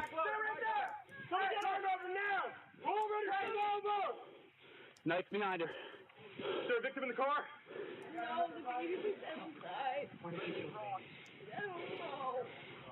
Haunted by a tumultuous past, a mother We ain't watching this one. I don't hear about no babies being killed and shit.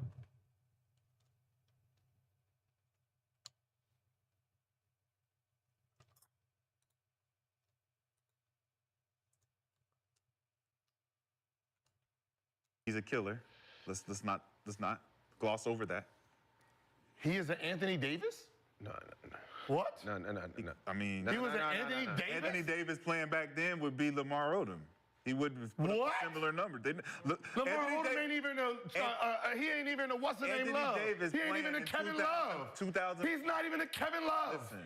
Listen. He's not even a Kevin Love. Playing in 2006 is not better than Lamar Odom.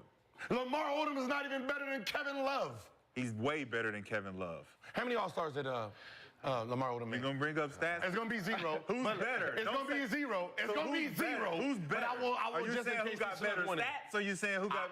which one are you going to do? Accolades. Who? We're not talking about accolades. We're not talking about who's the better player. We're not talking about who's the better player? Lamar Odom or Kevin Love? Now, who got the better accolades? How many All-Stars? Zero. So that means he's zero. How many All-NBAs? Zero. Okay? Yeah. Zero. How many teams did Lamar Odom have on his own? None. Okay, how many did Kevin Love have? One. Okay. Minnesota. Okay, that's where he became a what? That's where he got a name for himself? Well, he was the only team. He was the only player on that team. He got to shoot all the balls. Who was the best player? Stop it. So if Lamar Odom was never the best player, how can you even put him in the category? I just want LeBron to take his numbers up. How can even you compare him to anybody who was the best player? If you was never good enough to be an option one, I don't even want to have a conversation. He was good enough. When? Show me. What year? Any year. What do you mean? Show me what year was he the best player? On that Clipper team? Lamar Odom was good enough to be that. If you're good enough, then you're going to be that. He was an asset that was a tradable piece to go to other teams that had good players. I'm sorry. Kevin Love, what happened when Kevin Love left Minnesota? Was he ever the man on his team again? No. No. But he was an all-star. Because he was playing in Minnesota where there was nobody. They was trash. But he was behind. He trash. But he was behind LeBron James. Trash. He was behind LeBron James and still made an All-Star. Yeah. Then he became playing with LeBron Then he came a third option and still made the All-Star. Kevin Love is Kevin Love is Ray J with a jump shot. Hold on. Lamar Odom was the second best player with Kobe Bryant. The third best player was not even a basketball player, and he still couldn't make an All-Star game. He wasn't a basketball player? You get the fuck out of here. Who wasn't a basketball That means Lamar Odom didn't have to pass the ball to nobody, and he couldn't make an All-Star game? Really? Why did he need to make an All-Star game to be a good player, man? Listen, Lamar Odom is that guy, man. Yeah, he's that guy. He's that good. fucking guy. He's a good, but just because he didn't make the list from all these other. We talk about the media, talk all this other shit. Not. So you're talking about accolades when niggas don't get certain accolades based on what? Yo, I'm gonna be right back. I'm gonna go grab some water. How long have I been live? 9 hours? Holy shit, let's go, baby. 9 hours, 660,000 XP gained. Let's go. That's what I'm talking about, dude. That's what I'm talking about.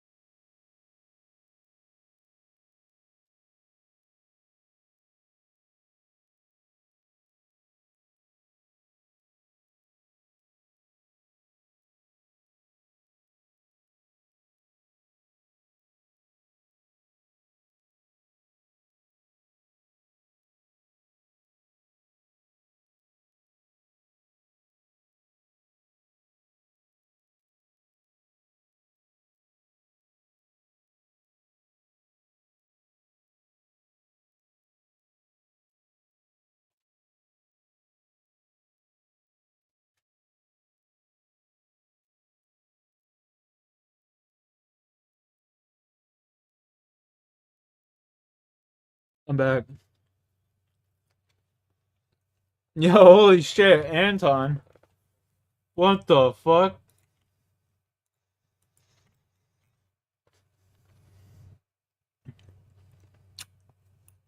That's a name I haven't seen in a long ass time. Do I remember you? Yeah.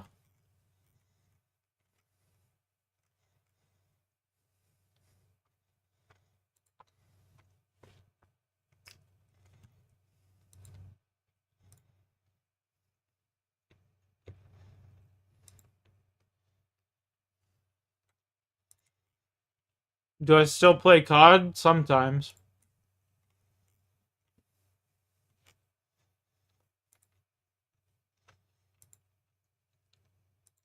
Been a long time, Anton. What have you been up to, my guy?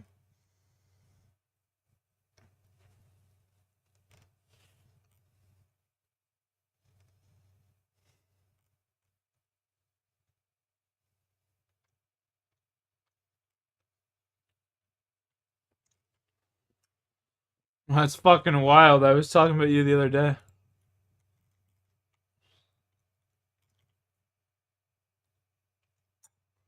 That's crazy.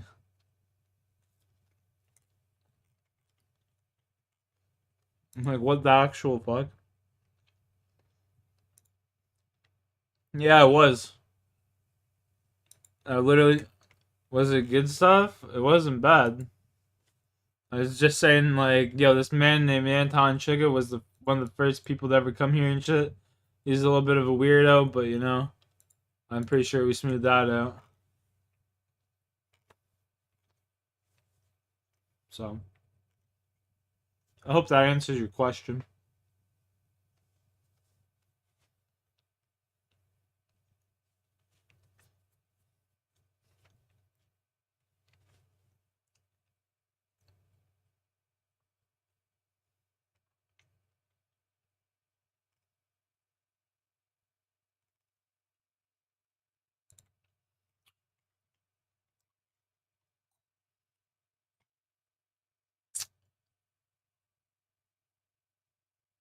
The link is an old clip of me. I don't see no link.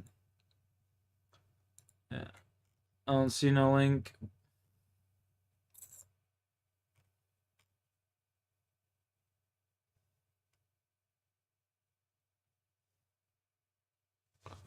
Ooh, wow.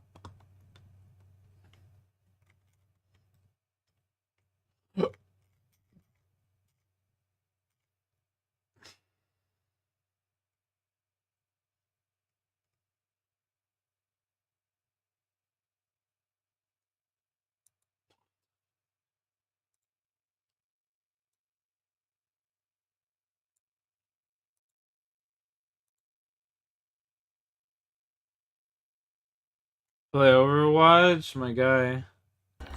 You don't understand. I do play Overwatch from time to time. I just don't stream it. What is up, Ewu crew? Today we will be covering 3 unbelievable cases of people discovered in extremely bizarre places that will leave you absolutely speechless.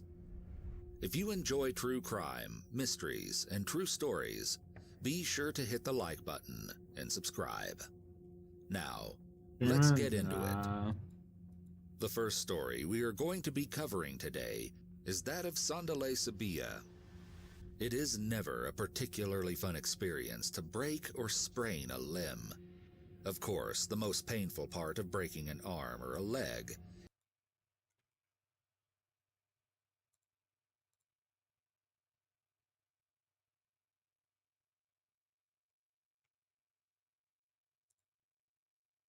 Where's the dog?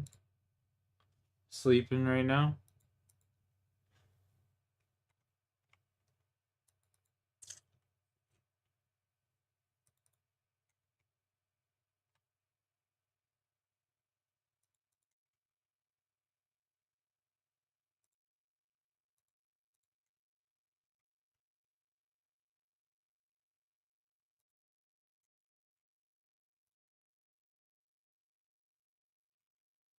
Alaskan Thunder Skunk.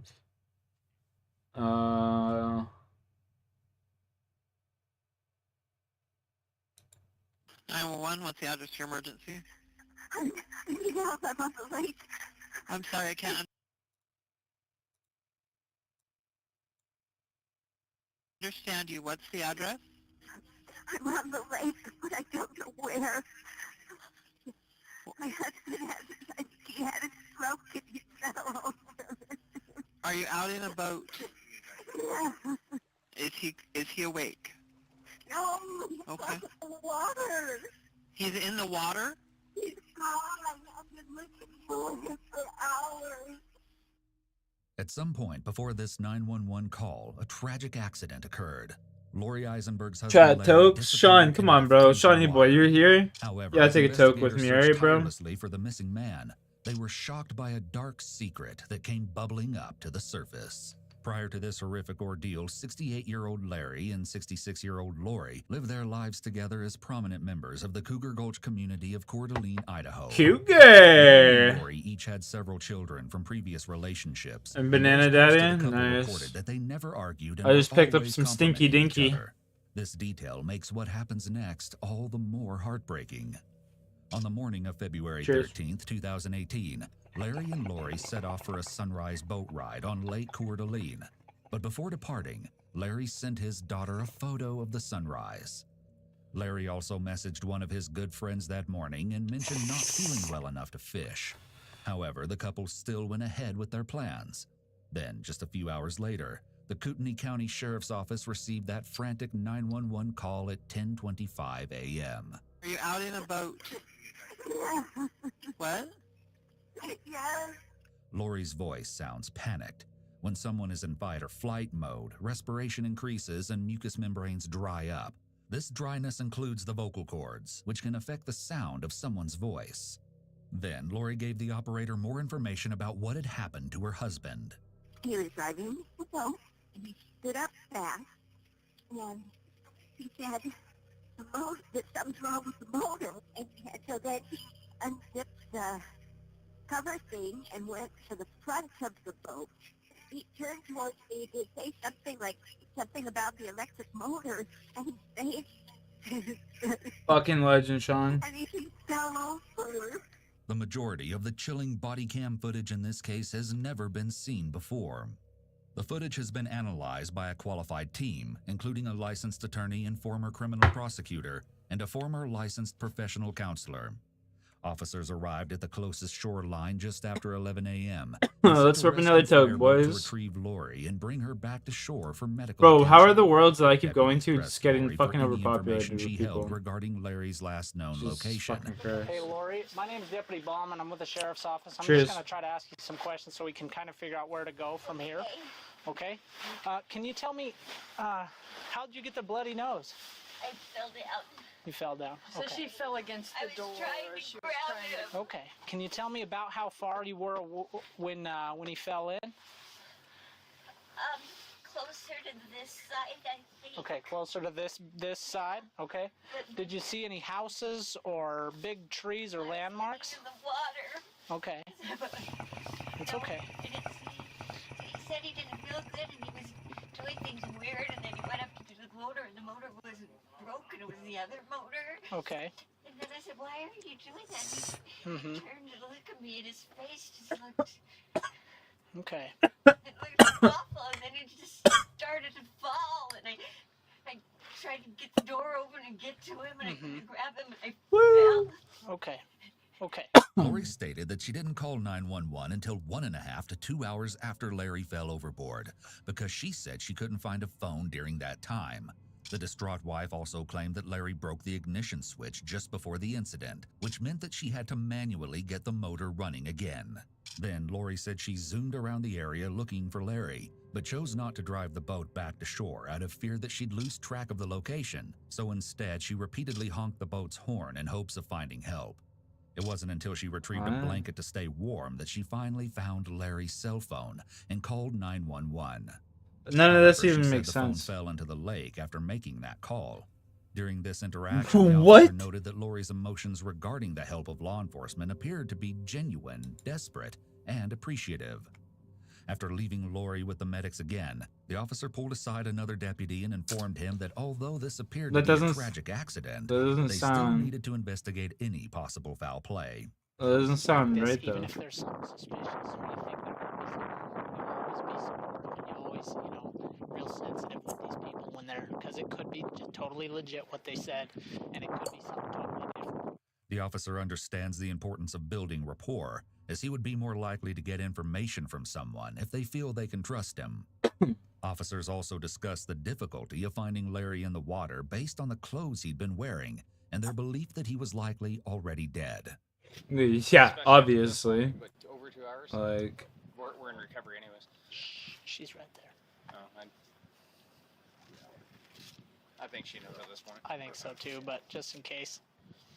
Finally, medical personnel assisted Lori to an awaiting ambulance for further observation. Next, officers had the Eisenberg's boat towed to a nearby boat launch for evaluation. Upon boarding the vessel, detectives immediately noticed blood spatter in several areas, presumably from Lori's nosebleed.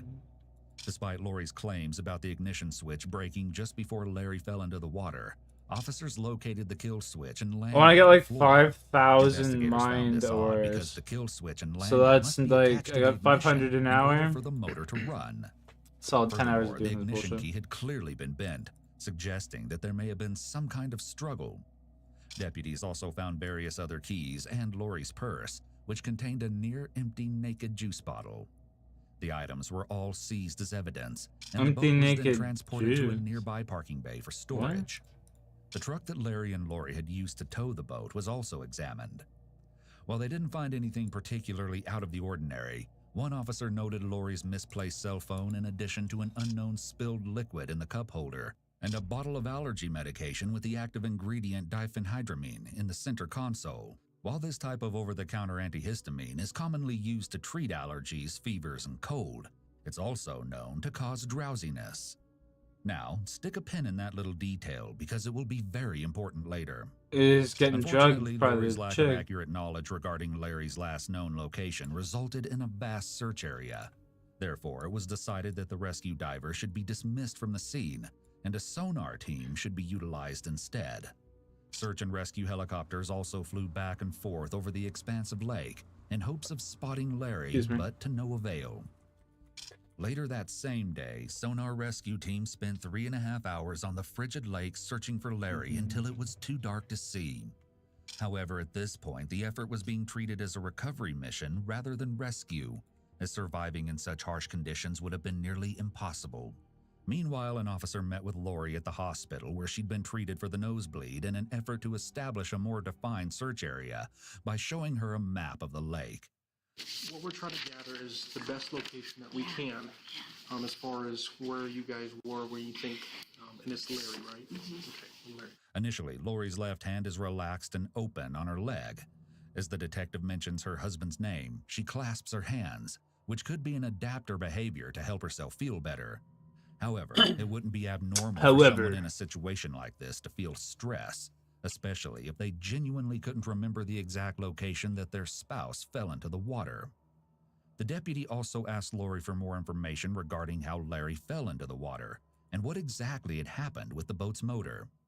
So let's fast forward up to the point where he starts having his medical issue. Kind of explain that part to me. He had said something about, I'm sort of waking up, and he said something about the resort. I think he said, "There's the resort." And then he stood up, and he sort of, matter of fact, I think it broke the key. He sort of leaned on the key, sort of odd the way he did it. When asked about the bent ignition key, Lori appeared confused, as though she was trying to come up with an explanation. Next, Lori explained how she initially attempted to search for her husband in the water, but she still didn't seem to have her story straight. So I was driving around, and then Did I get the link? I realized I was turning. Homeboy, I don't know. There's no links. You can't send links in my chat. And thinking back on it now, I think I may have been turned around. I was trying to think about this. It seems to me we were closer to I now know the east side where it's more trees and less houses, because there weren't a lot of houses, I don't think. That there were a lot of houses right there. but they were sort of far away, and I wasn't looking far away. Sure. I have no idea how long because I didn't have my phone with me, and his phone is usually in his pocket, so I had assumed his phone was gone. And then How long did it feel? I mean, obviously, a minute can feel like a lifetime in those situations, but it could have been a half hour, 45 minutes. okay. When the detective asks how long it felt like, Lori No rubs her hands on her GOG legs fan, and then you are clasps her one of the hands. first. These are both adapter signs that indicate she's likely feeling stressed by this question. So you didn't find anything today? So You our sonar are team is one out of the there right now. first, So essentially what 100%. happens That's when we have a guaranteed. big Put a search area stamp like in this, it. Our sonar team has to find him first. And before the still, that's next actually member pretty of our crazy, dive yeah. team. Okay, so I will go get Larry. Anton, But do we exclamation can't search point an area watch like that time. because of the depth. As Do divers, this. we can't go that deep for more than about 6 minutes at a time. Lori is rubbing her hands together as she asks if they found anything, another sign of stress. Okay, so they're in our impound lot, as well as your cell phone and the car keys, which were in the truck. Because this is a criminal investigation at this point, we have to keep those until we clear it up and say, okay, no foul play. That's our job to make sure that gets done You have to correctly. keep my cell phone that whole time. Yes. 5 days later, on February 18th, detectives called Lori and asked her to accompany the sonar team on the lake, as their efforts to locate Larry had still been unsuccessful. I'm 21 from your While side, she by the way. agreed, Yeah, Lori I'll go, couldn't bro. recall any specific landmarks and seemed to offer minimal help to the searchers. This lack Life of goes information on, struck man. investigators as odd, but even more strange You know? was her behavior. Throughout the search, Lori would joke around and laugh before suddenly Appreciate you, breaking down brother. into tears for no Do exclamation reason. point The watch officer time, also though. noticed that she would abruptly stop crying to continue conversations. But of course, everyone grieves differently, so Lori wasn't considered a suspect in Larry's disappearance. Emotions are very complex. After someone loses a loved one, they may feel guilty for smiling or laughing because they believe that because of their loss, they shouldn't be happy. Grief often ebbs and flows, and there may be happy moments followed by very sad ones. However, later that day, the Kootenai County Sheriff's Office received 2 separate calls concerning suspicious activity at Larry and Lori's residence, a remote cabin 20 minutes southwest of town, which they had once called Our Paradise. The callers, both neighbors of the Eisenbergs, said that Lori was acting out of character and appeared to have family members helping move all their belongings out of the house, which Lori told them she planned to sell immediately. Furthermore, the neighbors reported unusual sounds coming from the home at night that they had never heard before Larry's disappearance. While nothing ever came of these supposed strange noises, the reports certainly piqued the interest of investigators. Then, on February 21st, a shocking revelation was made that sent the case in a Life whole new direction. insurance. The North Idaho Housing Coalition, where Lori had proudly worked for years, announced that she would no longer be employed due to possible fraudulent activity. What? As it turns out, the coalition accountant noticed some irregularities and ordered an internal audit, citing the initial theft value to be around $500,000. This news came as a major shock to those who knew Lori because she had no prior criminal record, and according to law enforcement, seemed like the most normal person you could encounter. Sensing that something wasn't quite right, Larry's children requested to speak with investigators about their concerns. So I don't know why they'd rearrange it to take the boat out in the winter. It's icier and I mean, I'm just trying to park the camper today. That's why I'm soaking wet. It was just a mess and a disaster. Lori's always cold. I don't understand why they'd be out on the lake. Yeah, do you think, Anton? Then, Larry's son Stay out of described trouble, Lori's dog. strange behavior in the past few days since his father's disappearance. It's the second or third sentence. Okay, out of her but mouth. since you've been playing these in your game, I've been really content and chill, my boy. Yeah, I appreciate it, Sean. Yeah, this is some really nice chill content. Honestly. It's important to trust your intuition and gut feelings. It's possible that Larry's son has picked up on some subtle body language cues from Lori that are sending alarm bells ringing in his own head. He's likely spent a decent amount of time with Lori prior to this incident, so he has a good idea of what her typical or baseline behavior is. He may recognize that she's acting different from her baseline, and he may suspect that her altered behavior isn't just a result of grief. Well, and I can tell you what she told me to kind of make some of it make sense. And you tell me if it's far off, if you've heard something different. Essentially, she told me that they got out to the lake, they wanted to see the sunrise, He took a picture of the sunrise and sent it to his daughter. And was Yeah, like, "You- good vibes and on you here. received that?" Respect. And she said about 6:41 in the morning. The officer tried to Respect. explain Lori's side of the story, but Larry's children still weren't buying it. They often would go boating, just to go out, but I don't know why they were out there being so cold. Apparently they were sick. We didn't know they were sick. It's just something isn't sitting right. Next, the detective explained how the sonar teams were working to find Larry. As far as the search goes, they'll check the high probability area. And then if that yields no results after a while, because they'll make passes this way, then they make passes this way, then they do diagonal passes, because if you imagine the way a sonar is, it's like shining a flashlight, and they're looking for shadows that would reflect a person. At the end of their conversation, the detective reaffirmed his theory that Lori had nothing to do with Larry's disappearance. In my personal opinion, it's not serious enough to where I would think that some sort of homicide would occur from it. And again, that is a personal opinion. That is not a professional statement of the sheriff's office. After Larry's family had left, Stop, the detective your summarized intuition their sucks. conversation with another officer. I went and spoke with the wife yesterday, because after seeing the stuff in the boat, and they're like, yeah, there's some stuff, and then speaking with her, it's an accident. And well, when you looked at the boat, it was where, I mean, with the blood, no fishing gear, the key was bent, almost looked like a struggle, and you're like, there's just too much to go, nah. But I just said, hey, explain it to me. She answered every question without me asking the question. She answered my questions. Still, the next day, a search warrant was issued for the Eisenberg home relating to Lori's fraud accusations. The search of Larry and Lori's home revealed several disturbing pieces of evidence, including black latex gloves and paper towels with what appeared to be dried blood on them, a Ziploc bag containing an unknown white powder, and more suspected dried blood on a concrete floor outside the residence. The lead detective working the case interviewed Lori right away at her home and confronted her with their findings. She claimed the blood they found on the gloves and paper towels was her own, but insisted that she had no knowledge of the other presumed bloodstains.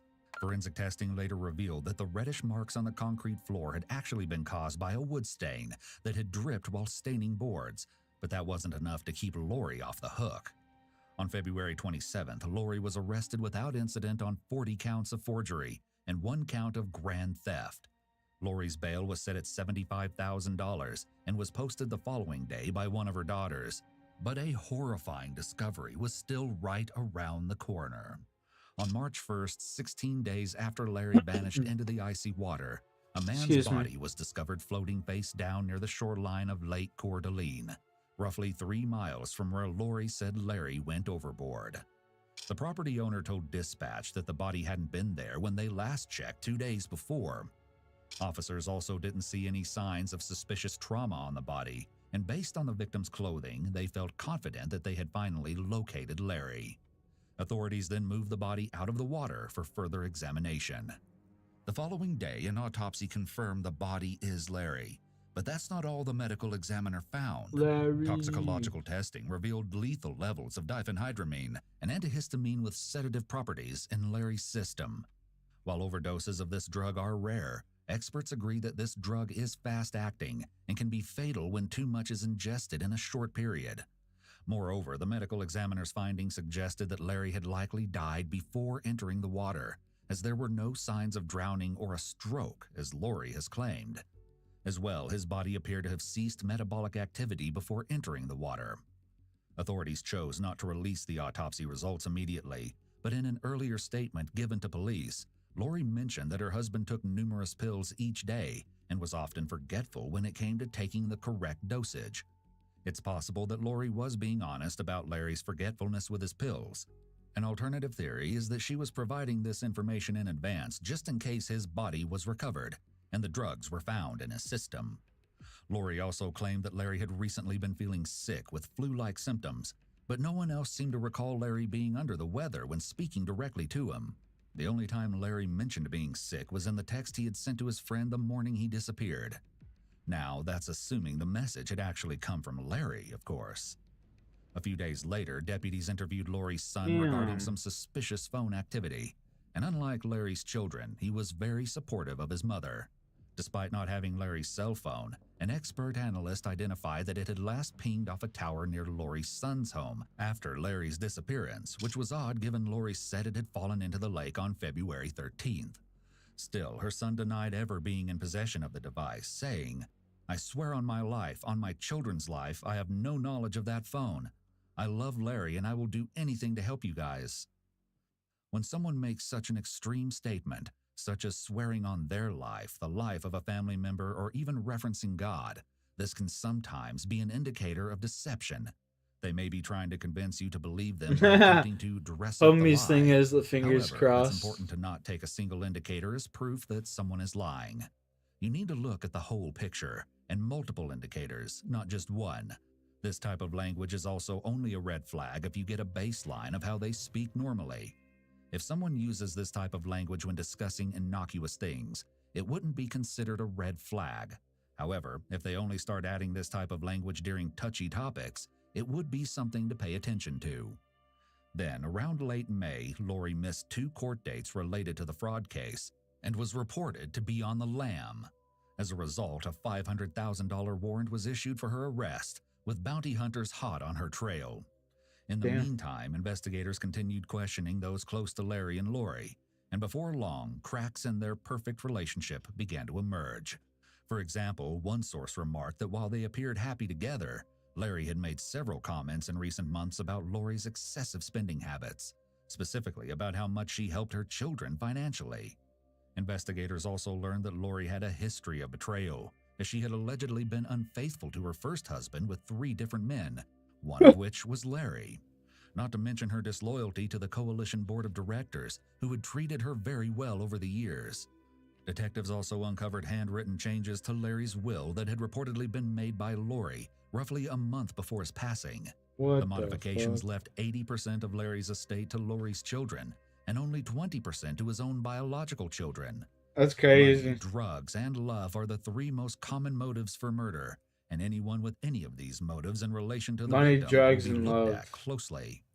Avoid With all of Lori's them. still on the run, authorities released the autopsy results to the public and labeled the Stay case poor, a don't fall full-fledged in love, homicide never do investigation. drugs. While medical professionals typically advise between Noted. 100 and 1,000 nanograms of diphenhydramine for adults, the report stated that Larry's body contained a staggering 7,100 nanograms of the drug at the time of his death. Authorities even interviewed Larry's doctor to see if they'd noticed any signs of an imminent stroke or other medical anomalies. Still, they reported he was the healthiest he'd been in his adult life. The doctor also commented that diphenhydramine would not have been prescribed or suggested to Larry, given his age. Based on all the evidence gathered, investigators theorized that Lori had sent Larry's daughter the text message that morning before poisoning Larry by mixing the drug in the bottle of naked juice found aboard the boat, although that assumption has not been publicly verified. Then, after succumbing to the effect of the diphenhydramine toxicity, he fell overboard just offshore from his recovery site. They also believed that Lori intentionally used the trolling motor to drive the boat away from that location before calling 911. The remaining question was, why? Neither possessed life insurance, so that was ruled out as a motive. However, detectives learned that if Larry died, Lori would become the benefactor of their estate, thus allowing her to pay the restitution required for her criminal theft. They There you also go. discerned from speaking with friends and family that at the time of his death, Larry didn't know what Lori had been doing at the North Idaho Housing Coalition, and that he would have been very upset upon finding out about her criminal behavior. Her alleged motive of financial gain was potentially confirmed when a source close to the family, believed to be one of Lori's children, told investigators that when they asked her why she had stolen the money from the North Idaho Housing Coalition, she stated, "I did it for you guys because I'm trying to help you guys out. What am I supposed to do when my daughters need help and are crying? I did it for you guys." Here, Lori is refusing to take responsibility for her own actions and instead is blaming her children. It's I'm trying to possible bet that she felt spent all that judgment money from on her herself, kids about too. what she did, so she attempted to manipulate them into feeling grateful by claiming that she only took it for them. Finally, in July, after 2 months on the run, Lori turned herself into the Kootenai County Sheriff's Office. It's believed she'd been staying with family in California during this time. Of course, investigators were eager to speak with Lori regarding the suspected murder of her husband, but they had to wait until the fraud case was settled in court. 6 months later, Lori entered a guilty plea to 3 counts of wire fraud and 1 count of federal program theft. She was sentenced to 5 years in federal prison. Following an extensive investigation, Lori's 4 daughters also entered guilty pleas for single counts of conspiracy to commit federal program theft. They were each sentenced to house arrest and probation, with over $50,000 to be paid in fines. Following her sentencing, Lori was interviewed about Larry's suspicious death, and detectives started by giving her a rundown of the story they had so far. You guys headed to the lake early that morning, got on the boat, as though he had a stroke and then fell into the water. Is that fairly accurate as far as the course of events?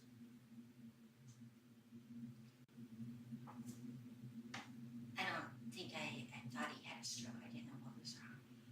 There is a significant delay in Lori responding to the detective's question. Behavioral pauses can be indicators of deception, but it does depend on the context of the question. Some questions require thought, while other questions should lead to a fairly quick response. Lori has likely talked about what happened that day multiple times by this point, so if her story was true, this should have been a fairly easy question to answer. Then detectives got right down to the hard questions. So the end result is, quite frankly, did you kill Larry or didn't you kill Larry? And that's what we got to dial the facts in to support one way or another. Prior to the detective asking if she killed Larry, Lori's body was still. However, as soon as he mentioned the possibility that she was involved in Larry's death, her foot started tapping, which is likely an anchor point movement signaling her anxiety. When someone is sitting in a chair, their body is anchored to the floor in 3 areas: buttocks, back, and feet.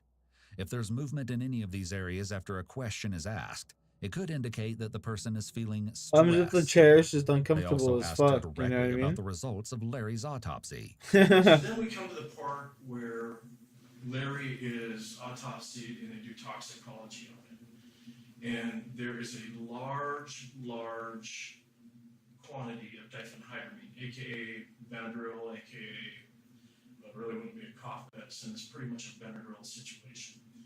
Any ideas? Despite her denial of any involvement in her husband's death, detectives continue to press her about other incriminating pieces of evidence. There's a lot of things within your phone records, there's a lot of things within your Facebook records. You've got searches about depth charts. Can you explain that? I think if you're going to start asking me questions like that, I should have my attorney here. After shutting down the interview, Lori expressed confusion over the information being spread by local newspapers. Because I don't, you say things, I don't even know what you're talking about. I don't know. Things that have come up, I don't know where people are coming up with these things. In an effort to keep the interview going, detectives asked Lori again if she could explain the suspicious activity they uncovered from her phone's internet history during a trip she and Larry had taken to Florida shortly before his death. You're researching drowning articles and boating accidents and so forth. And then on the 28th, you had left to go south. Lori then remained silent as the detectives returned to discussing Larry's cause of death. He would have definitely, based on everything we hear, and his, by your own words, his strive to be healthy, that he would have contacted somebody. Lori, for all intents and purposes, it looks like you might have had something to do with Larry's death. Everybody that I talk to talks of how much of a picture-perfect relationship you guys had. How much you guys loved each other. And so... Lori appears to be close to tears as the detectives say that others reported Lori and Larry loved each other. She starts picking at her pants, likely an adapter reaction to reduce her stress.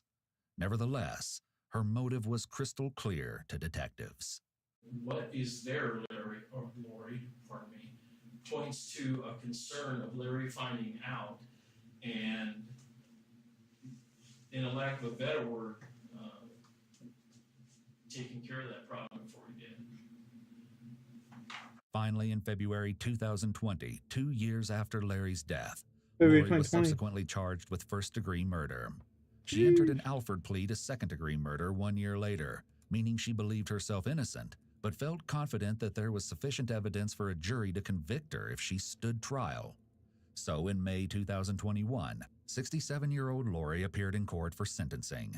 Prosecutors laid out the evidence to show that Lori had premeditated the murder of her husband to avoid further consequences of her embezzlement scheme. Still, she refused to admit any wrongdoing and painted a very different picture of that morning's events for the court.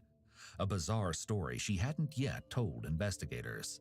According there's to more. Lori, she had intended to take the diphenhydramine herself, but unbeknownst to her, Larry consumed it while she was asleep on the boat. Unfortunately for Lori, the judge didn't buy her story, and as a result, she was sentenced to life in prison with 30 years fixed. Incredibly long road.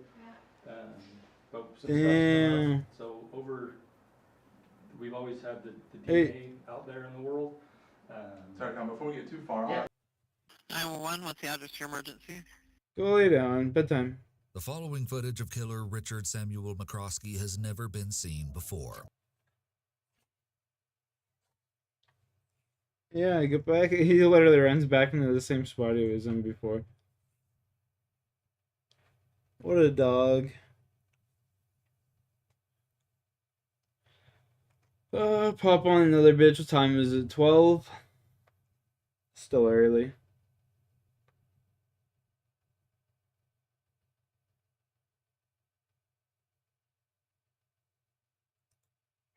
County 911, where is your husband? Somebody that you want from? Hello?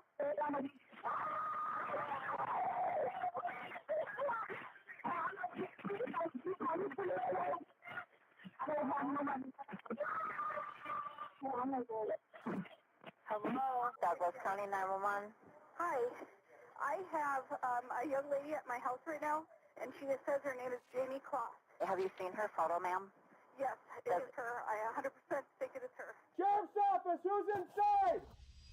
It was the night of October 14th, 2018 in Barron County, Wisconsin, when the Kloss family, consisting of James, Denise, and their daughter, 13-year-old Jamie, went to bed after a day like any other. They had no idea they were being watched. By the morning, the house would be void of life, with 2 family members found brutally murdered, and the third missing. No When way. officers arrived at the house, they found the door smashed open. First responders decided to enter the home. 317 Marin, where'd it ping to exactly?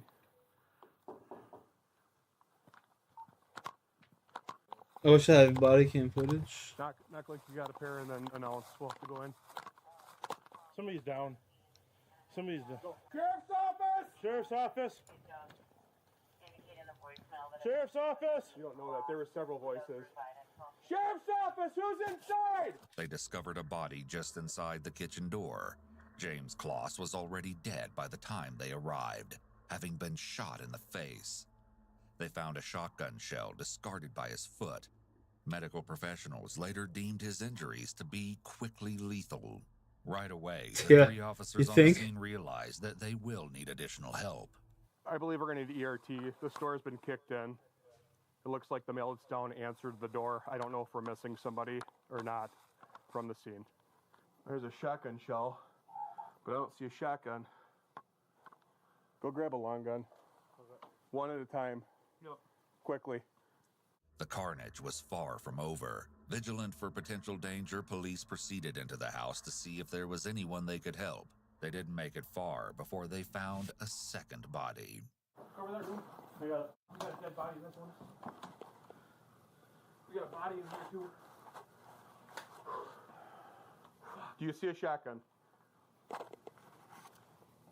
I do not. Okay.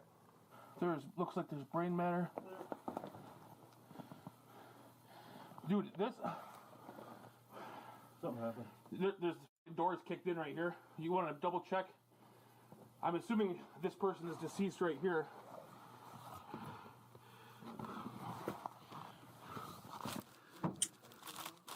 There's one on the floor right here.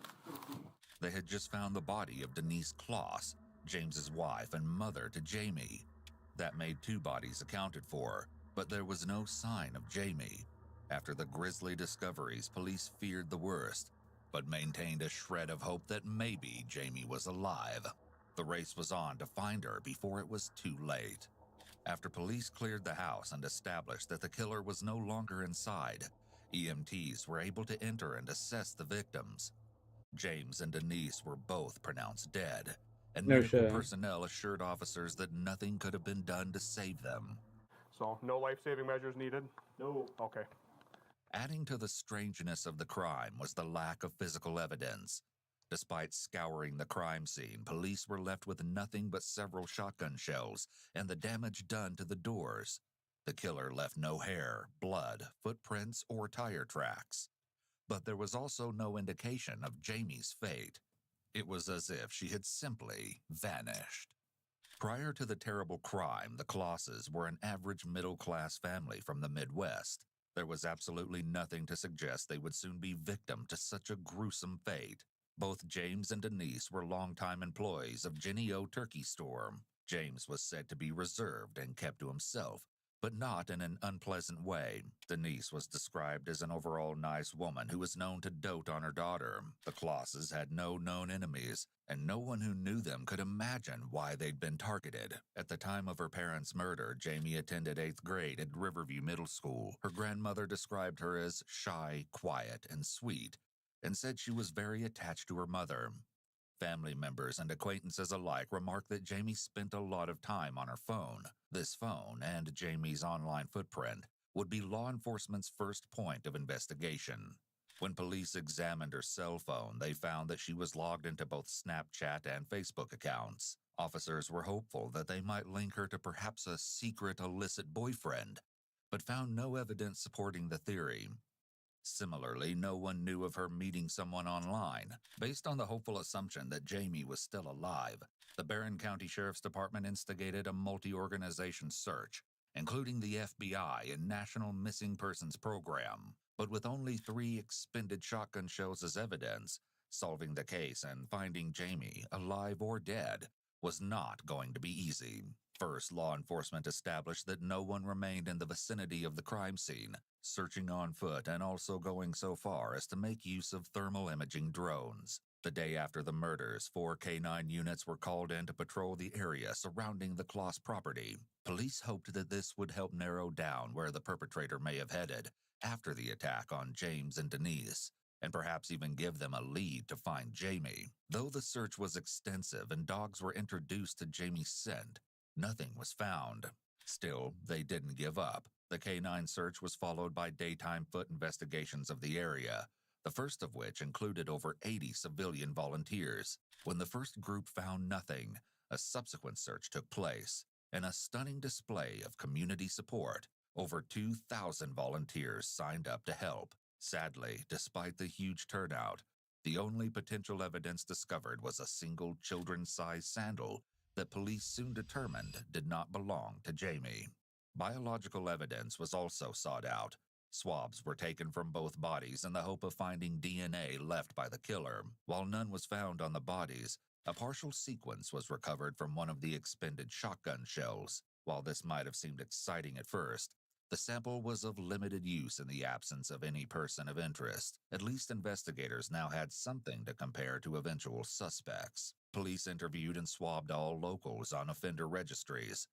Their DNA was compared to what was found at the crime scene, but still no match was found. In a last-ditch effort to come up with suspects, video surveillance was set up at the Kloss property on the off chance the perpetrator returned to the crime scene.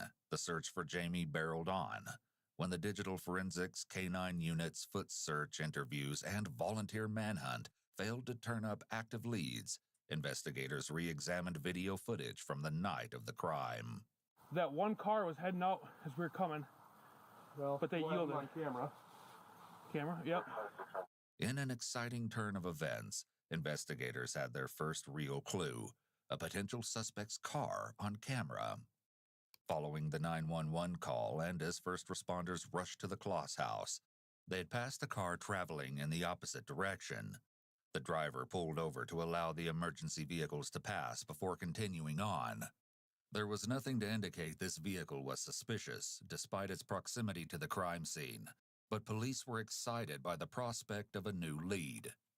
The footage was immediately downloaded and analyzed. Police were hoping to retrieve a license plate along with the color, make, and model of the vehicle.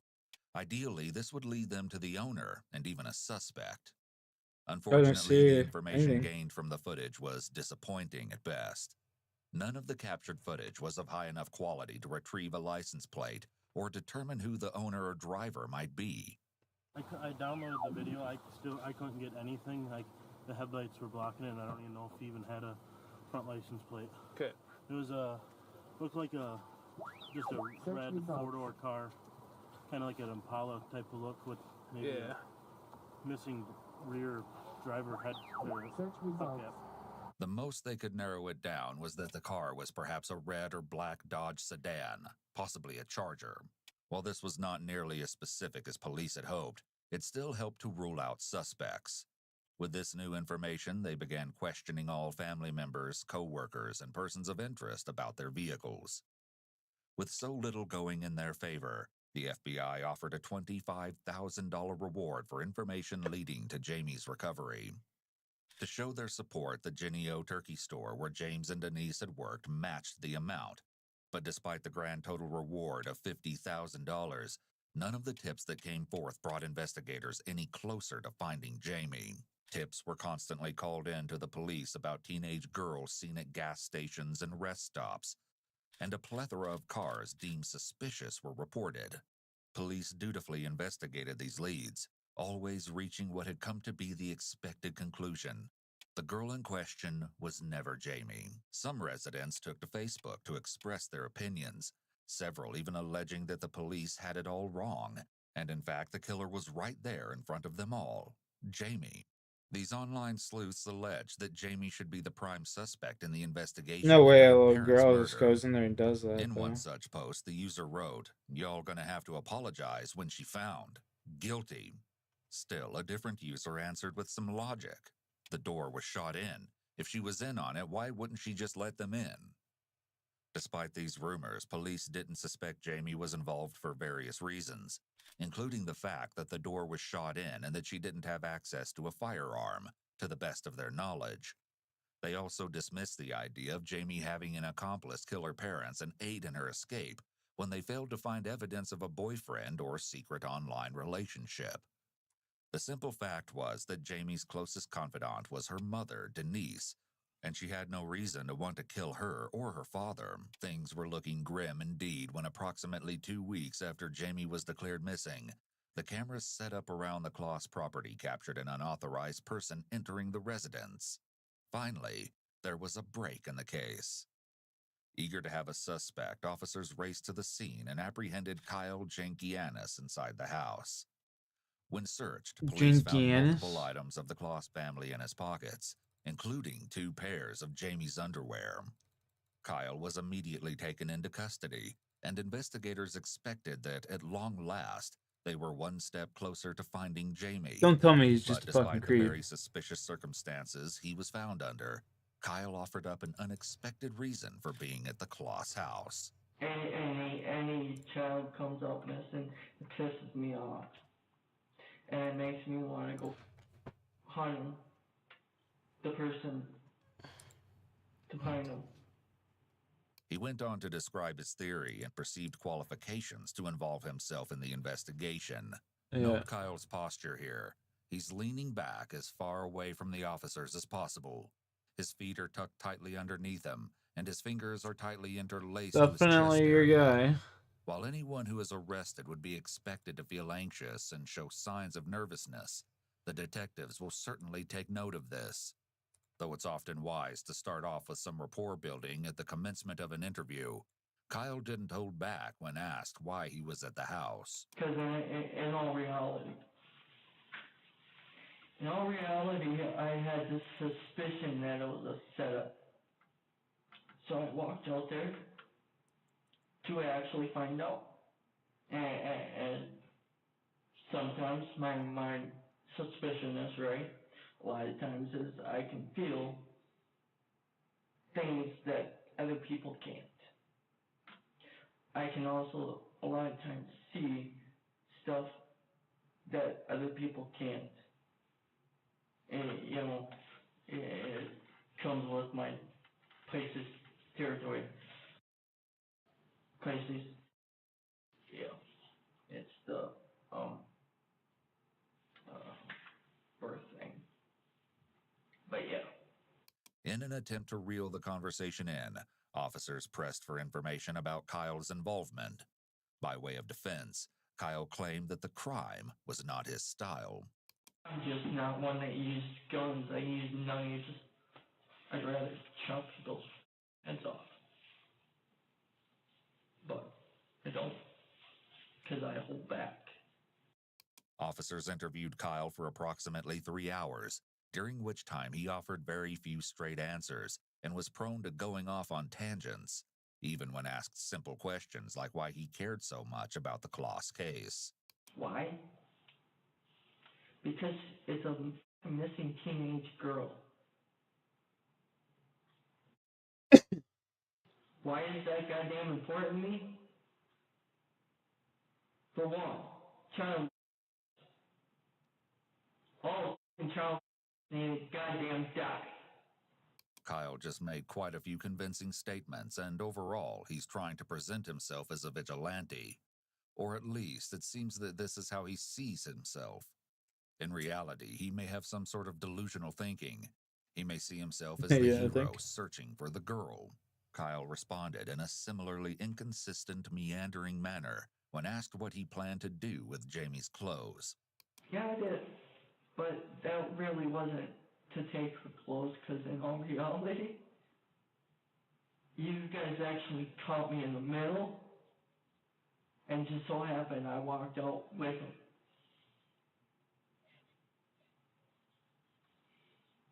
So,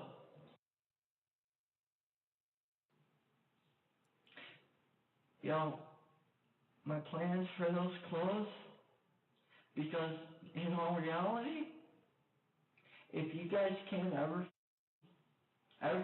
This guy on the right shit in his find Jamie, pants. Like, what the fuck am I dealing with here? somebody else could have been.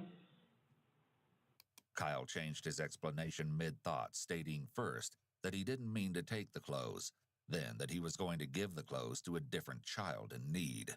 This led to an extended explanation of how he planned to open a homeless shelter to help those less fortunate, though he didn't explain concrete details of how he intended to do so. While this was definitely odd, it did not in any way implicate Kyle in the original crime.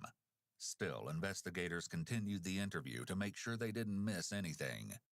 Unfortunately, Kyle did not become any more consistent as the conversation continued.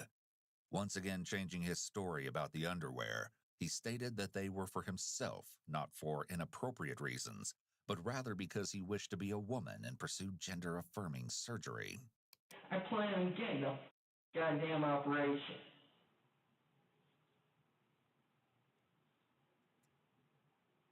And then I am gonna go out there and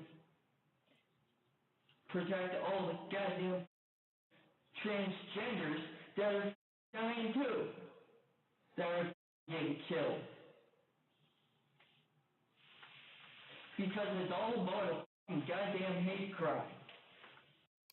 The police were only satisfied when Kyle offered them the first straight answer of the night. Do you personally, though, have any information related to the incident or her whereabouts? No. With that, the only viable lead so far was dead. After this, morale surrounding the case was at an all-time low. Nearly 3 Dude, that months kid's a since fucking Jamie weirdo. Kloss You telling me? disappeared, people began to come to terms with the idea that answers might never be found. The case never closed. Things were looking hopeless. That is, until January 10th, 2019. One snowy afternoon in Eau Claire, Wisconsin, Jean Nutter was in for quite the surprise while taking her dog on a routine walk. Douglas County 911. Hi. I have a young lady at my house right now, and she says her name is Jamie Kloss. Okay, have you seen her photo, ma'am?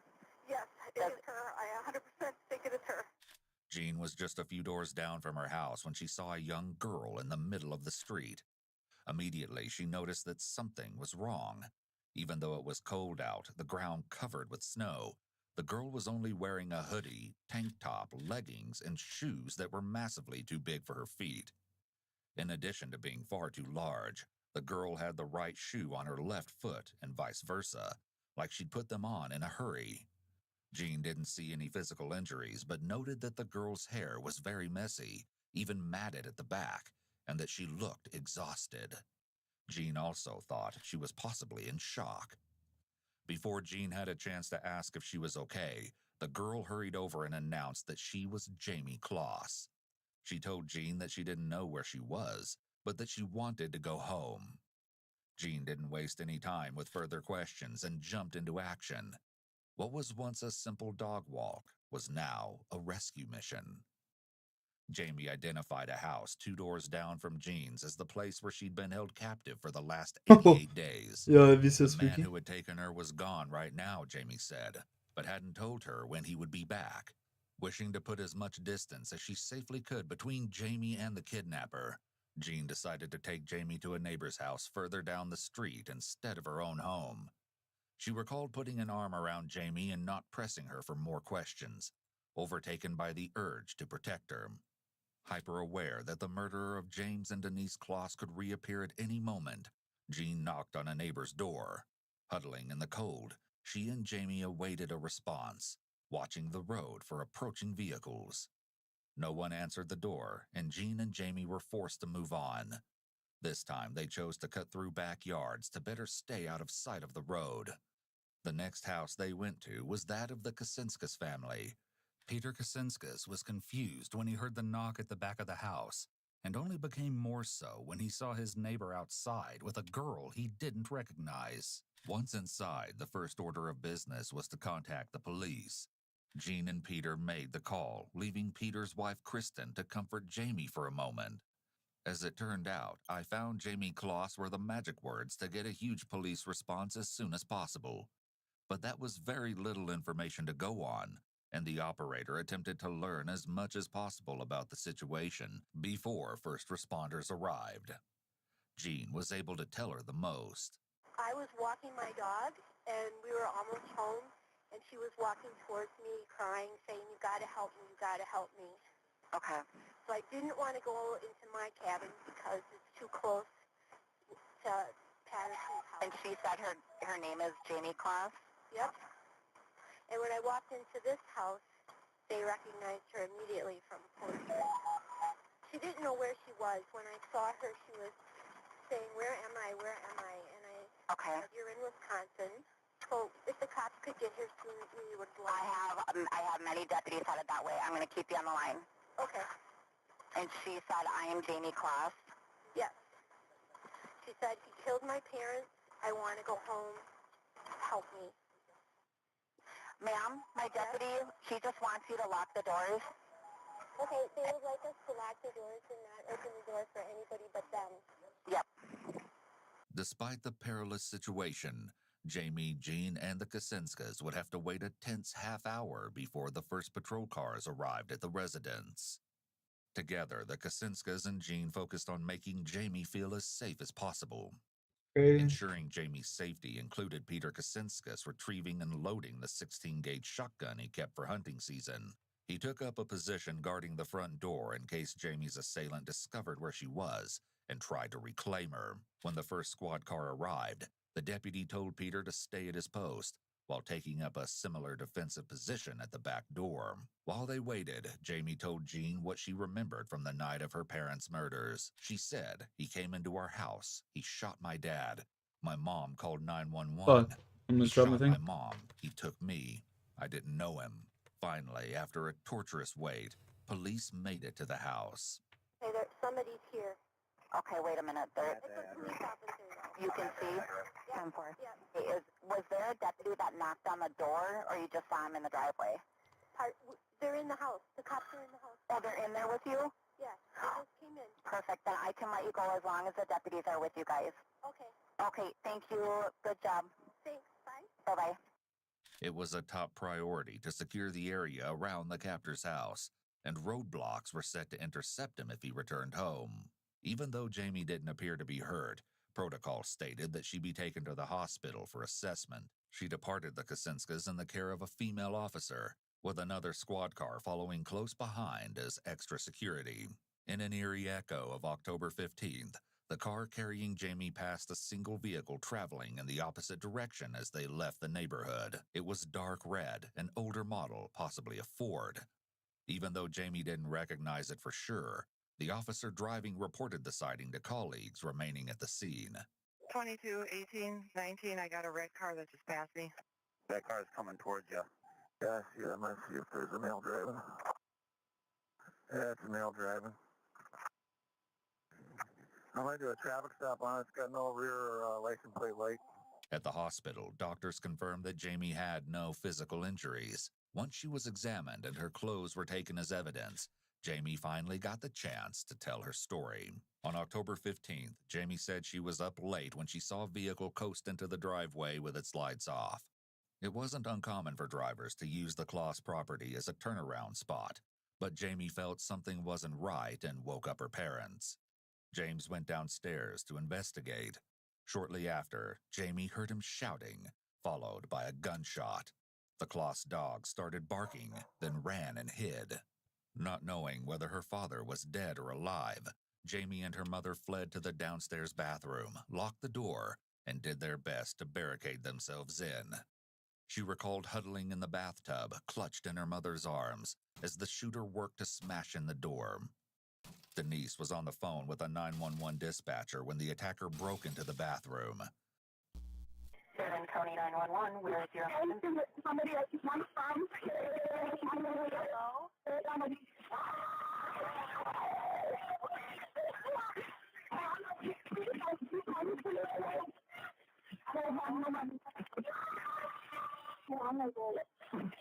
Hello?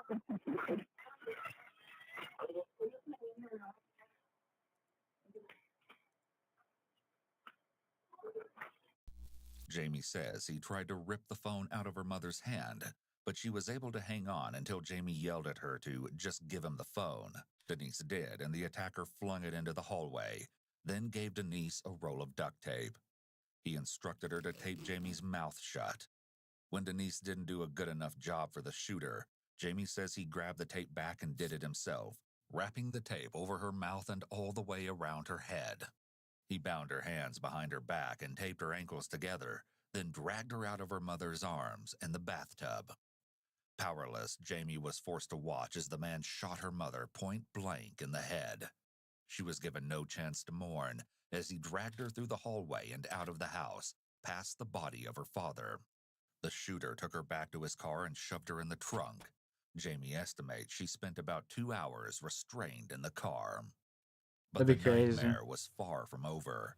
Jamie would be forced to spend the next 3 months in close proximity to her parents' killer, terrified that she would meet the same end.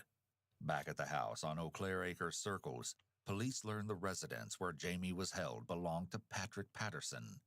They were able to reach him via phone and, unexpectedly, found him very cooperative. Patrick confirmed that he owned the house, but said he was only there for a few hours or overnight on weekends. He said during the week he stayed with his girlfriend in order to shorten his commute to work. The rest of the time, the house was solely inhabited by his son, Jake. Patrick was unable to tell officers where his son might currently be, but thanks to the report from the officer escorting Jamie to the hospital, that didn't turn out to be a problem. Police pulled over the red Ford entering the area just outside the Patterson house. The driver identified himself as Jake Thomas Patterson. He also made a single shocking admission that confirmed growing suspicions, stating, "I did it." You're still being detained until we figure out what's going on, you understand? You say your house is back that way? It's around the corner. Around that corner back there? On the right. After just a few moments and a quick conference between colleagues, it's determined fucking that loser. something different will be done with Jake. You're no longer detained. You're under arrest now, okay? For what? Oh, they'll tell you when you get up to the officer. Jake Thomas Patterson was 21 years old at the time of Jamie Kloss's abduction. He lived full-time at the house his father owned at Eau Claire Acres Circle, but would occasionally visit his mother in Hagen, Wisconsin to use her internet to search for jobs. Still, Jake self-identified as an honest, hard-working guy. No one could have ever suspected him of having dangerous or criminal tendencies, never mind being involved in a crime that had shaken the Barron County community to its core. In a strange twist of fate, Kristen Kaczynskis, who sheltered Jamie at her home and was a middle school teacher, had actually known Jake when he was a preteen student. However, she hadn't even known he was her neighbor until the police arrested him. After high school, Jake was briefly in the Marines before being discharged due to a medical issue. That's crazy. Patrick Patterson said the discharge had a profound effect and that his son struggled to find a new life path. As a result, Jake had a hard time holding a job, his most recent being at the Saputo Cheese Factory, where he was employed for a grand total of 2 days. This detail will be important shortly. As soon as Jake identified himself to police, he was taken into custody. After being read his rights and electing not to have a lawyer present, Jake launched into his description of the lead-up to the crime. Prior to the night of October 15th, Jake said he drove to the Kloss residence twice with the intention of kidnapping Jamie. Both times he decided that the circumstances weren't right. The first time, the driveway was full of other cars. Jake quickly decided to come back when there were fewer potential witnesses. He returned just 2 days later under cover of night and actually pulled into the driveway, but left when he saw the lights in the house were on and the Klosses were clearly awake. Furthermore, Jake said he timed his crime to ensure he would have the Eau Claire house to himself for the maximum amount of time. He kidnapped Jamie on a Monday, giving himself the entire week to secure her in the house before his father returned sometime the following weekend. When asked how he managed to leave almost no DNA evidence at the scene, Jake revealed that he had thoroughly thought out and planned the crime.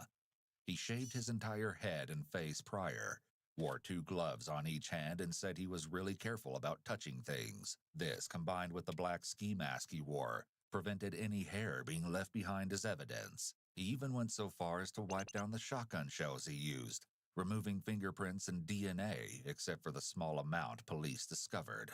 In total, Jake estimated that he was only at the residence for about 4 minutes.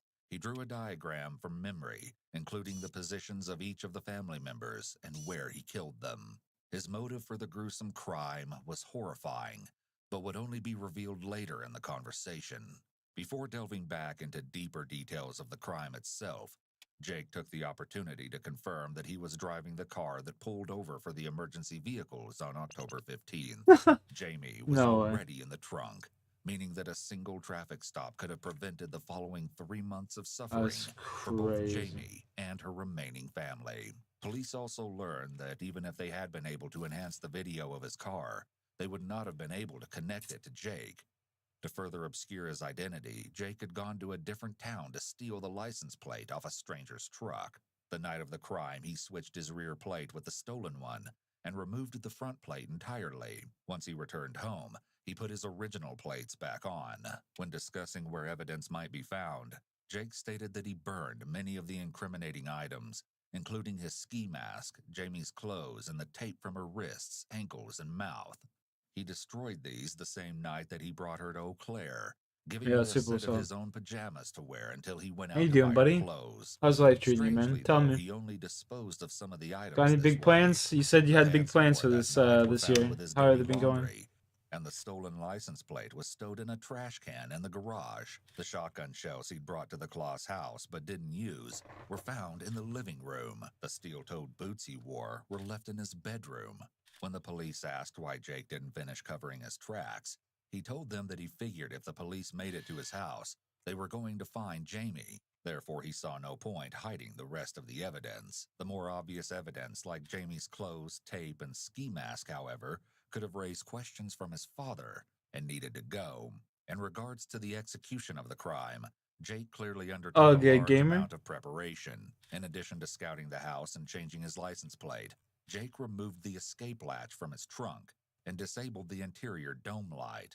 Despite this meticulous planning, Jake insisted that wasn't really the case. "I didn't know what I was doing at all," he said. "Like I didn't plan this out at all." In fact, Jake said he expected to be caught a whole lot sooner, likely the same night as the crime. After 2 weeks, though, he started to think he might get away with it. When the conversation turned to the practical aspects of Jamie's captivity, the already unusual case was revealed to be even stranger. He drew this diagram to show exactly where in the house he kept her in. Jake said that most of the time Jamie was not restrained, nor were the doors to the house locked. Jake said that he never took precautions against Jamie leaving. He just made her go under the bed and told her to be quiet when he wanted to go out.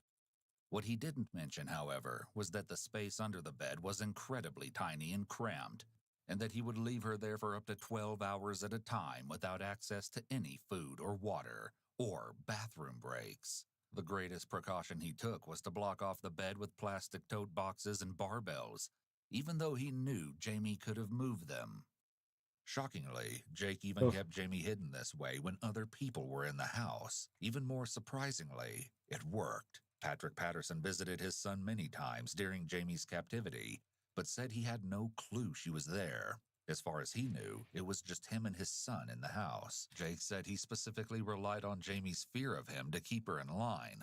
At first, he told her that he would kill her if she misbehaved, though he said he later assured her he wasn't going to do that, but would still be very angry if she misbehaved. Likely fearful that she would meet the same end as her parents, Jamie obeyed. Jake said that up until her escape on the 10th of January, quote, "There hasn't been literally any resistance at all. All the same, he said he knew she must have escaped when he returned home on January 10th and found the house empty. He'd been out circling the area searching for her when he was finally caught. During the whole time he kept her captive, Jake said that he and Jamie didn't discuss her situation. Instead, they spent time, in his words, hanging out. They played board games, he said, and he offered her marijuana and vodka, which she declined. The one time the news came on, Jake quickly turned it off, but not before a mention of Jamie's abduction flashed across the screen.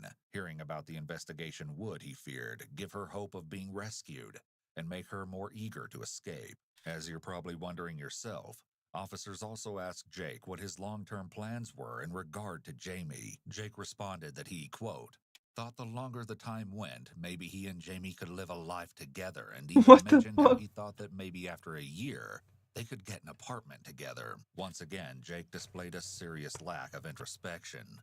His concept of living a life together with Jamie suggests that he thought she would ultimately forgive him for the murders and kidnapping. At long last, the interrogation came to the topic of Jake's motive. In a distressingly casual manner, Jake told his interviewers, quote, "Obviously, my thoughts or whatever before I did this were about right, but you know, it's like f***ing terrible what I did, so I couldn't. And I didn't really want to do anything like that with her." Later on in the interview, he also stated that I would never kill or even hurt her. Like Jake's claim that he didn't plan the crime, this statement was in direct contradiction with his actions. Though Jake said he would never hurt Jamie, he very obviously already had. Jamie was physically intact, but Jake traumatized her by forcing her to experience the brutal murders of her mother and father. As if that wasn't enough, he then kept her in a state of constant fear for 88 harrowing days. Thankfully, Jake's statement that he never assaulted Jamie was mostly corroborated in her own statements. Jamie said that Jake would yell at her and once hit her really hard on the back, but this was the only inappropriate contact. He did, however, make Jamie sleep in his bed with him every night except for the first night when he fell asleep on the couch. But the question remained, why had he chosen Jamie? And the answer that's what to I was this thinking. is perhaps the most chilling aspect of the case. When speaking with officers, Jake admitted that he had always thought some weird shit. He said he knew it wasn't normal, but had been unable to shake the idea of taking a young girl to, quote, just like keep her in, since shortly after his military discharge. Until Jamie, though, Jake said he never had specific plans to take anyone. Yeah, these but people did are sometimes crazy think as shit. hypothetically about how he would manage it. Just 'cause The I only wanted thing to, that he thought dude. might work, he Like, said, what the fuck? was home invasion. But why Jamie?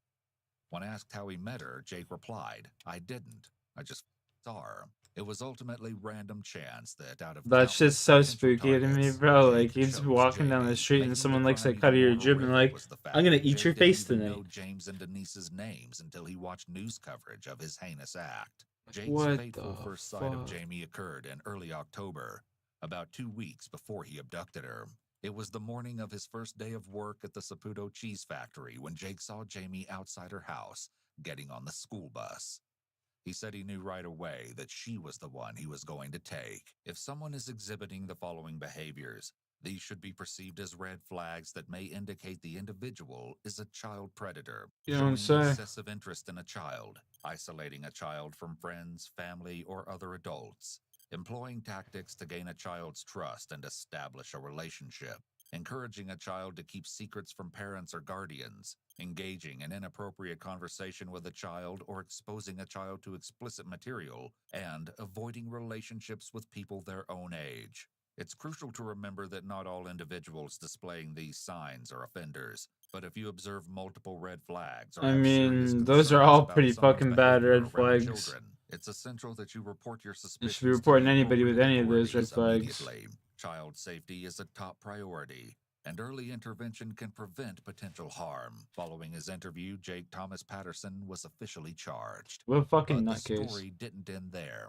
A month after his arrest, Jake attempted to contact Jamie from jail. In the same envelope as an innocuous-seeming letter to his father, Jake also included a handwritten letter intended for Jamie. He asked Patrick to deliver it for him. Thankfully, all of Jake's outgoing mail was inspected by law enforcement, and the letter was confiscated. The specifics of what he wanted to say to her have been kept confidential, but a subsequent attempt to communicate with Jamie and her family might offer hints as to what Jake wanted to say. Shortly after his first letter failed to breach prison walls, Jake began correspondence with a journalist who was curious about his motives.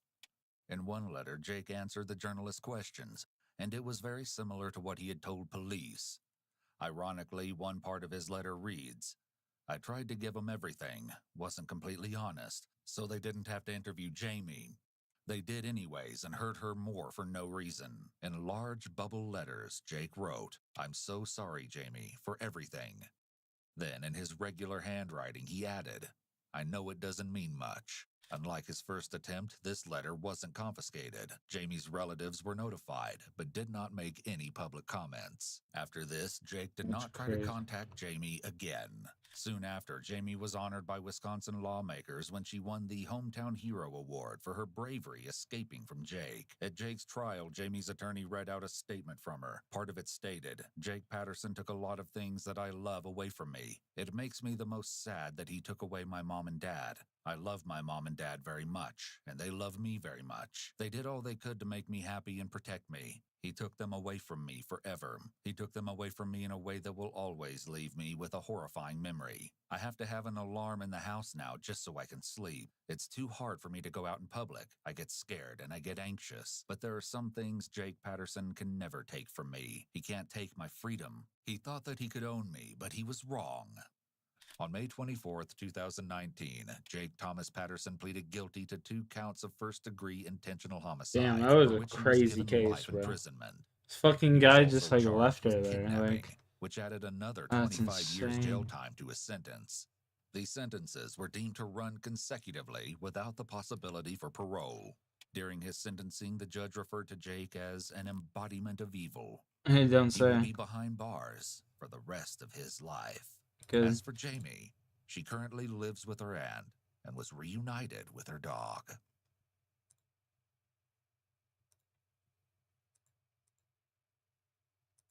That's fucking wild, bro. That guy's just like, "'cause I wanted to." Like, what the fuck? That shit's nuts. That shit is nuts.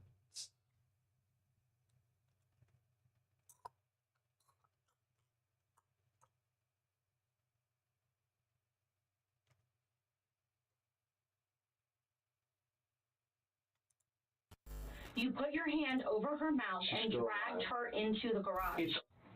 What are you afraid of? Like, your life can't get any worse right now, right? So why are you hanging on to the story that she's still alive when we've shown you dead pictures of her body? Just like that with Ava, that Ava doesn't think that I'm a monster. Well, you are a monster. Had nothing to do with it. The Viking utility didn't have nothing to do with it. You are a monster. You didn't even, Chat, 10 hours, 26 minutes of streaming. 10 hours, 26 minutes. Friends and family of 51 Putting that out there. Anthony opened their phones to startling messages from the beloved mother. Y'all said y'all wanted some long streams. Man, the past 3 days, 10-hour streams, 10.5-hour streams. I don't know what to tell y'all. Little did they know this was just the beginning in a twisted and chilling case. We just out here doing it. Was quite as it seemed. Still, Gretchen's family and friends had no We idea just fucking out here doing it. nightmare that lay ahead. Good morning. Tested positive for coronavirus early this morning. That means I have to stay It's crazy to me because all of these crimes are so recent. Gretchen texted to her daughter, 12-year-old Ava. Another. I consulted with the virus screening hotline and admitted myself into the Jupiter Medical Center's emergency room. Other messages stated that after this, she'd been taken to a facility run by the CDC in Belle Glade, Florida. Due to the severity of her illness, Gretchen's loved ones were terribly worried that her case of the virus would get worse. But at the same time, they were relieved that she was being properly treated.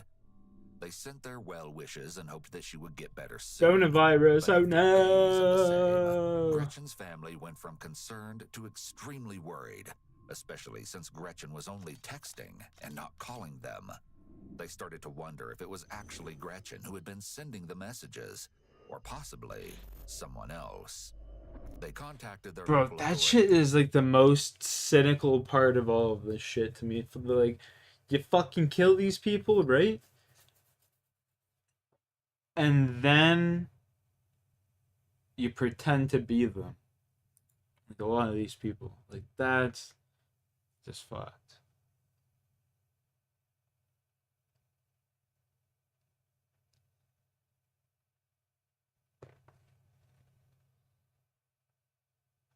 Sick, bro. I don't know what to say. It's sick. Fuck. Fearing that Gretchen might be in Weirdos some sort out of there. danger. When police arrived at her Abacoa townhouse in Jupiter, Florida, Gretchen was nowhere to be found. But various pieces of evidence indicated that something terrible had taken place. Upon entering the laundry room, they found a blue and white towel on the drying machine. It appeared the towel was recently used, but the dark staining indicated that it wasn't for standard purposes. As they explored further, they soon realized that Gretchen's family had reason to be concerned. Police found that the door leading from the patio into the adjacent garage had a broken off key in its deadbolt, another sign that something was wrong. When they finally got through the door, nothing looked out of the ordinary. It was the smell that seemed unusual. There was an overwhelming scent of a cleaning product. Not only this, but authorities found a soap-like substance running downward from the garage door and onto the driveway. Inside the house, police also identified multi-purpose cleaning liquids, shards of glass along Gretchen's bed, a broken picture frame, and missing security cameras that were previously installed throughout the house. But what they did not find was Gretchen herself. Despite My dab tool isn't even on. Still holding out hope that she was at the health facility. Where was Gretchen? Was she really sick? Well, the answer to that question would flip the entire case on its head. After failing to locate Gretchen at her home, police checked if she'd been to the Jupiter Medical Center. They quickly learned that there was no record of Gretchen ever having been there, contrary to the messages her family had received from her. Despite this, her Mini Cooper was found in the parking lot of the Jupiter Medical Center. It was also discovered that her purse had been left inside the car. When they checked the medical center surveillance footage, it showed the car entering the parking lot, but once it was stopped, a tall figure had mysteriously exited the vehicle. One thing is for certain, it was not Gretchen. Furthermore, the supposed CDC facility that Gretchen was taken to had never actually existed. With this discovery, a search began in earnest for Gretchen. As a devoted mother, she would never have just upped and left her daughter, despite recent hardships. For example, a couple of months before she went missing, Gretchen had recently separated from her husband, David Anthony, a local fitness trainer. Not long after, she filed for divorce in February 2020. Despite ending in divorce, their relationship began in 2015, when Gretchen and David tied the knot at an Elvis chapel in Vegas. For the first 2 years, their marriage was a picture of bliss, but this would eventually take a turn for the worse.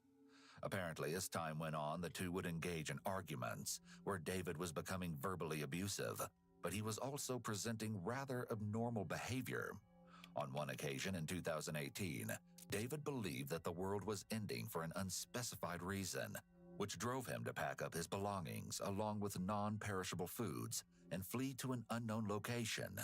He would eventually find his way back home, but Gretchen was more than concerned. You don't say. What the fuck? Well, that's some weird ass behavior. Look in his eye and confided in her friends about their problems. In one text, she wrote, "I'm watching him on the cameras and waiting for him to go to bed. Then I'll go downstairs and get a knife to put under my pillow just in case, and hopefully get some sleep." Supposedly, David's behavior was becoming increasingly erratic, and his unexpected mood swings could happen in the blink of an eye, leaving Gretchen to walk on eggshells. 1 minute, Yo, if you're sleeping with a fucking knife under your pillow, lady, irritable and angry.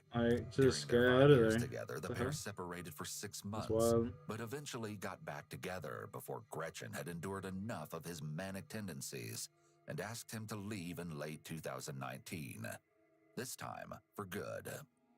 David's delusions and manic tendencies are common symptoms among people with bipolar disorder, specifically bipolar 1, which is the most severe and debilitating type. One of the aspects of bipolar 1 disorder that makes the illness so severe and even life-threatening are the manic episodes. In a manic episode, the affected person can present as very happy and excited, or in some cases, very irritable and easily angered. They can have auditory or visual hallucinations and often develop delusions. The delusions usually have to do with the person feeling like they're being threatened or persecuted in some way. This is often what can make a person with bipolar disorder dangerous. They truly believe whatever their delusion is about, so they can take action to defend themselves if they feel someone will harm them. In many cases, that someone is a family member or spouse. Apparently, David had struggled with depression from an early age and showcased symptoms similar to that of bipolar disorder. But over time, I'm 750 away. health instead, and fitness became a part of his lifestyle. Or 650 away. And 5,000 ores, or 5,000 things mine. He started working as a trainer at Orange Theory fuck, Fitness, let's go. but his career was seemingly derailed by his unpredictable behavior. During his shifts, he would have alarming outbursts that frightened his coworkers and customers alike. His former boss, Tabitha Hopkins, recalled that David was somewhat of a ticking time bomb, and anything could set him off. And this isn't an exaggeration. In a manic episode, people with bipolar disorder are often highly emotional and reactive. They're extremely impatient and blunt with others. Think of it as someone completely losing their social filter. They just say the first thing that comes to their mind, blurt out inappropriate remarks, and have difficulty waiting for anything or anyone.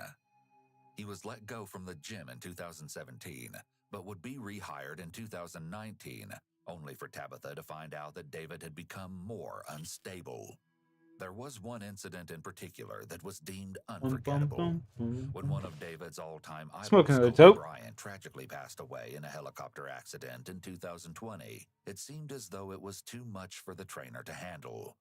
While expressing his sorrows to numerous people at the gym one day, he began to hysterically cry while making a bizarre speech about the legendary basketball player, almost as if they were close friends. Not only this, but he was allegedly known to be rather aggressive towards some of his clients, specifically women. In the aftermath of his breakdown, David and Tabitha began to text on January 31st, 2020. David said that he was sorry for letting her down, and he wasn't getting much sleep. This is actually another example of David being in a manic state, as people experiencing manic episodes can go days without sleeping, or they can run on very little sleep. Apparently, the trainer hadn't been arriving to work on time, and his boss was quite aware of the problem. 6 hours of sleep every day. "You stormed out before I could finish what I wanted to say. You've been coaching 7 weeks, and the last week has been awful. I see the transition backwards, and it's not good." This message could indicate that the pair had a recent argument, one that David possibly walked away from. Another text from Tabitha on February 2nd reads, "Before we go any further, I do have to say that I need you to leave the gratitude training outside of the studio. No recruiting employees or members." David was supposedly involved in the infamous gratitude training that was a multi-step program to aid people in their self-improvement. He allegedly spent thousands of dollars on the courses while married to Gretchen, but failed to let her know about the financial expenses. His response to his manager, a simple okay. But a couple weeks later, things seemed to have negatively shifted. Yeah, this guy seems like Tabitha another. wrote, "Why are you sitting in your truck? I've been waiting for you for an hour." A couple hours later, after they presumably met, she wrote, "You need to return your keys and Nike shirt, along with, and the Apple Watch. I bought that for your coaching." It appears that David had been fired once again. Unexpectedly, it was Tabitha and Gretchen's conversations that gave insight into the things Gretchen was dealing with while separating from David. Tabitha found it odd that Gretchen had been commenting on her photos online, saying, "I don't like anything you or David do or have done, so please stop." Gretchen immediately responds by saying that she doesn't associate with David. She even goes on to state, "He has mental issues. Thought you would have figured that out by now." Tabitha tells her that David made it seem as though his estranged wife hated her, along with Orange Theory, but Gretchen quickly declares that is not the case. Gretchen also divulges that she's happy to no longer be dealing with him. "I hope he decides to seek help, or not, but I'm glad he's out of mine and Ava's life. Almost waiting for divorce date, but he said he's going to Costa Rica." Referring to David's tantrum, Tabitha says, "OMG, you should hear what he did when Kobe Bryant died. It was awful." The two women message each other for a while, discussing their frustrations with David.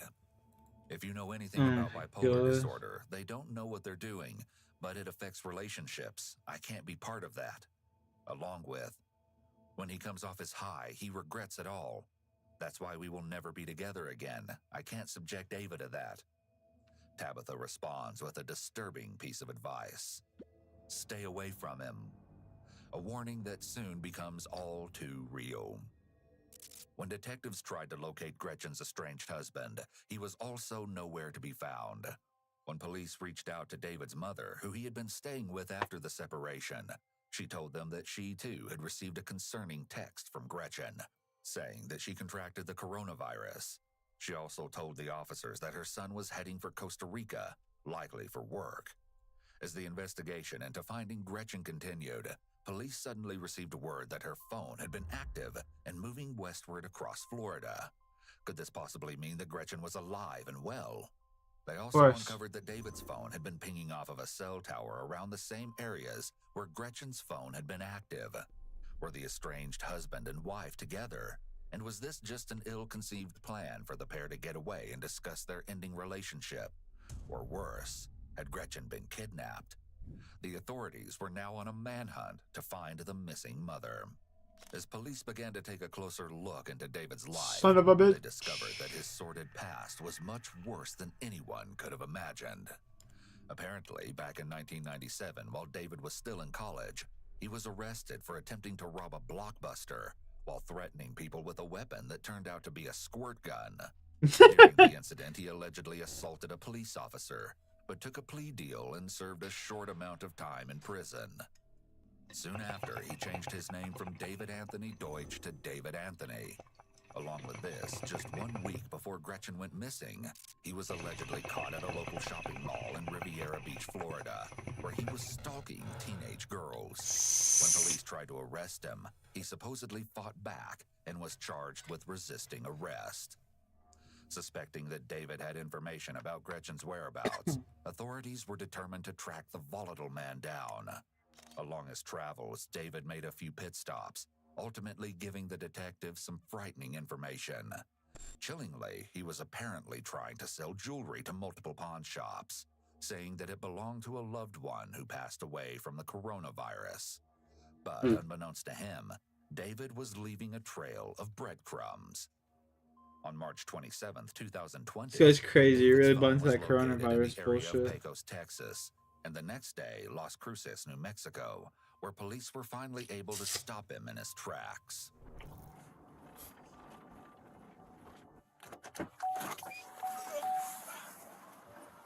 Go ahead and get your hands off the vehicle, please. He rolled his window up. Put your hands up! Hands up so I can see him. Keep him up for me, please. Go and place your keys on top of the truck. Keep your hands up. Put him up. Walk towards me. Turn Who else is around. in the car with you? Turn around. Keep your hands up, please. Another step, please, to your left. You want to take him? Stay right there. Put your hands behind your back.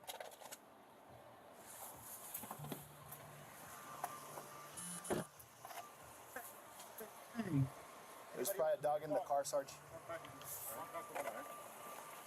While police checked to see if anyone else He was got in his horny, he vehicle, got the hacked, black yeah. Nissan truck, they found that the truck's bed was filled with various luggage. David also had his dog Kobe in the car with him, who he named after his idol, Kobe Bryant. Now that authorities had located David, they were able to ask him a few questions regarding where Gretchen might be. So, all right. So this is about your wife. Okay, I guess she's been reported missing. Last I heard, she was in a CDC facility getting treatment for coronavirus. When's the last time you talked to your wife? She texted me like after I had got out with the last incident. She was like, plead insanity. David says that he talked to Gretchen a week ago on Saturday, March 21st, at a gas station on Indiantown Road in Florida. He then goes on to ask a rather bizarre question. Is there like someone this sounds stupid, in the government or the FBI or someone else I can talk to? Because when we talked, she mentioned, like, I don't know how much I can share without, like, you know what I mean? Like, she mentioned being in trouble. There's something with her work. Where does she work at? She works for Viking Utility. I used to work for them too.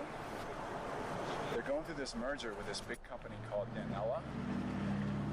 And Danella has connections to the current administration. So, like, I don't know, she said she was in trouble. She said that during the transition, she found something, you know, and she didn't want to give me too much because she didn't want to put me in danger, so. Was that when you talked to her last week she said all this? Yeah. And then she mentioned something about her ex-husband. What a genius. It's unclear here if David is actively delusional or if he's using one of his past delusions to try to get out of being considered a suspect by police. Either way, the police are immediately suspicious of the strange conspiracy theory, especially given the fact that Gretchen loved her job and had never reported any of this. Even if she'd witnessed illegal activity, Gretchen wasn't the type of person who would leave her life behind, especially her own daughter. I wish actually, I'm glad I don't have any more details, to be honest with you. You know, so, I'm not sure. And that was last Saturday, or about what time? It was in the morning. It was about a week ago. David says that he heard about Gretchen's supposed illness from her sister, who texted him that Gretchen was being treated in a CDC center. When did she text you that? A couple days ago. On your cell phone? On my cell phone. You still have that text message? I do. You do? Where's your cell phone? Can we see it? Would you be able to show us that text message where she says it? I'm not gonna do that. So our main concern is just the welfare of your wife. I mean, so that's why we're just trying to make sure we can verify everything you're telling us. Yeah, I mean, I just think if you go poking around. Okay. The officers ask if he's moving anywhere due to the amount of belongings in the truck. David responds by saying that he is an electrician and engineer by trade and that he can work anywhere. But he fails to mention his reported plans to go to Costa Rica, which his mother already told the police about. When the last time you talked to your wife, you said it was face-to-face. How was that conversation between the two of you? Was it okay? No arguments or anything? Even though we didn't get along, I love her, you know, and I care for her, and I always tried to. Doesn't even answer the question. You know, we just didn't see eye to eye on things, and it's just how things go. You know, but He looks like the guy that played Shaggy from Scooby-Doo. I taught her how to ride a bike and shoot a basketball hoop and use her awareness. Yo, no ways, gamer. Begins to give his side of the story of what happened during his and Gretchen's marriage. I was willing to stay in it, like through the holidays. She just couldn't handle the fact that I was making changes. Like I went back to personal training at this place called Orangetheory Fitness, which is like, you know, a bunch of females and stuff. And she had problems with it in the past. And I was like, listen, I come home to you.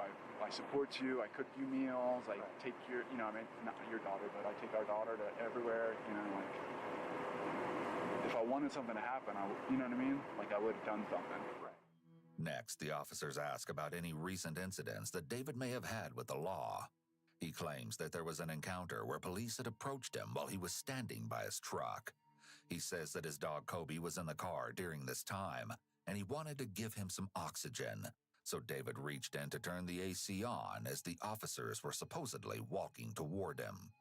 So I just go in the car to like try to turn it, and then right there, bomb, resisting arrest with violence. So the police report I got, they, it was like total night and day from what happened.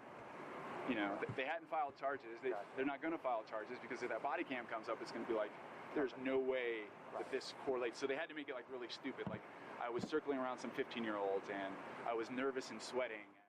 Despite his efforts to conceal what really happened that day, David was actually following the young girls throughout a mall at Riviera Beach, Florida. When confronted by law enforcement, he did in fact resist arrest by apparently slamming a car door on an officer. Do you think something bad may have happened to her? I don't know. When's the last time you've been to her house? I mean, you've been there on and off. We're still friends and stuff. Were you there on Saturday? No. When authorities were finally able to search through David's truck, the findings were absolutely shocking. They located Gretchen's phone. To inspect anything further, they told David that they would be taking his truck in as evidence, but he wasn't needed at the police station. This was due to the fact that they did not have enough evidence to bring him in for questioning. Not yet, at least. Although David was allowed to leave, his freedom would only be temporary. Yo, what? They couldn't uncovered something truly horrific. On March 31st, a couple of days after their last encounter, David was walking his dog in Las Cruces when he was arrested and taken into police custody. But the very reason will leave you shaken to the core. We have obtained enough evidence to obtain a warrant for your arrest for murder. Okay? I want you to understand that. She's a bug. I want you to understand that. And what's most important to us right now is to find out where she is.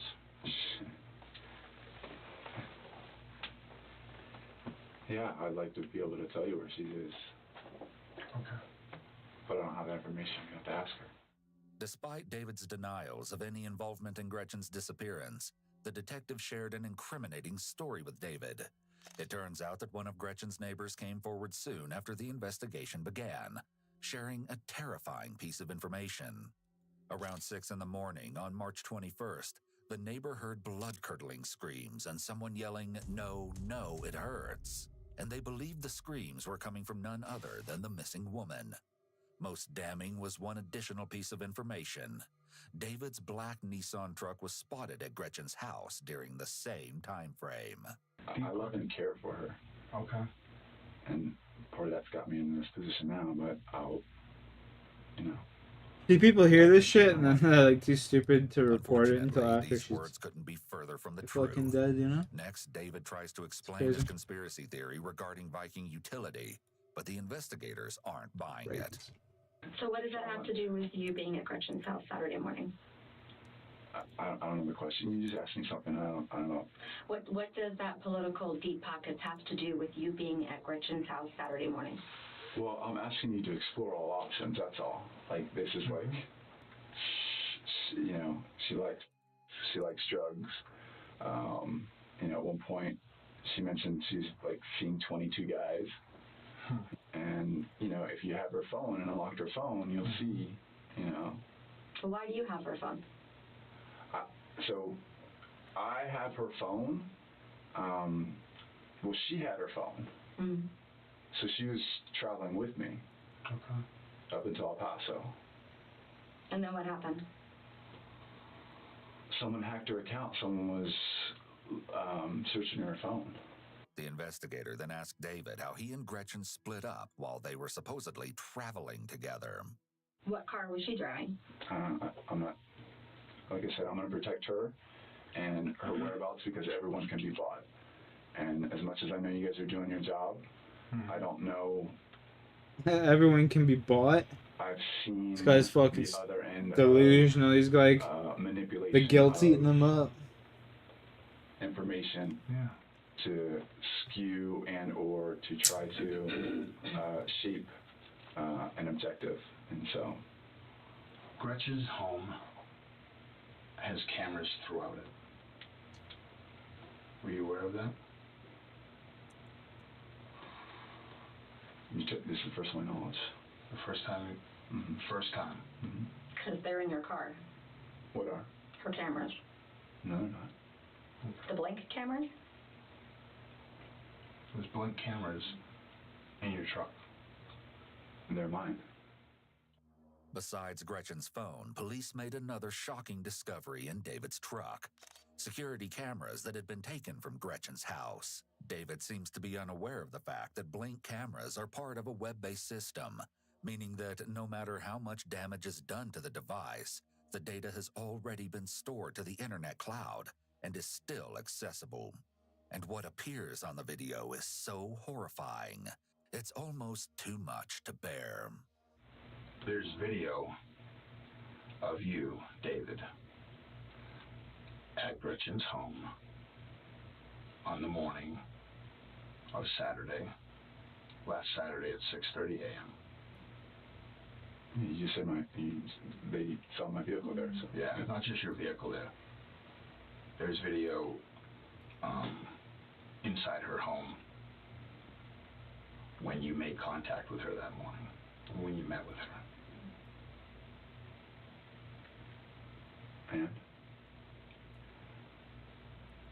And that video shows something other than a pleasant interaction.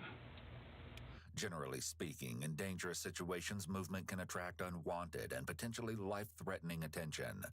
When someone encounters any threat, whether they're in physical danger or if they are simply asked a question they are unprepared for, their body may momentarily freeze. Well, it's time for another toke. God This is an damn. instinctual response that is a result of the limbic system trying to ensure the individual's survival by attracting as little attention to themselves as possible. The detective goes on to show 450 David a more picture of his pieces to stepdaughter, 5,000. Let's go. 12-year-old Ava. See her right there? Mm-hmm. She would like you to remember that.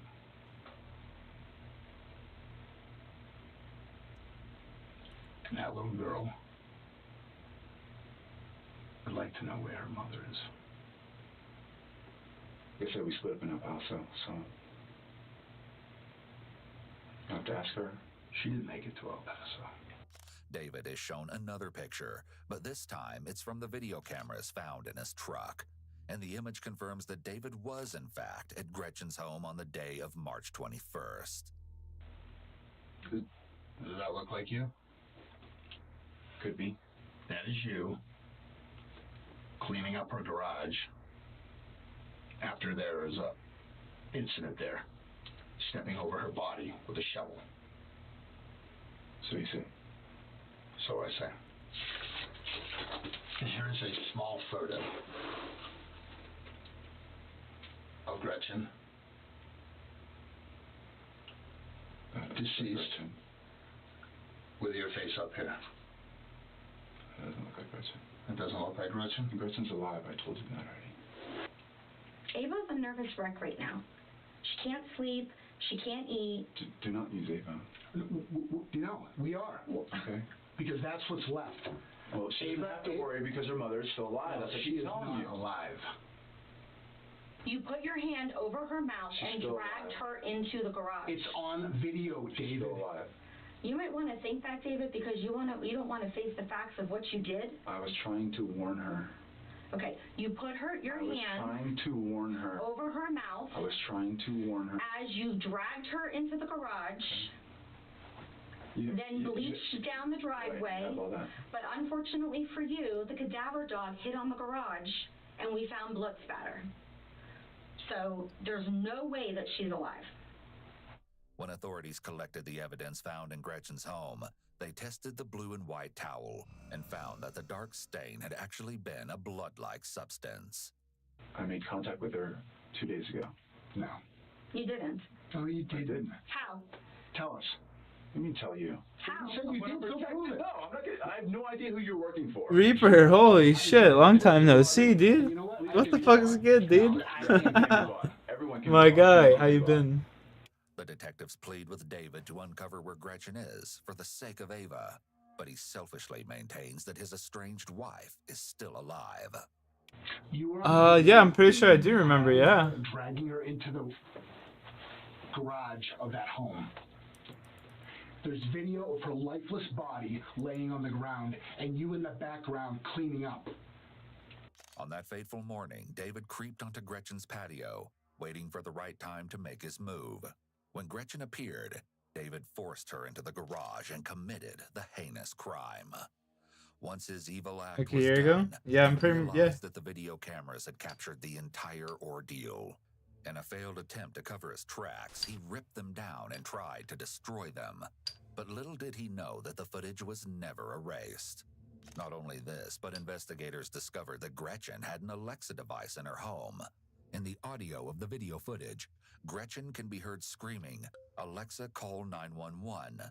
Trying to create an alibi for Gretchen's sudden disappearance, David texted her friends and family from Gretchen's phone, pretending to be the beloved mother. But his plan to hide what he had done was to great. no avail. Yeah, I remember Rem, yeah.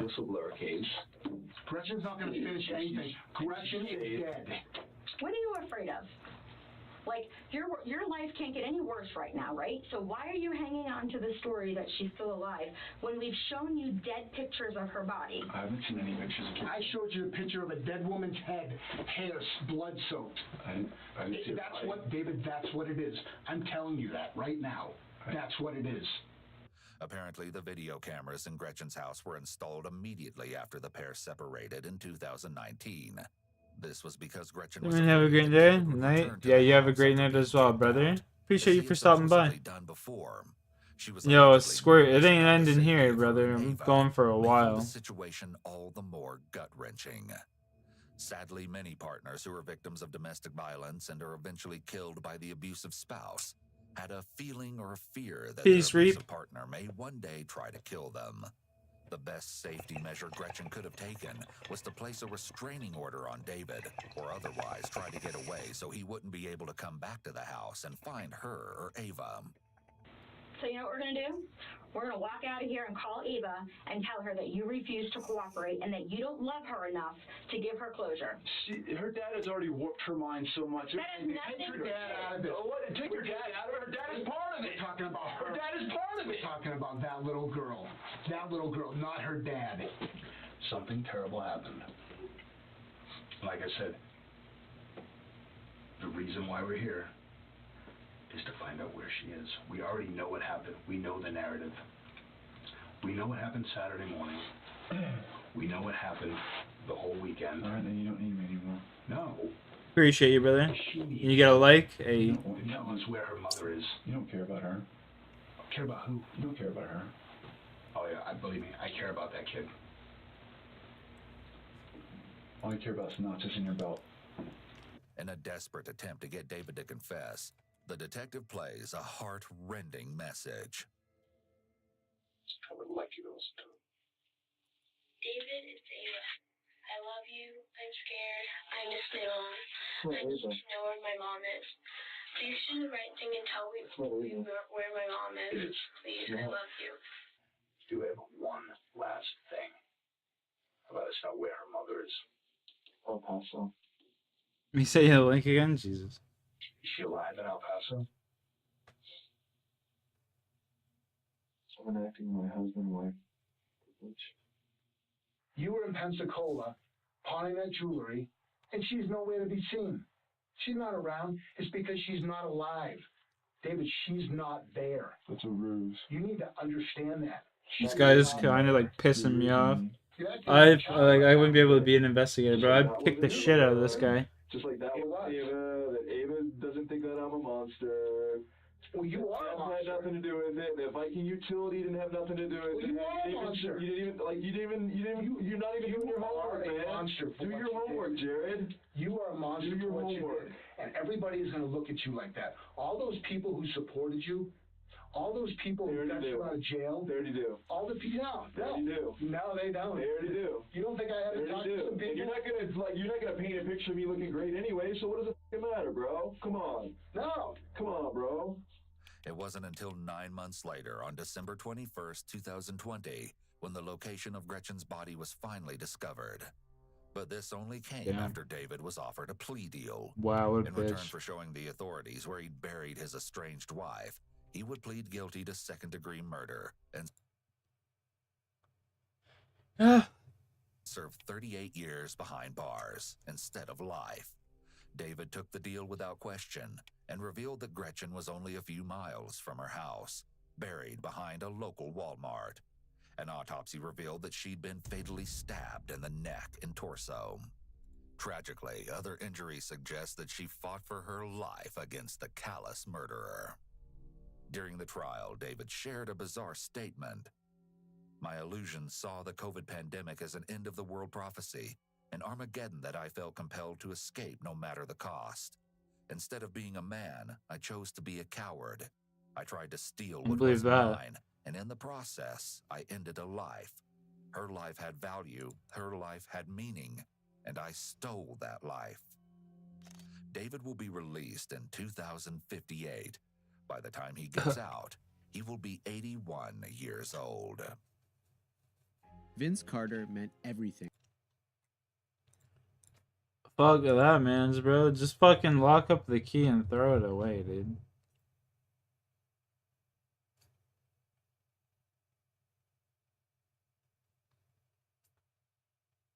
You know what I'm saying? The following footage of killer Richard Samuel All right. McCroskey has Chill.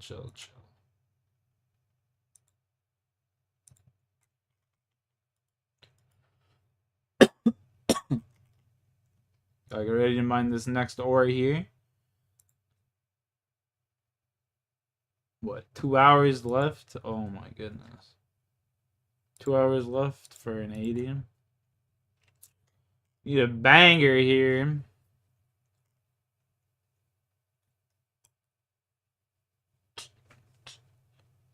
Of the killer virgin.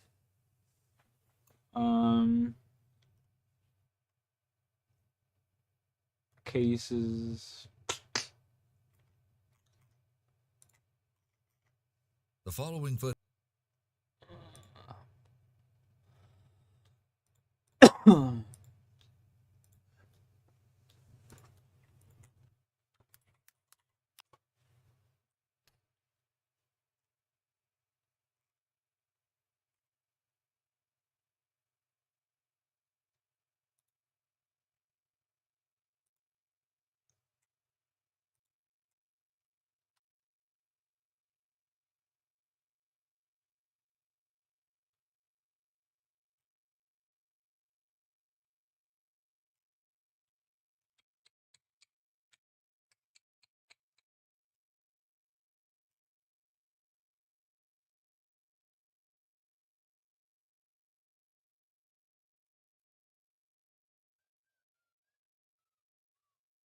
Question, do you want to play Cold War later? Like tomorrow or in a while? I really don't feel like playing COD Zombies anytime soon, but if I do, I will contact you.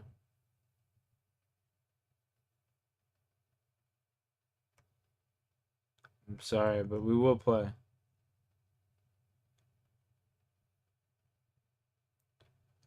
100%.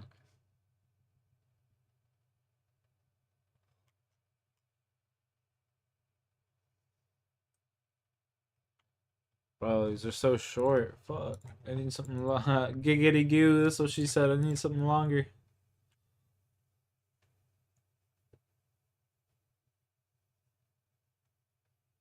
The Vanishing the Killer.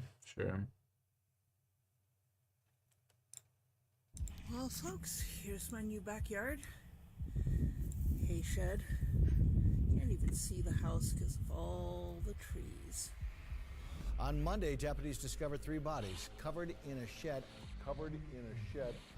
What's up, Iwu crew? It's the Raven, here to share with you another shocking, interesting, or just strange, but very true story. Today's story might just have the most insane twist I've ever heard. And what makes it so tragic is that none of the people involved could have ever seen it coming. And I am back for another new video with my mom. Hi. Today I'm going to be covering a story so chilling, it'll make you second guess every stranger you see in public. In 2017, Oh God, the I don't prime know if I and want to really listen to only this. suspect of a horrific and heartless crime vanished. And to this day, despite leaving behind a trail of clues, they've never been caught. I want to start by saying, if you know or ever happened to cross paths with this person, you should call 911 What the immediately. fuck? On June 19th, 2017, police arrived at a quaint farmhouse property in Idaho to conduct a well. Yo, that's actually creepy to think about. Ugh.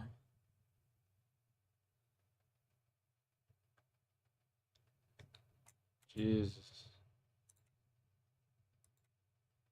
Welfare check on its new residents. A 60-year-old man, his 47-year-old girlfriend, and her teenage daughter. They just excitedly moved into the home, but nobody had heard from any of them in several days. Something just wasn't right. When the first officer arrives at the ranch, he's immediately hit with a smell. Yo, look at this. Oh, yeah, this is They got the really green screen playing on their ass. The smell of Oh something my rotting. God. There's a shed near the house, and that's where the odor seems to be coming from. So he radios in some backup and starts to make his way over to investigate. The closer he gets, the stronger the smell gets, and the sheer number of flies swarming around him increases immensely. He can feel in his gut that he's about to discover something he doesn't want to see. But he proceeds anyway. When he finally opens the door to the shed, sunlight shines through the crack and into the small storage area before him. There on the floor is a bright blue tarp, and it's draped over something, or rather, someone. As he pulls back the tarp, he slowly reveals the bodies of 3 people laying side by side, all of whom had been brutally killed and left to rot in the shed, likely for days. As it is essentially the peak of summer, the weather has sped up the decomposition process substantially, making it hard for anyone to determine who the deceased individuals are. Though it isn't hard for friends and family members alike to assume that owner Mike, his girlfriend Nadia, and her daughter Peyton are the corpses on their property. Seems like a safe enough assumption, right? But once authorities were able to identify the bodies, they were faced with a shocking twist that nobody ever expected. Told you so. While 2 of the bodies did indeed belong to the trio who occupied the home, one of them did not, which left everyone with 2 harrowing questions. Who was this mysterious stranger lying dead on someone else's property? And perhaps even more chilling, where in the world was the missing 3rd resident? As the puzzle pieces of this convoluted case started to come together, the victims' loved ones would come to one chilling conclusion. No matter how well you think you know your friends, you can never be sure what double lives they could be living. Let's go back to where That's it all wild. started. What? By the time Nadia Medley was in her Wasn't expecting mid-20s, that. her 13-year-old daughter Peyton was her entire life. But the single mother often had trouble making ends meet after her husband passed away in 2014. She also sadly lost a child shortly after its birth around the same time. For a while, Nadia and Peyton were essentially all each other had in the world, but that was all about to change. You see, Nadia worked as a massage therapist in Ogden, Utah, and she wasn't in a hurry to find love again so soon after being widowed. But sometimes love is spontaneous and just falls into your lap, or, in Nadia's case, onto her massage table. In 2015, a charming man with immense presence and personality walked into Nadia's work in need of a massage. The man, who went by the name Mike, was undeniably striking to Nadia. Almost right away, there was a spark between the two, a connection that neither of them could Needless to say, Mike got a Which, of happy course, is ending. how their unexpected relationship started. Mike was a catch, a private pilot for clients who often needed him to fly all over the country at any given time. He made good money, was well-traveled, and just happened to be a divorcee of 10 years. It seemed as though fate brought Mike to Nadia's life, as the two were beyond perfect for each other. Their relationship started off slowly, though it quickly grew more serious as the months went on. From after-work dates to hikes with Nadia and Peyton, Mike demonstrated his commitment to this newfound love. After all, he knew just how much heartbreak Nadia had already experienced. He made his girlfriend's daughter just as much of a priority in his life, picking Peyton up from school, taking her on lunch dates, teaching her how to shoot, and building such a strong bond with her that soon enough, she started to call him Dad. Awesome. Do it again. Keep pointing that way. Do it again. Looking at videos of them adventuring and even having fun leg wrestling in the leaves, you can tell that not only had Mike become a father figure in Peyton's life, these two were the best of friends. The fuck is Nadia's that? friends saw a dramatic change in the woman when she met Mike, saying that he was the first reason she smiled in a long time, that she had a constant happy glow when they were together. Nadia's loved ones followed her fairy tale romance through social media. The couple and Peyton explored nature together. They had fun at rodeos, went to baseball There's a games, rat under and me. no There's matter two what, fucking rats they under had me, fun. bro. It was clear to everyone 3. that Nadia's new romance was flourishing. She made sweet posts like, "Went to Cheap Trick, Joan Dirty Jordan dogs. thanks to my ever so thoughtful boyfriend, Mike. Awesome day at the fair with my little family. Love you guys." After an impromptu trip to Yellowstone, she wrote, "Because my boyfriend is awesome. Love you, Mike." Hi everybody, it's me Peyton. I am going to be like every YouTuber ever, and I'm going to make a vlog. Aha. We're going to Yellowstone right now, and how much longer do we have? Like 4 hours? Be like every YouTuber ever. Yeah, 4 more hours. Let's go. And yeah, it's a really pretty drive though. I'm happy. But all relationships have their honeymoon phase, and according to Nadia's best friend, there was a little turmoil that started to brew as time went on. Apparently, Nadia asked Mike 2 or 3 times for help paying mortgage. After a few times of being asked, Mike firmly declined, saying that they were moving too fast and he couldn't do this. But Nadia was not buying it. She had seen one of his paychecks, which reportedly showed that Mike made $10,000 in a single month. Nadia knew that Mike made a lot of money as a pilot, and she didn't understand why he wasn't willing to help her out financially. Because he's got that money in other fucking obligations. Brief separation of the pair. Dumb hoe. However, their love was like a magnet pulling them back to one another in no time. Nadia texted her friend, "He told me separation wasn't making him feel any better. We really have a hard time being apart at this point." Perhaps the most difficult part of their relationship to manage was the frequent distance between Nadia and Mike. After all, Mike's work often took him far from home for a considerable amount of time, sometimes for weeks on end, which can definitely put some strain on a relationship. My man definitely out there Distance cheating. makes the heart grow fonder, which is exactly what happened with Mike and Nadia. The distance and time You got all the itself maps? had That's what's nothing on up. the bond they have formed. In fact, it had only made Mike You on realize Xbox that he or couldn't spend so PlayStation, much gamer? time away from Nadia and Peyton anymore. This once casual relationship needed to be more permanent. So Mike ended up purchasing a ranch in Caldwell, Idaho, and told Nadia that he simply couldn't let her think he wasn't ready for commitment. He invited her and Peyton to move in with him and promised the two of them anything they wanted. Open fields, horses, dogs, rabbits, anything to make them happy and allow them to live a full life with him. Nadia's status updates captured her growing excitement as this living arrangement went from a tentative idea to a concrete plan. Yes, Nadia, right? Peyton, Damn. and Mike were ecstatic to start their new life together. In fact, Nadia was so excited that she started to dedicate all of her time to decorating the ranch. Never in her life did she have so much space to work with, and she was beyond ready to turn the farmhouse into a proper home for her and her 2 favorite people. She started putting up fences around the yard and building pens, coops, rabbit runs, you name it. On May 10th, she shared this video of the expansive property, and it wasn't hard to tell she completely fell in love with the land. Notice the shed she pointed out in the background. Well, folks, here's my new backyard. Kind of liking this just a little bit. Still a little bit of fence to build here. Dogs are the only thing that's grazing now, but that will change. This is where the chickens live. Hay shed. Can't even even see the house because of all the trees. Yeah, baby. We're loving it. For both Nadia and Mike, they felt that they'd finally found their forever person. This was a new beginning unlike any other. It was a dream come true. It felt almost too good to be true. And unfortunately, that's because it was.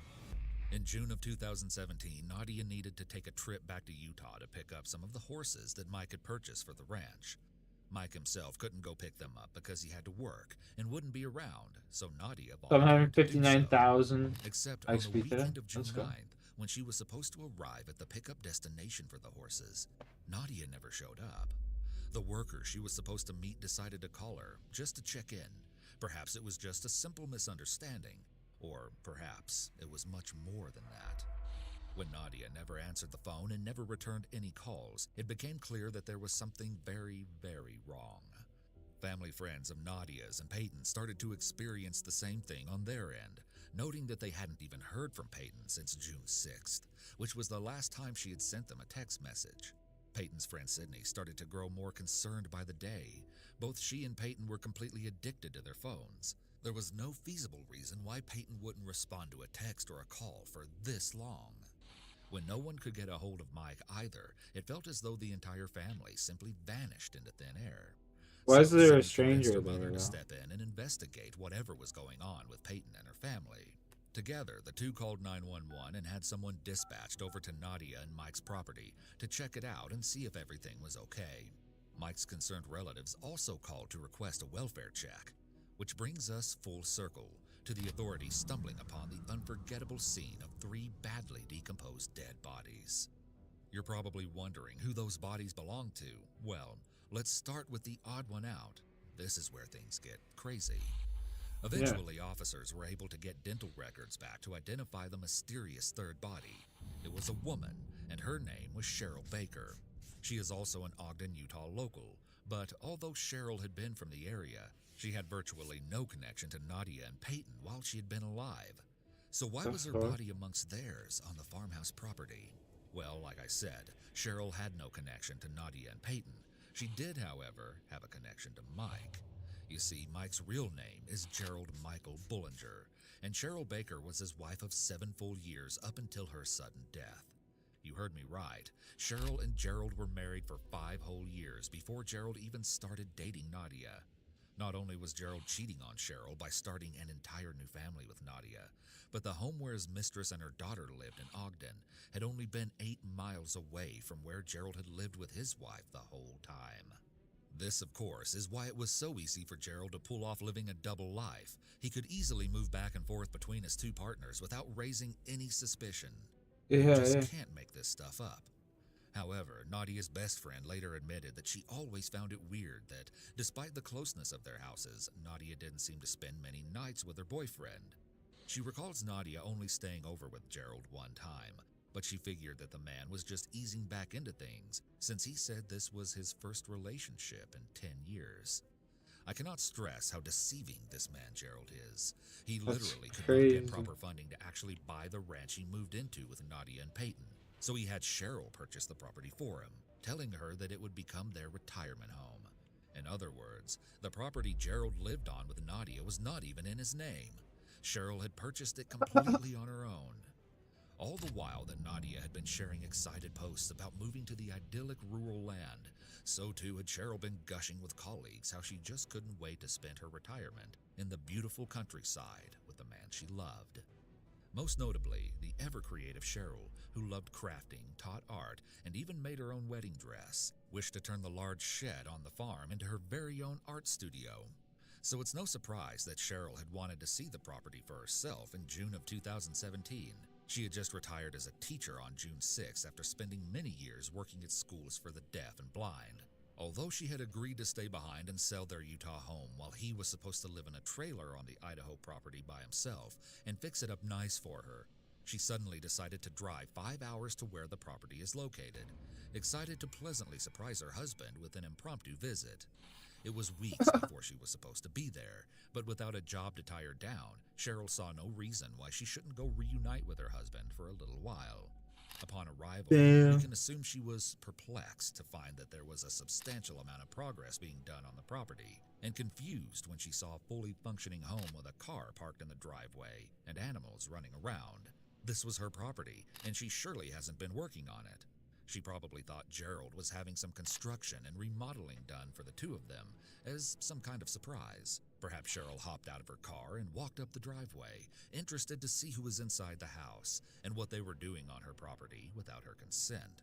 From here, we can only speculate what really went down on that fateful day. Maybe when Nadia opened the door, Cheryl's newfound suspicions were only confirmed when Nadia asked who Cheryl was, and the two realized they were being played by the same man. As for what happened after Cheryl and Nadia met face to face, the details are unclear. Presumably, the two women found out that Mike, Gerald, had been cheating on both of them with each other. It's likely that they were both incredibly frustrated with themselves and each other, but mostly Gerald. And at some point, police assumed that Gerald must have discovered that the two women had found out about each other, unraveling his secret life. That's when officers believe he became violent. As his whole world came crashing down in an instant, it is alleged that he took out his anger on not only Cheryl, but Nadia and even young Peyton. That's right. The three gruesome bodies on the property were tragically identified to belong to none other than sweet and considerate Nadia Medley, her innocent daughter Peyton, and Gerald's 56-year-old wife, Cheryl Baker. When the bodies of the victims were analyzed, it became clear that they had all three been shot in the head, execution style, before their corpses were discarded into the shed on Gerald's property. In addition, while some of the animals on the property were alive and roaming around, such as a snake and some rabbits, several animals, presumably family pets, were found dead, including some birds and 3 dogs, who, just like the human victims, had been shot execution style. All of the specifics of how that came to happen are unknown by almost everyone. Everyone except Gerald himself. But he is nowhere to be found. Of course. Can you imagine how it must have felt for the victims' loved ones to find out they'd been caught up in one big lie this whole time? One of the things I found most bizarre about this case was the fact that Cheryl's relatives came forward to say that the whole time Gerald was having an affair with Nadia, nobody noticed any signs of him pulling away from his wife. They remembered him as a supportive husband who made time to spend holidays with the in-laws and go on outdoor family adventures. In fact, they believe Cheryl thought her marriage was absolutely perfect.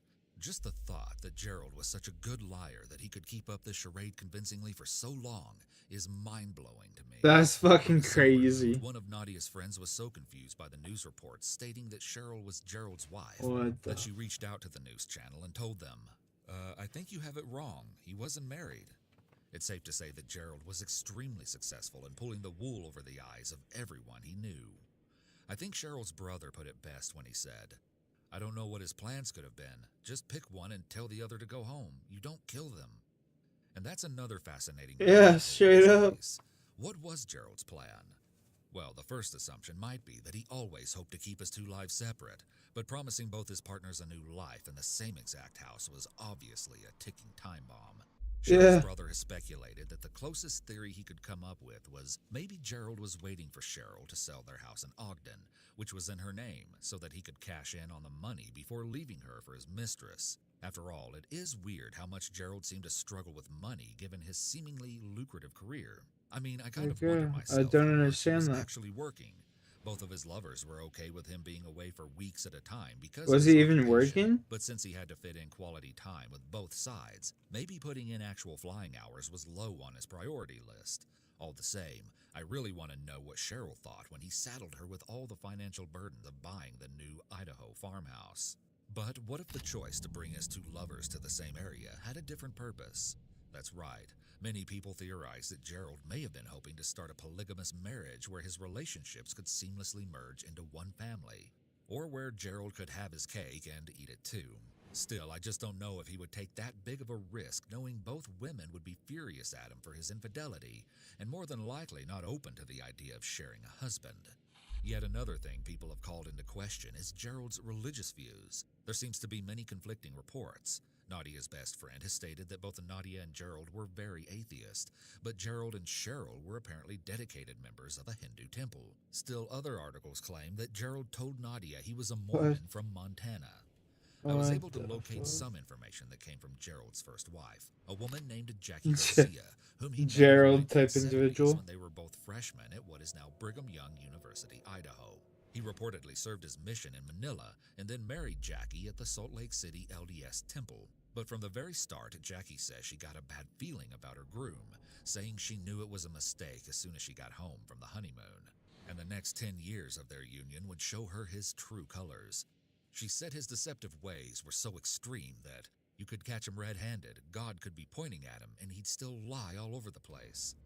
Jackie also reports experiencing physical abuse at Gerald's hands. The Shocking. first time she was shown the darkness hidden within her husband was during their very first year of marriage. They'd been arguing, and she found herself on the floor as Gerald loomed menacingly over Yo, her. you have a good She one, slowly gamer. looked up at him and asked, "You wanted to hit me, didn't you?" He said yes. Not long after that, Gerald allegedly did cross that line. Jackie says he would hit her once during arguments, and she would stop talking. It got to the point where she feared greatly for her life. Still, she tried to make it work, reaching out to the church and loved ones for help. But to her dismay, Gerald was so good at putting on a friendly mask to the outside world that nobody really believed her story. At this point, she had really tried everything. Counseling, a domestic violence hotline, even sending Gerald to therapy for batterers. But ultimately, their marriage would come to an end in 1988, after years of infidelity on Gerald's part, and he quickly began a relationship with the woman who would become his second wife. There's not much information available about this second marriage, but it is claimed that he left this wife to marry another mistress yet again. That mistress would have been Cheryl Baker, his third wife, but because all who knew her attest to how pure-hearted and genuine Cheryl was, there's a pretty good chance she didn't even know she was the other woman in the first place. And with this background, we can understand why Gerald would learn Sanskrit and attend Hindu temple with Cheryl, Didn't while even know she was the simultaneously other woman. connecting with Nadia as a supposed ardent atheist. His first wife explains, he compartmentalized. He was whatever way somebody needed him to be. And indeed, Gerald was Mr. Perfect, Prince Charming for both Nadia and Cheryl. Unfortunately, it just had to be at the same time. But had Cheryl suspected something fishy after all? Oddly, the last text a friend received from Cheryl around the time she would have been heading to the Idaho property read, "Take care of my dogs. I don't know if I'm coming back." At first, this wasn't too concerning, as the recipient of the message just assumed What Cheryl the had decided fuck? to take a backpacking trip with Gerald, as they were known to do. But seeing this message with the gruesome context behind it makes me think Cheryl may have had an idea what was going on and was going to the home for more than just a light-hearted surprise visit. But then again, many have raised the question, how do we know Cheryl's even the one who sent that text? Would her husband have used her phone to send it after her death? Personally, I don't think Gerald would go out of his way to send a text like that just to protect their dogs. After all, it would tip people off that something was wrong. And if the many dead animals found on the farmhouse property prove anything, it's that Gerald doesn't care that much about preserving his pet's well-being. However, CBS reported that the text was sent around June 11th, and authorities believe the crime occurred on the 8th or 9th. So with that in mind, maybe Gerald really was behind the odd message.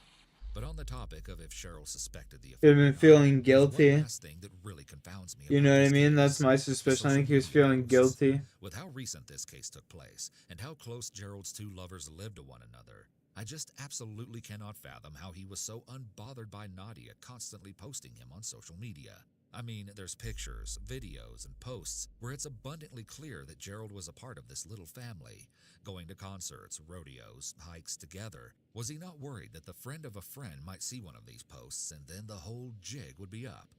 Granted, it seems like Cheryl herself might not have been that active on social media, but it's just crazy to me that Gerald wasn't more paranoid Damn, about how Rip. much Nadia posted him.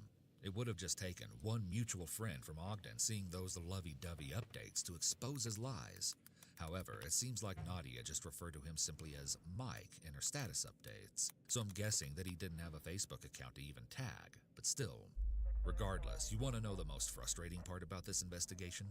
Authorities believe Bro, that Gerald did we all Bollinger just had a lose? distinct head start before anyone even noticed that Nadia, Peyton, or Cheryl were missing. In fact, Gerald had 10 whole days to start his life on the run before anyone was even looking for him, and he used them to his advantage.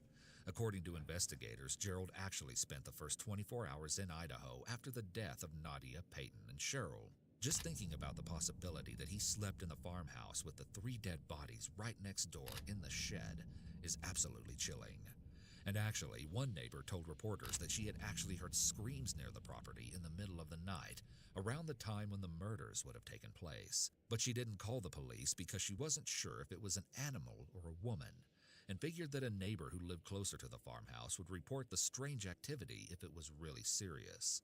What's more, other neighbors would actually report hearing gunshots around the time of the crime. But then again, this was not really a big deal. The rural area was full of hunters and target shooters. I mean, we even saw that Gerald taught Peyton how to shoot. So, of course, neighbors would assume the gunshots were from recreational use. Still, I think it's important to clarify that even though this property was technically rural, the houses are close together enough that I find it strange no one noticed anything weird. Perhaps the dense aligning of trees that Nadia had looked forward to receiving privacy from was just enough to hide the dark deeds taking place there from any curious eyes. Can't even see the house because of all the trees. However, from the victim's manner of death, it appears that there may have not been all that much of a struggle that could have alerted anyone in the first place. It is believed that Nadia, Peyton, and Cheryl all died from a single gunshot wound to the head. This makes it seem like Gerald had the time and control to carry out a cold and calculated execution. But consider the circumstances. Whether Gerald was home when his wife met his mistress or he arrived home later to find the angry women waiting for him, it seems like the ensuing passionate argument would have been very chaotic. If Gerald had pulled out a gun, it's hard to imagine that the 3 victims wouldn't have tried to fight back against him. So how was it that they all died of such clean and precise bullet wounds? Some have theorized a scenario in which Gerald was already home at the farmhouse with Nadia and Peyton, when suddenly he saw Cheryl's car pulling into the driveway. Knowing that the jig was up and that he couldn't take on all 3 of them at the same time, perhaps he decided to take out Nadia and Peyton first, then waited at the door to surprise his defenseless wife with a sudden attack. Some have posited that Gerald could have shot Nadia and Peyton while they were asleep. I suppose this would make sense if Cheryl had arrived to the property late at night, and maybe that would explain the scream the neighbor heard. But ultimately, we just don't really know those specifics for sure. Investigators say that on the morning of June 10th, Gerald casually went to get breakfast in the next town over, in Nampa, Idaho. It seems like he wasn't even in a rush to get away, and apparently wasn't scared to show his face in public. I can just imagine him monitoring the news to check if the bloody crime scene he left behind had been discovered yet. After enjoying his morning meal, Gerald was heading back to Utah. Once back in Utah, Gerald switched out his truck for Cheryl's car that had been having some maintenance done, in an effort to throw Superterra is the chairman of the Power Man Goku Ultra Instinct is something fierce I'm playing him. I don't think I've ever played that game.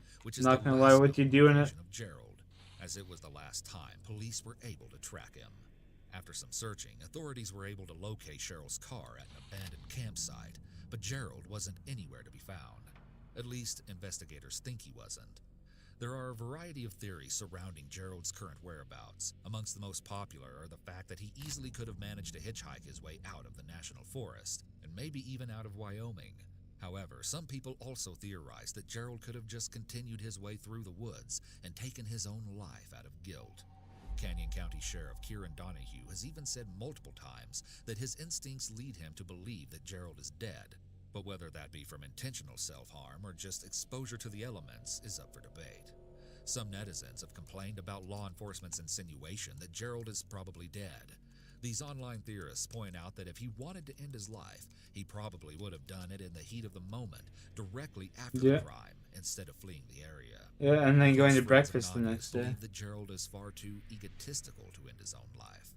One anonymous individual who knew Gerald for more than a decade quipped, "If you know about sociopaths, you know they're unlikely to kill themselves. He would have to feel guilty, and he doesn't have a conscience." I wanted to look a little into the actual definition of a sociopath, since the term seems to be thrown around a lot these days. The official consistent behavior patterns indicative of the disorder include the following: lack of empathy for others, impulsive behavior, attempting to control others with threats or aggression, using intelligence, charm, or charisma to manipulate others, not learning from mistakes, and lying for personal 75 more for There are clear 5,000. examples of Gerald exhibiting each one of these criteria, so perhaps that title would be a good fit for him. Or, at the very least, it can be said that he exhibited sociopathic behavior in many aspects of his life. Cheryl's friends even said the eventual husband and wife met on a plane, and by the time they landed, he had gotten her phone number, so there must have been something infectious about his personality. Too bad he used it to manipulate those who trusted him most. Law enforcement emphasized just how rugged the 3.4 million acre area he disappeared into is, saying that it is littered with grizzly bears, wolves, and coyotes. Gerald apparently has taught survival training in the past, but even if he was able to sustain himself for a little while out in the wilderness, he probably would have had to find more welcoming accommodations before winter fell. What's interesting is that many of his old friends actually theorized that he could have used his trademark charm and charisma to convince another unsuspecting woman to take him in. I'm sure if he's still alive somewhere out there, he would be going by an alias, so that's why spreading his photo around is so crucial. The sheriff has said that the evidence points to him still being in the country, probably within the West if he's indeed still living. But here's where things get even crazier. On July 20th, 9 days after Gerald entered Bridger Teton National Forest, a couple of workers from a recreation center reported seeing someone who looked just like Gerald in a tent at a camp spot less than 2 hours from where his car was found. Could Gerald have narrowly escaped being caught again? On June 28th, the tip was received from someone who thought they saw Gerald driving south on Interstate 15 near Salt Lake City, while others reported possible sightings of the fugitive in Pocatello. Police dogs, helicopters, and infrared technology have all been employed in the expansive and intensive search for the suspected killer on the loose, but all to no avail. What's really weird is that one sheriff stated plainly that they collected evidence that indicates Gerald is dead, but he stands firm that they cannot be closed-minded in this investigation. I would really like to know what that evidence is that indicates he is dead, but it doesn't seem to have been made public. One of the most eerie things about this case is that Nadia's Facebook page has not been taken down, and so we can still read her final posts. They're like a time capsule showing a woman who is happy, optimistic, and totally head over heels for her boyfriend, excited for the future. In her very last post, she says that the last thing she thinks before going to bed is, life is good, and affirms that she has found love. Before that, a photo of Peyton, a cute snapshot of Nadia with her dog, and a scenic picture of the rural front yard she loved so much. That's An crazy. even older post from 2016 is perhaps the most sad of them all. Nadia shares that she is a survivor of mental and physical spousal abuse at the hands of her late husband. She bravely writes, "I'm much better off now and definitely a survivor, and let me tell you, real people don't hurt others." About a year before the murders, she posted a photo of Mike and Peyton, writing, "Happy Father's Day to all the real dads out there, those who inspire their kids, who are there for their families, who take the time to make a difference." It is truly tragic to see just how much she had to go through already, and even then, she had no idea the monster that her boyfriend Mike really was. At the same time, Peyton actually had her own YouTube channel, and going through some of her old videos really hit me hard. Hello everybody, it's me, Peyton, and I am back for another new video with my mom. Hi. So, today I'm going to be painting her face Galaxy.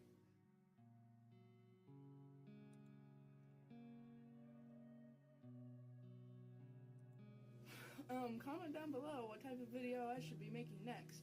I have a very one... Please don't say paint your mom. Just paint your mom all over. Oh god. Yeah. I Not on YouTube, you won't. Her last video shows Peyton sharing her New Year's resolutions for 2017, having no idea that her life would be cut far too short. I just want to be able to, like, I don't know, have my own opinion more, be able to say stuff more. Like, if I No, want to do God. something, say no, I'm not gonna do that. This is a peak internet thought. I want to be able to voice my opinion more. When something's, like, hurting me and getting them to stop. God, I need to focus.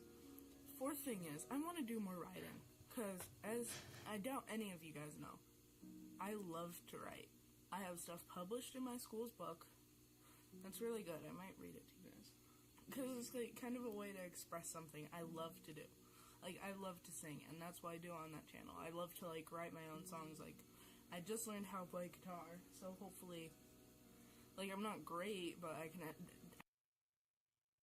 The following footage of Killer Whoa. Why that's so bummer. How much more time? Alright, I guess we only have a few more to mine. Fuck. That's wicked. 11 hours, 40 minutes. Yo, is there anybody in chat that wants to take a toke by chance?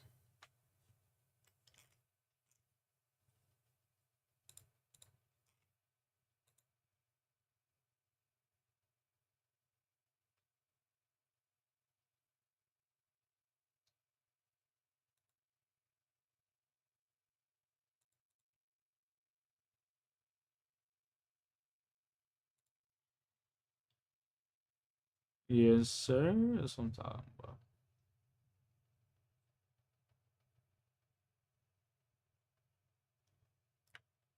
That's what I'm talking about. Bow. Bow, bow, bow. I'm toked already. Fair. Pretty soon, too. I got 100 milligrams of edibles earlier. I don't know. The edibles don't hit me nearly as hard as these dabs do, which is fucked to say. God. Toke.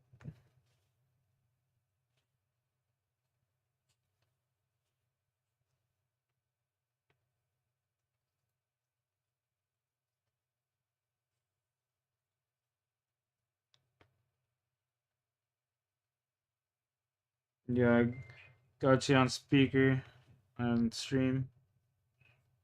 Yeah. What are you saying? I don't hear you. What are you saying? Are you on speaker on stream? What's up? Chilling, what are you saying? Not much, bro. Just got back from the casino. Nice, how'd that go? Good. That's good. I made 230 some bucks profit. That's fucking fire. And the last fucking dude, I got to work for that table, and I was like, yo, I'm gonna throw 50, but I'm down. And it was like last second too. He's like, dude, you like got seconds, like hurry. And I put it down, and the thing hit red, and it was like, fuck, man. Then it spun, and yeah, I got green twice in a row. No way. Yeah, dude, I don't know why I didn't bet on green, man. That's insane. And then 20, or whatever the minimum bet was, you know what I mean? That's insane. But, dude, I like, fucking, a woman got like 70 bucks off of one spin, and I was like, yo, that's ridiculous. Dude, it wouldn't stop. No way. She's like, I can't see why this is addicting now, and it's like, yeah, okay, next machine. He's just going off about winning 20 bucks and shit like this. Fuck.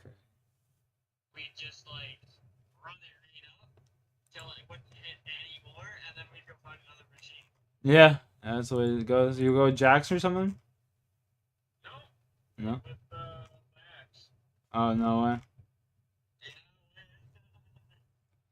And some poontang area.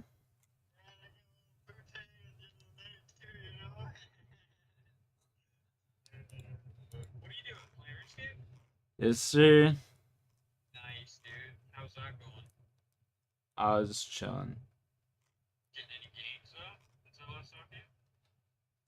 I was just doing the winter dot, winter T dot, whatever.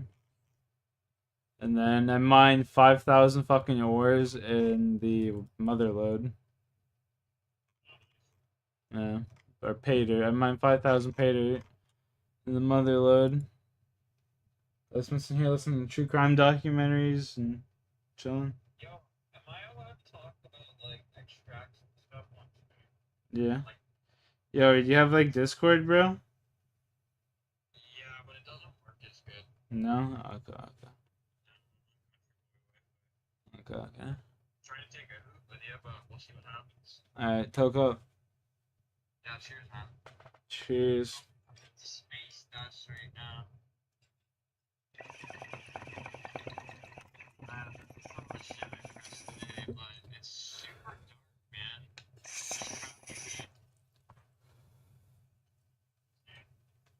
Yeah, I seen the pictures you sent. Yeah. Oh, that's the bag, though. Oh. The micron bag, yeah. glitch out as much as I thought it would. Yeah, that's crazy. And we pressed it at 74 degrees Celsius. Or no, Fahrenheit. Whatever the smaller number is in comparison. So Celsius? I think Fahrenheit, no. Oh, yeah, Celsius. Yeah, 74 degrees Celsius is like 176 Fahrenheit. I don't know. It's like, don't go over like 176 or you'll just burn. Oh, yeah? Well, the other guy had like a Cadillac press. It was all billet, chrome, fucking purple. Oh my god. You could turn it, it would angle. Oh, dude, he was squishing like honey. Oh, yeah. Anyway, cheers. Cheers. Anybody's stoking. They can hear me, right? I'm pretty sure, yeah. Sorry to interrupt the powwow. This is my boy right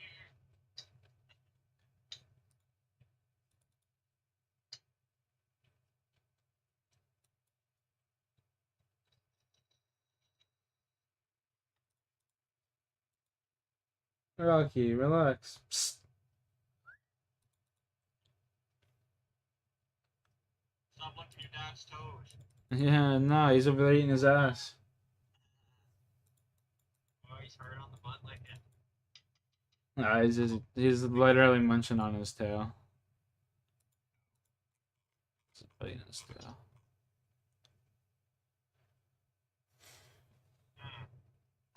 That space stuff's fucking good. Nice.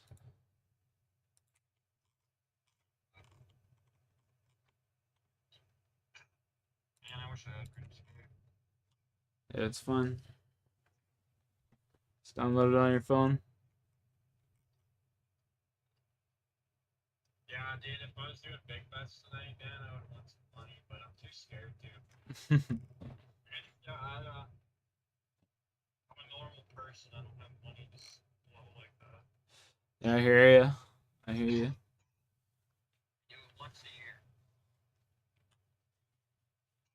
Maybe twice. I might go back and see. That was pretty fun. I feel that. Yo, what's up, Alex? How you doing? You're coming out with me next time. Yeah, maybe, bro. Maybe. I don't know. I don't gamble too much anymore because I had a problem with it, so. No, you're good. I try and avoid it. When I get going, bro, I end up spending just, like, so much. Like, I gotta have a lot of money be able to go out and do it, you know what I mean? Like 10 G's set aside for me to be able to do it. No. That's how you make real money, you know? You turn that 10 into 100, or you just fucking, or it's a wrap. Or you lose all of it, yeah. At least I can walk away without $100. There's some angry looking people in that damn casino, bro. Yeah. Yeah, I watched the guy piss his pants, but yo, up at the one in Flamborough there, I watched the guy piss his pants at the fucking casino trying to sit in the same machine. Yeah, it was just like, you foul fuck. Yo, Alex, you have a good night. Cheers, sweet dreams. What's up? What's up? I was thinking about hitting the exact same machine every time I go there. Oh, yeah? One day I'll get the jackpot. But I don't go enough. Yeah, that's yeah, I feel that. Like, do you think it's possible to actually win a jackpot? Alright, so how do you... Are you fucking kidding me? I did one before when I was streaming. I did one, and I won a jackpot of like $100 off like $1, like less than $1 spin. It was like 50-cent spin or something. Yeah.